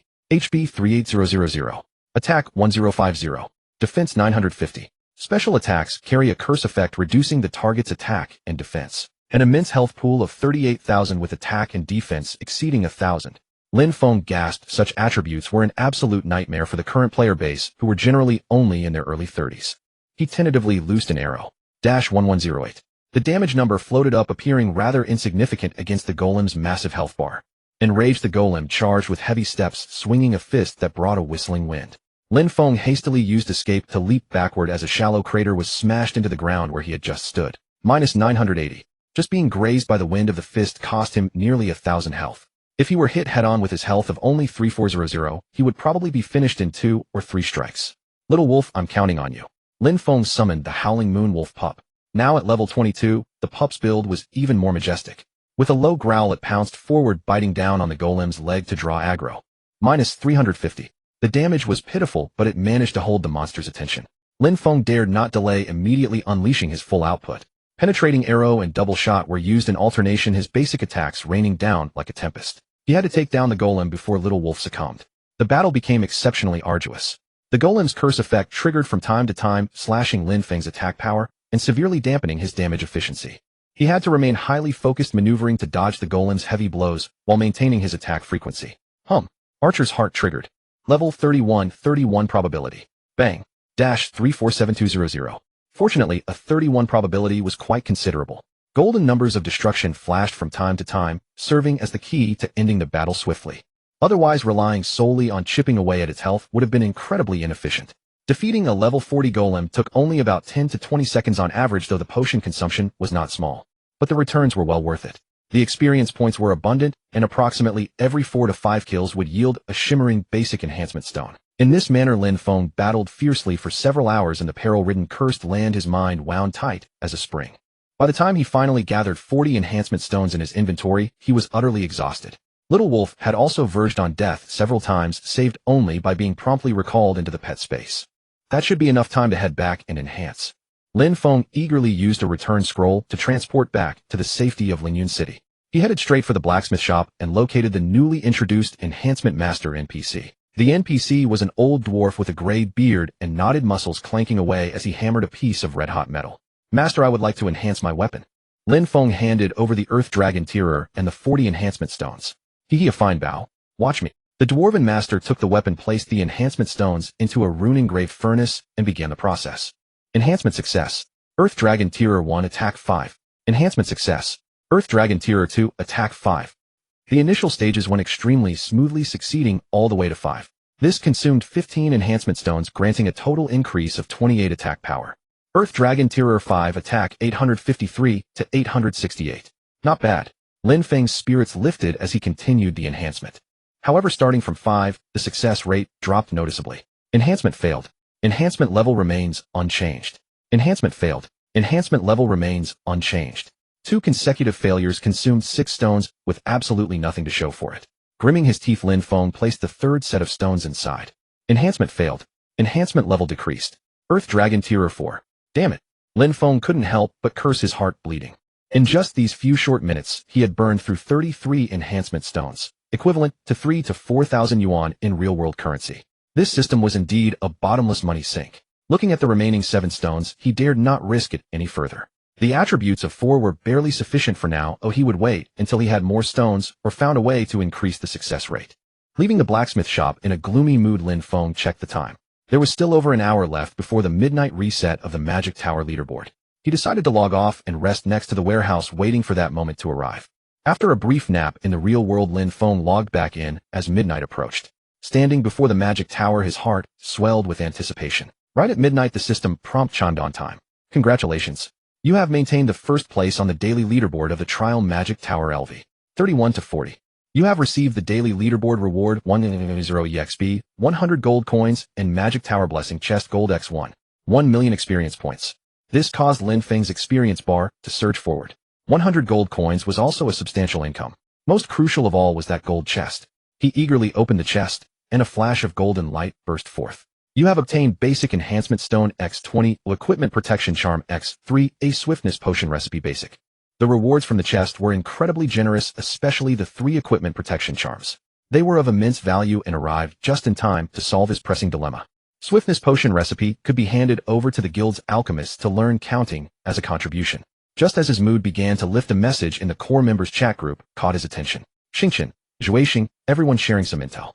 While doing the Ancient Elven Ruins questline, I triggered a hidden branch. The quest NPC mentioned that one needs revered reputation 500 points to access the legacy of the Windrunner. I reckon this is the clue for the hidden class, Windrunner. Unfortunately, my reputation is only at 3000, which is still a far cry. Xingchen, Yuewu 50000 reputation. Zhuixing, how did you farm that reputation? I'm barely over 2000. Xingchen, Yinbao, holy crap. A hidden class clue. That's epic. Zhuixing. I grind quests every single day, and I'm only at 25000. Xingchen, Xingyan, it seems we need to increase our investment in world quests and faction quests. Lin Feng stared at the chat history, his heart skipping a beat. A hidden class. Zhuixing had actually managed to touch the threshold. As for himself, because he had focused heavily on leveling up in dungeons in the early stages, his reputation points only amounted to just over 10,000. Not even a fraction of theirs. He had previously researched that hidden classes typically possessed exclusive powerful skills, unique attribute growth, and even special equipment requirements, making their strength far exceed that of standard class advancements. If he could transition to a hidden class, it would be a qualitative leap for his power. A surge of intense desire and urgency welled up in Lin Feng's heart. Looking at his pitiful reputation points, and thinking of Zhuixing's 50,000-point goal, he could no longer keep his composure. Reputation? I must increase my reputation as quickly as possible. Lin Feng clenched his fists, a fiery look burning in his eyes. In addition to levels and gear, his goals for the new version now included another crucial objective: to push his reputation to the limit, pursuing the elusive yet alluring path of the hidden class. The world of gaming is forever filled with challenges and opportunities, and the path of the strong is a continuous process of surpassing oneself. Lin Feng's journey had entered a brand new phase. Early the next morning, just as Lin Feng logged online, a private message from guild leader Yi Wunyan popped up, concise and to the point. Yu Yijian, come to the dungeon area entrance quickly. I'll take you to grind reputation. Lin Feng's spirits lifted, and he immediately mounted his blazing warhorse to rush to the designated location. He saw guild leader Yi Wunyan already waiting there, accompanied by two familiar faces, the chief fire mage Yinbao and the chief priest Xingyan. This lineup could be called the ultimate PvE combination of Xingchen Pavilion. Guild leader brother Yinbao's sister, Xingyan brother Lin Feng. Lin Feng stepped forward to greet them. Yi Wunyan remained as calm and steady as a mountain, nodding his head. Everyone is here. Our goal today is to sweep through all 5 difficulties of every dungeon from level 15 to 25, securing all the first clear and speedrun records to earn a massive amount of reputation. Yinbao, being hot-tempered, rubbed his hands together and said, we should have done this long ago. Especially those nightmare and death difficulties. They are bound to be incredibly lucrative. Xingyan smiled, gently casting a continuous healing recovery art on everyone. Don't worry with me here, you won't die. The plan is as follows. Yi Wunyan began to deploy. We will start from the level 15 dungeon Gloomy Cave and grind our way up. We will quickly crush the normal, hard, and purgatory difficulties to save time. Our main focus will be on the nightmare and death difficulties. Yu Yijian, your damage output is the key, but the monster attributes and death difficulty are extremely abnormal. You must absolutely follow commands, especially regarding aggro control. Understood. Lin Feng nodded, firmly knowing that the opportunity to learn from such a top-tier team was rare. First stop, the level 15 dungeon Gloomy Cave. Normal difficulty, monster HP is 1500, attack is 75. For the 4 of them, it was practically a walk in the park. Lin Feng barely had to do anything before Yinbao cleared the field with a few Sea of Fire spells. The completion time was 13 minutes, rewarding them with 100 reputation points and a few pieces of trash equipment. Hard difficulty attributes doubled with HP at 300 and attack at 150. It was still an easy run. Lin Feng's penetrating arrows skewered enemies with every shot. They cleared it in 15 minutes, earning 200 reputation points. Purgatory difficulty attributes doubled once more with HP at 600 and attack at 300. They began to feel some pressure, but under Yi Wunyan's solid defense and Xingyan's precise healing, they cleared it without any real danger in 18 minutes, earning 400 reputation points and dropping a few pieces of black iron equipment. Nightmare difficulty attributes were 8 times that of normal. HP was 1200 and attack was 600. The dark bats and cave spiders in the cavern became exceptionally ferocious. Yi Wunyan activated his sovereign domain to tank the damage. Lin Feng unleashed his full damage output using Binding Shot to control elite monsters and Explosive Trap to block the oncoming horde. Taking 35 minutes, they finally cleared the dungeon.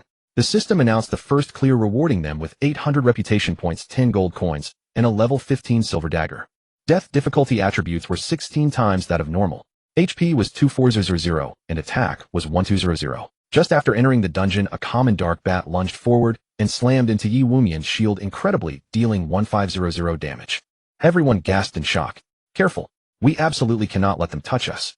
Yi Wunyan's voice was grave. The battle here had truly become a dance on the edge of a knife. The monsters had high attack power, massive health pools, and were densely packed. The coordination among the four of them had to be absolutely flawless. Yi Wumian used every trick in his book to block and dodge. Xingyan's healing spells practically never stopped. Yan Bao and Lin Feng had to maximize their damage output while ensuring absolute safety. Lin Feng was especially focused, utilizing his escape skill to its absolute limit. The final boss, the Cave Spider Queen, had a staggering 248 million HP, and her Poison Nova skill had an immense range, nearly wiping out the team. After facing numerous perils, they finally wore her down after 1 hour and 25 minutes. Server-wide announcement: players Yi Wumian, Weiyu, Yijin, Yanbao, and Shunyan have completed the first clear of the level 15 dungeon Gloomy Cave Death difficulty. They have made history. The rewards were incredibly bountiful: 160 reputation points, 50 gold coins, 10 novice enhancement stones, and a level 15 spider silk wrapping Greaves epic equipment emitting a faint purple glow. Awesome. Yanbao laughed heartily as he looked at the loot. Lin Feng was also incredibly excited. This reputation was rolling in so fast. Without a moment's rest, the five of them immediately moved on to the level 20 dungeon Mine Crisis. The same process was repeated from normal to death difficulty. In the death difficulty of Mine Crisis, the out-of-control mining golem had a whopping 870 HP and 160 attack.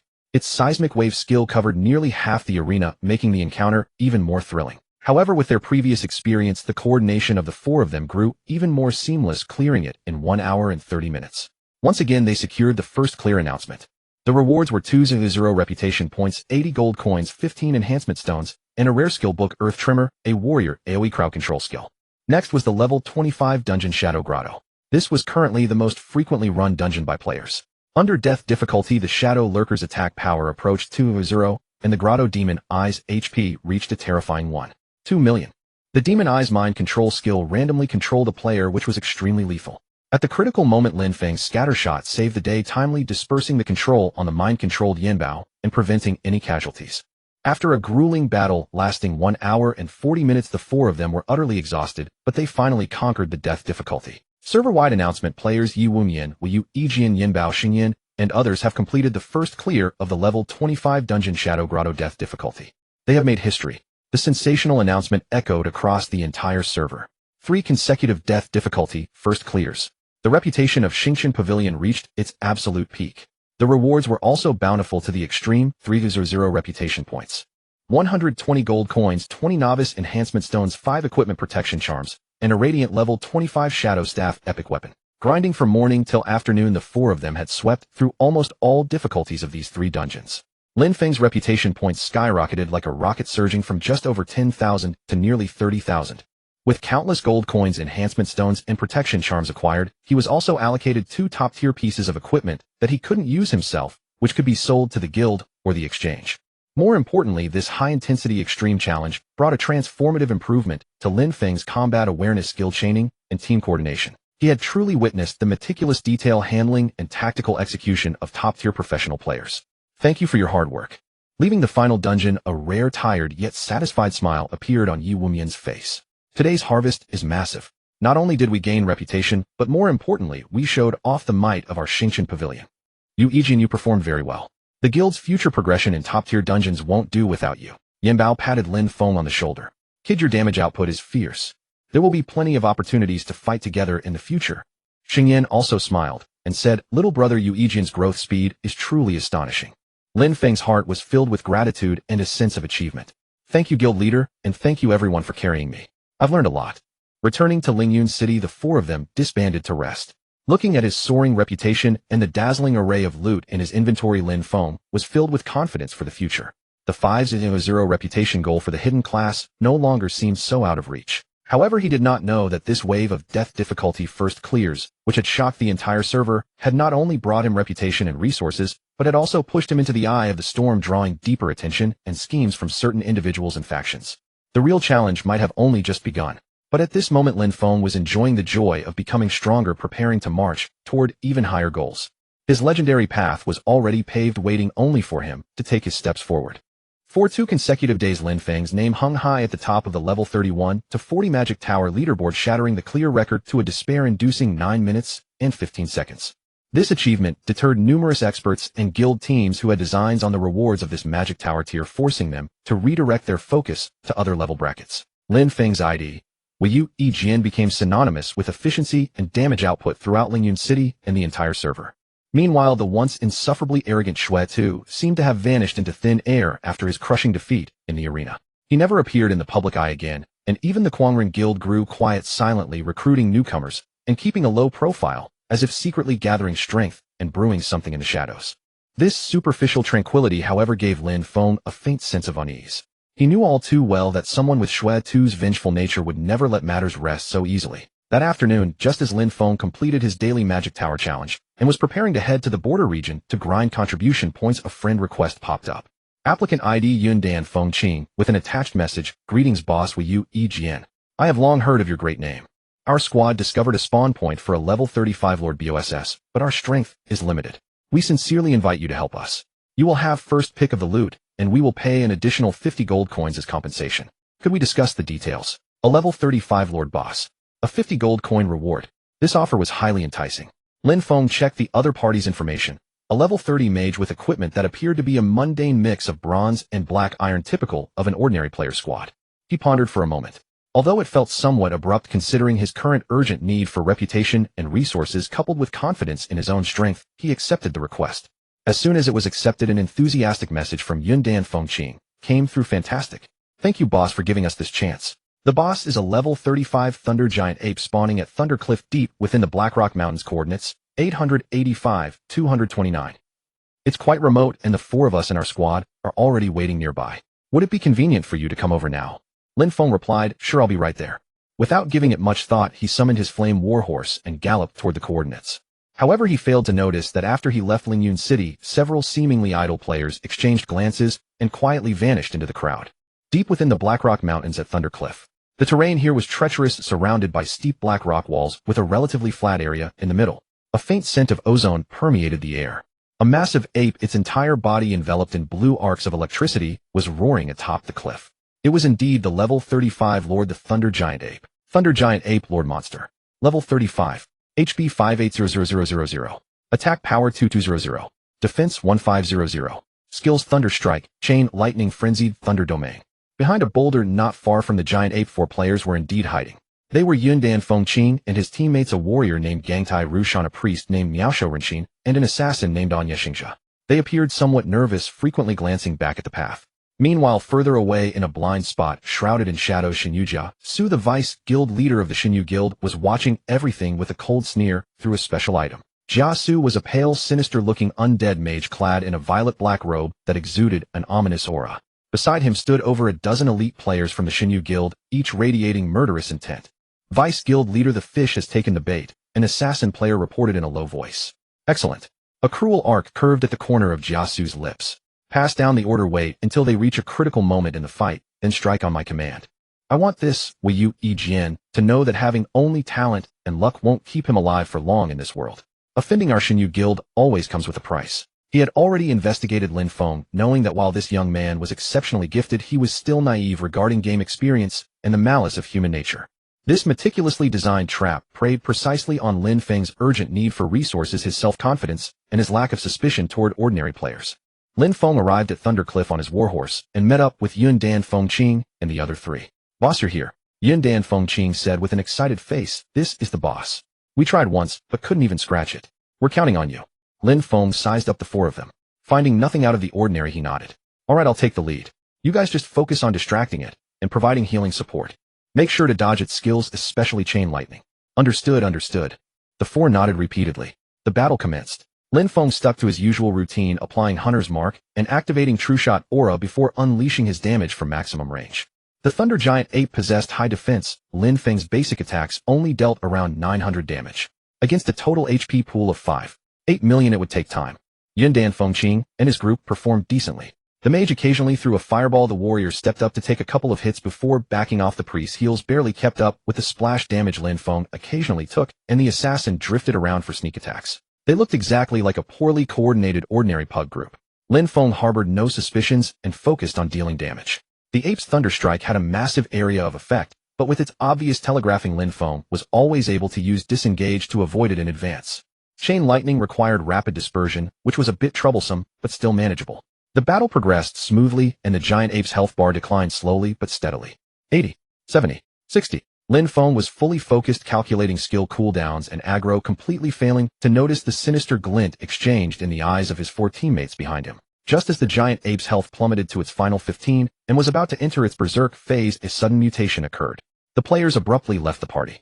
The warrior TB Rushan, who had been acting somewhat clumsy all this time, suddenly executed a charge, not toward the BOSS, but slamming directly into Lin Feng.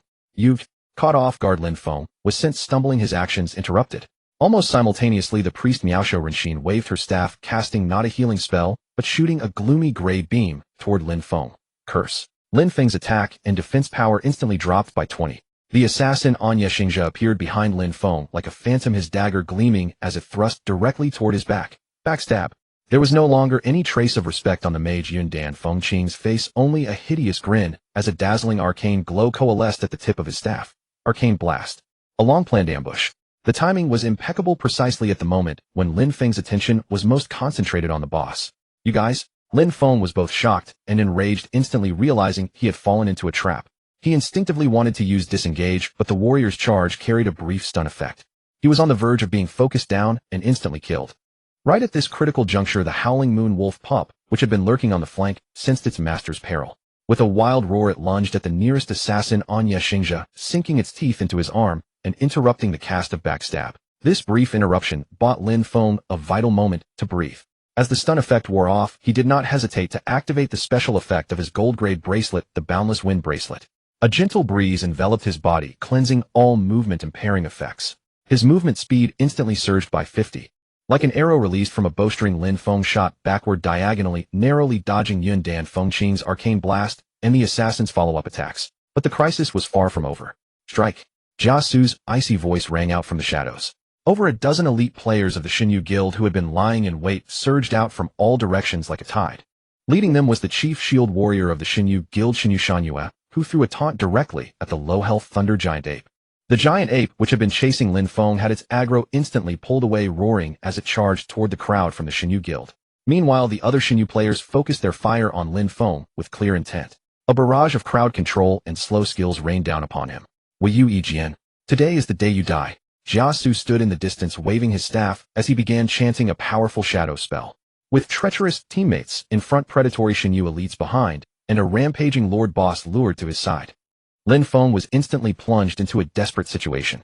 With his health depleted and a curse still active, facing a siege by over 15 well-equipped and highly coordinated elite players along with a lord boss that could crush him at any moment, the situation had reached an absolute boiling point of danger. Damn it! I've been set up. Rage boiled within Lin Feng, yet the more critical the situation became, the calmer he grew. His gaze swiftly scanned the battlefield, his brain working at breakneck speed to find a sliver of survival. He knew that this would be the most difficult and dangerous battle he had faced since entering Huanshe. Atop Thunder Cliff, killing intent swirled from every direction. Traitors ambushed ahead, divine realm elites closed in behind, and beside him loomed the raging thunder giant ape, eyeing him like prey. Lin Feng found himself in a desperate situation with no hope of survival. I must break through first. The thought flashed through Lin Feng's mind like lightning. Direct confrontation meant certain death. The enemy was far too numerous, too well-equipped, and fought with lethal coordination. He utilized the 50 movement speed boost from his infinite wind bracelet, his figure blurring like the wind as he charged toward the thinner flank of the encirclement. Meanwhile, his fingers flew across the virtual interface, sending desperate distress signals simultaneously to the guild's general member group, the 3rd Division group, and the core members group. Big shots, save me. Blackstone Mountains, Thunder Cliff, 885-229. Ambushed by the Divine Realm Guild. Requesting backup. The moment the message was sent, several control skills descended upon him. The warrior's slowing injury, the mage's frost nova, and the assassin's blind darts. Lin Feng twisted aside with a desperate escape maneuver, barely evading them, and could only flee for his life, not daring to waste even a moment turning to cast spells. Before long, he was about to be completely trapped. At the crucial moment, a soft yet resolute holy light descended like a sword, piercing through dark clouds, precisely enveloping Lin Feng. Hey, cleanse. Advanced dispel skill from a priest. All negative statuses were instantly cleared. Lin Feng felt his body grow light as his speed restored. He turned in shock and saw a 5-person squad emerging from nowhere like reinforcements from the heavens. Leading them was Lone Shadow, wielding his golden tower shield. Behind him, the 3rd Division's chief, Priest Ling Yin's staff still shimmered with holy light. It had been she who delivered that life-saving rescue at the critical moment. Beside her, the assassin Ghostblade had already entered stealth, while the mage Fire Cannon gathered flames at the tip of his staff alongside a warrior wielding a massive greatsword. Quang Zhan. Hold on. We're here. Lone Shadow roared, his body erupting in brilliant purple light. His unique talent War God's Flame Purple activated. For a short duration, all damage dealt increased by 30. He launched a valorous charge, crashing into the Divine Realm ranks like a heavy siege tank, his target locking onto Jia Su, who was mid-incantation, casting a shadow bolt. Stars Pavilion. How could they arrive so fast? Jia Su's expression shifted, forced to abort his casting and flash backward. At that same moment, Ghostblade's figure appeared like a phantom behind the enemy, Priest Miaosho Renshin, landing an ambush followed by a backstab. A full combo chained together, reducing the priest to critical health. Fire Cannon's flame storm erupted violently among the densest cluster of Divine Realm players, scorching flames, burning enemies, and throwing their formation into chaos. Quang Zhan then activated Berserker stance, swinging his great sword like a whirlwind as he charged into enemy ranks, drawing massive aggression. 6 versus 15. They were still outnumbered, but Lone Shadow's sudden appearance had disrupted the Divine Realm's attack rhythm and created precious breathing room for Lin Feng. Leader. Lin Feng's heart swelled with gratitude, indescribable relief at being snatched from the jaws of death. Without hesitation, he immediately turned and drew his bow. Reckoning had to be settled. His first target was the mage Yun Dan Fengqing, the one who had set the trap for him. Binding shot. A max level 3-second hard crowd control. Whoosh. The special arrow struck true, and green vines instantly bound Yun Dan Fengqing in place, his smug expression frozen into pure terror. First one. Lin Feng's eyes turned ice cold, applying Hunter's Mark, then firing double shot followed by a normal attack. Minus 1108. 1108. Minus 1108. Even weakened by curses, the damage was substantial.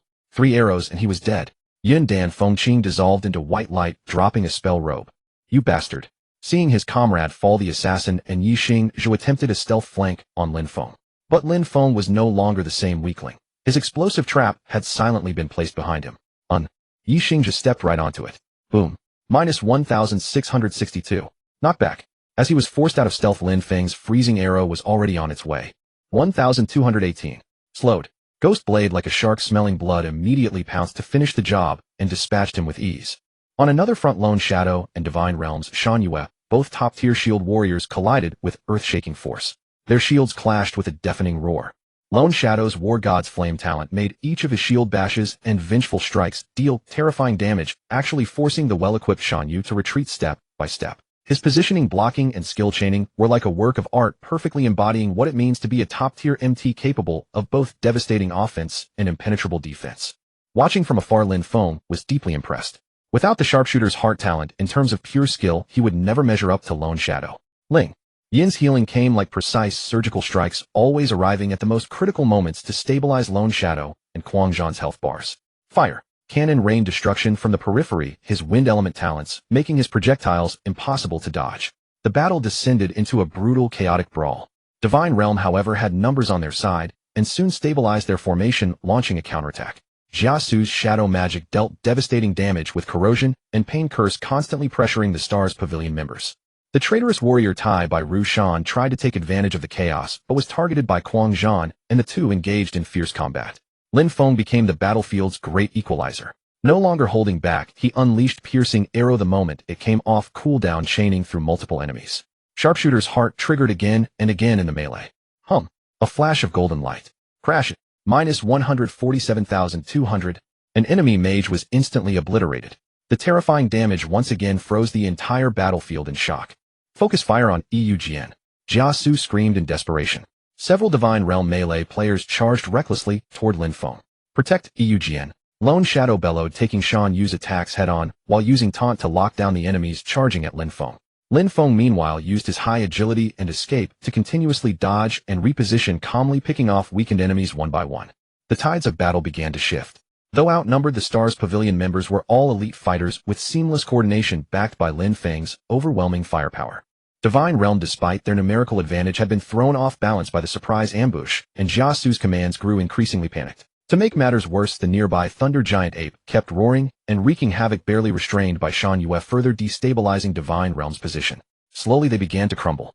When Jia Su fell to Lone Shadow's armor-shattering strike, chained into heroic strike, and Shan Yu was also dispatched by Lin Feng's talent-triggered arrow, the remaining Divine Realm players finally broke, scattering in every direction. The 4 traitors lay dead, their bodies already growing cold. The battle was over. A 6-person squad had single-handedly defeated 15 Divine Realm elites, plus 4 traitors in an ambush. Though it had been a hard-fought victory, joy surged through every member of the squad. Man, that was awesome. Seriously awesome. Huang Zhan leaned on his great sword, laughing breathlessly. EU Jin, your DPS is enough to set my blood on fire. Fire Cannon excitedly clapped Lin Feng on the shoulder. Ghost Blade silently wiped his daggers and gave Lin Feng a nod of respect. Ling Yin gently began healing everyone. Lone Shadow walked up to Lin Feng, gazing at the battlefield strewn with debris and glimmering equipment, and said solemnly, "Are you all right? We let our guard down this time. We didn't expect Divine Realm to be so treacherous." "I'm fine, thank you, leader, thank you, everyone," Lin Feng said sincerely, still trembling from the near disaster. If Lone Shadow and the others hadn't happened to be nearby, the consequences would have been disastrous. "Gather the loot, then find a spot to grind down our PK karma," Lone Shadow ordered. Everyone collected the spoils. The Divine Realm elites and traders had dropped excellent gear, a pleasant surprise indeed. They found a secluded 35-level monster zone and began grinding enemies while steadily reducing their PK value. The atmosphere relaxed. While tanking monsters, Lone Shadow asked casually, "EU Jin, after everything that's happened, what is your greatest goal and dream in playing this game?" Lin Feng paused, then answered almost instinctively, "To make money so I can give my parents and younger siblings a better life." It was the driving force that had sustained him this far. Lone Shadow laughed heartily, his booming voice carrying an underlying significance. "Money. Ha, good. Very practical. But EU Jin, you probably still don't fully understand your own current worth." He turned to look at Lin Feng, his gaze sharp. "Once you receive your guild salary and revenue share, next month you'll understand. For you now, making money has truly become quite simple." Lin Feng was stunned. He had never carefully calculated it, only knowing he wasn't short on money, but had no real sense of the actual amount.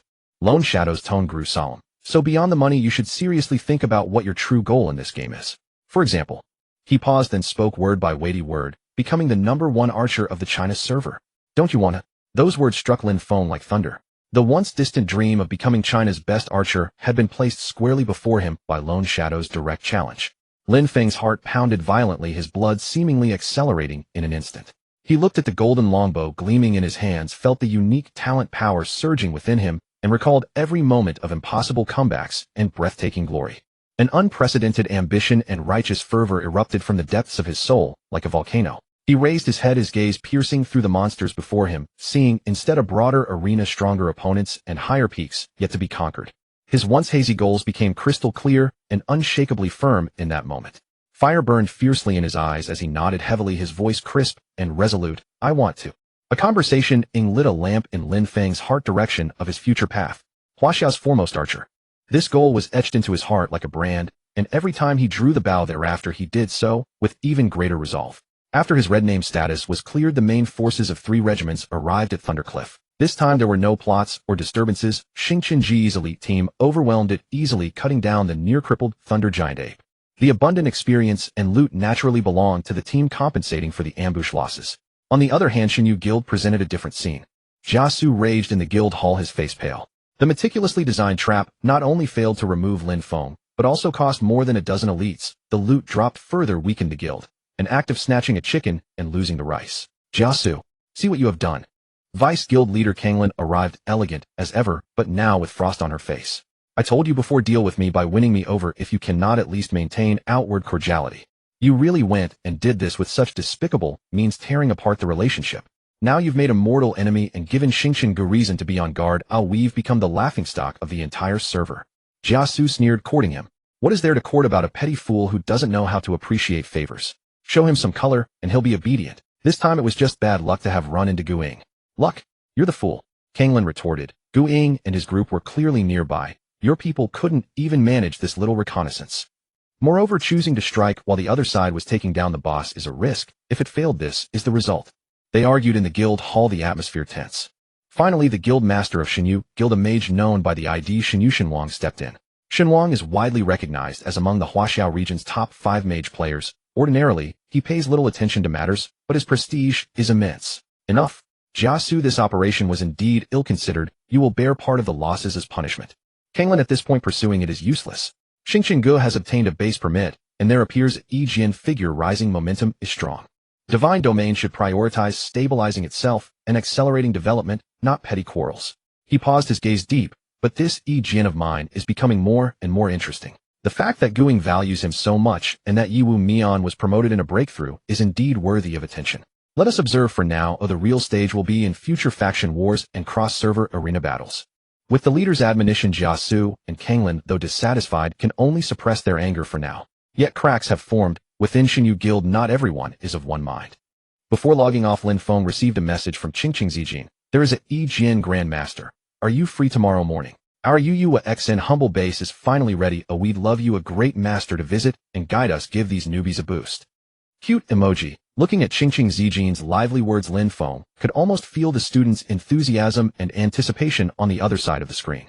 He smiled and replied, guidance isn't exactly what I do. A quick visit will do. See you tomorrow morning. The next day, Lin Feng arrived at a zone in the southeast of Lingyun City. This place isn't as grand as Xingchen Ji's headquarters. It's made up of many small courtyards and simple workshops, a gathering place for many small guilds, lifestyle player groups, and roaming players. From afar, he saw Qingqing Zijin, Xiao Yushili, Zhan Tiannu, and Shadow Ranger waiting at the gate. Today they all wore relatively neat gear, clearly well prepared. Qingqing Zijin wore a pale azure robe highlighting her bright eyes and pearly teeth. Xiao Yushili's priest robes were clean and tidy. Zhan Tiannu polished his armor to a shine. Even the usually quiet Shadow Ranger seemed to have tidied his appearance. Big brother Yi Jian. This way, this way. Xiao Yushili exclaimed excitedly, waving. Master, you really came. Zhan Tiannu scratched his head, smiling warmly. Qingqing Zijin stepped forward, smiling. Welcome to visit our humble home.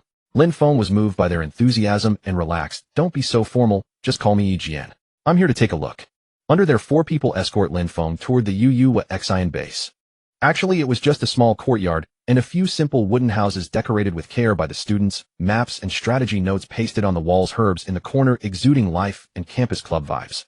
The courtyard had more than 20 young players, all college students. Upon seeing Lin Feng, they sent curious, excited, and admiring looks.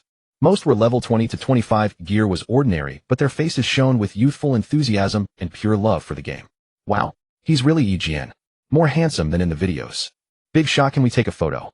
Yi Jian Gij, can you teach me how to kite with a bow? Then Lin Feng was surrounded by enthusiastic college students. He patiently answered various questions, shared some basic techniques, and occasionally demonstrated equipment effects, drawing cheers. Several lively girls blushed and proactively added Lin Feng as a friend. Lin Feng accepted them all. This relaxed atmosphere contrasted with the stern, efficient, elite environment within Xingchen, giving Lin Feng a rare sense of ease and warmth. In his early 20s, he was essentially the same age as these students, only the pressures of life had forced him to mature early. Qingqing Zijin watched Lin Feng surrounded by juniors with a smile in her eyes and a hint of subtle complexity. The charismatic top-tier master before them now seemed to be two different people, the brash, comfortable master who jokes, and the shy archer who once hunted wolves in the beginner's village. The tour and exchange lasted nearly 2 hours, and the atmosphere remained hot. Before leaving, Zhan Tiannu asked, there is Yi Jian Grandmaster, we've accepted a task to kill a level 30 boss monster, the Marsh Swamp Crocodile King, just outside the city in the Mist Swamp. We've tried ourselves, but couldn't beat him. Could you please help? You don't need to fight, you just stand by to anchor us, so we have some confidence if we fail. Marsh Swamp Crocodile King boss monster, level 30, HP, ATK, 850 DF, 820 skills, death, roll, poison, bite. For Lin Feng, who now deals over 1/0 attack, and can deal nearly 2/0 damage with one talent trigger, such a boss is indeed simple. No problem, let's go quick and decisive. The group headed into the Mist Swamp depths and found the enormous Crocodile King rolling in the mire. Qingqing Zijin and the 4 formed a tense formation ready to pull the boss. Don't worry, I'm in the back, Lin Feng said, bow in hand, standing at the rear. The battle began. Though the 4's coordination was still rough, their courage was admirable. Zhan Tiannu led from the front, Qingqing Zijin and Xiao Yushili dealt damage and healing. Shadow Ranger skulked around, launching kite tactics. The Crocodile King's attacks pressed hard, health swung, but whenever they seemed about to falter, Lin Feng could draw significant aggro with a simple normal arrow or ease the crisis with a frost arrow. He didn't directly one-shot the boss, but acted like a coach, precisely controlling the battle's rhythm, giving the 4 a thorough training and experience. Ultimately, with the 4's joint effort, the Crocodile King wailed and fell. Hooray! We won! Xiao Yushili jumped up in excitement. Fantastic! Thanks, Yi Jian! Zhan Tiannu exclaimed, and Qingqing Zijin and Shadow Ranger also wore relieved smiles. Seeing their happiness, Lin Feng felt truly glad. This sense of achievement from helping others and sharing joy was different from the thrill of capturing first blood and making a name in the guild. Just then, Gu Ying's message arrived. Yi Jian, hurry to the level 35 dungeon entrance. The weekly special dungeon has refreshed. I'm waiting for you. Lin Feng replied, got it, I'll be there soon. He turned to Qingqing Zijin and the others. There's an event at the guild, I must go first. Today was really fun, I thank you for your hospitality. We should be the ones thanking you. Please come by often. Absolutely. Lin Feng nodded, summoned the flaming warhorse, and in the students' envious gazes transformed into a blazing stream of fire and sped toward the dungeon area. The lighthearted interlude ended. The tense and thrilling team challenge was about to begin. Lin Feng's journey had grown richer through these experiences. By the time Lin Feng arrived at the entrance of the level 35 dungeon, the Hall of Elements, riding his blazing warhorse Grueling was already waiting there. The leader of the 3rd Regiment was still clad in heavy plate armor with his golden tower shield Might of the Mountain resting beside him, exuding a calm and steadfast aura. Seeing Lin Feng, he nodded. "Good, you're here. Let's keep it brief." Grueling said, his expression far more solemn than usual. "Tomorrow our Xingqian Pavilion will officially submit the application to initiate the construction of our guild territory." Lin Feng's heart jolted. Was it finally happening? That monumental moment, requiring millions of gold coins, enduring a monster siege, and deciding the very future of the guild. Grueling continued, "The intensity of the monster siege will be beyond imagination. We must be fully prepared. Once we clear this dungeon today, return to the city immediately. Use your points to upgrade all your exchangeable gear to level 30 masterpieces. The guild warehouse is fully open to you." Furthermore, he paused, his tone carrying a hint of approval. "The guild master has specially reserved a rare burst-type skill book for you as a special enhancement before the territory war. Collect it from him once we finish the dungeon." "Thank you, guild master." "Thank you, commander." A wave of warmth surged through Lin Feng's heart. The guild's high regard and support amplified his sense of responsibility. Just then the other 3 teammates arrived, one after another. The chief ice mage Bing Li remained as cold as frost, offering Lin Feng a subtle nod. The chief assassin Gui Ren appeared silently, his figure seemingly merging with the shadows. Meanwhile, the chief priest Sheng Yin wore a gentle smile as he cast power word fortitude on everyone in advance. "Everyone is here." Grueling looked toward the massive temple doors, which were engraved with the runes of the 4 elements, earth, water, fire, and wind, and pulsed with majestic energy. "This time we are challenging the hard difficulty of the Hall of Elements. Stay sharp, the stats of the monsters inside are absurd." He then explained the dungeon mechanics in detail. The dungeon is divided into 4 stages corresponding to the 4 elements. The first stage is Earth. The minions are level 35 rock golems with around 100 HP, extremely high defense, and attacks that stun.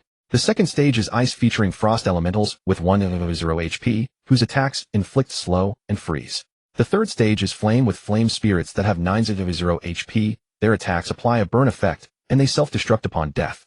The fourth stage is Storm, with wind spirits that have 110 HP, and extremely fast movement and attack speeds. The final boss is the Elemental Amalgam, with over 10 million HP. It cycles through 4 elemental forms, each with different skills. The most troublesome is its Elemental Siphon, which absorbs elemental energy from the environment to rapidly regenerate health. We must interrupt it with high burst damage or quickly destroy the corresponding elemental crystal pillars to suppress it. Is everyone clear? Understood. Everyone responded in unison, their battle spirit soaring. Grueling paid the precious materials required to open the dungeon, a set of elemental cores, and the massive temple doors slowly ground open, revealing a passage filled with swirling radiant colors and raging elemental energy. "Go!" The 5-man party stepped into the hall, and the heavy doors slammed shut behind them. The first stage, the Hall of Earth. The entire chamber was constructed of colossal yellow stone, and the air was thick with the earthy scent of dust. Over a dozen massive rock golems made of solid stone slowly awakened, closing in with heavy thudding steps. Rock Golem Elite Monster. Level 35. HP 120000. Attack 1300. Defense 2000. Skills Earth Tremor, Heavy Rock Strike. Gui Ren, disrupt the backline. Bing Li, slow and control the field. Yu Jian, focus fire first. Sheng Yin, keep my health topped off. Grueling barked concise orders, using charge to rush to the very front as his golden tower shield firmly blocked the first wave of attacks. The battle erupted instantly. The rock golems possessed incredibly high defense. Lin Feng's basic attacks only dealt slightly over 800 damage, and his penetrating arrow also seemed somewhat ineffective. Yet Archer's heart remained the key to breaking the deadlock. A golden light flashed. With a loud bang, a massive number popped up, -37000. A full health golem was instantly obliterated, sending stone fragments flying in all directions.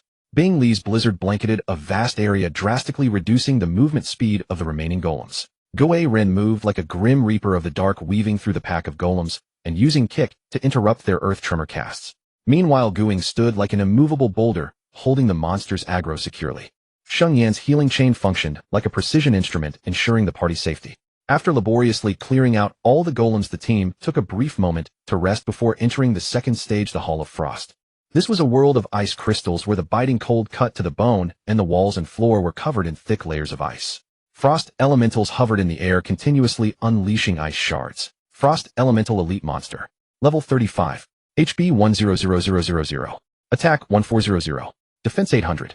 Skills Frostbolt, Frost Nova. This stage was extremely unfriendly to melee fighters as the area of effect freeze of Frost Nova was highly troublesome. Gu Ying and Gu Ren had to proceed with utmost caution. Lin Feng and Bing Li became the primary damage dealers. Bing Li's ice magic enjoyed a damage bonus against monsters of the same element, while Lin Feng relied on Shackles Hot to lock down key targets and Explosive Trap to halt the elemental's charges, maintaining a relatively safe position to deal damage. Relying once more on his talent burst, they advanced steadily. The third stage, the Hall of Flame, resembled a volcanic purgatory with rolling waves of heat. The flame spirits were small and agile, and their flames self-destruct upon death covered a significant area, requiring the team to disperse quickly. Flame Spirit Elite Monster. Level 35. HP 90000. Attack 1600. Defense 700. Skills Fireball Flame Self-Destruct. Guing directed everyone to spread out focus fire and take down the targets one by one to avoid being caught in multiple self-destructs simultaneously. Lin Feng's ranged sniping and Gu Ren's rapid gap closing played pivotal roles. The fourth stage, the Hall of Storms, was filled with howling winds that made it difficult to stand. The wind spirits moved like cyan phantoms, possessing incredible speed and delivering tempestuous attacks. Wind Spirit Elite Monster. Level 35. HP 110000. Attack 1500. Defense 750. Skills Windblade Haste. This stage tested their reflexes and crowd control. Bing Li's Ring of Frost and Lin Feng's Freezing Arrow and Shackles Hot became the ultimate weapons to counter the high-speed monsters. Through tight cooperation, the group laboriously conquered the 4 elemental trials. Finally, the 5 of them arrived at the deepest depths of the temple. A colossal beast formed from the warped fusion of all 4 elemental energies, the elemental amalgam, loomed before them. Lacking a fixed shape, its body alternated through 4 distinct glows, radiating a heart-stopping pressure. Elemental Amalgam Boss Monster. Level 35. HP 10500000. Attack 2800. Defense 1800. Skills Elemental Blast Phase, Shift Elemental Siphon. The true challenge had begun. The boss battle was exceptionally brutal.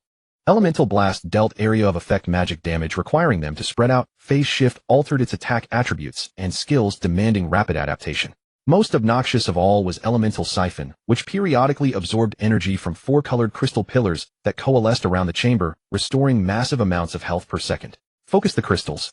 Destroy the crystal of the corresponding color first. Guing roared. The team's coordination was undergoing its ultimate test. In addition to dealing damage, Lin Feng's most crucial task was to utilize Penetrating Arrow or Burst Damage to quickly shatter the distant crystal pillars whenever the boss cast Elemental Siphon. His precision shooting and the 100-fold damage triggered at critical moments saved the team several times, preventing the catastrophic outcome of the boss regenerating to full health. The battle dragged on for nearly 40 minutes. Their potions were entirely depleted, and everyone's mental state was pushed to the absolute limit of exhaustion. When the elemental amalgam let out an unwilling roar and its massive body finally crumbled, dissolving into pure elemental energy and a shower of brilliant light, everyone let out a long sigh of relief.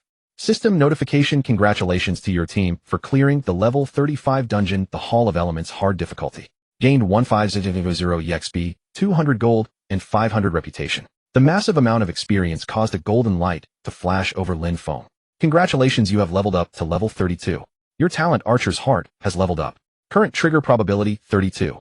His experience bar also increased by an additional 9, reaching level 32 at 9.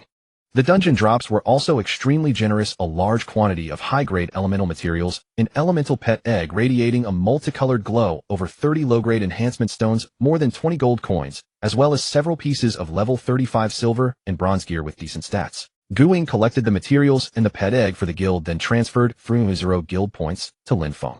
You contributed the most this time. Hurry back to the city, spend those points, upgrade your gear, and learn your new skills. For tomorrow's territory war, we need you in your absolute best form. Understood, Commander. Lin Feng nodded heavily. Looking at the bountiful loot in his bag and his increased level, he was filled with anticipation for tomorrow's defense battle, while also feeling a heavy sense of responsibility. Exiting the dungeon and bidding farewell to his teammates, Lin Feng used a return scroll, transforming into a beam of white light as he returned to Lingyun City. He headed straight for the guild warehouse, unable to wait to power up and prepare for the upcoming ultimate trial that would decide the fate of Xingshan Pavilion. Upon returning to Lingyun City, Lin Feng headed straight toward the grand guild warehouse of the Xingshan Pavilion. At this moment, the warehouse hall was far busier than usual. Many core and elite members were making final preparations for tomorrow's territory war, exchanging gear, withdrawing potions, and allocating resources. The air was thick with the palpable tension of an impending battle. Lin Feng first located the warehouse administrator. Within the special exchange list, he instantly spotted the skill book labeled Designated Recipient Wu EGN. The pages emitted a deep golden hue as if liquid light were swirling within, making it immediately obvious that this was no ordinary item. Skill book Arrow Rainstorm Rare. Class Restriction Archer. Effect unleashes a torrent of arrows upon a designated area, inflicting multiple strikes on all enemies within range. Each arrow deals 60 of attack power as damage. Duration 5 seconds. Mana cost 150 points. Cooldown 3 minutes. Skill level 110. Each level up increases the number of arrows by 1 and boosts total damage. Description: a secret technique inherited from an ancient master of archery, requiring extraordinary talent to comprehend. A large-scale continuous damage skill. This was precisely the ultimate crowd control technique needed most for the upcoming defense battle. Suppressing his excitement, Lin Feng exchanged his points for it. Next, he spent a vast amount of points to acquire a complete level 30 silver set, the Windchaser. Windchaser set, 5-piece effect. HP 800. Agility 50. Attack speed 15. Special effect: movement speed increased by 8. Ranged attack distance increased by 3 yards. Equipping the brand new Windchaser set to replace his previous level 30 bronze gear, Lin Feng felt a sudden lightness throughout his body as his attributes surged significantly. Following that, he used his remaining points to exchange for dozens of low-grade enhancement stones from the warehouse. With the great battle looming tomorrow, he had to push his condition to the absolute limit. He made his way to the blacksmith workshop and found the white-bearded dwarven enhancement master. Master, please help me enhance all of this gear to 5.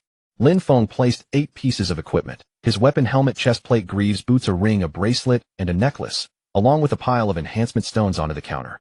The enhancement process remained nerve-wracking. In theory, going from 1 to 5 required 1, 2, 3, 4, 5, 1, 5 enhancement stones. Yet in practice, failures were inevitable. Enhancement successful. Windchaser chestplate 1. Enhancement failed. Enhancement successful. Windchaser greaves 2. Enhancement failed. Enhancement level decreased.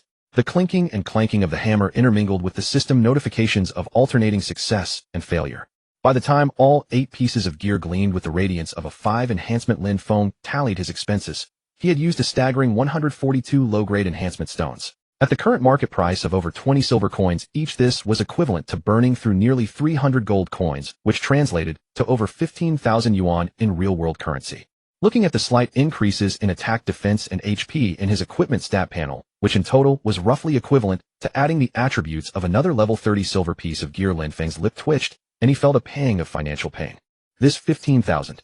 How many bricks would I have to carry to earn that back? He muttered to himself instinctively before chuckling and shaking his head. It truly is easy to go from frugality to extravagance, but hard to go back. How long has it even been? And now spending over 10,000 to enhance gear feels like standard procedure. I guess I really am getting ahead of myself. However, considering tomorrow's defense battle, which concerned the very survival of the guild, this investment was absolutely necessary. Composing himself, he clicked to learn the new skill Arrow Rainstorm and used his accumulated skill points to raise it directly to the maximum level of 10. Arrow Rainstorm max level. Effect unleashes a torrent of arrows upon a designated area, inflicting 10 strikes on all enemies within range. Each arrow deals 60 of attack power as damage. Duration 5 seconds. The total damage reached a staggering 600 of attack power. Mana cost 150 points. Cooldown 3 minutes. Staring at this terrifying skill description, Lin Feng finally felt that the 15,000 yuan had been well spent. This would be his trump card in tomorrow's defense battle. With his gear and skills fully updated, Lin Feng decided to test them out. He returned to the magic tower once more to challenge the level 31 to 40 difficulty. Equipped with the 5 level 30 silver set, his attributes were incomparable to before. The attack speed and range bonuses from the Windchaser set provided him with a much better positioning for dealing damage. His skill combos flowed like water, and Arrow Rainstorm proved exceptionally effective at clearing large groups of monsters. Ultimately, his clear time was refreshed to a stunning 7 minutes and 48 seconds. Nearly 2 minutes faster than before. This record would plunge any future challengers into even deeper despair. Leaving the magic tower, he teleported to the level 40 monster zone.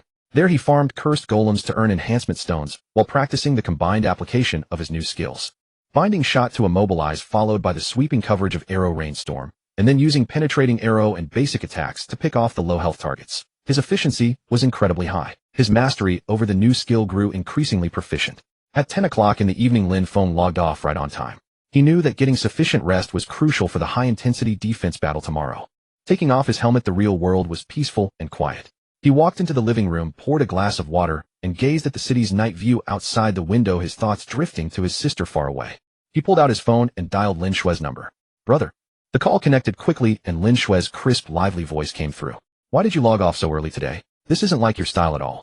There's a major event in the game tomorrow. We have to defend our city, so I need to rest up and build my energy, Lin Feng replied with a smile. How are things on your end? Are you adjusting well to university life? Do you have enough money? I'm totally adjusted. Brother, I'm already a sophomore, not a freshman anymore. Lin Shui chattered happily about school anecdotes. I have plenty of money, brother. I haven't even finished spending what you transferred to me last time. I'm actually learning to make some small investments now. I partnered with a classmate using the money you gave me to open a tiny online stationery shop, and business is actually quite good.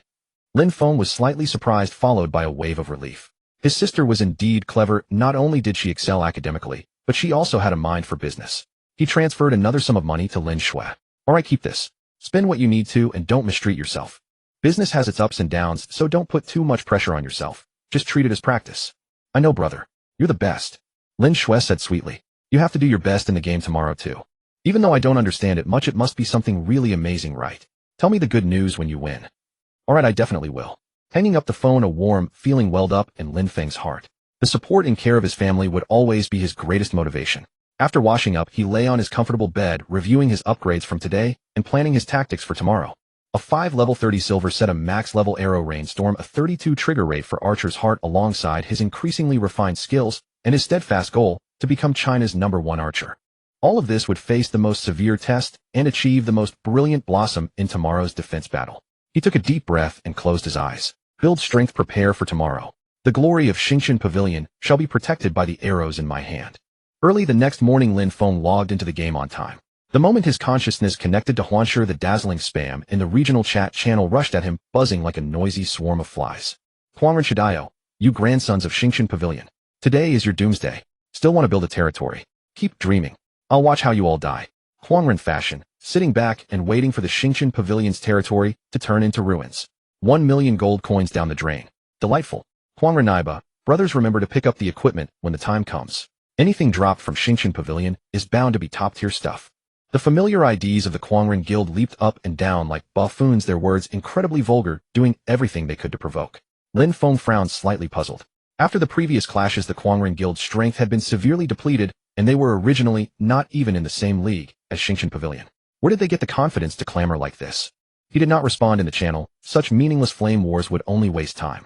He summoned his flame steed, galloping like lightning toward the guild's planned territory location in Yueguang Woodland. From afar, the outline of a camp that had begun to take shape came into view. A 10-meter-high log wall stood majestically, covered in sharp spikes and arrow slits. Within the wall, structures such as arrow towers, magic towers, healing tents, and supply points were arranged in an orderly fashion. Thousands of Xingshan Pavilion members and their allies were conducting final checks and deploying defenses inside and outside the camp. The air was thick with the clamor of voices and fluttering battle standards, presenting a solemn and chilling scene of an impending great battle. Near the central command tower, Lin Feng found Qianxiao, who was busy allocating resources. Today she had changed into a set of sleek leather armor, her expression intensely focused. Sister Qianxiao, what's with those mad dogs from Huangren? Have they eaten dragon hearts and leopard galls to dare clamor like this? Lin Feng stepped forward and asked. Qianxiao looked up, and seeing it was Lin Feng, a weary but steady smile appeared on her face. You're here. Of course they wouldn't have the guts to provoke us alone. They've found a backer. She lowered her voice. We received reliable news that the Xinyu Guild, along with that third-rate guild, Tianhe, have secretly allied with Huangren. They will definitely come to cause trouble today to stop us from establishing our city. She pointed in the direction of the canyon outside the camp. Vice Guild leader Sanxiong set up a defensive line of over 10,000 players there early this morning just to guard against them. Lately, Xinyu has been crazily hunting level 35 to 40 bosses, desperately wanting to drop a second territory token. Unfortunately, the drop rate is too low and they haven't succeeded yet. So they will absolutely not sit by and watch us smoothly build our city. I see. Lin Feng realized, a cold gleam flashing across his eyes. They want to pluck the ripe peach. Then let's see if their teeth are hard enough. Qianxiao nodded. The guild leader thinks so too. That's why Sanxiong ordered early this morning that no guild members are allowed to speak in the regional channel to avoid being swayed by the provocations and affecting morale. Our core mission is simple: defend the territory. Just then, Yi Wumian's calm and powerful voice echoed through the guild channel, broadcasting across the entire camp via magical amplification. All brothers of Xingshan Pavilion and friends who have come to assist us, thank you for your trust and support. The materials for constructing the territory are fully prepared, and the 1 million gold coins are ready. Yi Wumian stood before the altar at the center of the camp. He solemnly handed a guild territory token radiating an ancient aura and a massive chest filled with glittering gold coins to the system NPC stationed there. A stern-faced kingdom construction officer clad in silver armor. The Kingdom Construction Officer accepted the token and the gold coins, and a grand system announcement instantly echoed across the entire server. Server announcement: the Xingqian Pavilion Guild has submitted a territory construction application. In 1 hour 9:00 a.m. game time, the territory Yueguang Woodland will face a 10-wave monster siege challenge. If the defense succeeds, the territory will be established. If the defense fails, the construction funds will be destroyed. The announcement flashed 3 times in a row. The entire server was shaken. This was the very first guild among the 24 tertiary main cities in the Huaxiao region to formally challenge a monster siege. Countless curious, expectant, or gleeful eyes instantly focused on this spot. The game's built-in live-streaming platform was instantly flooded with a massive audience. Major guilds and well-known solo players began broadcasting, wanting to witness this historic moment with their own eyes. Within the Xingqian Pavilion camp, the atmosphere instantly tightened to the absolute limit. Over 20,000 defending members took their positions. The walls were packed with archers and mages. A solid shield formation guarded the gates, and inside the city, mobile units and a vast number of healers stood ready to provide support at a moment's notice. The 10,000-plus sentries stationed toward the canyon also braced themselves with absolute vigilance. Lin Feng was assigned to a critical damage-dealing position in the middle section of the front wall, where the field of vision was wide and could cover the maximum attack range. He checked his status: level 30, silver set 5, glowing with radiant light, the bowstring of the Earth Dragon Ripper humming, and the skill storm of arrows in his skill bar, ready to be unleashed. Taking a deep breath, he suppressed his slightly accelerating heartbeat, his gaze becoming as sharp as an eagle's. Time ticked away second by second, the countdown echoing like a war drum beating in everyone's hearts. The moment the clock struck exactly 9 o'clock, a sudden change occurred. On the flat ground 1,000 meters in front of the camp, the air suddenly distorted violently, as if torn apart by an invisible giant hand. Countless pitch-black spatial rifts appeared out of thin air, as dense as a honeycomb. Immediately following, scalp-numbing roars and heavy footsteps surged out from the rifts like a rising tide. Densely packed and boundless, the monsters resembled a bursting dam, instantly submerging the plain. The first wave of monsters had officially arrived. Demonic Boar Normal Monster. Level 25. HP 2,500. Attack 125. Defense 100. Cave Bat Normal Monster. Level 25. HP 2,000. Attack 150. Defense 80. Fallen Miner Normal Monster. Level 25. HP 3,000. Attack 100.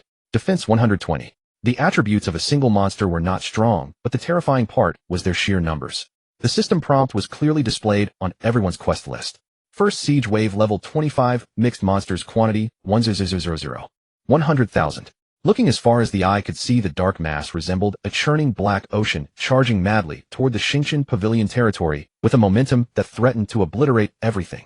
The earth trembled, and the air was thick with the foul stench of demonic beasts.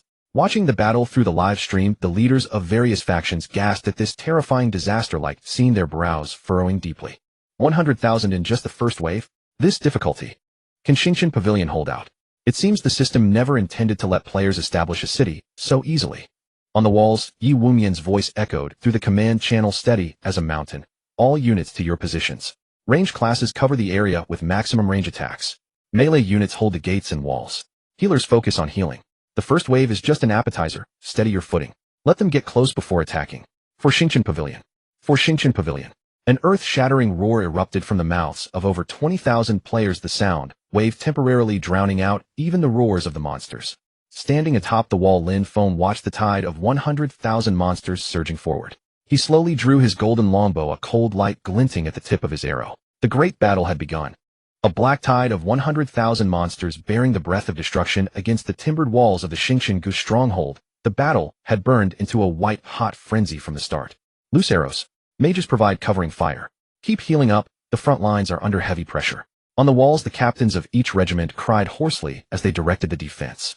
Arrows rained down like a furious storm, while fireballs, ice spears, and arcane missiles wove a net of death that engulfed the sea of monsters beneath the wall. The walls groaned beneath the impact of countless demonized wild boars and the picks of corrupted miners, yet they held firm against the first wave.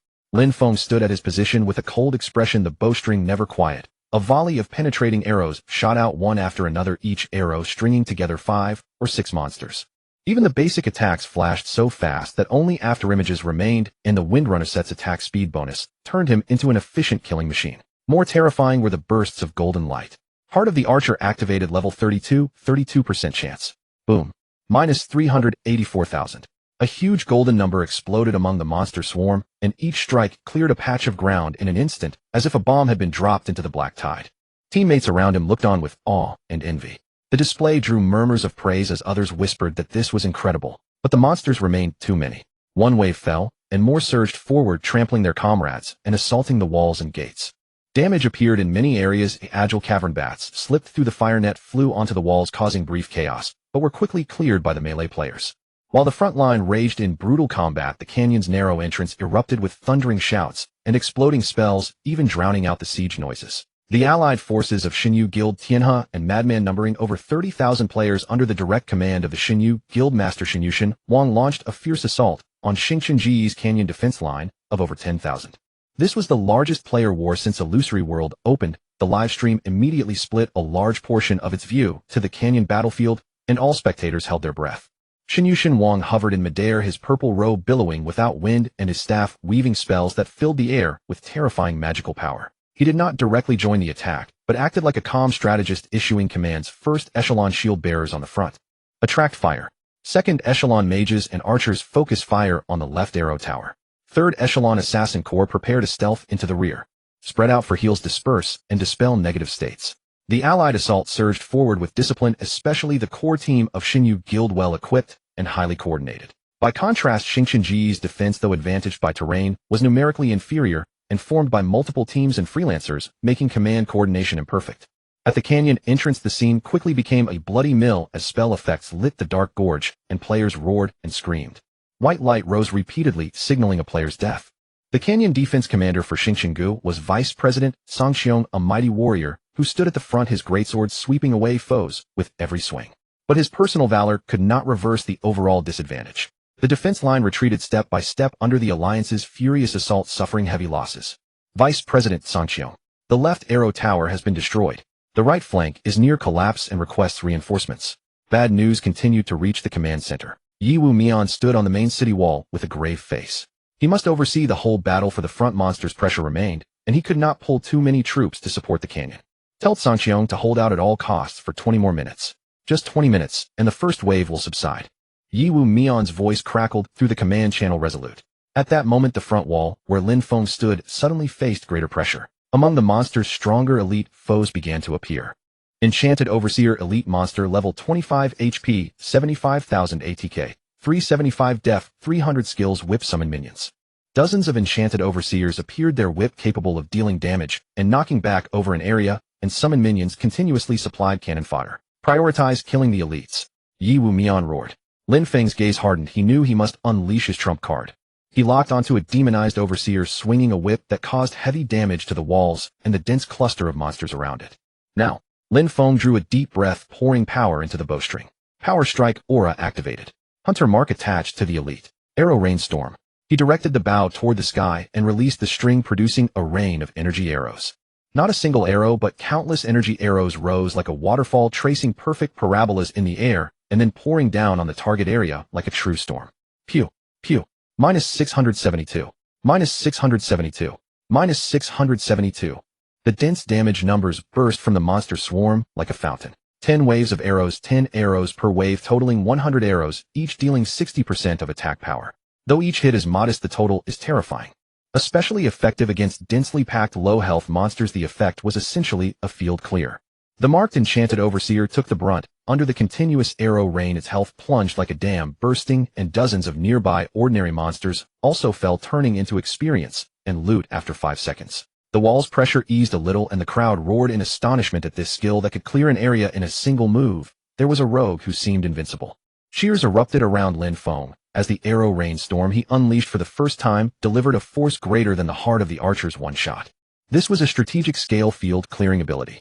Yiwu Mian also offered approving eyes. Well done, there is a rogue, keep it up. Lin Feng breathed again. The skill consumed a great deal of energy, but its effect was remarkable. He drew another arrow, focusing on taking down the elites that threatened the walls. With Lin Feng acting as a super cannon, the front wall, though teetering, ultimately held firm against the fiercest first assault. The walls were littered with corpses and cracks. Defenders suffered heavy casualties, but the line did not break. In the canyon, roars remained fierce, but seemed steadier. Lin Feng glanced at the livestream split screen and saw the canyon piled with corpses. Xingqianji's defense had retreated to the canyon's midsection, losses over a third, yet they still clung to the fight. Vice President Song Xiong bled heavily, but fought on. Yu Ying led part of the 3 brigades to reinforce the flank, launching counterattacks to ease the pressure. Time passed, each second stretching unbearably long. When the first wave of 100,000 monsters finally showed signs of fatigue, the system chimed again. Second siege wave is about to begin. Level 30 mixed monsters, including enhanced elites and bosses, number 80,000. They will arrive on the battlefield in 10 seconds. Although the count has fallen by 20,000, the monsters' levels and quality have risen across the board. The true test has only begun. From the walls to the defenders, every heart in the garrison pounded violently. In the canyon, the allied army commanded by Shen Wang would not miss this opportunity to press the attack from both inside and outside. The entire Moonlight Glade had already been transformed into a bloody purgatory. The 5th wave of the monster siege, like a surging deluge, crashed violently against the battle-scarred walls of the Starry Pavilion's outpost. This time the monsters were as high as level 33. Though their numbers had dwindled to 50,000, their sheer strength had undergone a qualitative leap. Demonic Knoll Archer Elite Monster. Level 33. HP 66000. Attack 990. Defense 660. Skills Precision Shot Poisoned Arrow. Decaying Ghoul Elite Monster. Level 33. HP 198000. Attack 1320. Defense 990. Skills Diseased Bite Frenzied Scratch. Occasionally the colossal figures of Ogre Warlord's boss monsters wielding massive bone clubs could even be seen looming amidst the monster horde, each of their swings dealing devastating damage to the city walls. Having suffered prior onslaughts, the city walls were already riddled with fractures, and the speed of repairs lagged far behind the pace of destruction. Casualties among the defending players began to mount rapidly. The white light of death flashed continuously atop the ramparts like a strobe. The priest's resurrection spell had an extremely long cooldown and required precious materials, making it utterly impossible to cover such massive casualties. Upon dying, more and more players had no choice but to release their souls and run back from the resurrection point in Lingyun City, resulting in a severe vacuum in the defensive forces. Hold the line. Everyone hold the damn line. Healers keep the front line topped off. DPS unleash full output. Prioritize taking down those Knoll archers and ghouls. Commander Guiying stood like a wrathful deity drenched in blood. His golden tower shield was covered in claw marks and dents. He roared with all his might, his voice already raspy and hoarse. He had just rotated back from the canyon defense line with the elites of the 3rd Regiment, where the situation was even more tragic and unbearable to witness. The allied forces of Xinyu Tianhe and Quangren assaulted relentlessly, like rabid dogs, regardless of the cost. Vice Guild Master Sanxiong, despite being heavily wounded, refused to retreat and fought to the death. The defensive line had already shrunk to the final stretch of the canyon, hanging by a thread. Commander, the cracks in the west gate section of the wall are too wide. We can't hold much longer, a blood-drenched warrior reported as he stumbled forward. Damn it, Guiying's eyes nearly split with rage. 2nd and 3rd squads follow me to the west gate. Yijian, I'm leaving this place to you. Keep those damn elites and bosses pinned down for me. Understood. Lin Feng replied in a deep voice, his gaze cold as a blade. The section of the wall he defended was under immense pressure as well. Countless Knoll archers rained down poisoned arrows from afar, while ghouls clawed their way up the ramparts like rabid dogs. His fingers had long been worn raw by the bowstring, and waves of virtual pain kept washing over him, yet his drawing motion never faltered for a single moment. Penetrating arrow. -1123. -1123. A solid arrow instantly pierced through 5 climbing ghouls, bringing up a string of damage numbers. Buzz. Archer's heart triggered. Level 33 probability. Bang. -369600. A flash of golden light erupted as the massive head of a newly emerged ogre warlord burst like a watermelon. Its colossal body collapsed with a resounding crash, crushing a swarm of lesser monsters beneath it. Beautiful. Boss Yijian is mighty. The surviving defenders around him cheered in relief, their morale instantly boosted.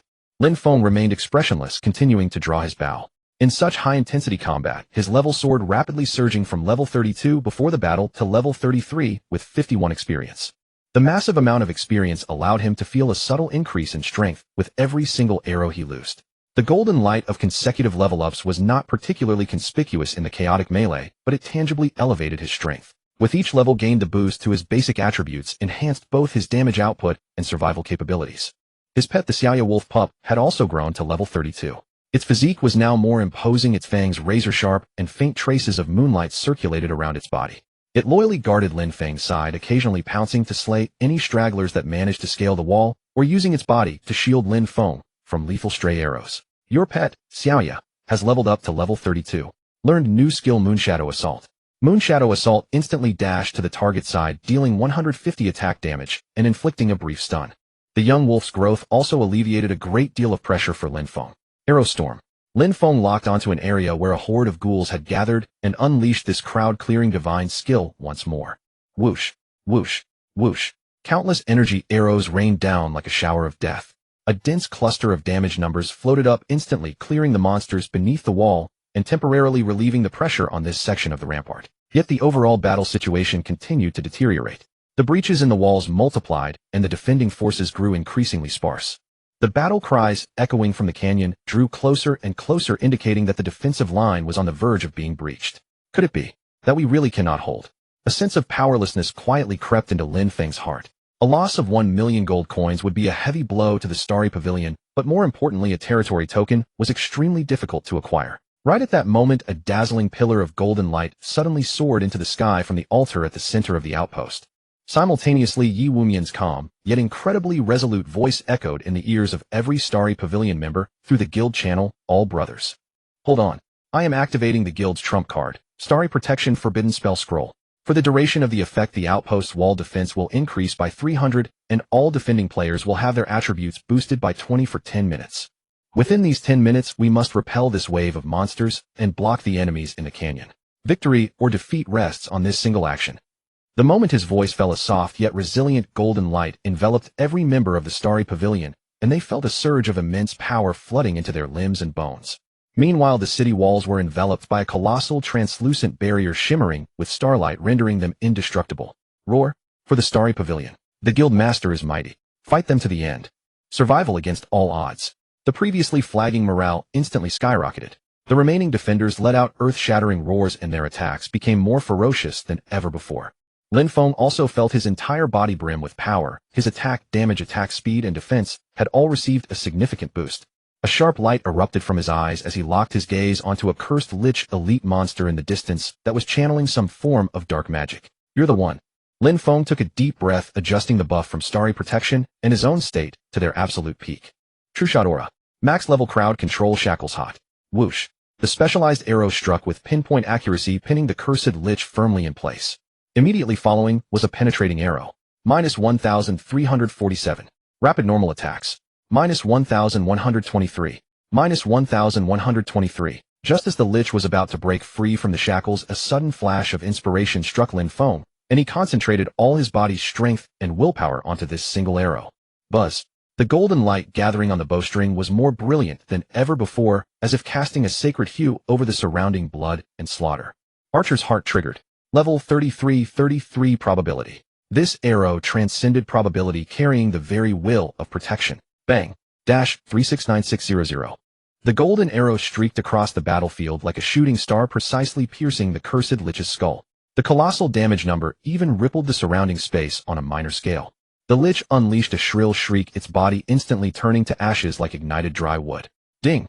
A crisp notification sound rang in Lin Feng's ear, distinct from ordinary drops. You have successfully slain the special elite monster Cursed Lich and obtained the special item Dimmed Soulfire. A crystal emitting a faint, eerie blue glow dropped at Lin Feng's feet. Without time to inspect it closely, he quickly picked it up and tossed it into his infinite inventory. Now was not the time for research. The 10 minutes of Starry Protection became the turning point of the defense battle. With everyone's attributes boosted and the walls super reinforced, the fifth wave of the monster tide was forcefully repelled. The defenders on the walls seized the opportunity to quickly repair the fortifications, distribute potions, and treat the wounded. However, the crisis at the canyon remained unresolved. Despite the buff from Starry Protection, faced with enemies several times their number, the defensive line, led by Zhangqiong, was still struggling to hold on the verge of being completely breached. Gain. Take everyone from the 1st and 3rd regiments who can still move and follow me out of the city. Countercharge. Push the enemies at the canyon entrance back. Yi Wumian's voice carried a desperate determination. Yijian. As our core range DPS, provide fire support from the walls and suppress the enemy's backline. Yes, Guildmaster. Lin Feng responded loudly. He understood that this was the most critical counterattack. Soon the gates of the outpost swung open with a crash. Led by Yi Wumian with core MTs like Gaiying and TB at the very front, followed by hundreds of the Starry Pavilion's most elite melee players, they charged fiercely toward the canyon like tigers unleashed from their cages. Meanwhile, Lin Feng stood atop the high ramparts, his windchaser set fluttering loudly in the wind. His gaze was like fire as he looked down upon the entire battlefield. Drawing his Earth Dragon Shredder bow to a full moon, he aimed at the enemy ranged classes who were frantically attacking his guild's charging formation. His objective was crystal clear snipe. Tear open a blood-soaked path for his brothers below the walls. The Xingqian Pavilion stronghold had transformed into a veritable meat grinder. The defending forces atop the city walls had dwindled to just over 10,000, with most players desperately running back to their corpses to return to the battlefield after dying. A heavy stench of blood and the foul odor of demonic beasts permeated the air. Beneath the battered city walls, mountains of monster corpses piled high, their viscous black blood pooling into flowing streams.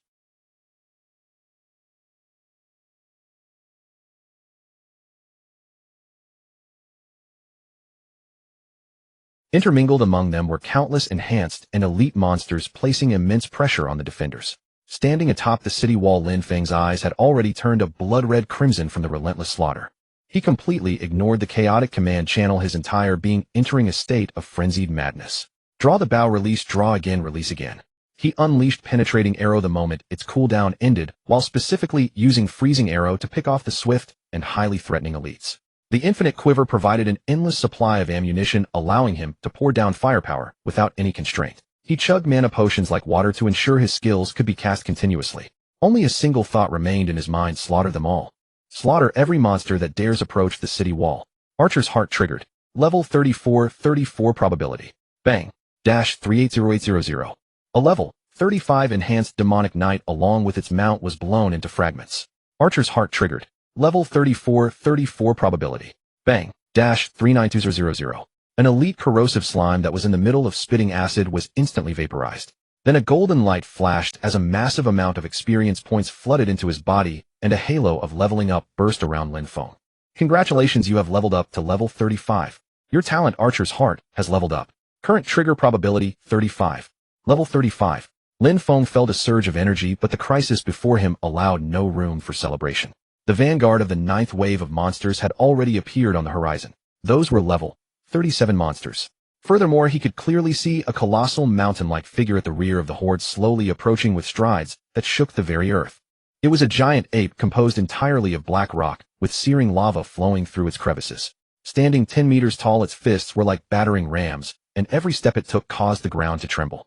Lava Behemoth Cook Lord Monster. Level 40. HP 12000000. Attack 3800-4200. Defense 3500-4000. Skills: Lava Heavy Punch, Earth Splitter, Magma Eruption, Summon Lava, Elemental Wild Roar, Earthen Barrier, Doom Trample. Description: a terrifying behemoth from the abyss possessing the power to destroy cities. Oh no, it's a level 40 lord. Panic-stricken cries erupted across the city wall. Everyone knew that if this behemoth were allowed to get close to the wall, the already precarious defensive line would collapse in an instant. We can't let it get any closer. Yi Wumian's voice pierced through the deafening battle cries, carrying an unquestionable decisiveness. 1st, 2nd, and 4th Elite Regiments, pull out 200 players and clear a path for me. Core Regiment 1, form a 15-man decapitation squad with me and stop it. Buy some time for the wall repairs. As soon as the command was issued, over 200 elite players from Xingqian Pavilion charged down from the city walls like a sharp blade, desperately clearing out the minor monsters along the path to the lava behemoth. Yi Wumian personally led 14 of the guild's top professional players and core members, including Chief Fire Mage Yinbao, Chief Priest Xingyan, and Chief Assassin Yuewu, forming an elite 15-man squad that dashed toward the terrifying behemoth like shooting stars. Meanwhile, the battle in the canyon was far more brutal than the one at the city walls. The professional players of the Xinyu Guild were equally ferocious, clashing head-on with the top forces of Xingqian Pavilion. Talent lights of purple and blue flashed wildly, and the sound of skill explosions was deafening. On the edges of the chaotic battlefield, a squad of about 20 players was particularly conspicuous. Well-equipped and executing tricky coordination, they specialized in ambushing the weak links of Xingqian Pavilion like venomous serpents on the battlefield. Their leader wore menacing dark red plate armor and wielded a giant sword as wide as a door. His ID shone blood red. It was Xuedu. Unbeknownst to everyone, he had somehow joined the Kuangren Guild. Huh. You Xingqian Pavilion scum, are you feeling the despair yet? Xuedu laughed maniacally, his giant sword whipping through the air with a terrifying whistle.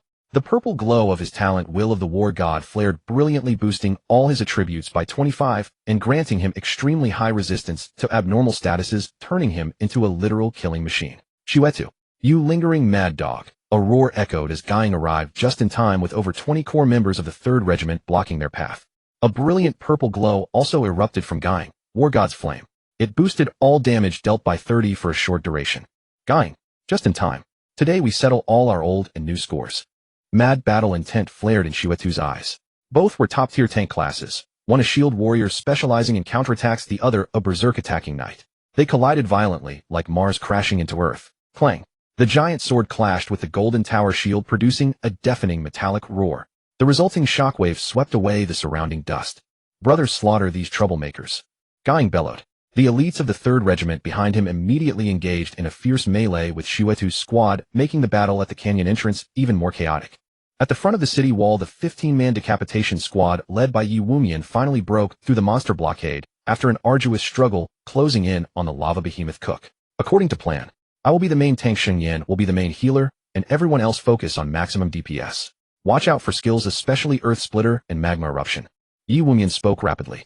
The golden glow of his talent's sovereign domain activated, providing a 10 boost to all attributes for his team members. At the same time, he executed a heroic charge, boldly slamming into the behemoth's ankle. 1. Force damage. The massive gap in level and attributes meant Yi Wumian's charge could only deal forced minimum damage, but it successfully drew the behemoth's aggro. Roar. The lava behemoth unleashed a furious roar, raising its house-sized foot and stomping down heavily toward Yi Wumian. Doom Trample. With a solemn expression, Yi Wumian raised his shield to block. Boom. -5888. A terrifying number popped up above his head as his health bar instantly lost more than half its value. Such was the terrifying damage of a Lord-class monster. Heal. Xingyan's calm voice rang out as a thick beam of holy light descended upon Yi Wumian. Simultaneously, skills like Truth Shield and Renewal were cast, in quick succession, barely stabilizing his health. DPS. Yanbao waved his staff, chanting a lengthy incantation as fire elements gathered wildly around him. Yuewu's figure vanished into thin air, waiting for the perfect moment to strike. The other team members also unleashed their unique abilities, with the light of their skills constantly exploding against the behemoth's body. However, against a beast with 12 million health, their damage was akin to a mere tickle. Moreover, the behemoth's skills were exceptionally terrifying. Earth Splitter. Huge fissures tore open in the ground, and a warrior who failed to dodge in time was instantly swallowed up, turning into a flash of white light. Magma Eruption. A vast area around the behemoth transformed into a sea of molten lava, continuously dealing massive fire damage and forcing the ranged classes to retreat repeatedly. Summon Lava Elemental. 3 small lava elementals were summoned, pouncing toward the healers and ranged classes, causing immense trouble for the squad. The battle was incredibly brutal, with the 15-man squad walking the line between life and death every single second. Atop the city wall, Lin Feng watched all of this unfold, his heart burning with anxiety. He knew he had to do something. He frantically cleared the monsters beneath the city wall, attempting to relieve the pressure on the decapitation squad, but his attacks were too far from the behemoth, and their damage was heavily mitigated. Just then, Cook, the lava behemoth, seemed utterly enraged by the tiny bugs before it. It took a sudden deep breath, its chest puffing up high as the magma flowing across its body grew incredibly bright. It was the precursor to a combo skill of Wild Roar and Magma Eruption. Disperse quickly. It's about to unleash its ultimate. Yi Wumian warned hoarsely, but it was already too late. A wild acoustic wave mixed with searing lava erupted violently, centered on the behemoth. The area of effect was massive. It seemed the decapitation squad was about to be completely wiped out. At this critical juncture, Lin Feng stood atop the wall, his gaze locked onto the behemoth's burning lava core. He felt an unprecedented sense of crisis, but also sensed a power within his body that was stirring, eager for destruction. A 35% probability. Time to gamble. He no longer held back, instantly activating True Shot Aura and Hunter's Mark to push his state to the absolute limit. The Earth Dragon Shredder was drawn into a full moon. Atop the bowstring, a golden light coalesced at an unprecedented speed, even emitting a low hum. Hit. For me. Lin Feng let out a roar, releasing the arrow with every ounce of his strength. Whoosh. The golden arrow tore through the air, seeming to traverse space and ignore distance, striking with absolute precision the brightest and hottest lava core on the chest of Cook, the lava behemoth. Archer's heart triggered. Level 35 probability. Bang. 392000. A massive, suffocating golden number erupted from the chest of the lava behemoth like a rising sun. Roar. The lava behemoth let out an earth-shattering howl of agony, its impending ultimate skill forcefully interrupted. Its colossal body stumbled backward, and a prominent crack appeared right at the core on its chest, slowing down the flow of its lava. This sudden arrow had not only interrupted the behemoth's lethal skill, but it also dealt immense damage, and seemingly dealt a heavy blow to its core. Yi Wumian and the others, having survived the ordeal, were filled with shock and joy. Yijian. Beautifully done. Our chance. Maximum DPS. The decapitation squad seized this precious opportunity, unleashing all their burst skills without reservation onto the crack in the behemoth's chest. Standing atop the city wall, Lin Feng panted slightly, that last shot having nearly drained his mental energy. But he knew that the battle was far from over. The slaughter at the canyon entrance, the demonic tide beneath the city walls, and that Lord-class behemoth which remained terrifying despite its injuries. The tide of battle changes in the blink of an eye. Just as Yi Wumian led the decapitation squad in a desperate battle against the level 40 overlord, the lava behemoth Cook, successfully reducing its health to below 30, a sudden and drastic change occurred. The behemoth fell into a frenzy, the magma around its body boiling as it unleashed an earth-shaking roar, frenzied roar. Its attack speed and damage surged dramatically. Immediately after, its colossal fist smashed violently into the ground, unleashing a devastating combination of molten fist and fissure. A thunderous roar shook the earth. The ground fractured and searing magma erupted from the fissures, engulfing a vast area. Although Yi Wumian reacted with lightning speed, raising his shield to block and retreat, the power of the frenzied skill was staggering.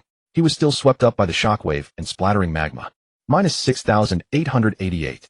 Minus 1,250 burn. A terrifying damage figure popped up, causing his already depleted health bar to plummet instantly. He was left with a pitiful 20 less than 3,000 health points. The situation was critical. Protect the guild leader. Shengyan cried out in alarm, desperately casting healing spells upon Yi Wumian. Yet at this critical juncture, just as his old strength was spent and new strength had not yet gathered, a ghostly figure like a venomous serpent lurking in the shadows abruptly materialized from the void behind Yi Wumian. It was an assassin with the ID Xinyu Daofeng. Shrouded entirely in shadows, only his cold eyes and the poisoned dagger in his hand gleamed with a chilling light. Evidently using a high-tier stealth skill, he had bypassed the heavily breached defensive line at the canyon and lay in wait, biding his time for this fatal strike. Backstab, throat slit, poison blade. The assassin's combo was as swift as lightning, unleashing entirely upon Yi Wumian's defenseless back. Minus 3,256. Minus 2,987. Minus 150 poison. Yi Wumian's remaining health was instantly emptied. His imposing figure stiffened, and with a trace of shock and reluctance he collapsed, dissolving into a beam of white light. Yi Wumian, the guild leader of Xingqian Pavilion and one of the top players in the China region, had actually been assassinated and killed in broad daylight. Guild leader. Damn it. It's those bastards from Xinyu.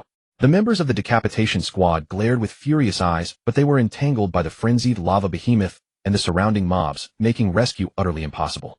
At that moment, Lin Feng, who had just rushed down from the city wall and was using his range advantage from afar to snipe mobs and support the battlefield, witnessed the entire scene unfold. You're asking for death. A monstrous rage instantly ignited in Lin Feng's eyes. Without a second thought, he pivoted his bowstring and hunter's mark locked onto Xinyu Daofeng, as if by instinct, just as the assassin was about to slip back into the shadows after his successful strike. There was no need for deliberate aiming. His fury and resolve to protect seemed to guide the arrow's trajectory, drawing the bow to a full moon, releasing the string. The movement was seamless and executed in one fluid motion. Archer's heart triggered. Level 35 probability, a golden stream of light favored Lin Feng once again, whether by coincidence or destiny. Bang. 392000. A golden arrow of death crossed the chaotic battlefield, striking Xinyu Daofeng with absolute precision. Before the smug grin on the assassin's face could even fully form, he was utterly engulfed by this earth-shattering damage. Without even a chance to scream, he was vaporized instantly. Instant kill. Beautiful. Yi Wumian is awesome. The surrounding Xingqian Pavilion players who witnessed this erupted into a roar of pure satisfaction. However, the death of their guild leader caused the battlefield situation to deteriorate rapidly. Having lost their core, the decapitation squad immediately fell into a bitter struggle against the frenzied overlord and the swarming mobs. Xingyan's resurrection was still on a lengthy cooldown, and it was impossible for other priests to cross the tide of monsters to revive Yi Wumian. Yet at this moment of panic, Yi Wumian's calm and composed text messages began to flash in the guild's command channel one after another, as if he had never left. Everyone, do not panic. I am running back to my corpse in soul form. It will take about 25 minutes. TB, take over as commander of the main battlefield immediately. For the decapitation squad besieging the BOSS, except for TB, Xingyan, and Yinbao, everyone else retreat to the city wall and secure the defensive line. TB, take Yi Wumian with you and draft another 20-man elite protection squad to continue the decapitation mission. The target is the lava behemoth. Yi Wumian, you are the core now. Don't feel pressured, trust your arrows. Whether we can hold out depends on you. The text was clear and the instructions precise, without a trace of panic. It was as if his death just now was merely an inconsequential accident. At this moment, every member of Xingqian Pavilion, including Lin Feng, was deeply shaken by Yi Wumian's terrifyingly strong psychological resilience and leadership charisma. To be in such adversity, even in death, and still command with such composure and strategic brilliance. What incredible mental fortitude. No wonder Xingqian Pavilion is so powerful. An indescribable sense of admiration and burning passion welled up in Lin Feng's heart. With the guild leader placing such trust in him and laying the heavy burden of the guild's survival on his shoulders, how could he fail him? Vice guild leader. Let's go. Lin Feng took a deep breath, suppressing his turbulent emotions. His gaze became incredibly sharp as he spoke to the vice guild leader Xingqian TB, who had just rushed to his side. TB was an exceptionally robust tower-like shield warrior whose equipment was in no way inferior to Gai's. His face bore grief and indignation, but even more so determination. He nodded heavily, his voice like rolling thunder. All right. If the guild leader believes in you, then I TB believe in you. Brothers, follow me. Clear the path for Yijian. Even if we have to block with our bodies, we must create a window for him to deal damage. Yes. The 20 elite players who had been urgently drafted roared in unison. They were all around level 35, well-equipped and resolved. This special decapitation squad, with TB as the sturdy shield Xingyan, and another high-level priest as core healers Yanbao, as the primary magic DPS, and Lin Feng as the absolute core, charged like a sharp dagger once more toward the lava behemoth, which had begun to cause indiscriminate destruction after losing its primary target. You beast! Look over here. TB roared, activating his high-tier taunt skill challenging shout successfully, drawing the behemoth's attention. The behemoth roared, swinging its burning colossal fist at TB. TB raised his shield to withstand the blow. Boom. Minus 5,111. The damage was still terrifying, but TB's health and defense seemed to surpass even Yu Wumian's. Supplemented by Xingyan's desperate healing, he barely held his ground. Yijian. Now. TB roared under immense pressure. Lin Feng hesitated no longer. Standing within the protective circle free of distractions, he focused all his concentration on the bow in his hands. Hunter's Mark applied. True Shot aura activated. Shackles hot. A max level 3-second hard crowd control precisely struck the behemoth's relatively weak knee joint, causing its massive body to stumble. Penetrating arrow. Minus 1,123. Minus 1,123. Double shot. Minus 1,123. Minus 1,123. Basic attacks poured out like a rapid-fire barrage. His damage output still seemed slow compared to the behemoth's tens of millions of health points. But everyone knew that what they were waiting for was that decisive golden glow. The lava behemoth's health bar was declining slowly yet steadily. 29, 28, 27. Members of the protection squad fell one after another, either instantly killed by the behemoth's skills or overwhelmed by the surrounding mobs. Yet with their bodies and lives they forged a wall of flesh and blood to shield Lin Feng. For Xingqian Pavilion. Yijian, we're counting on you. Every shout made Lin Feng's heart heavier and his resolve firmer. When the behemoth's health was finally whittled down to around 25, it unleashed another frenzied roar, attempting to cast a skill. Now, a sharp glint burst from Lin Feng's eyes as he felt that familiar, devastating throb from his bowstring. He channeled all his hope and everyone's expectations into this single arrow. Archer's heart triggered. Level 35 probability. This time the golden light was more brilliant than ever before, as if to disperse the gloom over the entire battlefield.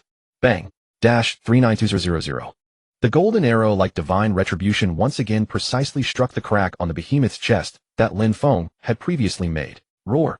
The lava behemoth let out an unprecedented agonizing shriek. The crack on its chest fractured violently and torrents of magma erupted like blood. Its aura instantly withered significantly. Attack! Focus all fire on its wound. TB roared in ecstasy. The remaining members of the protection squad, along with Yanbao and the others, concentrated all their firepower on that wound. The behemoth's health began to plummet. 24, 20, 15. The dawn of victory finally pierced through the bloody mist, shining upon the face of every Xingqian Pavilion member. Lin Feng, a newcomer who hadn't been in the guild for long, truly became the light of hope and the anchor of stability in everyone's eyes at this very moment. The molten behemoth cook let out a final unwilling wail as its colossal body collapsed like a falling mountain, crashing heavily onto the ground and kicking up a sky full of dust and scorching waves of lava. System notification: your party has successfully slain the level 40 Lord Monster Molten Behemoth Cook, gaining 6 XP over level kill bonus. A thick beam of golden light descended from the heavens, enveloping Lin Feng. Congratulations, your level has risen to level 36. The level of your talent, Archer's Heart, has increased. Current trigger probability, 36. The massive amount of experience points instantly propelled Lin Feng's level to level 36 and 22. Subconsciously, he opened the Lingyun City level leaderboard only to find that his ID, Weiyu Yijian, had shockingly appeared at the very top of the list. Meanwhile, the former number 1 Yu Wumian, level 36-0, was temporarily relegated to second place. I am first, Lin Feng muttered in a daze. This leveling speed was practically rocket-like. Splendid job, Yijian. Vice Guild Leader TB, clinging to a sliver of health, enthusiastically slapped Lin Feng on the shoulder, nearly knocking him off balance. Just moments ago, it was TB who had stood like an iron tower, resolutely withstanding the behemoth's final frenzy, to create the perfect DPS environment for Lin Feng. Beside the behemoth's corpse, a brilliant shower of light exploded into the air. Gold coins were piled high like small mountains, and various materials gleamed with enticing brilliance. Most eye-catching of all were two pieces of equipment radiating a deep purple aura. Molten Core Greaves Purple Gold Equipment. Slot Legs. Level 40. Defense 580. Constitution 35. Strength 20. Fire Resistance 15. Special effect: when receiving a melee attack, there is a chance to reflect 200 fire damage back to the attacker. Cook's Wrath Ring Purple Gold Equipment. Slot Ring. Level 40. Attack Power 155 to 160. Agility 25. Critical Rate 1. 5. Special effect: attacks have a 5 chance to trigger the Molten Burn effect, causing the target to take 150 fire damage per second for 6 seconds. Aside from the purple gold equipment, there was also a large pile of precious materials and items such as intermediate enhancement stones and advanced fire crystals. The prepared logistics members of Xingshan Pavilion immediately stepped forward, beginning the tense yet orderly process of collecting the loot, which would be deposited into the guild warehouse and distributed based on merit. Lin Feng merely cast a fleeting glance before turning his attention away. The crisis was far from over. There were still some stragglers left from the 9th wave, and more importantly, the final 10th wave was fast approaching. Drawing his bow once more, he coordinated with the city defense forces to swiftly clear the remaining monsters on the battlefield. The Howling Moon Wolf Cub had also leveled up to 33, looking even more majestic as it pounced on and tore through the lesser mobs. In less than 10 minutes, a white light flashed beside the outpost altar as Yi Wumian successfully completed his corpse run and resurrected. Though his face was somewhat pale, his gaze remained as sharp as a blade. Without a moment's hesitation, he immediately reclaimed command. However, bad news arrived in rapid succession. The battle inside the canyon had entered its most brutal phase. Relying on their numerical advantage, the Allied forces launched fierce attacks regardless of the cost. They had already breached the final line of defense, directing their vanguard straight toward the outpost walls, with the closest enemy now less than 500 meters away. Deafening battle cries and explosions filled the air. Guy Yuwu and others were leading the remnants of their forces in a bloody struggle, desperately trying to slow down the enemy's advance. Anyone who can be spared reinforce the canyon direction immediately. Leave only a skeleton crew to defend the walls. Yi Wumian commanded decisively, his voice amplified by magic to echo across the battlefield. Prepare to receive the final wave. The real trial has begun. Just as his words fell, the sky over the entire Yueguang woodland suddenly darkened.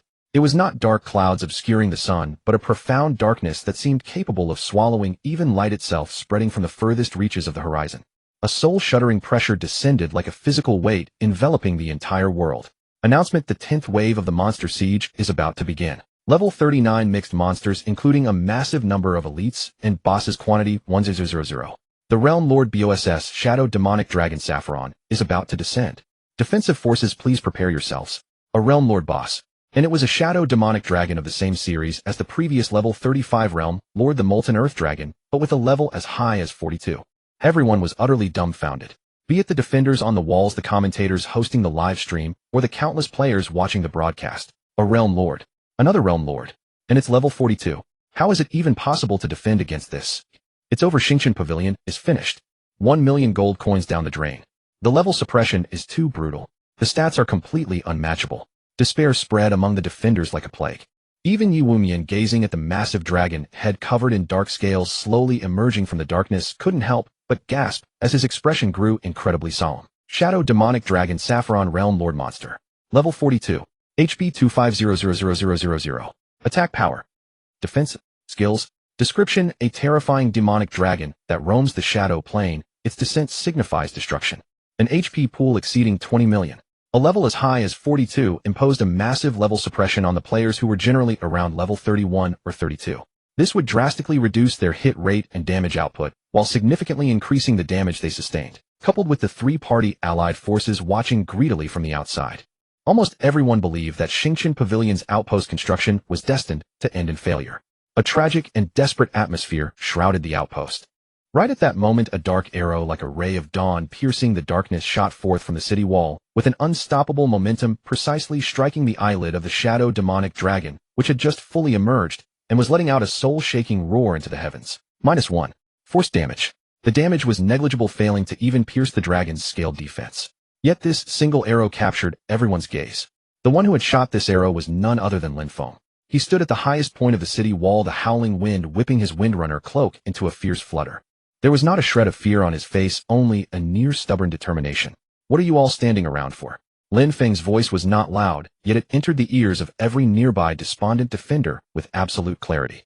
Our guild leader is still here. Vice guild leader TB is still here. The core of our guild is still here. Commander Guiying and the others are still fighting a bloody battle in the canyon. We Xingshan Pavilion have not lost yet. He drew his longbow once more. This time upon the bowstring that familiar and heart-palpitating golden light began to gather frantically. It's nothing more than a slightly oversized lizard. Lin Feng roared. Lest we forget, how did we slay the previous realm lord? Archer's heart triggered. Level 36, probability 36. This time the golden light was more concentrated than ever before, as if pouring all of Lin Feng's will and unyielding spirit into it. Bang! -403200. The colossal golden numbers exploded before the eyes of the shadow demonic dragon Saffron like a miniature sun. Although this 40 damage was a mere drop in the bucket compared to its 25 million HP, the sheer defiance and the destructive power contained within made the demonic dragon roar in fury. More importantly, this arrow acted like a sudden realization, instantly awakening all the despairing members of Xingshan Pavilion. Indeed, we even slaughtered a level 40 lord and a level 35 realm lord. Why can't we clash with this level 42 one? The guild leader is still commanding. Our brothers are still fighting bloodily. How can we cower before the battle even starts? Jian is right. Let's screw them. So what if it's a realm lord? I'm going to slay a dragon today. Xingshan Pavilion. Fight to the death, never retreat. The fighting spirit ignited by Lin Feng's arrows swept through the entire outpost like a wildfire. The previously low morale soared frantically. Everyone's eyes turned bloodshot as they gripped their weapons tightly, locking their gazes onto the terrifying shadow demonic dragon. Looking at the upright figure on the city wall, a flicker of admiration flashed in Yi Wumian's eyes. He quickly regained his absolute composure, his voice echoing through the command channel. Good. These are indeed the brave souls of my Xingshan Pavilion. Everyone to your positions. Adjust the formation. Tank groups step forward and build aggro. Healers spread out and focus on group healing. DPS classes on my mark focus fire. TB, the front line is yours. Jian, you remain the core. Find your opportunities and unleash your burst damage. Guiying and Sangxiong delay them at the canyon entrance as much as possible to buy us time. Instruction after instruction was issued with absolute clarity, and the entirety of Xingshan Pavilion, like a precision war machine, began to operate with high efficiency once more.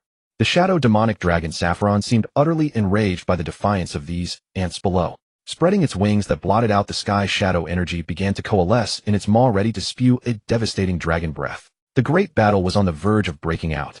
Lin Feng took a deep breath, feeling the surging power within his body and the 36 trigger probability, his gaze as sharp as a blade. So what if it's a realm lord boss? As long as my arrows can still fly, the battle is far from over. Lin Feng, facing the domain lord, drew the first arrow, which not only boosted Xing's garrison morale, but also through the game's built-in, appeared clearly to countless players watching this epic siege. Dear viewers, have you seen that? It is me, Yu Jian. Xingshan Ji's rising star, the new top on Lingyun's city level rankings. While everyone trembled before the domain lord, it was he who fired counter arrow. A fast-paced, passionate commentator's voice rang through the livestream channel. Exactly. The damage of this arrow was not great, but its significance was huge. It represented Xingshan Ji's unyielding will not to yield. Another steady commentator replied, we can see the livestream angle has given a close-up on Yu Jian. His eyes are firm, not daunted by the 42nd level domain lord's oppressive aura. This is the heart of a top-tier competitor.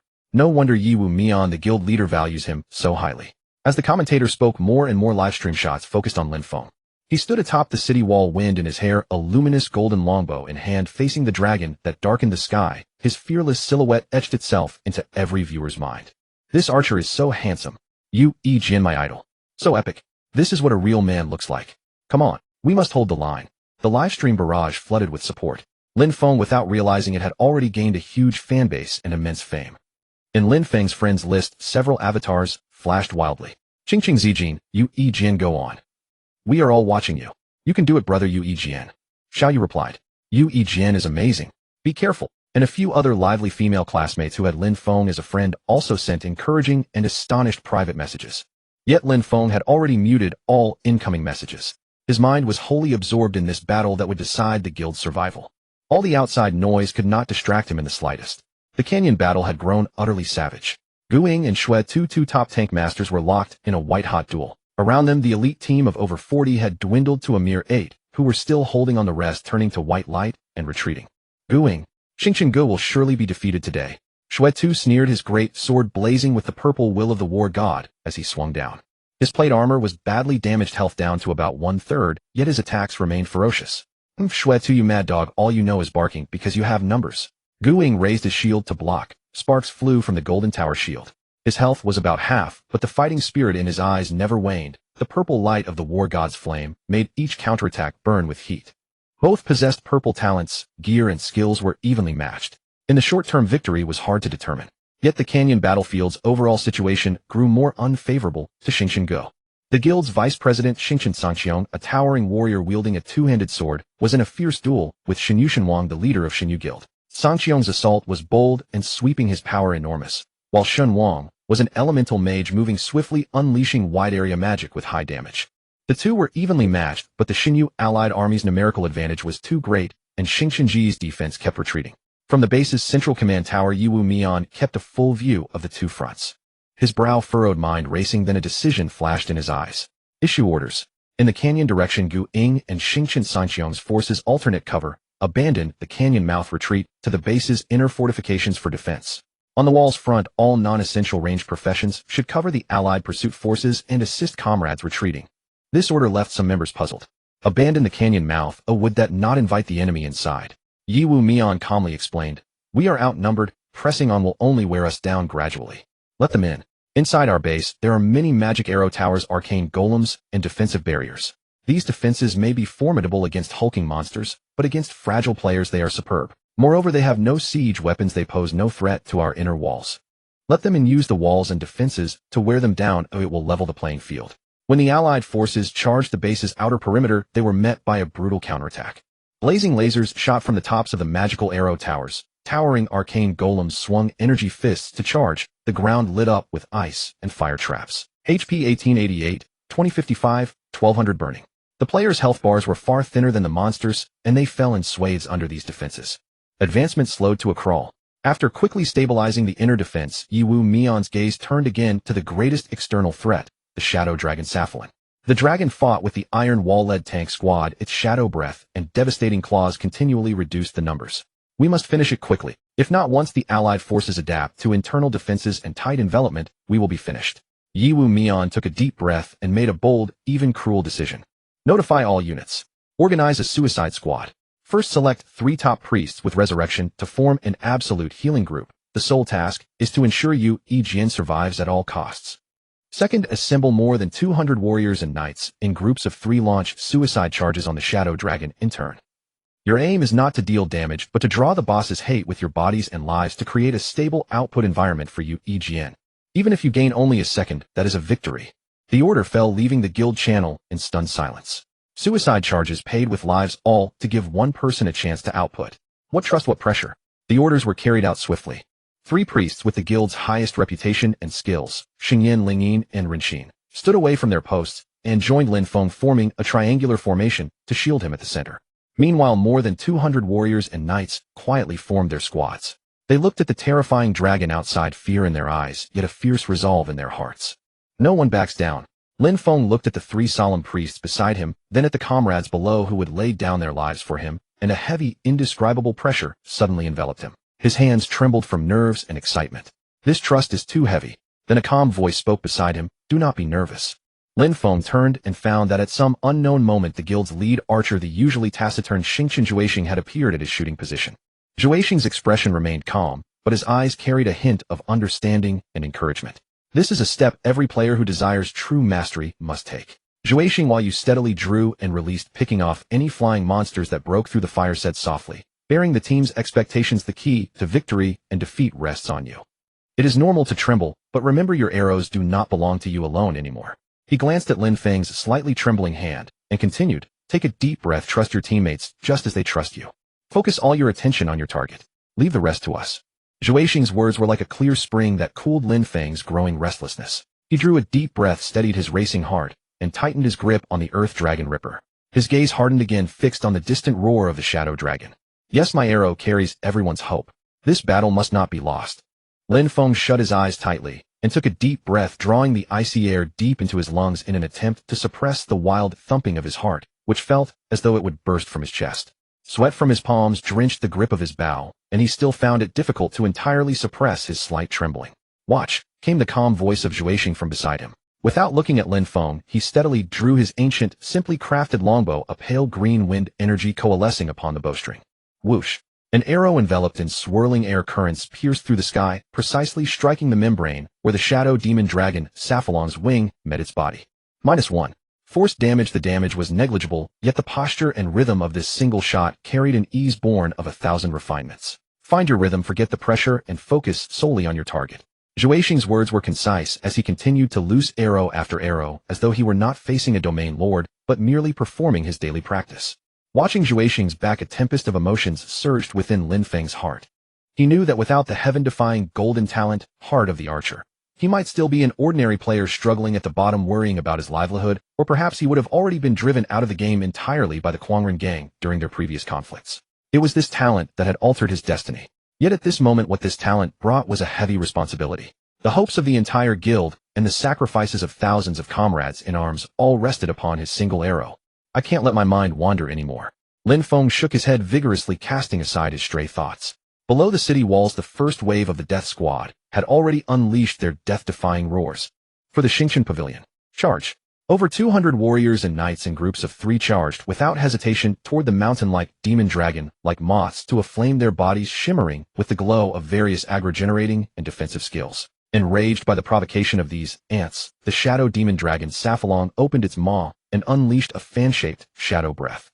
A torrential flood of black energy swept across the field. -8,888. -9,012. Crit -18,845. Terrifying numbers popped up in massive clusters, and the first wave of the Death Squad was reduced to white light almost the instant they made contact. But they had successfully drawn the demon dragon's attention, if only for a fleeting 2 or 3 seconds. Now is the time. Lin Feng's gaze narrowed, and he hesitated no longer. Normal attack. -1. -1. -1. His attacks poured down upon the demon dragon like a tempestuous gale. Against the domain lord's massive health pool of 25 million, this level of damage was nothing more than a mere scratch. What everyone was waiting for was that decisive golden light. Sister Xingyan, divine him. Lingyin, give him power infusion. Uncle Renxin maintained the renew aura. The 3 top-tier priests exerted themselves to the absolute limit. Xingyan began to chant a melodious holy song as a gentle sacred light enveloped Lin Feng, boosting all his attributes by 10. With a tap of her staff, Lingyin channeled a stream of pure energy into Lin Feng's body, instantly increasing his attack power by 15. Meanwhile, Renxin maintained a warm field that continuously restored health. Not only that, but other players on the city walls who possessed buffing skills also showered Lin Feng with various enhancements to his attack power, critical strike rate, and attack speed, as if they cost nothing at all. At this moment, Lin Feng was completely enveloped in a multicolored magical radiance, his aura climbing rapidly, as if a celestial deity had descended to the mortal realm. Viewed through the livestream camera, it looked exactly like a Super Saiyan transformation, incredibly cool beyond compare. Wow, that's mind-blowingly cool. Look at those special effects, what a grand display. Peak style. Go Wii U EGN. The livestream chat exploded instantly. Buzz. As if in response to everyone's anticipation, the bowstring vibrated violently, and a dazzling golden light erupted once more. Heart of the Archer triggered. Level 36, probability 36, bang. -652800. A golden number so massive it was suffocating slammed heavily onto the shadow demon dragon. A staggering 65000 damage. This was thanks to the increase in base attack power from Lin Feng's own level UPS combined with the mountain of terrifying buffs stacked upon him. The demon dragon let out a roar of pain, its health bar visibly dropping by a small notch. It's working. Keep going. Yi Wumian's calm voice resounded in the command channel, carrying a trace of barely perceptible excitement. Wave after wave of the Death Squad charged, using their lives to buy precious time for Lin Feng to deal damage. Every beam of white light that rose meant Lin Feng might have one more opportunity to trigger his talent. The battlefield became a brutal war of attrition, with players vanishing into white light every passing second. Within the Alliance camp, Jia Su, the vice leader of the Xinyu Guild, narrowed his sinister eyes and quickly saw through Yi Wumian's tactics. Trying to turn the tide all by himself. Keep dreaming. Jia Su sneered and immediately issued orders in the Alliance channel. All assassin and archer regiments hear my command. Abandon your current targets. Concentrate all ranged and crowd control skills to interrupt that archer's damage output. Eliminate Wii U EGN at all costs. Instantly, dozens of figures split off from the Alliance, bypassing the main battlefield like phantoms. Utilizing various movement and stealth skills, they lunged toward the section of the city wall where Lin Feng stood. The glows of various skills like kick, silencing shot, and blinding, throwing daggers lit up. Protect EGN. Yi Wumian had long anticipated this. 2nd and 5th melee regiments intercept them. Mage regiment cover the area in front of the wall with area of effect magic. The elite members of Xingqian Pavilion, who had been on standby, immediately rushed forward, clashing violently with the Alliance's assault forces. The area in front of the city wall instantly transformed into a miniature chaotic battlefield with skill effects flashing wildly and the sounds of slaughter echoing to the heavens. Relying on superb stealth techniques, an Alliance assassin broke through the interception net and quietly slipped behind Lin Feng, thrusting a dagger gleaming with cold light toward his back. Watch out! Guarding beside Lin Feng, Sheng Yan reacted with lightning speed. A holy nova erupted with Lin Feng at the center, blasting the assassin back and forcing him out of stealth. The Xiaoya wolf cub, which had been crouching at Lin Feng's feet, let out a low growl and lunged forward. Its moonshadow assault instantly closed the distance, biting hard into the assassin's arm and interrupting his follow-up attack. Lin Feng did not even turn his head. His entire concentration was locked onto the distant demon dragon. He trusted his teammates just as they trusted him. He merely drew his bow faster and loosed his arrows quicker. Normal attack. Normal attack. Still normal attack. He was gambling on that 36 probability. Gambling that he could trigger Heart of the Archer enough times before the death squad was entirely wiped out. The battlefield fell into the most brutal stalemate. On one side was the defensive line built with the players' lives and their protection of Lin Feng. On the other side was the Alliance's frantic interference and the demon dragon's devastating attacks. Time seemed to stretch, with every passing second filled with blood and sacrifice. Lin Feng's arrows became the sole and final light of hope upon this blood-soaked battlefield. Every time he drew his bow, it tugged at the heartstrings of countless onlookers. Could the wrath of the archer god burn away these shadows that blotted out the sky? The brutal war of attrition raged on. A death squad of over 200 warriors and knights used their flesh and blood to buy precious time for Lin Feng to deal damage.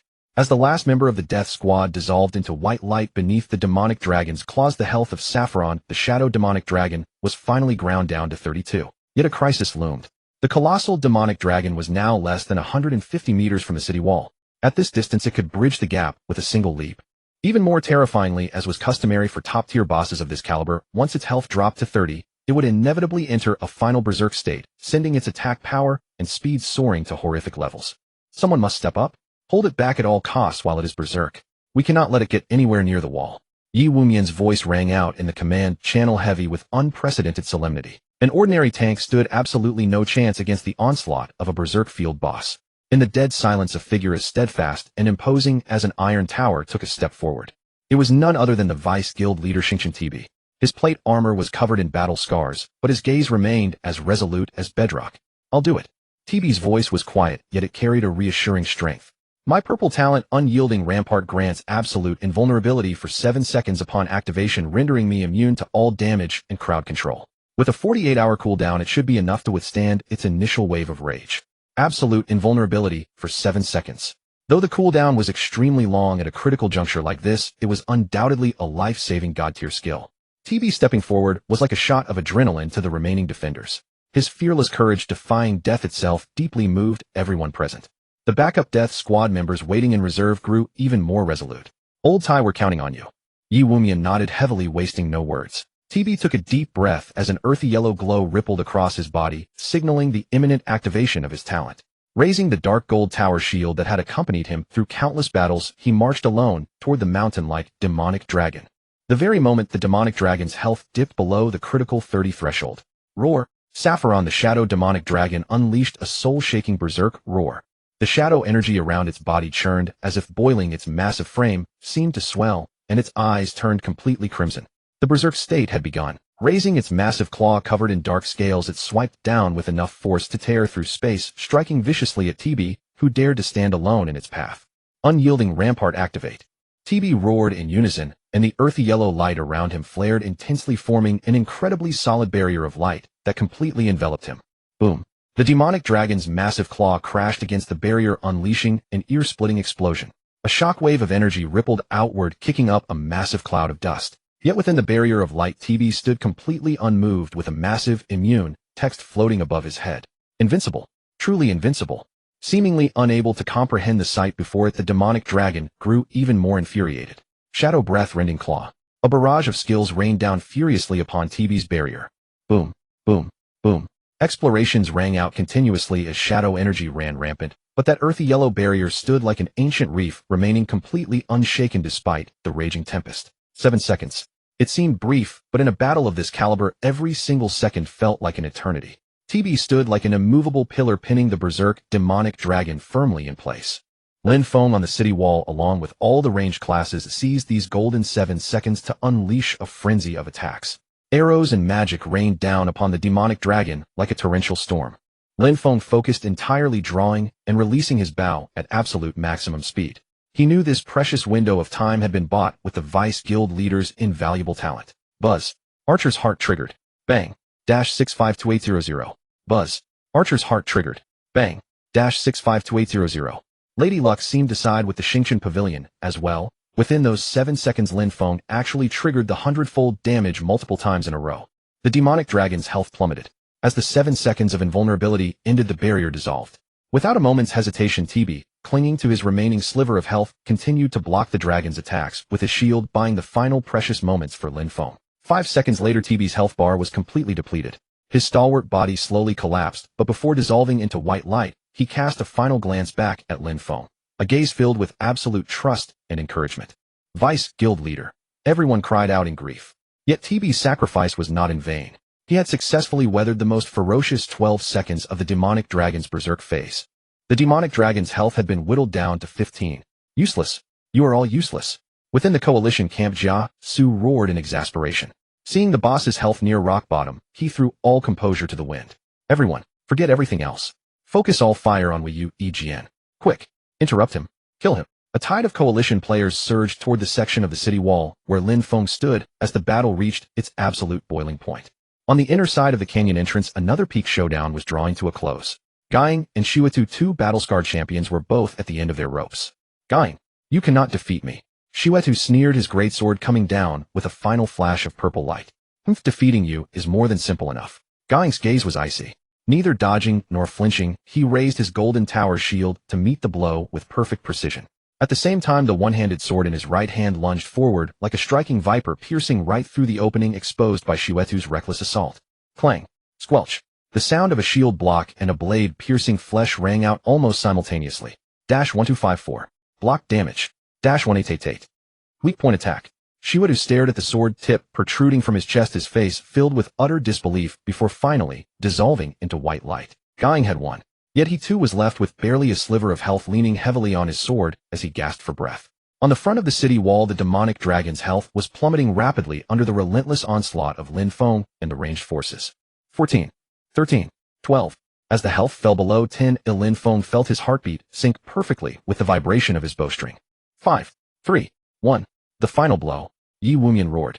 With a sudden burst of clarity, Lin Feng channeled his entire will and all his hopes into this single final arrow. The golden light upon the bowstring reached an absolute dazzling peak. Archer's heart triggered. Level 36, probability 36. Bang. -652800. The golden arrow, like a spear of judgment, pierced with absolute precision right into the center of Sapphiron's brow. The demonic dragon's colossal body suddenly stiffened, letting out a wail filled with resentment and the aura of destruction before crashing down like a collapsing mountain. Its impact on the ground triggered a minor earthquake. System announcement: server-wide, the Xingqian Pavilion Guild has successfully repelled 10 waves of monster sieges and defended their territory. The Guild Territory Xingqian Fortress has been officially established.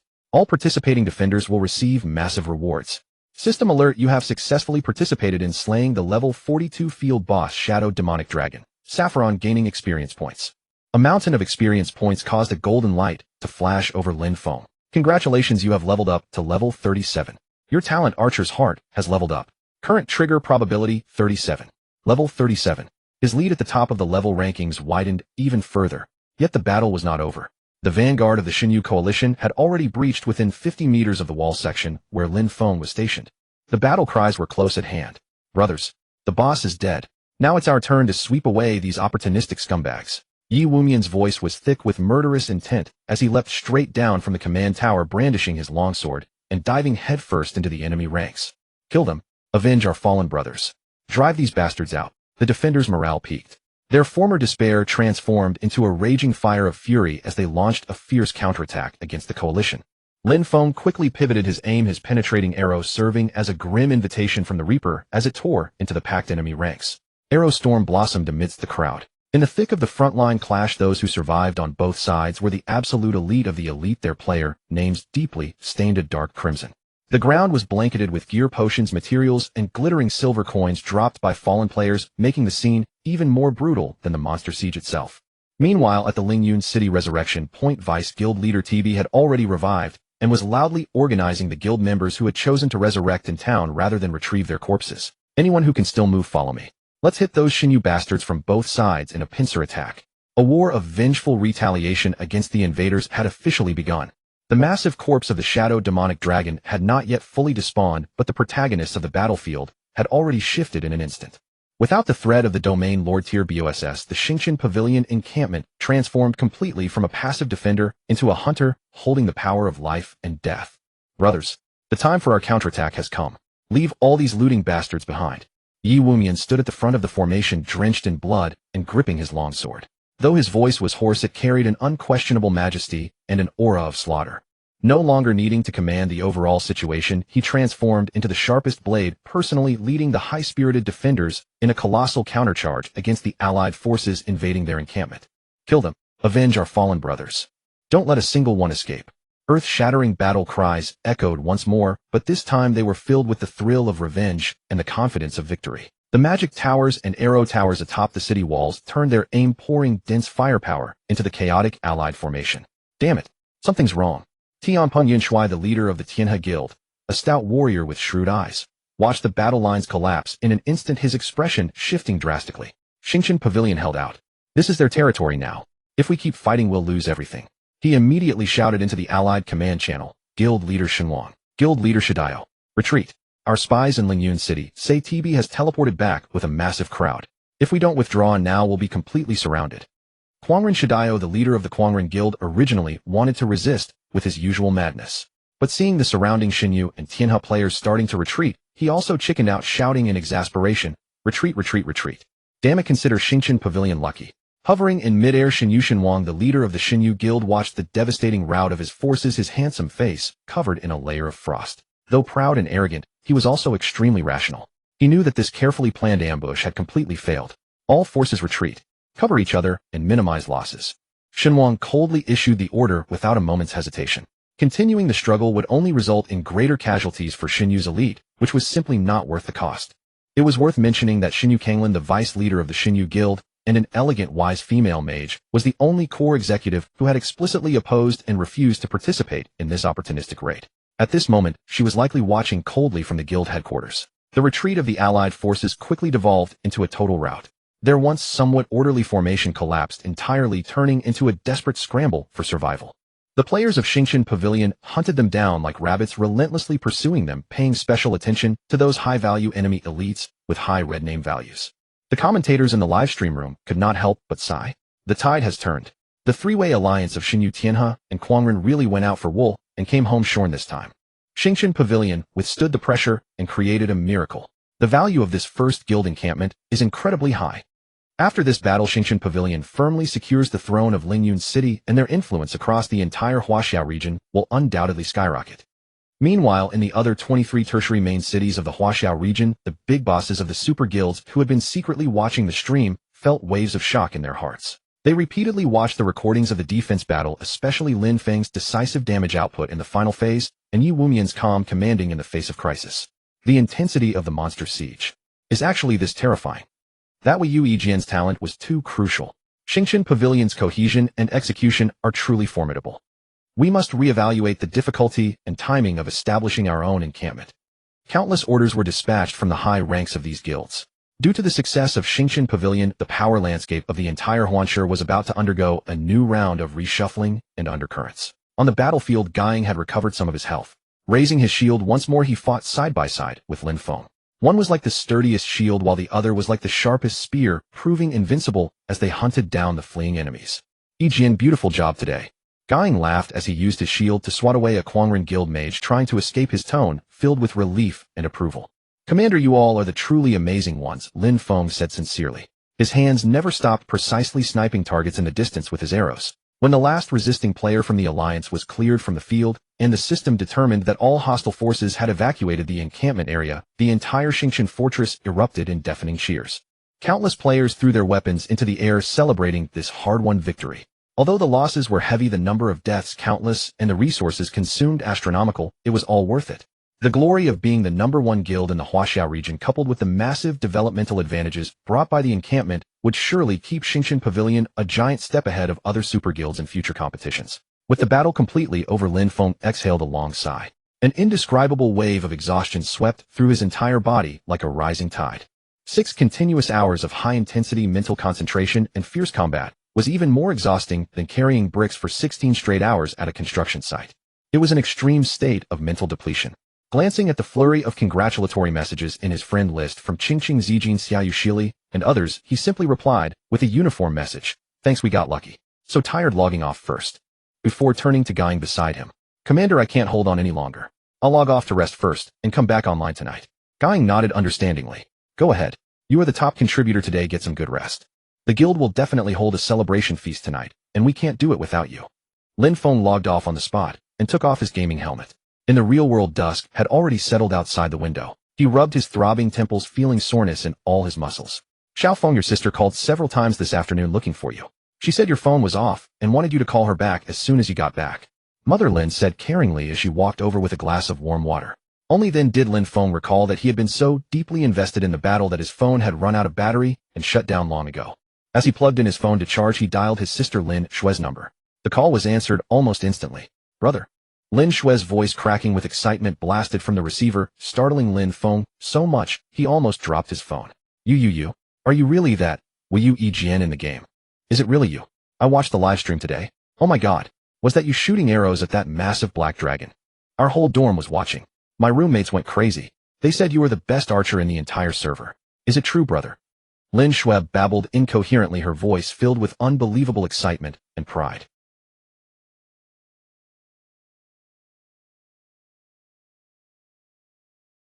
He smiled, his tone carrying a trace of fatigue, but even more warmth. "Yeah, it's me. It's just a game, look how excited you are." "A game, eh? That's no ordinary game." Lin Shui screamed. "My roommate said with your skill level you are basically a professional player. A gaming god. Brother, you're amazing. I knew you were good before, but I didn't expect you to be this incredible. You are literally my idol." Listening to his sister's undisguised admiration and joy, the fatigue in Lin Feng's heart from the intense battle seemed to fade away significantly. An indescribable sense of accomplishment and satisfaction welled up in his heart. Hadn't he worked so hard to make money and improve his family's life just to see their happy smiles? All right, calm down a bit." Lin Feng smiled and comforted his sister. "I just had good luck. Focus on your studies, don't spend all your time watching game live streams." I know. Brother, go get some rest quickly. You must be exhausted after playing all day. Once you've rested up, you have to play with me." Lin Shui chattered for a while longer before reluctantly hanging up the phone. Putting his phone down, Lin Feng looked out at the sinking sun, a gratified smile appearing on his face. The sweeping conquests in the game and the warmth of family and reality were perfectly interwoven at this moment. He knew his journey was still very long, but with the support of his family and his own efforts, the future would undoubtedly be even more brilliant. And tonight, the celebration feast of Xingshan Pavilion would surely be incredibly lively. At 7 o'clock in the evening, Lin Feng donned his gaming helmet right on schedule, connecting his consciousness to Huanshe the scenery before his eyes gradually sharpened. He materialized directly at the Xingshan Pavilion's newly established stronghold, the Xingshan Fortress. Although they had just emerged from a devastating battle and many areas within the stronghold still bore the scars of combat, damaged city walls were not yet fully repaired, and scorched craters alongside coagulated dark red bloodstains could occasionally be seen on the ground. The entire fortress was nevertheless filled with a fervent atmosphere of survival. Members of the Xingshan Pavilion were visible everywhere, gathered in small groups, excitedly discussing the daytime siege battle, with proud and joyful smiles gracing their faces. The gear on many players still showed signs of damage, yet this did not dampen their high spirits in the slightest. "Look, it's the great expert Yi Yijian. The Jinshin is online. Good evening, boss. Today was absolutely legendary. That single arrow was practically divine." Upon seeing Lin Feng appear, the surrounding players greeted him warmly, one after another, their eyes filled with admiration and reverence. Lin Feng was somewhat unaccustomed to being the center of attention, but he still nodded with a smile in response, making his way toward the temporary council hall located at the center of the stronghold. The hall was equally bustling, yet the busyness was tinged with a sense of joy. The vice guild leader Qianxiao stood before a massive strategic map, giving instructions to several management players. Today she had changed into a sleek set of blue leather armor that accentuated her slender figure. Although a trace of fatigue lingered on her face, her spirits remained exceptionally high. Seeing Lin Feng enter, Qianxiao's eyes lit up. After uttering a few final words to the others, she approached him with a warm smile. Our hero has arrived, Qianxiao teased in a light-hearted tone. Your performance today was truly outstanding. The guild leader praised you multiple times in the command channel. Lin Feng scratched his head, feeling a bit embarrassed. Everyone fought desperately, while I was just lucky. Excessive modesty is just pride in disguise, you know. Qianxiao laughed, then turned serious. The guild leader and several core team leaders have logged off to rest. The continuous high-intensity commanding and fighting took a massive toll on their mental energy. They asked me to inform you that they will log back on punctually at 10 o'clock tonight to hold a victory celebration and strategic meeting in the Stronghold Hall. You must attend. Understood, I will definitely be there, Lin Feng nodded. By the way, Qianxiao remembered something and pointed toward the passage leading to the warehouse at the back of the hall. The guild leader specifically instructed that you go to the guild warehouse right now to claim the rewards you deserve. You are, after all, the primary contributor to this defense. The rewards are bound to be incredibly generous. Go take a look. Hearing about the rewards, Lin Feng felt a surge of excitement. Bidding farewell to Qianxiao, he walked briskly toward the guild warehouse. The warehouse keeper NPC had already received the instructions. Upon seeing Lin Feng, the NPC immediately and respectfully opened a special reward list interface. Instantly, a dazzling array of golden and purple light nearly blinded Lin Feng's eyes. System notification, you have obtained a special defense battle reward level 35 gold set. Glory of the Sunchaser X1 set. Includes breastplate, leg guards, boots, cloak, belt. System notification, you have obtained a special defense battle reward level 35 epic weapon longbow of Hurricane Wings X1. System notification, you have obtained a special defense battle reward level 35 purple gold jewelry ring of the Falcons IX1. System notification, you have obtained a special defense battle reward level 35 purple gold jewelry necklace of Nature's Protection X1.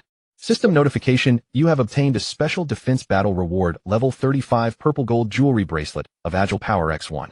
System notification, all the above equipment has been uniformly enhanced to 10 using guild resources. Lin Feng's breath hitched, and his heart pounded wildly against his chest. A gold set, an epic weapon, purple gold jewelry, and they were all top-tier items enhanced to 10. He eagerly opened his equipment tab to inspect the attributes one by one. Glory of the Sunchaser breastplate gold equipment. Position chest. Level 35. Defense 420. Strength 30. Agility 35. Constitution 25. Set effect 25 attack speed 10. Set effect 35 agility 20. Set effect 45 range damage 5. Set effect 55 activate Sunchaser. Upon activation, movement speed increases by 50 and attack speed increases by 30 for 15 seconds. Cooldown 5 minutes. Glory of the Sunchaser leg guards gold equipment. Position legs. Level 35. Defense 380. Strength 28. Agility 32. Constitution 22. Other set pieces have similar attributes focusing on agility and attack. Longbow of Hurricane Wings epic equipment. Position weapon. Level 35. Attack power 1388 to 1415. Agility 45. Strength 20. Attack speed 15. Special effect 1 wind arrow. 10 chance to fire a wind arrow upon attacking, dealing additional wind damage equal to 150 of attack power to the target. Special effect 2 hurricane power. After a critical hit, the attack speed of the next 3 attacks increases by 20. Special effect 3 epic might. Damage dealt to elite tier and higher monsters increases by 10. Ring of the Falcons, purple gold equipment. Position ring. Level 35. Attack power 85 to 90. Agility 18. Critical rate 1. 2. Hit rate 5. Necklace of Nature's Protection purple gold equipment. Position necklace. Level 35. Health points 600. Constitution 15. All resistances 20. Special effect when attacked, there is a chance to obtain a natural shield that absorbs 500 points of damage. Cooldown 30 seconds. Bracelet of Agile Power purple gold equipment. Position bracelet. Level 35. Agility 20. Attack speed 8. Movement speed 5. Special effect after using a skill, the damage of the next basic attack increases by 20. Phenomenally powerful. This set of equipment was an astronomical upgrade. Lin Feng immediately swapped out all of his old gear for the new set. Instantly, a surge of immense power coursed through his entire body, and his attribute panel underwent an earth-shattering transformation. Character Wii U, EGN. Class Archer. Level 37. Health points 7580-7580. Mana points 2150-2150. Attack power 3512 to 3658. Defense 1025. Strength 185 affects attack power. Constitution 256 affects health and defense. Agility 412 affects attack speed and evasion. Spirit 215 affects mana. Intelligence 105 affects critical rate, current critical rate 105. Attack speed 680. Movement speed 35. Talent Heart of the Archer Gold level 37 basic attacks have a 37 chance to deal true damage equal to 100 times attack power. His health had broken past 7500. His attack power soared to over 3600 points. His agility was close to 400, and his attack speed bonus reached a terrifying 68. This meant his attack frequency had practically doubled. With these attributes, he was absolutely at the pinnacle of power, whether looking across the entirety of Lingyun City or even the whole Huaxiao region. Aside from the equipment, there was also a scroll radiating an ancient primordial aura in the reward list. Hidden Class Advancement Quest Scroll Stalker. Usage requirement 8000 reputation points, no level requirement. Description: a scroll containing the legacy of the ancient stalker class. Once opened, it will guide you on a path to seek the ultimate profound truths of wind and arrows. A hidden class. Lin Feng's heart burned with anticipation. This was something far rarer than even top-tier equipment. He immediately checked his reputation points. Current reputation 4895080000, still short by over 30,000 points. It seemed he would have to find ways to complete more quests or challenges that rewarded reputation.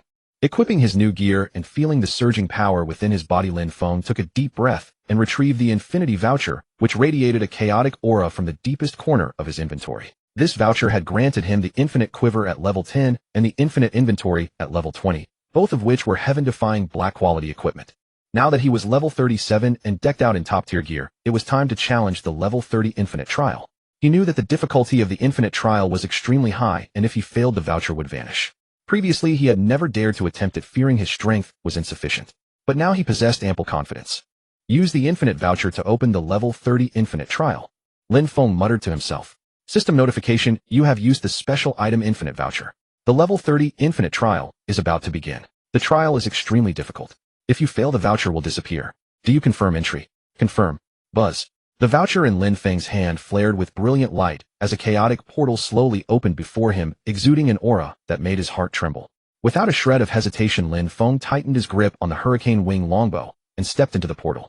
The scenery shifted before his eyes, and he found himself in a bizarre space. The surroundings were a vast void save for a winding stone pathway beneath his feet. On either side of the path lay a bottomless dark abyss. Infinite Trial, level 30, has begun. Trial objective: survive in the endless corridor for 1 hour and push forward as far as possible. A large number of monsters will appear in the corridor, and their attributes will scale with your progress. Death or withdrawal will be deemed a failure of the trial. Countdown 5959. Just as the system prompt faded, low growls echoed from the void ahead. Over a dozen trial demon hounds with crimson eyes materialized, roaring as they charged toward him. Trial demon hound normal monster. Level 30. HP 3000. Attack 600. Defense 300. To the current Lin Feng, such attributes were nothing more than those of ants. Just in time to test the power of my new gear. A confident smile curled on Lin Feng's lips as he drew his bow and notched an arrow. He did not even need to use skills. It was just a normal basic attack. Swoosh, swoosh, swoosh. Dash 3658. Dash 3658. Dash 3658. With an attack power exceeding 3600 coupled with a 68 attack speed bonus, his unleashed arrows formed an almost continuous line. One down every 3 arrows. The dozen or so demon hounds were easily picked off by Lin Feng before they could even get close. System alert: you have slain a trial demon hound, gaining 300 EXP. The experience points were meager, but better than nothing. Lin Feng rapidly advanced along the path. Soon the second wave of monsters appeared. Level 35 trial Shadow Panthers, which possessed extreme speed. Yet they were still no match for Lin Feng. He slowed them with Freezing Arrow and picked them off with basic attacks, resolving the threat with ease. The third wave consisted of level 40 trial Great Axe warriors who possessed high defense. Lin Feng opened directly with Piercing Arrow, skewering them together to deal massive area damage. The occasional trigger of Archer's heart even resulted in instant kills. He crushed his way forward, his experience bar steadily rising, and soon arrived at the first node of the corridor, a slightly wider platform. In the center of the platform, a massive bear covered in a rocky carapace blocked his path. Trial Guardian Monolithic Great Bear Boss Monster. Level 35. HP 140000. Attack 1800. Defense 2000. Skills: Stone Skin, Earthquake, Slam, Frenzied Bite. A boss level monster with 1/4 million HP. Now this is getting interesting. Lin Feng's gaze sharpened, not daring to be careless. He applied Hunter's Mark. True Shot Aura activated. Shackles Hot. The max level 3-second hard control accurately struck the bear's eye, forcing a painful roar from it as it froze in place. Piercing Arrow. Dash 3512. Dash 3512. Double Shot. Dash 3512. Dash 3512. Basic attacks poured down like a torrential tempest. The bear's defense was as high as 200, and Lin Feng's basic attacks could only deal around 1500 damage. However, for Archer's Heart, with its 37 trigger probability, this was not an issue at all. Buzz. Golden light flashed. Bang. Dash 365800. A massive golden number exploded, and the bear's health bar instantly vanished. The Howling Moon Wolf pup, having also reached level 36, pounced with a low growl. Its Moon Shadow Assault bit fiercely into the bear's hind leg, dealing damage while inflicting a brief stun. Lin Feng maneuvered nimbly, dodging the bear's Earthquake Slam while maintaining a steady output. The high attack speed from his new gear made his damage efficiency incredibly high. In less than 2 minutes, the level 35 boss bear let out a wail as its massive body crashed to the ground, dropping several shining intermediate enhancement stones and a piece of level 35 bronze equipment. System alert: you have slain the Trial Guardian Monolithic Great Bear, gaining 400 EXP. The experience points were quite bountiful. After a brief rest, Lin Feng continued forward. In the subsequent journey, the monster levels gradually rose to level 40, and even level 45 reinforced and elite monsters began to appear, steadily increasing the pressure. Yet, relying on his top-tier equipment and monstrous talents, he continued to push forward without facing any real danger. Arrow Storm proved immensely useful when monsters gathered closely, wiping out large groups in single blasts. As time ticked away, Lin Feng lost track of how many waves of monsters he had slain or how far he had advanced. His level rose to level 37 at 89. With only 10 minutes left on the countdown, Lin Feng reached the second node platform. The Guardian here was a phoenix composed entirely of ice, radiating a bone-chilling cold. Trial Guardian Ice Crystal Phoenix Lord Monster. Level 40. HP 880000. Attack 3200. Defense 2800. Skills: Frost Breath, Frozen Tomb, Glacial Storm, Ice Rebirth. A level 40 Lord. 8 million HP. Powerful ice magic. Lin Feng's expression grew solemn. This would be a tough battle. Without hesitation, he directly activated the ultimate skill of his gold set, Sun Chaser. Instantly, he was enveloped in a layer of golden light. His movement speed surged by 50, and his attack speed increased by 30. He seemed to transform into a streak of golden light. Come on! Lin Feng let out a low shout and initiated the attack. He attempted to slow the Phoenix with Freezing Arrow, but the effect was negated by its frost resistance. The Ice Crystal Phoenix let out a crisp, cold cry. Spreading its wings, endless frost gathered into a massive frost breath that swept toward Lin Feng. Wherever it passed, even the air was frozen solid. Relying on the ultra-high movement speed from Sun Chaser, Lin Feng executed a sideways disengage, narrowly avoiding the core area of the breath. However, the frost at the edges still slowed him down, coating him in a layer of frost that drained his health. 550. Minus 550. The damage was not high, but the slow effect was highly troublesome. I must end this quickly. Lin Feng knew that Sun Chaser only lasted for 15 seconds. He could not afford to waste it.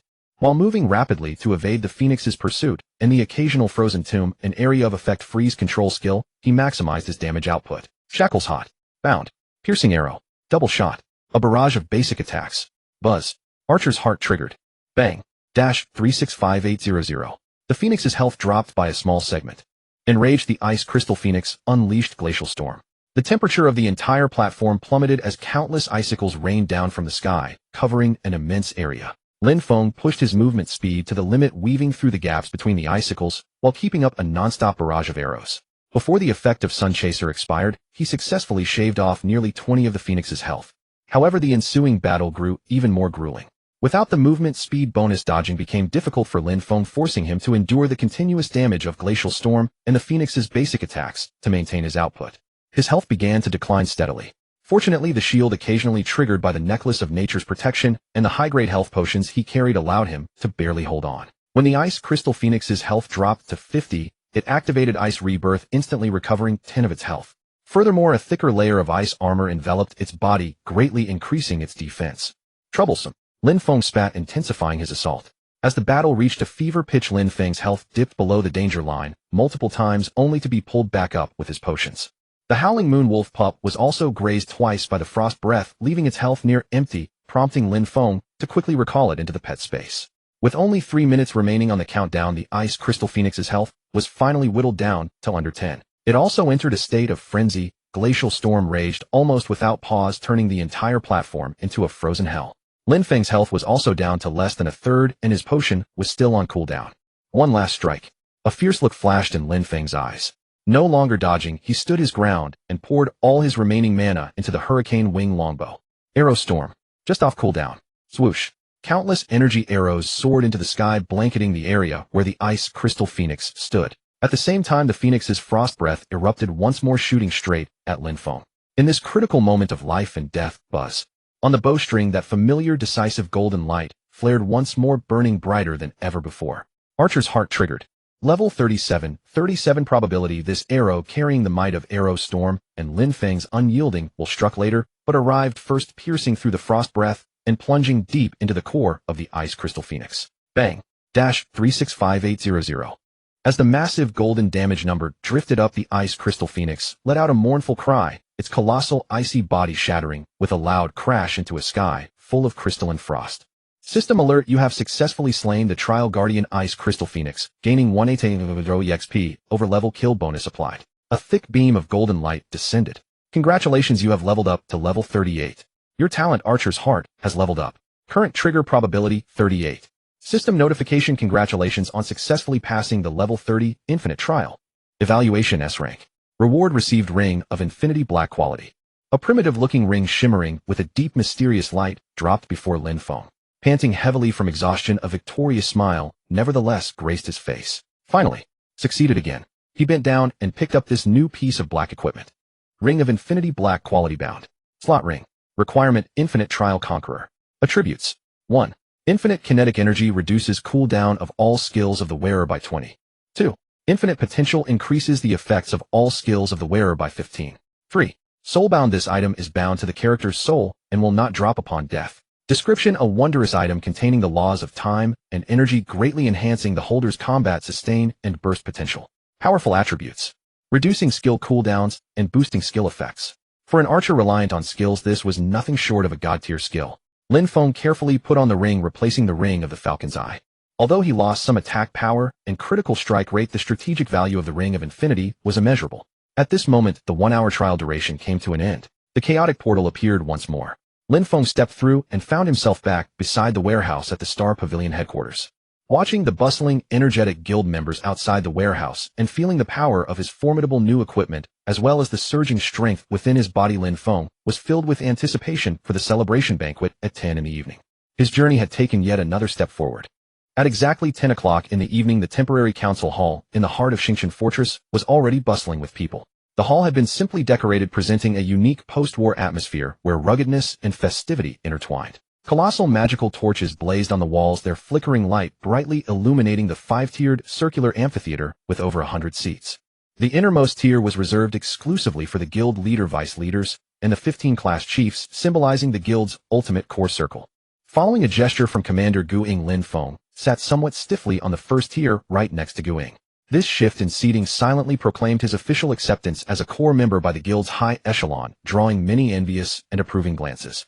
Guing patted him on the shoulder and whispered, "Relax, kid. You earned this." Soon the core management team took their seats one after another. The guild leader Yu Wumian was clad in his usual steadfast black armor.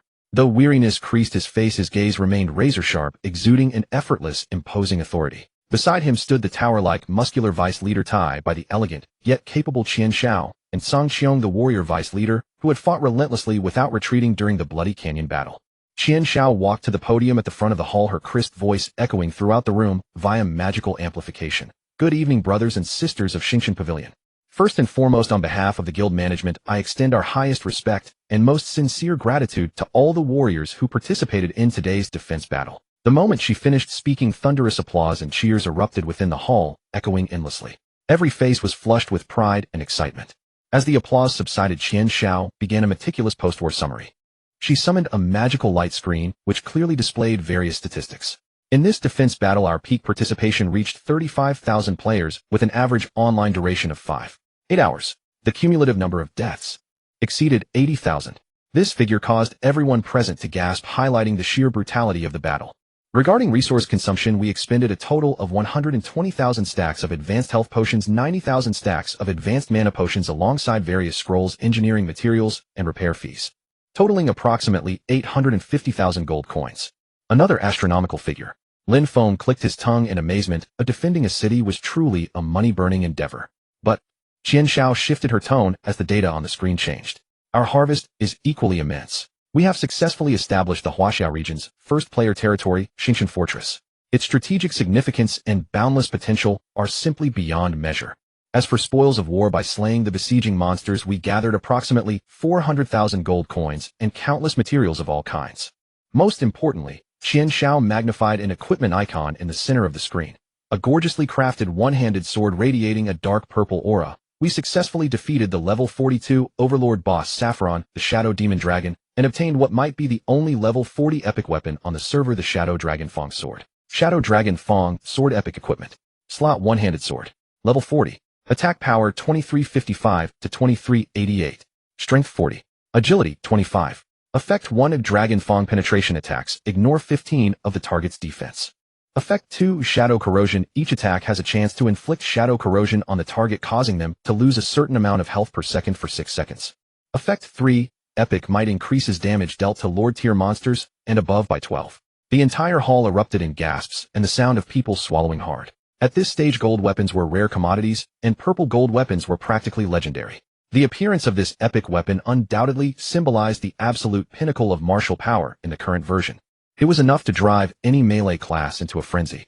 Regarding the ownership of this weapon, Yi Wumian's steady voice took over. The guild's core team will conduct a comprehensive evaluation based on contribution points, class compatibility, and future growth potential to ensure it achieves maximum value and strengthens our Xingshan Pavilion. Qian Xiao then announced the compensation and reward scheme. All members who had perished in battle would receive guild point compensations ranging from 100 to 300, along with corresponding cash rewards ranging from hundreds to thousands in real-world currency, depending on their death count and contributions. Meanwhile, the massive amount of equipment looted during this battle, including those dropped by enemy coalition players, would be made available first to those who had died, redeemable using their guild points. Next, the meeting proceeded to the most thrilling segment. The special commendation of the over 100 core and elite members present. With a smile, Qian Xiao began reading the roster. With every name she called, she detailed their rewards: substantial guild points, precious equipment, mostly silver and gold tier, and cash prizes ranging from 50,000 to over 1 million. Chief Shield Warrior Guing rewarded with 500 guild points, a level 35 gold shield, immovable mountain, and a cash prize of 1.5 million. Guing stood up, cupped his hands to the crowd in greeting, and sat back down calmly. Chief Fire Mage Yin Bao rewarded with 450 guild points, a level 35 gold staff, Heart of Flames, and a cash prize of 1.2 million. Yin Bao, a red-haired youth with a somewhat fiery temperament, pumped his fist in excitement. Chief Assassin Yu Wu rewarded with 450 guild points, a pair of level 35 gold daggers, Shadow Twin Blades, and a cash prize of 1 million. Yu Wu's figure blurred slightly as if melting into the shadows, offering a silent acknowledgement. As the list went on, the atmosphere in the hall grew incredibly lively. Whenever a massive reward was announced, it would trigger a wave of envious gasps. Watching his comrades in arms receive such handsome rewards, Lin Feng was genuinely happy for them, yet a faint sense of bewilderment grew in his chest. The list was nearly finished, so why hadn't he been called yet? Could it be because he had already received his equipment early in the afternoon, leaving him with no further rewards? Although he was highly satisfied with his current setup of a full gold set and an epic weapon, saying he wasn't envious of others receiving hundreds of thousands or millions in cash would be a lie. After all, the pressures of real life still weighed on him. His younger siblings' tuition and living expenses and his parents' retirement funds were all very real, tangible costs. Just as Lin Feng assumed the commendation ceremony was drawing to a close and began wondering where to farm reputation faster after the meeting, Qian Xiao suddenly paused on stage. With a warm smile, her gaze swept past the crowd and landed directly on him. The entire hall fell dead silent in an instant. Everyone realized that the main event was about to begin. Finally, Qian Xiao's voice rang clear and powerful. Given that core member, Wei Yu Jian, has performed exceptionally well in recent guild activities and played an irreplaceable pivotal role in today's territory defense battle, his contribution is paramount. By unanimous decision of the guild management, Wei Yu Jian is hereby awarded the following. First, a full level 35 gold set, Glory of the Sunstrider. Knowing chuckles and applause erupted from the crowd, as everyone had already seen Lin Feng don his new equipment that afternoon. Second, a level 35 epic weapon, Hurricane Wing Longbow. The applause grew even warmer. Third, one of each level 35 purple gold jewelry, Falcon's Eye Ring, Nature's Protection Necklace, and Bracelet of Dexterous Might. These were all known rewards. Fourth, 100 guild points. The points were generous, but still within expectations. Qian Xiao paused, scanning the room. Seeing Lin Feng's slightly bewildered yet expectant gaze, a playful curve tugged at the corner of her lips before she finally announced the final reward. Fifth, a cash prize of 5 million. A massive uproar erupted instantly throughout the council hall, causing a bigger stir than the announcement of the epic weapon. 5 million. Real-world currency, not copper coins. For the vast majority of players, this was an astronomical sum, enough to buy a decent house outright in a second or third-tier city or completely transform the life of an ordinary family. Lin Feng was utterly stunned. His mind went completely blank and a loud ringing filled his ears. He could only see the mouths of those around him moving, hearing the deafening applause and cheers, yet unable to make out a single word they said. 5 million. He wondered if he had misheard. He blinked hard, looking at Qian Xiao on the stage, then at Guing, who was laughing and heartily slapping his shoulder, and finally at Yi Wunyan at the head seat, who was nodding slightly. It was real. A massive, surreal wave of happiness surged over him like a tsunami crashing against his nerves. He recalled the days of sweating profusely on construction sites, just for a few hundred yuan, his parents' hunched backs, and his younger siblings' longing gazes. With this 5 million, everything would be different. Hey silly kid, what are you standing there for? Go up and claim your reward. Guing gave him a firm push. Only then did Lin Feng snap back to reality. He stumbled to his feet, walking toward the podium in a daze amidst good-natured laughter and thunderous applause. Qian Xiao handed him a magical contract card that symbolized the reward, smiling as she said, "Jin, you earned this. The guild will never mistreat anyone who contributes.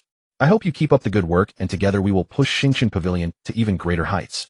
Receiving the card that felt feather-light, yet carried the weight of a mountain, Lin Feng's hands trembled slightly. He took a deep breath, trying his best to compose himself, and bowed deeply to Qian Xiao and the audience below.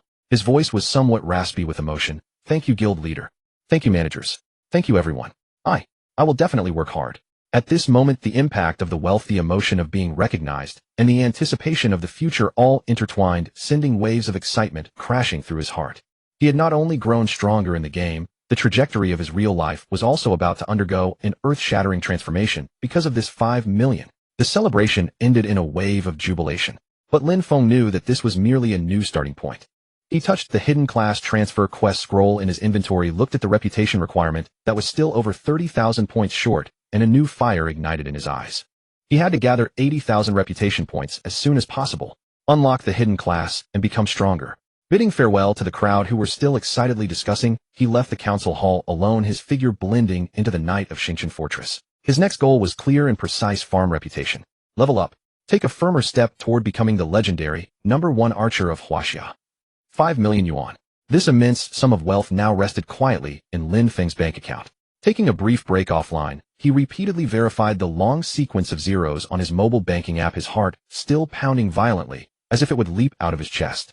Waves of overwhelming joy and shock crashed against his nerves, leaving him slightly lightheaded. Dad, mom, little brother, little sister. We never have to worry about money again, he murmured to himself, his eyes welling with tears. This money was enough for his parents to lay down their heavy burdens of many years and enjoy their twilight years in peace, enough for his siblings to successfully complete their education and chase their dreams, and enough to completely alter the destiny of his impoverished family. However, this state of intense exhilaration did not last long. Lin Feng slapped his cheeks hard and took a few deep breaths, forcing himself to calm down. He knew perfectly well that this 5 million, along with his current glory in the game, relied heavily on that heaven-defying golden talent, heart of the archer. Without this talent, he might be nothing. Compared to true top-tier experts like guild leader Guing and Yin Bao, my mechanical skill gap is still far too wide. If a top-tier assassin managed to close the distance, Lin Feng reflected with keen self-awareness, I might not even have the chance to react, rendering even the strongest talent useless. This sense of crisis quickly snapped him out of the daze brought by the massive bonus. He recalled the hidden class advancement quest scroll resting in his inventory, radiating an alluring glow. A hidden class. Those hidden class players from other main cities on the forums have skills that are both incredibly cool and powerful, not to mention exclusive passives and special effects. I must obtain it as soon as possible. And the key to unlocking this hidden class was 80,000 reputation points. He was currently short by a whopping 30,000. I must grind reputation as quickly as possible. With determination gleaming in his eyes, Lin Feng began to map out a plan.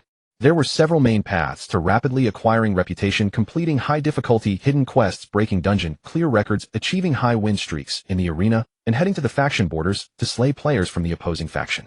Hidden quests were a matter of luck and could not be forced. Fighting solo in the arena was highly inefficient and risky for a player with such glaring mechanical shortcomings.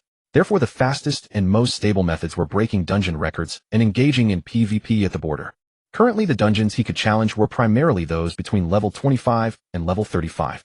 However, to break records on Purgatory difficulty or hire an ordinary team simply wouldn't suffice. He had to invite the very best teammates. Although Qingqing Zijin and her classmates were enthusiastic, their skills and gear were still far from qualifying. With this in mind, Lin Feng immediately opened his friend list and sent messages to a few familiar names. Leader Guing, are you free? I want to form a party to break some dungeon records and earn some reputation. Sister Xingyan, we're grinding dungeons for reputation, want to join? Yinbao Yuwu, let's do something exciting. How about we break some records on death difficulty? Not long after the messages were sent, replies came flooding in. Guying, haha, I was just wondering what to do. Running with a grinding machine like you will definitely be a breeze. Count me in. Shengyan gently. Alright little brother Yijian, I happen to need reputation to exchange for an advanced skill book as well. Yinbao impatiently, death difficulty. Intense. Wait for me. Perfect timing to test the power of my new weapon. Yuewu was concise, coordinates. Soon the five of them gathered at the dungeon teleportation zone in Lingyun City. The level 34 Guying still looked the part of a steady and reliable shield warrior, his golden tower, shield power of the mountain, radiating a heavy aura. Shengyan wore a pristine white priest robe, her demeanor gentle. Yinbao, clad in fiery red mage robes, held a golden staff flickering with flames, heart of flames, with an eager expression on his face. Meanwhile Yuwu was like a night elf, her figure flickering in and out of sight, her aura icy cold. This lineup could be considered the absolute top-tier configuration of Xingqian Pavilion in the current version. The strongest MT, the strongest healer, the strongest fire, mage, the strongest assassin, plus Lin Feng, the super artillery damage dealer. Yijian, why the sudden intense grind for reputation? Guying asked curiously. Lin Feng did not hide it either, replying directly. The guild rewarded me with a quest clue for a hidden class, but it requires 80,000 reputation to unlock. A hidden class. Yinbao's eyes instantly lit up. Awesome. What class is it? I don't know yet. The scroll requires enough reputation before I can view it. Lin Feng shook his head. Whatever class it is, a hidden class is bound to be incredibly strong. Guying patted Lin Feng on the shoulder. Brothers, tonight we help Yijian grind his reputation. Our goal is to shatter the records of those dungeons on Purgatory, Nightmare, and Death difficulties. No problem. Everyone echoed in unison, their battle spirit soaring. They first chose the level 25 dungeon. They had cleared it on hard difficulty before, but had not yet attempted the higher difficulties. Death difficulty. Monster level 35. Monster stats 320 of base stats. Description: the ultimate manifestation of elemental riot. Challengers must be prepared for death. Death difficulty, their stats have more than tripled. Everyone be careful. Guying warned with a grave expression. The five-man party stepped through the portal of light.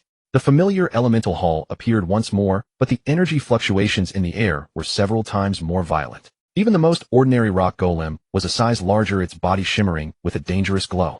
Frenzied rock golem elite monster. Death difficulty. Level 25. HP 384000. Attack 4160. Defense 6400. Skills: Earth Tremor, Heavy Rock Strike, Frenzied Tear. My god, these stats. Yinbao clicked his tongue. The trash mobs are almost as strong as mini-bosses in hard mode. Don't panic. Hold the formation. Guying roared, executing a heroic charge to intercept his golden tower shield, firmly blocking the heavy strike of the first golem. Bang. Dash tweetate. A massive damage number floated above Guying's head, and his health bar instantly dropped by nearly a third. The damage of death difficulty was terrifyingly high. Healing. Shengyan reacted extremely fast, immediately casting a powerful great heal, while applying power word shield, barely stabilizing his health line. DPS. Full DPS. Guying shouted hoarsely while blocking the attacks. Even without being told, Lin Feng had already made his move. Hunter's Mark applied. True Shot aura activated. Piercing arrow. Dash 1123. Dash 1123. Defense 2 high damage mitigated. Normal attack. 1123. Dash 1123. The monsters in death difficulty possessed extremely high defense, making Lin Feng's basic attacks appear somewhat weak. However, he possessed his ultimate weapon. Buzz. A golden light flashed. Heart of the Archer triggered. Level 38, 38 probability. Bang. Dash 4-1200. A terrifying golden number erupted. That full health frenzied rock golem along with the two golems behind it was instantly vaporized, shattering into a ground full of rubble. Beautiful. Guying praised loudly as the pressure on him eased. Damn. This damage, it feels amazing every single time I see it. Yinbao shouted enviously while chanting Flame Strike. Yuewu's figure was like a phantom weaving through the crowd of golems, specifically targeting low-health monsters with backstab and throat cut, operating with extreme efficiency. With Lin Feng acting as a human artillery turret, although the team's clearing speed was much slower than on lower difficulties, it was exceptionally steady. The exceptionally high trigger rate of Lin Feng's Heart of the Archer became the most effective means of clearing these high-health monsters. Arrow Rainstorm was unleashed when monsters were densely packed, dealing considerable area of effect damage. Ultimately facing the boss with its skyrocketing stats, the five of them endured a grueling battle lasting over an hour. Relying on flawless cooperation and several clutch talent procs from Lin Feng, they finally took it down without any casualties. System announcement: congratulations to your team for achieving the first clear of the level 25 dungeon death difficulty. Gained EXP. Gained 1500 reputation points. New record created. We did it. Yinbao pumped his fist excitedly. The reputation reward for the first clear was incredibly generous. After a brief rest, the five of them immediately threw themselves into challenging the purgatory nightmare and death difficulties of another level 30 dungeon Dark Swamp. They continued grinding until 3 in the morning before finally stopping utterly exhausted. They had successfully claimed the first clear record for the level 35 dungeon on purgatory difficulty, though nightmare and death difficulties remained unconquerable with their current gear. Lin Feng checked his reputation panel. Over the course of a single night, his reputation had surged by over 700 points, bringing his total reputation to 5600. Guy Xingyan and the others had also gained a massive amount of reputation and experience, leaving everyone delighted. I can't do this anymore, I'm reaching my limit. I need to go offline and sleep. Yan Bao let out a massive yawn, barely able to keep his eyes open. Today was highly productive. Yu said briefly, her figure emerging from the shadows, clearly also at her limit. Shengyan smiled gently. Little brother Yijian, your reputation is almost there, right? Keep it up. Guy patted Lin Feng on the shoulder. Let's call it a day. Tomorrow. Oh wait, I mean once we get online later this morning, we'll see if we have time. I heard there's some movement over in Jufeng Kingdom and High Kingdom. Maybe we can head to the borderline. Killing players there grants military merits which can also be exchanged for reputation, and it's much more exciting. At the mention of border PvP, all of them showed intrigued expressions. After all, fighting against players was far more challenging and engaging than grinding monsters. Alright, let's get in touch when we log on this morning. Lin Feng nodded and bid everyone farewell. Though his body was exhausted, seeing his rapidly growing reputation filled Lin Feng with motivation. The hidden class seemed to be within his grasp. He found a safe zone to log off, his heart filled with anticipation for the border excursion during the day. Clashing with other players was the true touchstone for testing one's strength. Lin Feng slept particularly soundly and deeply. In his dream, he majestic silver, soaring above heavens. In his hand, he wielded an artifact longbow that shimmered with 7-colored light, and the bowstring quivered, emanating a power capable of tearing the heavens apart. Beneath him lay an endless sea of monsters. With a casual arrow, the bolt would transform into a torrent of destruction, sweeping countless demons from the field in an instant, leaving glittering loot scattered everywhere. The sense of commanding all of invincible conquest, even in his sleep, caused the corners of his mouth to lift in a proud smile. Only when the morning sun, through the fresh curtains, softly spilled across his face did Lin Feng begin to wake. He stretched, savoring the even warmth of the air, conditioning his body dry and cool, no longer the sticky, sweat-soaked awakening in the stifling old house. This simple comfort to him was a beauty once beyond imagining. He rose, washed, and entered the living room. On the table rested a steaming, appetizing meal prepared by Aunt Zhang. The aroma assailed his senses, whetting his appetite. Bro, you're awake. Big brother. Our idol. Two energetic voices rang out in unison as his twin younger brothers Lin Yu and Lin Lei, both in their final year of high school, burst from the room like a gust of wind, their faces alight with excitement and admiration. Big brother, you're amazing. My classmates have been talking about you since yesterday. Lin Lei gestured excitedly. That game Huansher. Guild Siege Battles, right? Livestream. I have a fan. Is that you, eh? Lin Jian also said, yeah bro. On my classmate's phone, the live feed showed the archer on the wall who felled a black dragon with a single shot. Was that you? I tell my classmates it was my elder brother, but they wouldn't believe it. Lin Feng was flummoxed by their barrage of questions, the dumpling in his mouth forgetting to chew. He swallowed his bite, frowned, and assumed a stern mien. You two are in the 3rd year. You'll take the Gaokao next year. Your school bans phones, doesn't it? Still got time for game streams. Although the feeling of being idolized by his brothers was quite nice, as the eldest he hoped they would devote their energy to study, get into a good university, and see a wider world. Yet the two brothers were not deterred by his pretended sternness. They still teased and surrounded him with goofy grins. Oh big bro, we just peek sometimes. Exactly, balance work and play. Besides, our big brother has become a grand hero in the game. We have pride in it. Brother, is that bow of yours really powerful? What's it called? Brother, what is that golden light that instantly kills monsters? So cool. Lin Feng half amused ate as he answered with half answers to his two curious younger brothers. From their words, he felt the tangible improvement in the family's life and the brothers' heartfelt pride, making all his efforts and adventures feel worthwhile. After breakfast, Lin Feng as usual gave them enough allowance, urged them to study well, and finally shepherded them back to school. Having finished tidying up, Lin Feng put on his gaming headset again, his consciousness linked to Huansher. In the safety zone of the Star Fortress, messages from friends began to ping one after another. Several were greetings and invitations from Qingqing Zijin and her classmates, congratulating him on defending the city and asking if he was free to team up on some tasks. To Lin Feng's surprise, he even received a message from the vice president of the Divine Realm Guild, Kanglin. This elegant female mage, who seemed out of place among rival guilds, spoke with graceful words. Congratulations on your guild establishing a base and on your dazzling performance in this siege. Your strength is admirable, while I look forward to a formal duel in the future. Kanglin. Lin Feng read the message and stroked his chin. The Divine Realm Guild had once schemed to eliminate him. Now their vice president extends an olive branch. A delaying tactic, or is this Kanglin truly, as rumors say, more inclined toward fair competition? Not knowing the minds and plots of these major guild elites, Lin Feng chose to respond with two simple words: thank you. Then in the core guild chat he pinged a few people who had run dungeons with him last night. Guing Sheng, in, Baoyuwu bosses, are you free to head to the border to farm merit points today? Yuwu, team up with the president to push levels, you tentative. Sheng Yin, same here, sorry there's a pesky younger brother with me. Guing, we need to bring the 3rd Division's brothers to tackle a level 40 outdoor boss, it'll take a whole afternoon. Yin Bao is offline. Lin Feng sighed. Coordinating with this guild's pillars was hard. Everyone bore a mountain of tasks and responsibilities. Looks like I'll have to find something to do by myself this morning, Lin Feng muttered. Going to the faction border to earn merit was tempting, but that place was a roiling maze of danger. A fragile archer like him going alone would be a walking bounty, dying before he even knew how. To the arena to practice my technique, Lin Feng decided. It would be a good chance to acquaint himself with the feel of the new gear, hone his PK skills, and shore up his weaknesses. He teleported to the arena district of Lingyun City.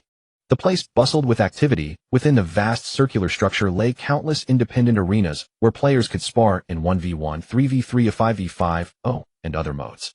Victories raised the arena rank from Iron to King and earned prestige points and other rewards. Lin Feng chose the simplest 1v1 mode, queued for a match. Match successful. Entering Arena 00357. A flash of light, Lin Feng appeared on a standard circular arena. Across from him stood a burly warrior wielding a two-handed great axe whose ID was Quangzhan Tianxia, arena rank Iron 3 novice. Archer. A lucky break. Quangzhan Tianxia grinned, fangs bared a faint red glow enveloping him, the herald of his charge skill. The countdown ended. Die. Quangzhan Tianxia roared, activating charge, and rushing toward Lin Feng like a tank with terrifying speed. If it had been Lin Feng before, he might have panicked a little, but after the siege his mind grew much steadier.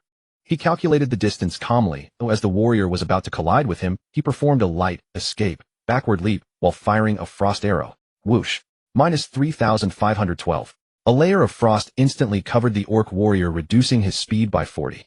Damn it. Quangzhan Tianxia was slowed, roaring to close the distance. Lin Feng would not give him a chance. A precise, binding strike, hits pinning him in place for 3 seconds. Then, penetrating arrow, and normal attacks unleashed consecutively. Minus 3,512. Minus 3,512. The warrior's health fell rapidly. He tried to drink a health potion, but Lin Feng's attack rate was too fast. In just 5 seconds the orc warrior faded into white light. Victory. Earned 15 arena points. Current win streak 6. Lin Feng exhaled. That was a close call. In the next several rounds his opponents were a mage, an assassin, a priest, and others, all at iron rank. Thanks to gear and level dominance and the occasional terrifying damage from Archer's heart, he nearly always one-shot his opponents, quickly achieving a 5-game winning streak. 6 in a row. Matched with an opponent. This time Lin Feng faced an assassin with the ID Shadow Dance. Iron rank 1. His gear looked decent, leather armor, gleaming bronze with traces of silver. The countdown ended. Shadow Dance instantly entered stealth and vanished. Interesting. Lin Feng concentrated, ears pricking carefully, catching the faint sounds in the air and traces on the ground. Meanwhile he quietly placed an explosive trap around himself. Suddenly, a barely perceptible ripple of air appeared to his left. Lin Feng reacted almost instinctively with a sidestep, escape. Whoosh. A poison dagger skimmed past his afterimage. A Shadow Dance's figure revealed itself, a flicker of surprise in its eyes, as if not expecting Lin Feng to dodge the ambush. Not bad, but this ends here. Shadow Dance shouted, bursting in pale violet light. The talent Shadow Strike Blue. The effect next attack would be a guaranteed crit and damage would increase by 50. His form blurred again, creeping toward Lin Feng, dagger stabbing at the heart. Backstab. If that hit landed, Lin Feng's defenses would likely be crushed. At the last moment the howling moon wolf pup lying at Lin Feng's feet let out a low howl and activated Wolf Clan's intimidation. An invisible pressure enveloped Shadow Dance, slowing his attack speed by a fraction. This brief delay saved Lin Feng. He pivoted Raptor Strike, with the bow slammed into the assassin. Thud. Minus 1,258. Low damage. Though not high, it knocked Shadow Dance back a step and interrupted his combo. Meanwhile Shadow Dance triggered the explosive trap Lin Feng had laid earlier. Boom. Minus 2,566. The knockback made his stance unstable. A perfect opportunity.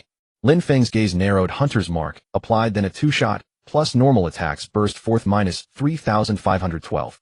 Minus 3,512. Shadow Dance's health was already low. This time it was emptied, and he faded into white light with an incredulous look.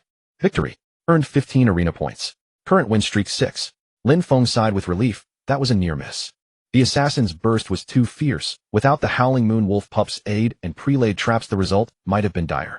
It made him acutely aware of his weakness in close combat. In the next few rounds, Lin Feng faced another stubborn ice type, mage, managing to win only through frost arrow exchanges and bursts from Archer's Heart to win narrowly. Finally, he achieved a 10-game winning streak. System: congratulations on achieving Arena 10 consecutive wins. Earned achievement: first glimpse of talent. Arena rank promoted to Iron Eye. Prestige 100 points. Looking at the added 100 prestige and the Iron Eye title, Lin Feng felt satisfied.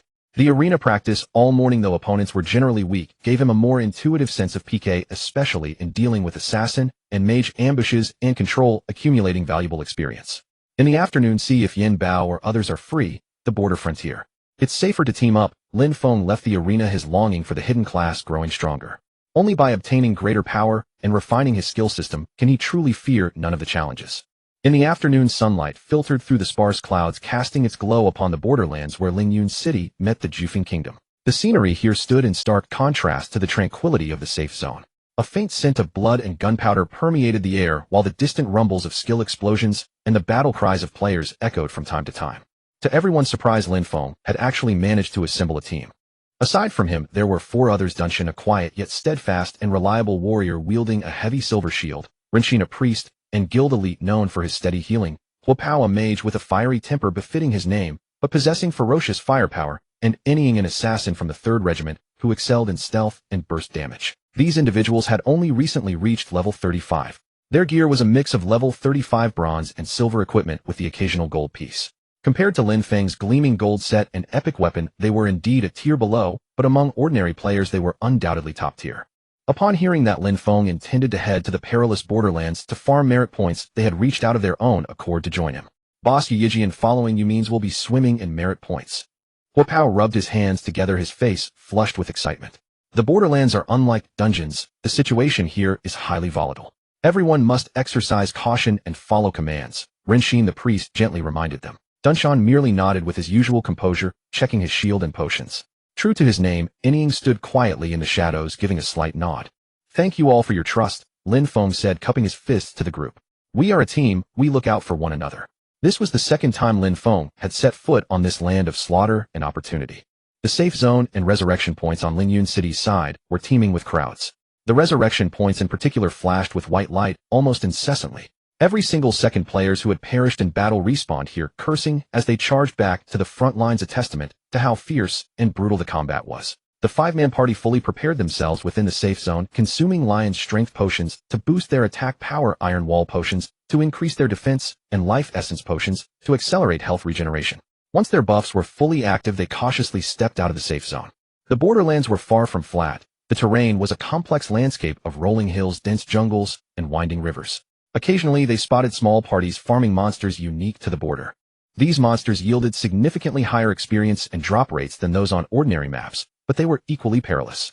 Border Raider Enhanced Monster. Level 36. HP 72000. Attack 1080. Defense 720. Skills: Cleave, Plunder. Border Sentry Hawk Elite Monster. Level 37. HP 111000. Attack 1480. Defense 740. Skills: High Altitude Dive, Sharp Glare.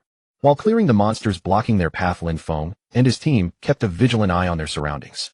Lin Feng's damage output was incredibly high. His penetrating arrow often annihilated groups of minor mobs in an instant, and the occasional trigger of Heart of the Archer left his teammates in utter awe. Before long, at the foot of a hill, they spotted a group of players farming monsters. Consisting of about 12 to 13 people, the ID prefixes above their heads indicated they hailed from Lanyue City, a tertiary main city of the Jufeng Kingdom. Targets spotted. Prepare for battle. Lin Feng barked softly, instantly entering combat mode. The opposing side noticed Lin Feng's party almost simultaneously. There was no need for words. In a place like this, an encounter meant only one thing: battle. Kill. For merit. Dunshan roared, taking the lead by initiating charge. He crashed into the enemy formation like a heavy tank, drawing a massive amount of fire. Target the backline first. Huopao waved his staff, raining down fireball and flame shock upon the enemy's mages and priests.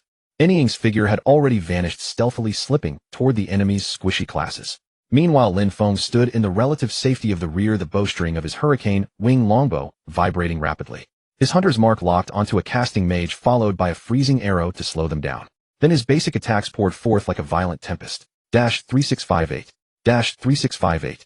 Dash 3658. The mage's magic shield shattered instantly, and their health bar plummeted. Before they could even react, Lin Feng's next arrow was already airborne. Buzz. A flash of golden light. Heart of the Archer triggered. Level 38, 38 probability. Bang. Dash 365800. The terrifying 100-fold damage instantly vaporized the mage along with the two players standing beside him. An instant kill. Holy crap. Who is that archer? How is his damage so insane? The Jufeng Kingdom players instantly erupted into chaos. His name is Wu Yijian. It's him. The Yijian from Xingqian Pavilion. Someone cried out in shock upon seeing the combat log. Thanks to the live broadcast of the city defense battle, Lin Feng's name had already spread across the entire Huaxia region. Upon realizing they were facing this harbinger of death, the morale of the Jufeng Kingdom players plummeted to rock bottom. The battle turned into a complete slaughter. With his astronomical attack power and high trigger probability, Lin Feng became the Grim Reaper of the battlefield. Every draw of his bowstring carried the threat of an instant kill. Dunshan stood at the front as immovable as Mount Tai, while Rinxin's healing was flawlessly precise. Huopao's AoE spells suppressed the enemy, and any stealth attacks were impossible to guard against. In less than 3 minutes, the dozen-strong party was effortlessly annihilated by Lin Feng's team of 5, leaving behind a few pieces of glowing equipment and potions on the ground. System announcement: you have slain an enemy faction player. Gained 15 merit points. System announcement: you have slain an enemy faction player. Gained 12 merit points. On average, everyone acquired over 100 merit points. According to the exchange rate at the border quartermaster, 10 merit points could be traded for 1 reputation point. This skirmish alone yielded over 10 reputation points per person, an impressively efficient return. After clearing the battlefield of loot, the 5-man party pressed forward with surging morale. Their coordination grew increasingly seamless. Within an hour, they encountered and eliminated 3 or 4 more small groups of hostile players, steadily accumulating merit points. However, the perils of the borderlands extended far beyond this. As the 5 made their way along a dried riverbed, they discovered a massive creature resting on a relatively open rocky beach ahead. It was a boar-like monster the size of an elephant, its body covered in a hard, earthy yellow carapace, sporting massive tusks. It lay lazily on the ground, snoring like thunder. Tyrant Tusked Wild Boar King Chieftain Monster. Neutral. Level 35. HP 140000. Attack 2100. Defense 1750. Skills: Savage Charge, War Stomp, Tusk Strike, Thick Hide. A level 35 chieftain boss with a staggering 1/4 million health. Moreover, it was located in a neutral zone, meaning players from any faction could attack and contest it. A chieftain boss. Huopao's eyes lit up. Are we taking it down? The drop rates are bound to be incredible. Let's do it. Lin Feng decided instantly. Dunshan, hold the aggro. Rinxin, keep an eye on his health. We finish this quickly. While a wild chieftain boss posed a bit of pressure, it was by no means insurmountable for a well-balanced team like theirs. The battle commenced immediately. Dunshan executed taunt followed by shield slam, firmly securing the Wild Boar King's aggro. Enraged, the massive Wild Boar King let out a deafening roar. Lowering its head, its cold, gleaming tusks led the charge as it executed Savage Charge. Boom. Dunshan raised his shield to block the impact, but the sheer force sent him sliding back several meters with a damage indicator of -2555 floating above his head. His health bar dropped by more than a third. What a ferocious beast. Dunshan gritted his teeth. Rinxin, the priest's healing spell, arrived just in time, simultaneously applying a damage reduction shield. Lin Feng and the others unleashed their full damage. Lin Feng's arrows struck the Wild Boar King's relatively vulnerable eyes and underbelly like a rapid-fire cannon, sending a continuous stream of damage numbers floating upward. Huopao's fire magic left the Wild Boar King howling in pain, while Anying maneuvered behind the boss, seeking weaknesses to deliver devastating backstabs. The Wild Boar King's War Stomp had a massive area of effect that required timely evasion, and its Tusk Strike carried a knock-up effect, posing a significant threat to melee classes. Yet under their seamless cooperation, the boss's health steadily declined. However, just as the Wild Boar King's health was whittled down to nearly 50, an unexpected turn of events occurred. A chaotic din of footsteps and shouting echoed from the slopes on both sides of the riverbed. Over 20 players emerged like ghosts, swiftly forming a perimeter that trapped Lin Feng's party of 5 and the low-health Wild Boar King right in the center. These players were excellently geared, mostly in silver equipment, with a fair share of golden luster. Their weapons gleamed coldly. Clearly, this was no ragtag group of solo players, but an elite squad from an organized mid-sized guild. The ID prefixes above their heads were uniformly Aoshi, and they hailed from Lanyue City of the Jufeng Kingdom. Leading them was a warrior wielding a greatsword whose ID was Aoshi Guangdao. With a haughty and greedy smirk, his gaze swept over the low-health Wild Boar King, before landing on Lin Feng's group, finally locking onto Lin Feng's conspicuous gold set, an epic longbow. How what splendid luck. Not only did we stumble upon a low-health chieftain, but we also ran into some fat sheep. Aoshi Guangdao licked his lips, a ruthless glint flashing in his eyes. Boys, clear the field. Both the boss and the gear belong to our Aoshi guild. Clear the area. The boss and the gear, we Aoshi guild claim them. Behind him, more than 20 Aoshi Guild elites pounced like hungry wolves. Warriors charged, mages chanted, assassins slipped into stealth, and priests blessed their buffs, their movements precise and synchronized, revealing excellent training. Damn it, you want to grab the spoils for free. Dream on.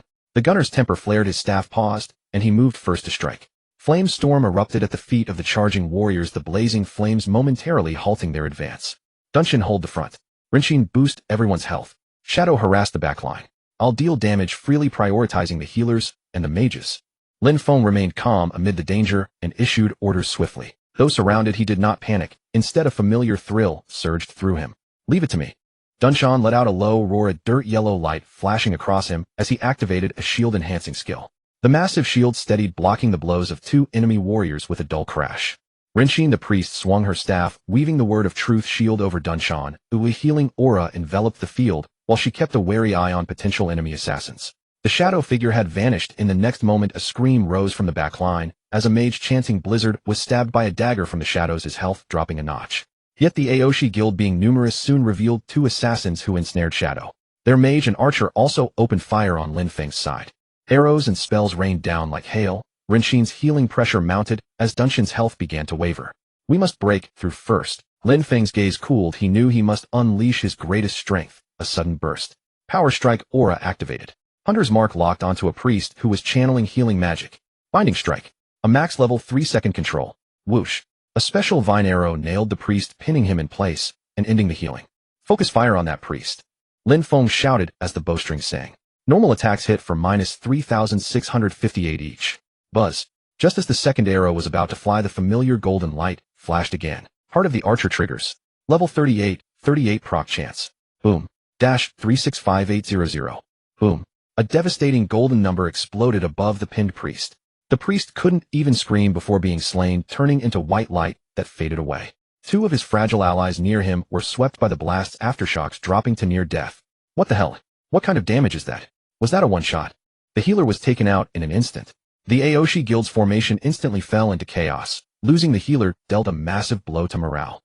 Well done. The gunner cried in excitement, seizing the moment to unleash flame burst at the densest cluster of enemies, bringing forth a wave of screams. Opportunity. Shadow escaped the entanglement and slipped back into the shadows. Without a core healer, the Aoshi Guild's front line faced immense pressure. Dunshan's pressure eased slightly. He roared and counterattacked. Armor break reduced the enemy's defense, while cleave dealt substantial AoE damage. Lin Feng, like a reaper on the battlefield, waited for the cooldown and then unleashed penetrating arrows, stringing together several foes.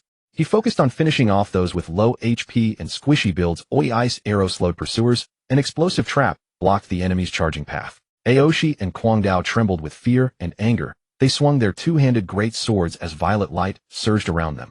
Talent Berserker's blood purple. The effect was clear. The lower his health, the higher his attack and attack speed. He ferociously pressed Dunshan, trying to open a gap. But would Lin Feng let him? Hunter's mark instantly lit up on Guangdao. First kill the leader. Normal attacks fired in rapid succession. Minus 3,658. Minus 3,658. Guangdao's health fell rapidly. He tried to drink a health potion, but Lin Feng's attacks were too swift. And the ominous golden light flashed again. Buzz. Part of the archer triggers. Boom. Dash 365800. Aoshi and Guangdao stared in disbelief as a golden beam of light widened before them. Terror filled their eyes, and in the next moment their massive bodies were slain. Along with the warrior beside him, they dissolved into white light. Captain. Guangdao the boss was taken down in an instant. With the leader fallen, the remaining Aoshi Guild members lost their will to fight their formations in chaos, and they scattered as defeated individuals. Not a single one escapes. Lin Feng wouldn't miss this chance to widen the victory as arrows fell like death's invitations, precisely killing the fleeing foes. Dunshan the gunner and Shadow pursued with all their might. Rinshin the priest busied herself healing and cleansing debuffs for everyone. In just a few minutes, the sudden encounter ended with the Aoshi Guild utterly defeated. Glittering gear and potions lay on the ground, far richer than what was looted from lone players. Gunner gathering loot exclaimed with excitement. There's a massive boss. Your output was divine. It's made my blood boil with excitement. It's mainly because everyone worked well together. Lin Feng smiled, surveying his spoils. In this battle, he alone earned nearly 300 merit points, equivalent to about 30 prestige points. More importantly, the thrill of winning with numbers against numbers and crushing the opponent sent adrenaline surging. Clear the battlefield, then quickly take down the boss so night doesn't drag on. Rinshin reminded them. The five swiftly collected loot, then focused fire on the half-blood tyrant Fongbor King. With no outside interference, taking down a head boss was not difficult for this squad. Soon the Boar King let out a reluctant wail as its enormous body collapsed, dropping several items sparkling with silver and gold plus precious high-grade beast fur and tusks materials. System message: your team defeated the boss monster Tyrant Boar King and gained 140 experience points. The rich experience caused Lin Feng's experience bar to rise visibly. After distributing the boss loot, Lin Feng took only materials and gave the gear to teammates. The 5-person squad's confidence grew, and they continued to skulk along the perilous frontier. For the rest of that day, they moved like ghostly hunters, sometimes hidden, sometimes erupting, seeking out small player squads or lone players in the Hurricane Kingdom to hunt. Occasionally, they ran into hard targets and fought fierce battles, but with Lin Feng as their ultimate artillery, they always turned the tide, even out-killing foes larger in number.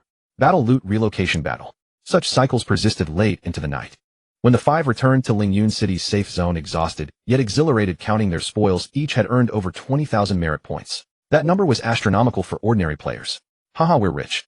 20,000 merit points. Enough to exchange for lots of prestige and good gear.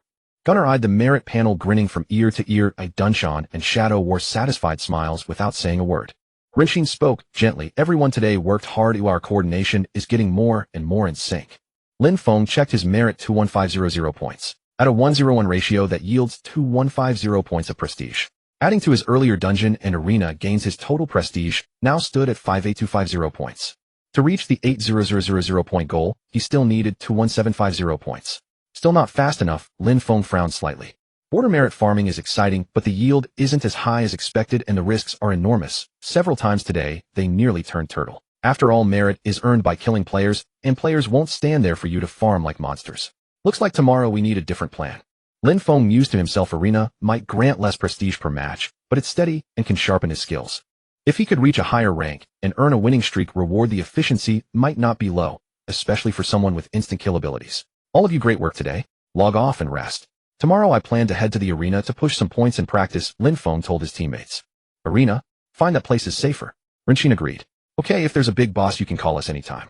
Gunnar, though preferring outdoor PK, respected Lin Feng's decision.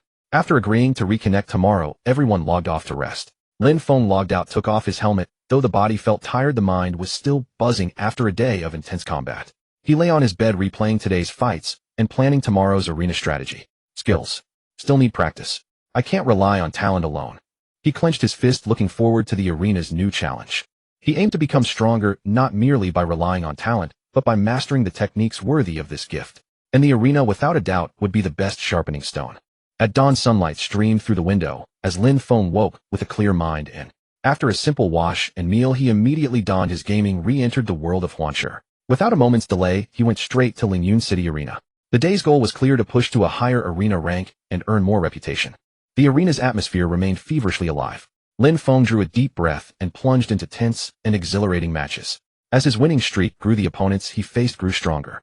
These opponents came from Tier 3 capitals across the Huaxia region, including several masters famed on other servers. Their gear may not be as luxurious as Lin Feng's, but their combat skills, situational awareness, and understanding of their profession had reached a superb level. Lin Feng encountered a top-tier assassin from the Jufeng Kingdom hailing from Jifeng City, known as Wu Ying. The opponent's stealth was sublime, like a true ghost. Every appearance was sharp and lethal, forcing Lin Feng to push the use of escape and explosive trap to the limit, and only with a perilous red of binding strike and a follow-up talent trigger did he barely win. He also met a veteran ice mage from Baibo City in the Ocean Kingdom known as Xuan Yuzhe. The foe's mastery of ice magic was an art, with the Frost Nova release timed to perfection, the slowing field laid with meticulous care, greatly restricting Lin Feng's movement and output. That battle was exceptionally hard. Lin Feng relied on the Infinity Ring to reduce cooldowns and the Arrow Rainstorm to break through, barely securing victory. Of course, there were defeats as well. He lost to the Guardian Knight from another Tier 3 Dragon Nation city, Taiyan City, named Shan Yubudong. The opponent's defense was extremely high, his recovery formidable, and he possessed a purple talent, Holy Light Guardian, capable of greatly reducing damage and reflecting part of it for a short while. All of Lin Feng's attacks landed on the foe as if scratching an itch, and he was ultimately worn down and slain. There was another time when he fell to a fellow archer of equally superb gear and technique, the archer known as Chuan Yun Arrow, whose grasp of distance and rhythm surpassed his. These defeats did not discourage Lin Feng. Instead, they sharpened his awareness of his deficiencies. Every battle, win or lose, benefited him greatly. He gained a deeper understanding of how to play various classes, and his own skill usage grew more refined. Positioning, anticipation, and skill sequencing all showed clear improvements. Between battles, he repeatedly sought guidance from the guild's renowned top archer Xingqian Juexing. Zhuixing didn't say much, but every pointer hit home. The escape should not be used casually, it is a life-saving technique, not a displacement move. Zhuixing watched Lin Feng's battle recordings and calm and analytical advised against a warrior's charge sidestep at a 45-degree angle to escape into Icebound Arrow, which can maximize distance encounter. Binding Strike does not have to be reserved for crucial control, interrupting a mage's chant and restricting a rogue's movement are equally valuable. Your strength lies in explosive bursty output, but do not rely too heavily on talent. The rhythm of your basic attacks and the seamless linking of skills form the foundation of steady output. Qingqin Zhuixing's guidance opened Lin Feng's mind. Many previously blurred concepts became clear. He was like a sponge devouring these priceless lessons and applying them to upcoming battles. Sweat and hard work would pay off in the end. After a morning of tireless fighting, when Lin Feng pinned the opponent with a precise binding strike, once more a normal attack followed by a piercing arrow wiped out the foe's health, and a pleasant system notification finally sounded. System notice: congratulations on achieving 100 wins in the 1v1 arena. Achievement: earn general of 100 victories. Reward: 1500 reputation points. Special title: earned arena new star. Equipping grants 5 to all attributes. The rewards of continuous battles let Lin Feng breathe a long sigh of relief, and a broad satisfied smile spread across his face. Checking the reputation panel, total reputation stood at 58250 plus 1500 equals 59750 points. Only a step away from the 80,000 threshold. Just as he planned to rest briefly and decide whether to continue the arena or explore the border, a friend's message came through from Qingqin Ziqin. There is a certain big shot around. Good afternoon. Didn't disturb you, right? Qingqin Ziqin's voice remained crisp and lively. No, I just finished the arena. What is it, Ziqin? Lin Feng replied. It's like this. Qingqin Ziqin's tone carried a hint of excitement and mystery. My classmates and I seem to have triggered a hidden quest. Hidden quest? Lin Feng grew interested. Yes. This quest, during the game's internal beta, I stumbled upon a few clues, but never found the real trigger method. Who would have thought that after the public release, with some idle time, I followed those clues, and luck truly struck, successfully opening the first stage of the quest. Qingqin explained. Although we still don't know the final reward based on the fragments revealed during the internal beta and the current complexity of the quest, it's certainly not simple. The process is likely long, and the difficulty won't be low. She paused and invited. Our squad is limited in strength. We're afraid we can't handle the later parts, so we would like you, this great master, to join and help. Are you interested? Lin Feng replied, almost without hesitation. Of course I'm interested. Share the quest with me, the time and place, and I'll be there at once. Publicly, a hidden quest promises rich rewards, especially reputation, which is likely what he needs most right now. Privately, Qingqin Ziqin can be considered one of his guides in Huanshe. From the days they formed teams in the novice village to hunt wolves to later encouragement and help, Lin Feng has kept this friendship in his heart. Now that they need help, he will naturally not refuse. Wonderful. I knew you'd help. Qingqin Ziqin said with joy. The starting point of the quest is Moonlight Lake on the west side of Linyun City. We'll wait at the abandoned pier by the lake. Great, I'm on my way. He hung up and immediately organized his gear, restocked his potions. Hidden quests, especially ones that sound this complex, are often fraught with unknown dangers and opportunities. He glanced at his reputation, 59750-8000. I hope this quest will bring me enough reputation. Lin Feng's heart filled with anticipation as he summoned his flaming war steed, a blaze of flame, streaking forward toward the Moonlight Lake on the western edge of the city. Lin Feng blazing war rushing Wang, who on the western outskirts of Linyun City. The lake lay crystal clear like a mirror, reflecting the blue sky, white clouds, and distant green mountains. A gentle breeze carried damp mist and the scent of grasses and trees, and the surroundings were exceptionally beautiful. According to coordinates provided by Qingqin Ziqin, he quickly found them at a shabby pier by the lake. Besides the familiar Qingqin Ziqin mage and Xiaoyu Shili priest, there were two unfamiliar female players. One was a night girl with ID Liuli Sui, clad in gleaming silver plate armor. Though she wore only level 30 bronze-silver mixed gear, she looked valiant, wielding a long spear, her ponytail tied at the back, her eyes bright with curiosity.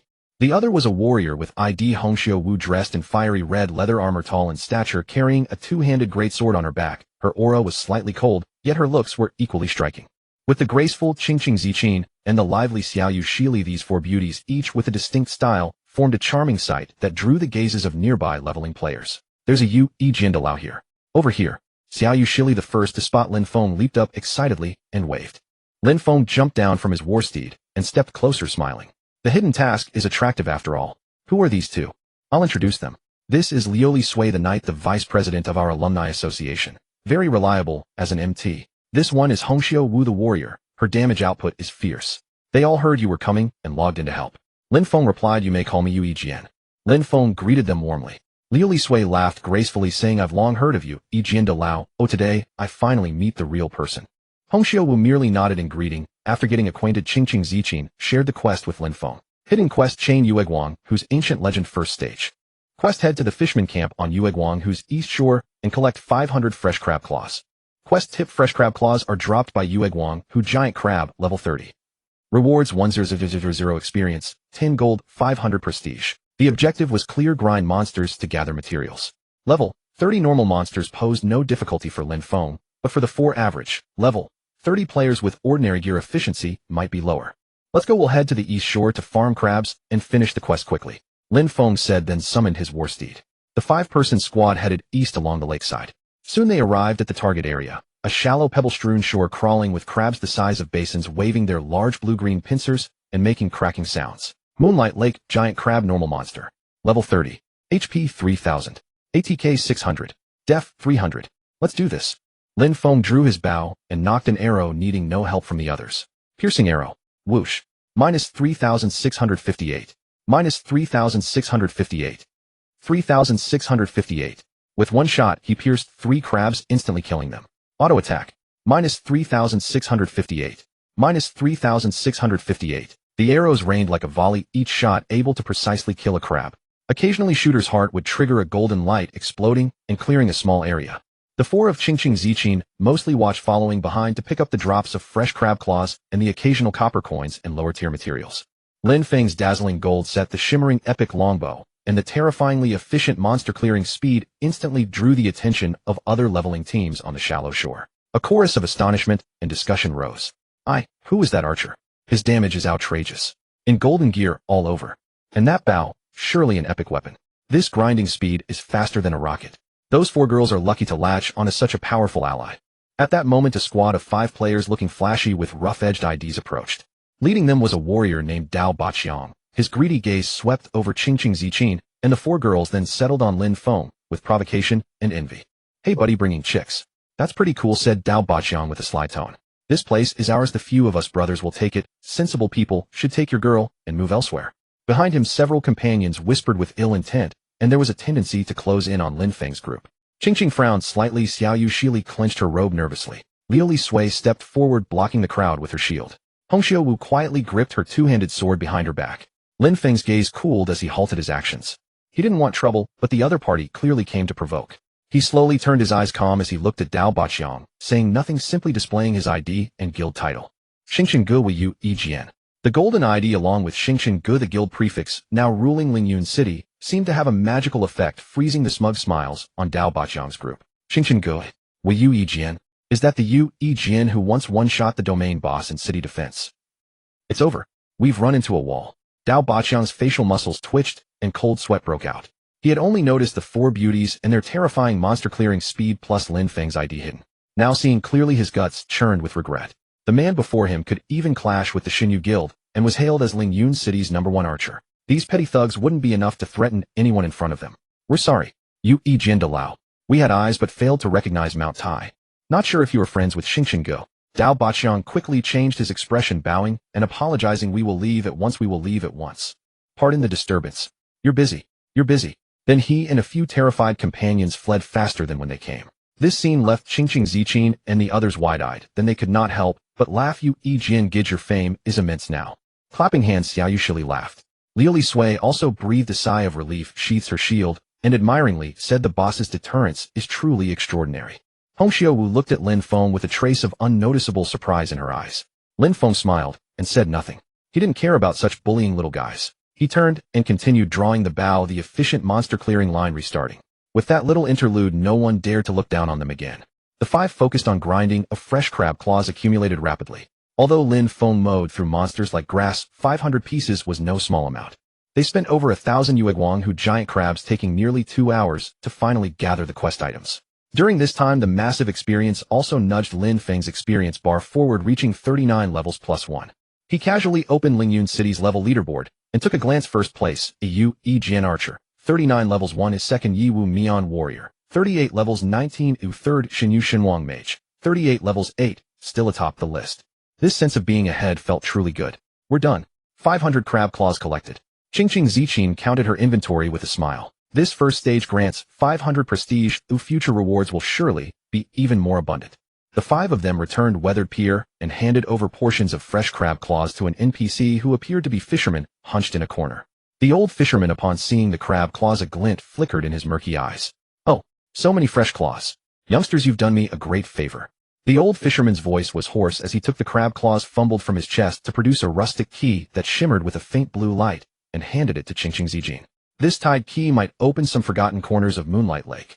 The inconspicuous hills at the lake's center are said to hide ancient secrets. Hidden Quest Chain: The Ancient Legend by Moonlight Lake's second phase. Quest used the tied key to locate and open the Hidden Realm entrance in the central region of Moonlight Lake. Reward unknown. A Hidden Realm instance. Lin Feng was hearing that term for the first time. He looked at Qingqing Zijin, who had participated in the closed beta, equally puzzled. During the internal beta, there didn't seem to be such a thing as a Hidden Realm instance. Qingqing Zijin mused, perhaps it's a special mode added after the public beta. Driven by curiosity, the 5 mounted up and rode toward the vast center of Moonlight Lake. The central area was speckled with many islands and small hills of various sizes, making the search far from easy. They followed the quest clues circling around each hill. Whenever they drew near, the tied key, in Qingqing Zijin's hand, would emit a faint blue glow, the intensity seemingly indicating how close they were to the target. After nearly an hour of careful searching, they finally halted before what looked like an extremely ordinary, even desolate little hill. The tied key's blue glow had grown very bright at this moment, even hot to the touch. "This should be it. This is it," Qingqing Zijin said with certainty. The group dismounted and climbed the rugged path to the hilltop. The summit was flat, with a circular stone platform at the center etched with blurred runes. When Qingqing Zijin brought the glowing key near the stone platform, the key seemed drawn to it, automatically flying toward a groove at the platform's center. Hum.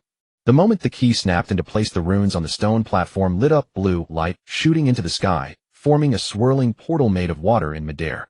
Inside the gate, waves glistened, a strange land could be seen. Did the hidden quest start so smoothly? Lin Feng is still hard to believe it, Lin Feng thought, then asked Qingqing Zijin. Qingqing Zijin shook her head, her beautiful eyes filled with curiosity. "I don't know either. This is the first time I've encountered a quest in this form." Feeling. It seemed very mysterious. Lin Feng thought for a moment, opened the guild's core members group, and typed, "Everyone, we found a secret realm instance. Have you heard of it?" The message drew immediate attention. Grueling, secret realm instance. Never heard of it. New thing. Sheng Yan, sounds like a kind of special challenge space. Yin Bao, are there many monsters inside? What about the drop rates? Night without sleep, guild leader, secret realm instance. Information is important. There was a tip: if conditions permit, document the environment, monsters, rules, etc. And perhaps record a video for the guild study. Seeing the guild leader's reply, Lin Feng turned to Qingqing Zijin for her thoughts. Zijin, the leader hopes we can record a video for guild data. This may be the server's first discovery of a secret realm. You see. Qingqing Zijin agreed readily. No problem. This task is something we all do together, and without you we might not even have managed the first stage. Recording a video, of course. After approval, Lin Feng activated the game's built-in recording function. Then he drew a deep breath and said to everyone, "Ready? Let's go in and see what mysteries this secret realm holds." "Ready." The 4 girls answered in unison, a mix of nerves and excitement. Lin Feng led the way, stepping into the shimmering water screen portal. After a light dizziness, the view before them widened clearly. They seemed to be in a miniature world wrapped by enormous bubbles, the sky a soft pale blue rays of light, like sunlight, filtering through the water walls. The ground was soft and damp, dotted with glowing aquatic plants. In the distance there were small lakes, streams, and oddly shaped coral reefs. The air was thick with the scent of water element and a faint fishy sweet tang. Most astonishing was that this tranquil world harbored many diverse creatures. Floating in the air were glowing jellyfish, the fluorescent jellyfish. Swiftly swimming in streams were silver-scaled arrowfish, coral nests housed tidesong doves with ornate plumage, and earthworms curled in the mud, the crystal snails. These monsters all displayed level 35, their quality ranged from enhanced to elite. Yet oddly, they did not attack Lin Feng and his companions, only curiously watching the intruders. Fluorescent jellyfish, enhanced monster, level 35 HP, 700 ATK, 1050 DF, 700. Silver-scaled arrowfish, elite monster, level 35 HP, 1050, 35103 ATK, 100 DF, 875. Tidesong dove, elite monster, level 35 HP, 100 ATK, 160 DF, 840. Crystal snail, enhanced monster, level 35 HP, 700 ATK, 875 DF, 1050. And there were many bronze and silver quality level 1 monsters that could be captured as pets. Oh my god. These can all be captured as pets. Xiao Yushili exclaimed, first eyes glittering. Bronze and silver quality pets. The market's worst white pets fetch tens of silver coins, bronze quality pets are worth at least 12 gold coins, and silver quality pets can sell for 520 gold coins. Liu Li Suo seems to know market price as well. The pet system in Fantasy World is very popular. A good pet not only provides stat bonuses, but can also assist in combat. High-quality pets are even rarer than gold. Then what are we waiting for? Capture them. Red Sleeve Dance acted decisively, already pulling out a basic pet capture device. Everyone's eyes glittered. They forgot about exploring the realm and immediately produced their capture devices, beginning to trap the docile monsters. Basic pet capture device carries a certain failure rate, but luckily they had prepared plenty beforehand. Beams of various colors danced around the scene. Lin Feng joined the capture frenzy as well. Though not as enthusiastic about pets, he thought upgrading the infinite arrow quiver would require a full 1 gold coins equivalent to 5 million in real currency, so he would not miss any money-making opportunity. The captures included both successes and failures. When successful, the monster would turn into a beam of light and enter the capture device, becoming a corresponding pet egg. When failed, the captured monster would be enraged and attack, drawing in nearby enhanced monsters. Fortunately, these level 35 enhanced and elite monsters were not too strong for Lin Feng. Even if angered, they could be handled with ease. He protected his teammates who were focused on capturing pets while also catching some for himself. For a time, the realm rang with the girls' cheers at successful captures and the screams when monsters gave chase, a lively and joyful mood. After quite a while, they finally stopped, satisfied with their haul. Counting their gains, each person had captured a dozen or so pet eggs, mostly bronze quality, with a few lucky enough to capture silver quality, silver-scaled arrowfish or tidesong doves. This is certainly a fortune. Xiao Yushili hugged a pile of pet eggs, grinning from ear to ear. All right, the pet captures are about done. Lin Feng clapped his hands, drawing everyone's attention back. Don't forget, we're here to complete the quest. This secret realm undoubtedly holds more than these docile pet creatures. There may be stronger beings deeper inside. Let's press on and stay vigilant. Having tasted the sweetness, the team's morale soared, and they followed Lin Feng deeper into the Tide Realm. The journey ahead would probably not be so easy or pleasant. The real challenge may have only just begun. Just as Lin Feng and his 4 companions had reaped bountiful harvest ready deeper into the Chaoshi secret realm, a sudden anomaly surged forth. The Chaoshi secret realm trembled violently, as if a calm lake had been struck by a massive stone. The soft light in the sky grew unstable, flickering between bright and dim, while the surrounding water walls sent furious ripples and a buzzing roar. The ground beneath trembled slightly. The Chaoshi secret realm's first trial is about to begin. A tide of monsters approaches, consisting of 5 waves. Each wave comprises 100 normal Chaoshi hunters, 20 reinforced Chaoshi hunters, 20 elite Chaoshi hunters, 1 boss monster, and 1 lord monster. Each wave must be cleared within 15 minutes. If time runs out, the next wave will arrive early. If cleared ahead of time, the remaining time can be used for a breather. Monster level scale with the waves: Wave 1 at level 25, Wave 2 at 27, Wave 3 at 29, Wave 4 at 31, Wave 5 at 35. The trial was about to begin, the countdown ticking 10, 9, 8. A trial. A Chaoshi tide. Qingqing Zijin's face changed. I knew it wouldn't be this simple. Normal 100, reinforced 20, elite 20, a plus a boss, and a lord. 15 minutes per wave. This is tough. Liu Sui clenched her spear, expression grave. The greatest challenge is time. Lin Feng quickly analyzed. We must clear it within 15 minutes, or the next wave will arrive early and the pressure will stack.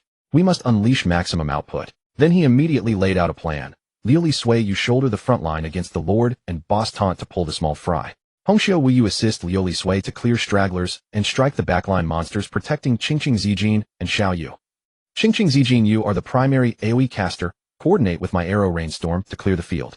Xiao Yu, monitor Liu Sui's HP and prioritize keeping the tank alive. Shadow. The shadow didn't come, we fight on our own. Understood. The 4 women answered in unison and instantly sprang into battle. The earlier mood of ease vanished, replaced by the tension and focus of combat. The countdown ended. Boom. About 200 meters ahead, the once silent ground suddenly cracked into several massive openings, murky water dragging countless grotesque monsters, as if a breached dam burst forth. Roars, skittering, and wing beats instantly filled the space, sending a shiver down the spine. The first wave, level 25. Leading the charge was a dense swarm of Chaoshi hunters, lobster-like in appearance. Behind them came the giant Chaoshi hunters with gleaming pincers and floating in the air water elementals, relentlessly firing water arrows. Elite. At the rear, a car-sized Pancher Juxi boss monster crawled forward, and within a towering water column, a colossal figure formed of water wielding a trident. The Chaoshi guard Captain Lord stood revealed. They're coming. Follow the plan, fight. Lin Feng shouted, his eyes burning with battle intent. Liu Sui cried out, a resolute light blooming on her. With a brave charge, she slammed into the front of the monster torrent, while a taunt with challenge roar drew the attention of a large number of foes onto herself. Countless blows rained on her shield and armor, clangs ringing as her HP began to fall steadily. Heal. Xiao Yu's staff flashed, and the light of greater healing and restoration washed over Liu Sui, steadying her life. Meanwhile, Lin Feng and Qingqing Zijin unleashed their long-range firepower to the fullest. Arrow Rainstorm. Lin Feng did not hesitate and unleashed his ultimate move. Countless energy arrows rained down on the densest cluster of monsters, triggering a flurry of damage numbers. Qingqing Zijin also began chanting blizzard-descended cold snowflakes mingling with sharp ice spikes, dealing damage over time and slowing the monsters in the area. Their area of effect skills stacked, and the pace of clearing small monsters surged. Especially Lin Feng's Arrow Rainstorm. After 10 volleys of arrows, the ordinary monsters, and many reinforced ones in that region, were nearly wiped out. Hong Xiaowu prowled around Liu Li Sui, her greatsword slicing through the air. She unleashed Piercing Slash and Whirlwind Slash, cutting down those trying to bypass the tank to strike the backline. The battle from the outset burned hot. The monsters were numerous, though their individual levels were not high. A swarm could bite even a dragon. Liu Li Sui bore immense pressure, but thanks to Xiao Yu's unwavering healing and her own mastery, she barely held on. During Arrow Rainstorm's cooldown, Lin Feng focused on taking down the elites and boss monsters that threatened the team. Piercing Arrow and Frost Arrow delivered precise blows, and his basic attacks rained like a hail of bullets. Even more terrifying were the occasional flashes of golden light. The Archer's Heart trigger activated level 39 chance. Boom. A golden flash streaked across the scene, and a full-health elite water elemental along with several nearby minions was instantly slain. The front line was eased somewhat. Hong Xiaowu, slashing fiercely, could not help shouting, "What a badass boss." "Stay focused. The Lord is coming," Liu Li Sui shouted. The Chaoshi Guard captain swung his trident, and a thick water tornado surged toward Liu Li Sui. Raging Torrent. Liu Li Sui raised her shield, was knocked back several steps, and her HP dropped sharply. "Focus on the Lord first. Let the AoE clear the small fry." Lin Feng immediately retarget, Hunter's Mark on the Lord, all skills poured out. Under focused fire, the level 25 Lord's HP dropped quickly. Finally, with a talent-triggered arrow from Lin Feng, the Lord wailed and dissolved into a pool of water. The boss monster Pancher Juxi was also quickly dealt with. The first wave, through 5 people's tacit coordination, was cleared in less than 8 minutes. First wave clearance finished in 7 minutes 48 seconds. They gained 7 minutes and 12 seconds of rest. Well done. Qingqing Zijin breathed a sigh of relief, smiling. Everyone hurry to recover your state. Lin Feng drank a blue potion and reminded them that sustained high-intensity output drained his mana. The rest time passed in a flash. Second wave level, 27 monsters appeared on time. The monsters' attributes had clearly improved, adding pressure. But with the experience from the first wave, the 5 grew more coordinated and still cleared them in about 10 minutes. Third wave level, 29 monsters. This time a healing elite monster Chaoshi Priest appeared, complicating the clearing. Liu Li Sui's health teetered on the edge several times, but Xiao Yu's careful healing managed to pull her back each time. Lin Feng had to prioritize killing the healing monsters. It took 12 minutes. Fourth wave level, 31 monsters. Their attack and HP were higher, and they were trickier, including Darkstream Assassin that can strike from stealth. Hong Xiaowu's role shone as she detected approaching stealth units and intercepted them in time. This wave was exceptionally brutal, taking over 14 minutes, nearly hitting the time limit. The team's potions were nearly exhausted. With little time to rest, the final wave, the fifth wave, arrived, a surging tide of level 35 monsters shaking the ground as they rushed in. This wave's monsters already boasted attributes comparable to the pets they had captured at the realm's entrance, but their numbers were on a scale to overwhelm. 100 level, 35 normal monsters, 20 reinforced, 20 elite, plus 1 level, 35 boss, and 1 level, 35 lord. The lineup was suffocating to behold. They had already endured 4 waves and were not in perfect condition. This is the last wave. Hold on. Lin Feng's voice was hoarse, but his gaze remained steadfast. He knew the real test had only just begun. For the pet eggs? Let's go all out. Qingqing Zijin joked to ease the tension, but the arcane energy gathering in her staff showed no sign of slowing. The torrent of monsters swept over the 5 in an instant. The battle plunged into its fiercest phase. The fifth wave, a tide of level 35 monsters, surged like tsunami, swallowing Lin Feng others in an instant. The sharply beyond the even ordinary monsters boast 3500 HP, fortified foes 700, elite enemies 10500. Not to mention the ferocious abyssal lurker boss HP 200, and the final boss tide Leviathan Lord boss HP a staggering 8800. Hold on. Liu Li Sui break through the damage reduction. Lin Feng roared hoarsely, arrows streaking like a torrential rain, yet against the tide of monsters, they seemed merely a drop in the ocean. Liu Li Sui grit her teeth, the shield flashing with the light of skills. A shield wall activated sharply, improving blocking chance and damage reduction for a short while. But the monster's blows rained down like raindrops, her health fluctuating like a roller coaster, while Xiao Yushili's healing spells scarcely paused, mana draining rapidly. Qingqing Zijin's blizzard and arcane missiles lashed out with all her might, attempting to slow the monster's charge. Hongxiu Wu fought amid the mob with all her might. Every swing of her greatsword drew massive aggro, yet also endangered her life. The battle was brutally fierce. Ordinary and reinforced monsters fell in swathes under Lin Feng and Xingqing Zichin's AoE, but elites and boss-type foes possessed immense health, especially the Tide Leviathan Lord, which loomed like a moving hill with each claw strike dealing horrific damage to Liu Sui. Tide Leviathan Lord boss monster level 35, HP 800 attack, 3500, 3850, defense 2800 skills, giant wave strike, tide, roar summon water elementals, deep sea vortex. Suddenly the Tide Leviathan Lord unleashed a deafening tide roar its sonic waves carrying a stun. Liu Sui withstood the dizziness by sheer will, but her action inevitably stuttered. In that instant the Lord's massive claw with the effect of giant wave strike struck down fiercely. Boom. -6888. A critical hit. A horrifying red number leaped from Liu Sui's head. Her health, already low, plummeted to 0, and she collapsed. Liu. Xiao Yushili cried out in alarm, healing spells landing on empty air. Not good. The MT is down. Xingqing Zichin's face went pale. The front line collapsed as the monsters surged like a flood toward the vulnerable mages and priests. In a moment of crisis, Xiao Yushili displayed astonishing calm and resolve. Her staff's tip gathered dense holy light as she chanted long obscure incantations. Resurrection. Hongxiu Wu. There is a lifeline. Hold for 10 seconds. Xiao Yushili cried, beads of sweat glistening on her brow. Oh, resurrection consumes immense energy and requires careful channeling. Leave it to me. Hongxiu Wu cried out, red light bursting from her as talent fight to the end blue activated. The effect when HP falls below 30, attack and attack speed increase by 20. She disregarded her own safety, unleashing whirlwind slash in a frenzied spin to momentarily hold back the monster's onslaught. Lin Feng knew the moment had come. He no longer held back. Power Strike Aura and Hunter's Mark activated in an instant. Arrow Rainstorm finished its cooldown, and he unleashed it without hesitation. Whoosh whoosh whoosh. Arrows rained upon the foremost monsters, dealing immense damage. At the same time he shouted, I'll draw the Lord away. You all clean up the small fry, protect Xiao Yushili as she casts. With that he leaped back using escape, and fired an ice arrow at the Tide Leviathan Lord. 3658. Slow. The Lord's hate immediately drew Lin Feng's attention as it roared, and turned stepping forward toward him. There's a cheap one. Xingqing Zichin exclaimed with worry. Don't mind me. Focus on the small fry. Lin Feng pressed on, moving swiftly and kite-taming the massive Lord with ordinary attacks. He must buy Xiao Yushili those precious 10 seconds. Kite-taming a level 35 Lord is no easy feat. The Lord's deep sea vortex can forge a slowing field, and summon water elementals, can summon minions to disrupt. Lin Feng wielded escape and movement to the extreme, dancing on the knife's edge. Thankfully the cooldown reduction from the Infinity Ring allowed his survival skills to cycle faster. 10 seconds stretched as long as a century. Finally, a brilliant holy light bathed Liu Sui's corpse. Resurrection succeeded.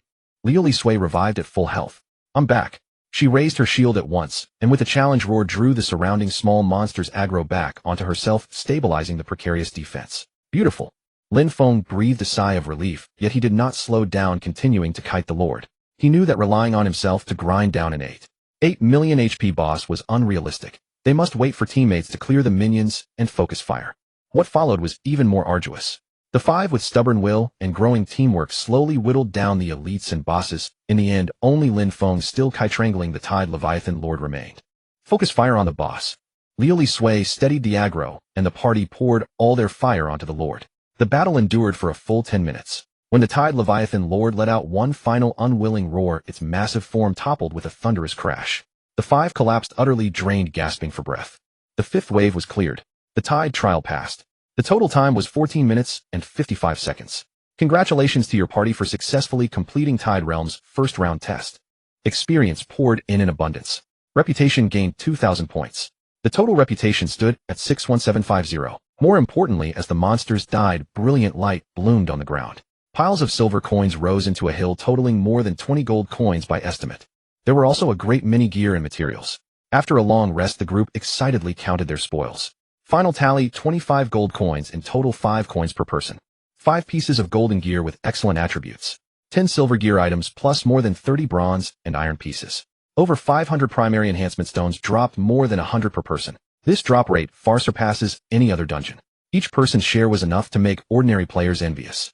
We're rich. Truly rich now. Xiao Yushili hugged her coins and gear, a smile curving her lips like a crescent moon.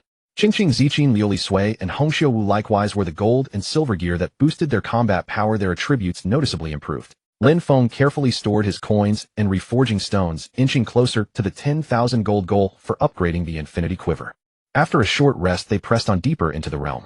They walked through a glade of glowing mushrooms, and after 10-odd minutes the path suddenly opened before them. A grand palace built entirely of white coral and multicolored shells stood at the heart of the realm. The palace gates were closed, carved with intricate tide patterns exuding an ancient and mysterious aura. The pet capture area and tide trials ahead were likely only appetizers. The real challenge and the hidden quest's ultimate secrets and rewards may well lie within this palace.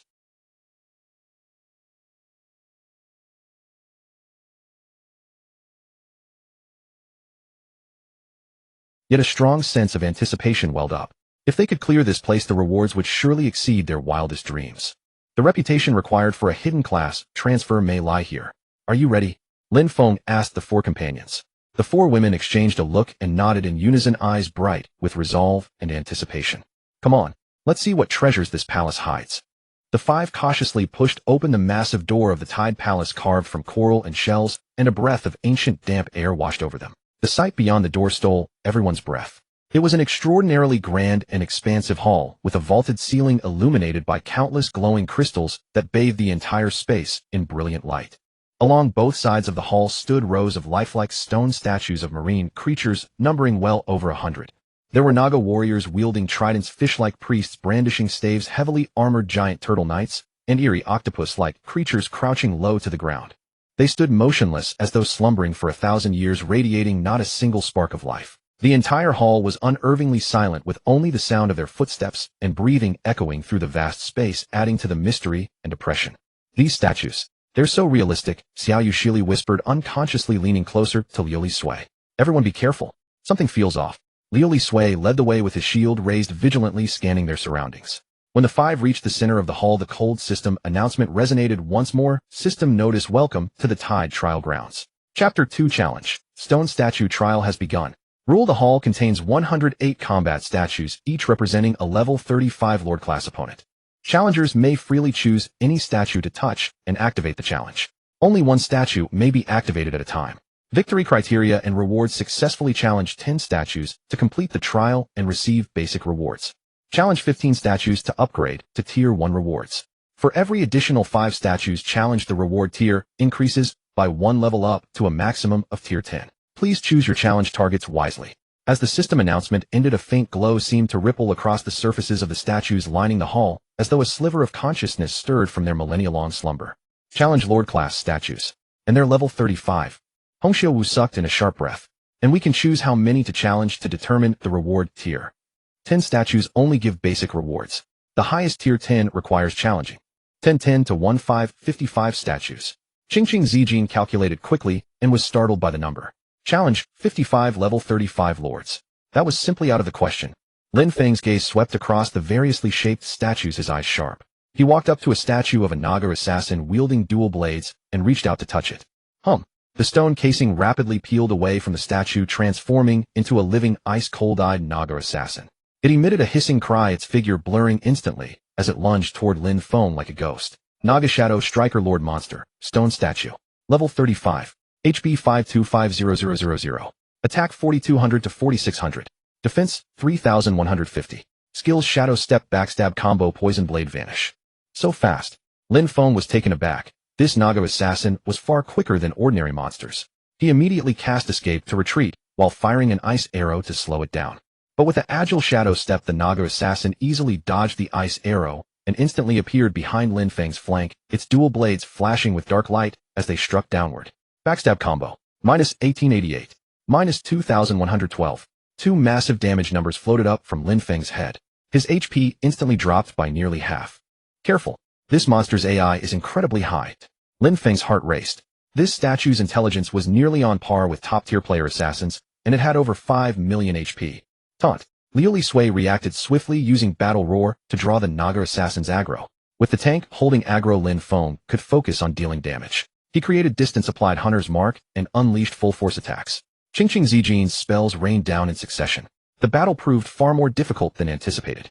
The Naga assassin would use Vanish to break aggro, then reappear unexpectedly to ambush the backline, putting enormous healing pressure on Xiao Yushili.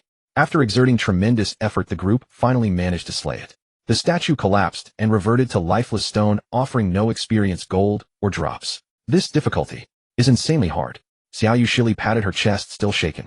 Just one statue is this tough. Lin Feng wore a grave expression. He had originally thought that with his 39 trigger rate, he could easily challenge more statues. But now it was clear that every statue was a grueling battle. Not only did they possess Lord-class stats, their combat intelligence was exceptionally high, comparable to elite players. Should we continue challenging? The basic rewards aren't bad either, Liu Sui said, looking at Lin Feng for his opinion. The continuous battles had left everyone exhausted. Lin Feng pondered for a moment, his gaze resolute. We fight. We must secure at least tier 6 rewards. Basic rewards won't significantly help us. Since we have the opportunity, we should strive for greater returns. Hold on, everyone. We'll take turns resting and activate only one statue at a time, steady and methodical. Seeing Lin Feng's determination, the other 4 also rallied their spirits. They chose to trust Lin Feng's judgment. The subsequent battles turned into arduous attrition warfare. They carefully selected their statues, avoiding those that appeared particularly troublesome, such as casters, and prioritizing melee physical-type statues, allowing Liu Sui to tank them more effectively. Giant Turtle Heavy Night Lord Monster. Stone statue with extremely high defense and attacks that inflicted stun proved painful for Liu Sui to endure, but its slow speed provided Lin Feng and Qingqing Zijin with excellent output opportunities. Fishman Tide Caller Lord Monster. Stone statue could summon water elementals and cast healing spells, requiring the team to prioritize interrupting and eliminating it. A high demand for focused fire and crowd control. Thunder Seahorse Night Lord Monster. Stone statue moved at incredible speed, and its attacks carried lightning paralysis effects, disrupting Lin Feng's damage rhythm. After defeating each statue, the group needed several minutes to rest, recover, and discuss tactics. As the core damage dealer, Lin Feng bore the greatest pressure, but these high-intensity battles honed his positioning and skill timing to greater proficiency. The 39 trigger rate of Archer's Heart became the key guarantee, allowing them to sustain the challenges, often dealing enormous damage at critical moments and turning the tide of battle. 10 statues, 15 statues, 20 statues. When they successfully challenged the 30th statue corresponding to tier 6 rewards, everyone had reached their limit, mentally exhausted and running low on potions. We've reached tier 6 rewards. How about we call it here? Qingqing Zijin wiped the sweat from her forehead, her voice somewhat weak. Lin Feng looked at the 70-plus statues still remaining in the hall, then at his exhausted but stubborn teammates, and a spirit of defiance surged within him. He realized that although each statue was powerful, facing them one at a time, with his kiting ability and burst damage, they actually had a chance to challenge more. Keep going, Lin Feng declared firmly. I believe we can reach higher. Trust me and trust yourselves. We can do this. His words carried an inspiring power. Liu Sui took a deep breath and raised his shield again. All right, let's go all out. Let's do this. Hongxiu Wu silently nodded and tightened her grip on her sword. Xiao Yushili and Qingqing Zijin exchanged smiles and gathered their resolve. After a longer rest, the challenges resumed. 35 statues, 40 statues, 45 statues. The battles grew increasingly difficult, with several close calls that nearly resulted in casualties. But under the extreme pressure, the five's coordination became even more seamless, often understanding each other's intentions with merely a glance. When Lin Feng's final arrow brought down the 55th statue, a fierce white shark berserker, the entire hall seemed to fall silent. System notice: congratulations. Your party has successfully challenged 55 Tide statues, achieving the highest tier 10 reward standard. Tide Trial Ground Challenge complete. Reward settlement in progress. Congratulations. You have received 5,000 reputation points. Diamond Chest X1. Reputation surged by 5,000 points, bringing the total to 6,1750. 5,000,066,750 points. Getting closer to the 8,000 goal. Meanwhile, 5 diamond chests radiating dazzling brilliance materialized before the 5 of them. The chests were carved from pure diamond, shimmering with iridescent light, emanating an intoxicating aura of wealth and power. Diamond chests. Xiao Yushili's voice trembled. Highest rewards. We did it. Qingqing Zijin excitedly hugged Liu Sui. Even the usually aloof Hongxiu Wu revealed a rare, brilliant smile. Lin Feng took a deep breath, suppressing his inner excitement, and reached out to open his diamond chest. Inside the chest there were no extraneous items. Only a single object resting quietly on a soft silk cushion, a skill book radiating star-like brilliance. Its pages were deep blue with 7 stars outlined in silver runes, and an extremely sharp aura washed over him. Lin Feng picked up the skill book, and its attributes came into view. Skill book: 7 stars, linked, arrow rare. Class restriction: Archer. Skill level 110. Effect: condenses stellar energy to fire 7 arrows consecutively at the same target, each dealing 70 attack damage. If all 7 arrows hit, the final arrow will explode, dealing additional AoE damage equal to 200 attack damage. Mana cost 200. Cooldown 60 seconds. Description: a long-lost archery masterpiece pursuing ultimate single-target burst and finishing capability. 7 stars. Linked arrow. Incredibly high-frequency 7-strike damage plus a finishing explosion effect. This was simply an overpowered skill for killing bosses and instantaneously eliminating squishy targets. Lin Feng's heart pounded uncontrollably. With this skill, his single-target burst damage would reach a terrifying new height. He eagerly chose to learn it, adding another powerful trump card to his skill bar. Watching his companions also draw equally precious items from their chests, their faces alight with joy, Lin Feng felt genuine happiness. This dungeon expedition, though arduous, had yielded far greater rewards than expected. However, his gaze once again turned toward the deep recesses of the hall. There what seemed to be an even more ancient doorway waited silently for challengers. The true ultimate secret perhaps still lay ahead. After directly upgrading his newly acquired rare skill 7 stars aligned arrows to the maximum level of 10, using his accumulated skill points, Lin Feng felt the profound heritage of archery techniques flooding into his mind, bolstering his confidence. At maximum level, the 7 stars arrow could instantly unleash 7 arrows, each inflicting 70 damage. If all of them hit, they would trigger a finishing explosion, dealing a staggering 200 area of effect damage, boasting terrifying power. The 5 of them rested briefly to restore themselves to peak condition. Then, with a mixture of anticipation and anxiety, they pushed open the ancient inner sanctum gates deep within the grand hall, which were carved with intricate tidal runes. Behind the gates lay not a conventional chamber, but a bizarre isolated dimension. Beneath their feet was a watery surface shimmering with starlight, yet they walked upon it as if it were solid ground. All around them was an endless void save for a massive circular altar floating in the center. Atop the altar, a towering figure was tightly bound by countless thick chains of shadow. It was a colossal creature with the head of a dragon, the body of a human, and a pair of wings on its back. Its scales were dull and lusterless, and its eyes burned with a ghostly blue soul fire, radiating an aura of intense agony and chaos. A suffocating pressure, almost tangible, permeated the entire space, catching the breath of the 5 newcomers. Carlos, the soul-lost Dragonkin Warlord, King Tier Monster. Level 35. HP 35000000. Attack 5200-5800. Defense 5000. Skills: Dragon Breath, Earth Rupturing Strike, Soul, Lash, Summon Dragonkin Guards, Shadow, Imprisonment, Kingly Pressure. Description: once the guardian of the tidal palace's soul was corrupted, driving him into a frenzy. He possesses devastating power. King Tier. 35 million HP. Both attack and defense exceeded 5,000. These attributes far surpassed any enemy they had encountered before, including the level 42 territory Lord the Shadow Demonic Dragon. Just by standing there, the kingly pressure he radiated reduced the attributes of Lin Feng and the others by 5. The final boss. This pressure is far too immense. Xiao Yushili's voice trembled as she tightly gripped her staff. King Tier. This is the first time I've ever seen a monster of this rank. Liu Li Sui swallowed hard, her knuckles turning white from gripping her shield so tightly. Qingqing Zijin and Hongxiu Wu also looked extremely solemn, as if facing a formidable foe. Lin Feng took a deep breath, forcing himself to calm down, and commanded in a low voice, "Don't panic. No matter how high its attributes are, it's still just a monster. Liu Li Sui, be careful at the start, test the aggro, and watch out for its skill animations. Xiao Yu, you'll be under immense pressure. Prioritize keeping Liu Li Sui alive. Qingqing Hongxiu, let's go all out on DPS to burn down its health as quickly as possible." Understood. The 4 girls replied in unison, suppressing the fear in their hearts. The battle began. Liu Li Sui mustered her courage, using heroic charge to close in on the altar while unleashing a challenging roar. "Ants! How dare you disturb my eternal slumber?" The Dragonkin Warlord Carlos let out a deep, chaotic roar. His massive dragon eyes locked onto Liu Li Sui as he raised a giant scale-covered claw, slamming it down with a force that seemed to tear through space. Earth Rupturing Strike. Boom. -8555. Crushing damage. Just a single standard skill attack stripped away more than half of Liu Li Sui's health. The terrifying damage sent shivers down everyone's spines. Heal. Xiao Yushili shrieked. Great Heal and Power Word Shield descended almost simultaneously, barely pulling Liu Li Sui's health back into the safe zone. DPS.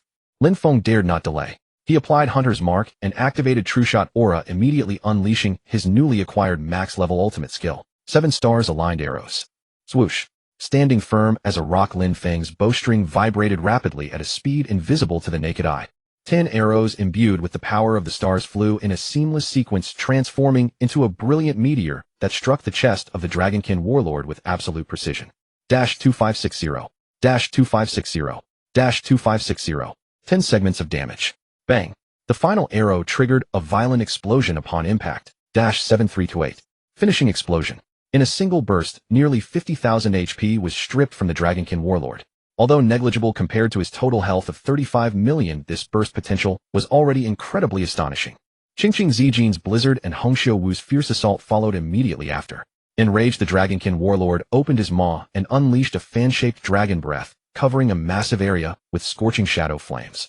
Unable to dodge in time, Liu Sui was caught in the blast alongside Hongxiu Wu, who was standing slightly behind her. 4112. 3888. The health of both players plummeted. Xiao Yushili's healing pressure was immense. And this was only the beginning. The Dragonkin warlord's skills came in relentless succession. Soul Lash randomly targeted a player for continuous mental assault, repeatedly interrupting Qingqing Zijin's spellcasting.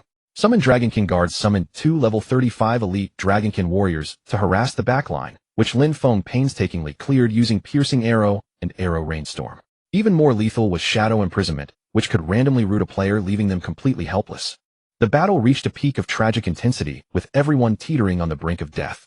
Liu Sui was on the verge of dying several times, saved only by Xiao Yushili's desperate healing and the occasional divine shield. Potions were consumed like water. As the core DPS, Lin Feng bore the greatest pressure. He had to constantly monitor his positioning to dodge various area of effect skills while maximizing his damage output. Archer's Heart became the key to this war of attrition. With a 39 trigger rate, the gold-colored critical damage that erupted from time to time was the team's greatest guarantee to steadily wear down the boss's health. As the minutes ticked by, the Dragonkin warlord's health bar declined slowly but steadily. 80, 60, 40, 20. When his health dropped to 10, the Dragonkin warlord entered his final frenzy. His attack speed and damage surged once more, and his skills were unleashed almost without pause. Hold on, just the last 10. Lin Feng roared with a hoarse voice. His mana was completely depleted, leaving him reliant solely on basic attacks and occasional talent procs. Everyone had exhausted their last drop of energy. Liu Sui could barely hold her shield. Hongxiu Wu was covered in wounds. Qingqing Zijin was entirely out of mana, and Xiao Yushili's healing output was dwindling. Finally, following a basic attack from Lin Feng that carried his unyielding, while the decisive golden light was luckily triggered. Archer's Heart triggered. Level 39 probability. Bang. 384200. The golden arrow pierced through the core of the Dragonkin warlord. He let out a world-shaking roar filled with both liberation and resentment as his colossal body collapsed heavily, dissolving into countless specks of light. The shadow chains binding him shattered link by link, vanishing without a trace. System announcement: congratulations to your party for successfully slaying the King tier monster Carlos, the soul-lost Dragonkin warlord. Successfully cleared the title Secret Realm. Obtained 2000 reputation points. Immediately afterward, a server-wide announcement rang out. Server announcement: players Wei Yu, Yi Jian, Qingqing Zijin, Xiao Yushili, Liu Sui, and Hongxiu will have successfully achieved the first clear of the hidden Secret Realm, title Secret Realm, obtaining the special title, Title Conqueror.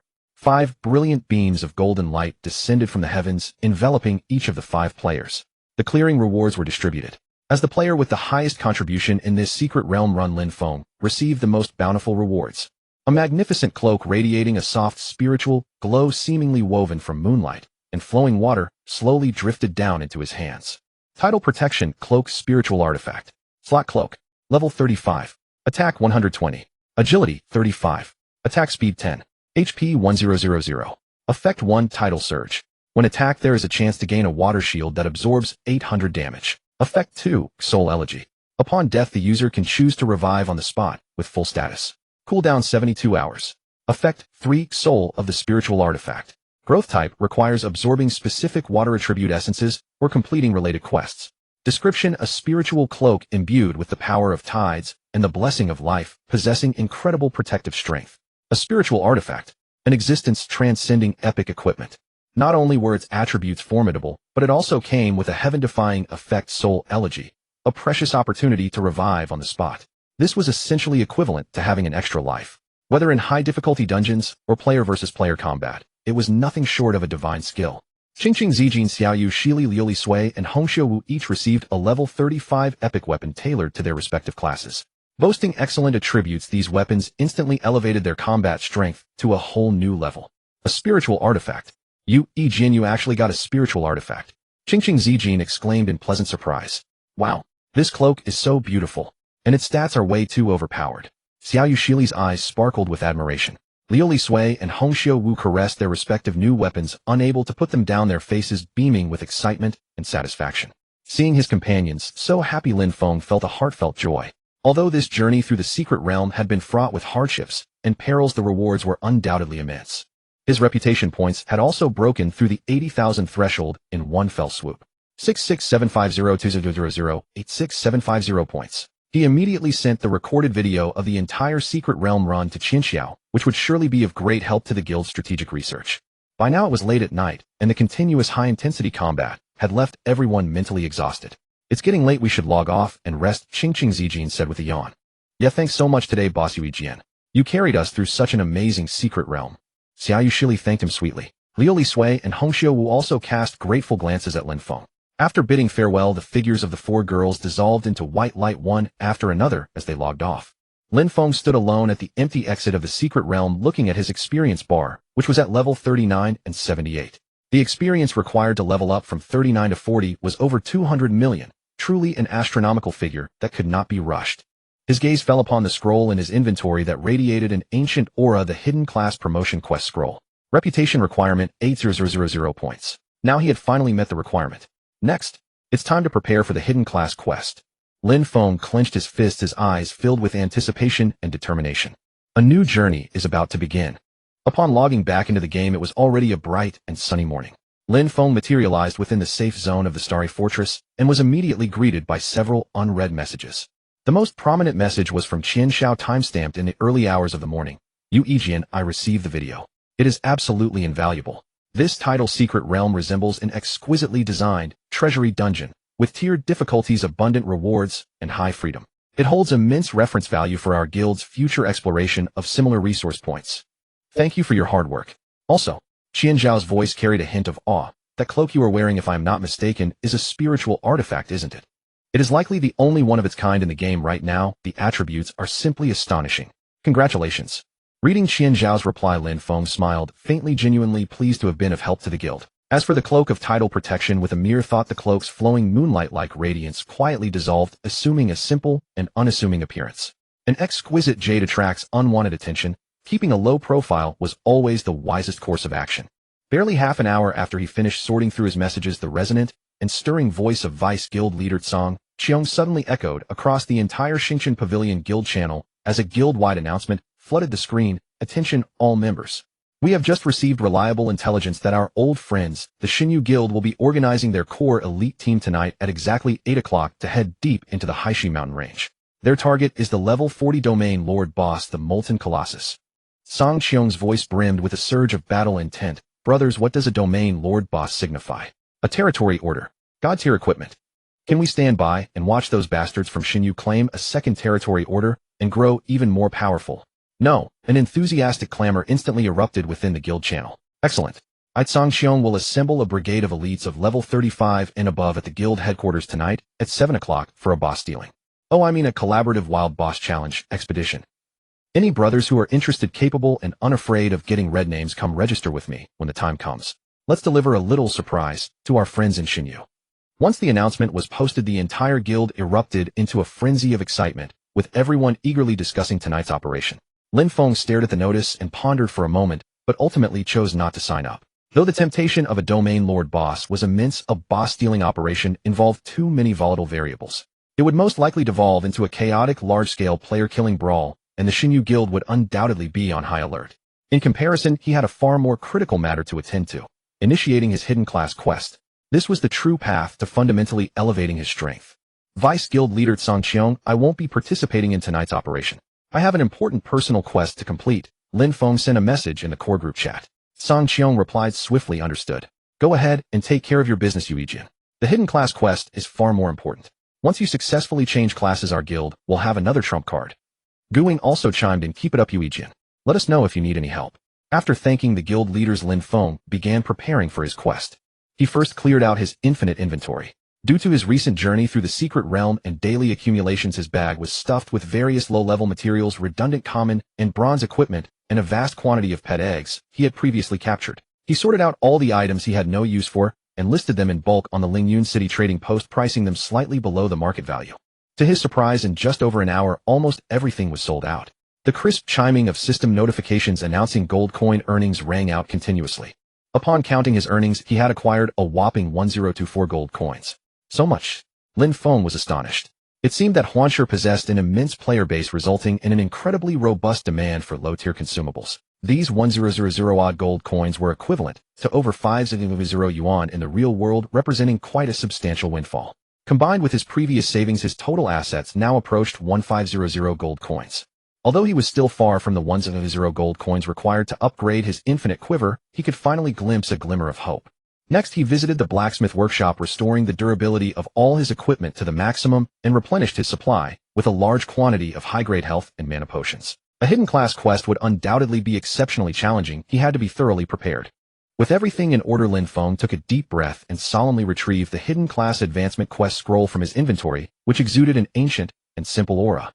The scroll felt warm to the touch, engraved with profound runes. Once Lin Feng's reputation points reached 800, the seal on its surface had automatically dissolved. He slowly unrolled the scroll. As a soft light flickered, lines of clear text materialized: hidden class advancement quest, trial of the stalker quest requirement, journey to the perilous borderland between the Shenlong Kingdom Linyun City and the Haiwan Kingdom Linhai City, Linyun Cliff, to find the secluded archery master Newton Apple.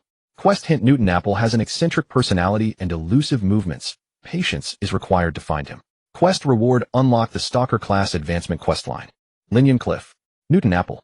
Lin Feng murmured the name and location, finding the NPC's name rather peculiar. A perilous borderland was clearly not a safe place. Without a moment's hesitation, he set out immediately. Summoning his blazing steed, he bolted out of Linyun City like a flash of lightning, galloping toward the eastern border marked on his map. Linyun Cliff was situated in the buffer zone between the two major factions. Its terrain was intricate, teeming with high-level monsters, and it was also an area where players from both sides frequently clashed, making it far more dangerous than the Moonlight Lakeshore. Along the way, Lin Feng had no leisure to enjoy the scenery. Remaining highly vigilant, he bypassed several wandering, aggressive monsters above level 40. The closer he drew to the border, the more tense the atmosphere became. Occasionally, the flashes of light and battle cries from small-scale player skirmishes could be seen and heard in the distance. After a period of trekking, the silhouette of a towering, mist-shrouded mountain range loomed on the horizon. That was Linyun Cliff, stretching across the border of the two nations like a slumbering dragon. According to the quest hint, the archery master named Newton Apple lived in seclusion somewhere within this peril-filled cliffside. Lin Feng reined in his steed, gazing at the steep, rugged peaks, his eyes brimming with determination and anticipation. Stalker, I am coming. With a flick of the reins, he guided his steed, plunging resolutely into the foothills of Linyun Cliff to begin his search for the master. A new challenge, a brand new chapter concerning his future path, had officially begun. The Linyun Cliff is treacherous, its rocks jagged and craggy, with dense mists coiling around the mountainside year-round, making visibility extremely low. Lin Feng rode a blazing war steed, patrolling the rugged mountain path in circles 7 or 8 times. His gaze scanned every cave that might hide someone and every suspicious cluster of trees, yet he could not find the NPC named Newton Pingua at all. In the quest list, the entry "Seek the reclusive archer master Newton Pingua" had a small beacon indicating the target area right beneath him, yet he simply could not locate it. Damn it, could this master be invisible? Lin Feng muttered in irritation, reins tightened on his war steed. In the meantime, he ran into several squads from the Haiwan Kingdom's level 3 capital Linhai City. These players were mostly between levels 30 and 35. Seeing Lin Feng alone, some cast wary glances, but perhaps due to noticing his impressive gear or being absorbed in their own tasks, none of them provoked him. Lin Feng, adopting the principle that less trouble is best, deliberately avoided larger groups. Over an hour of fruitless searching, his patience wore thin. He halted on a protruding cliff ledge, the bottomless abyss below him shrouded in thick fog. The beacon indicated by the mission was precisely located in the area beneath his feet. There's nothing up there. Could it be down below? A bold notion rose in his mind. Staring into the inky fog, Lin Feng felt a twinge of unease in his heart. If this were the real world, he wouldn't dare do this even with 10 guts, but this is a game. Let's go for it.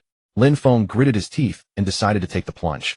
He stowed away his war steed and recalled his nearly forgotten secondary occupation, the hunter. He hardly trained this subclass, having joined it initially to learn crafting simple arrows to save money. He opened the skill panel and found the gray skill, Craft Simple Rope Apprentice. Materials required: 10 sturdy vines, 5 coarse fibers. Crafted item: rough hemp rope, durability 5050. Description: a basic hunter skill that can craft a simple rope for climbing or traps. Luckily, his infinite backpack held plenty of miscellaneous materials, and he quickly assembled the ingredients.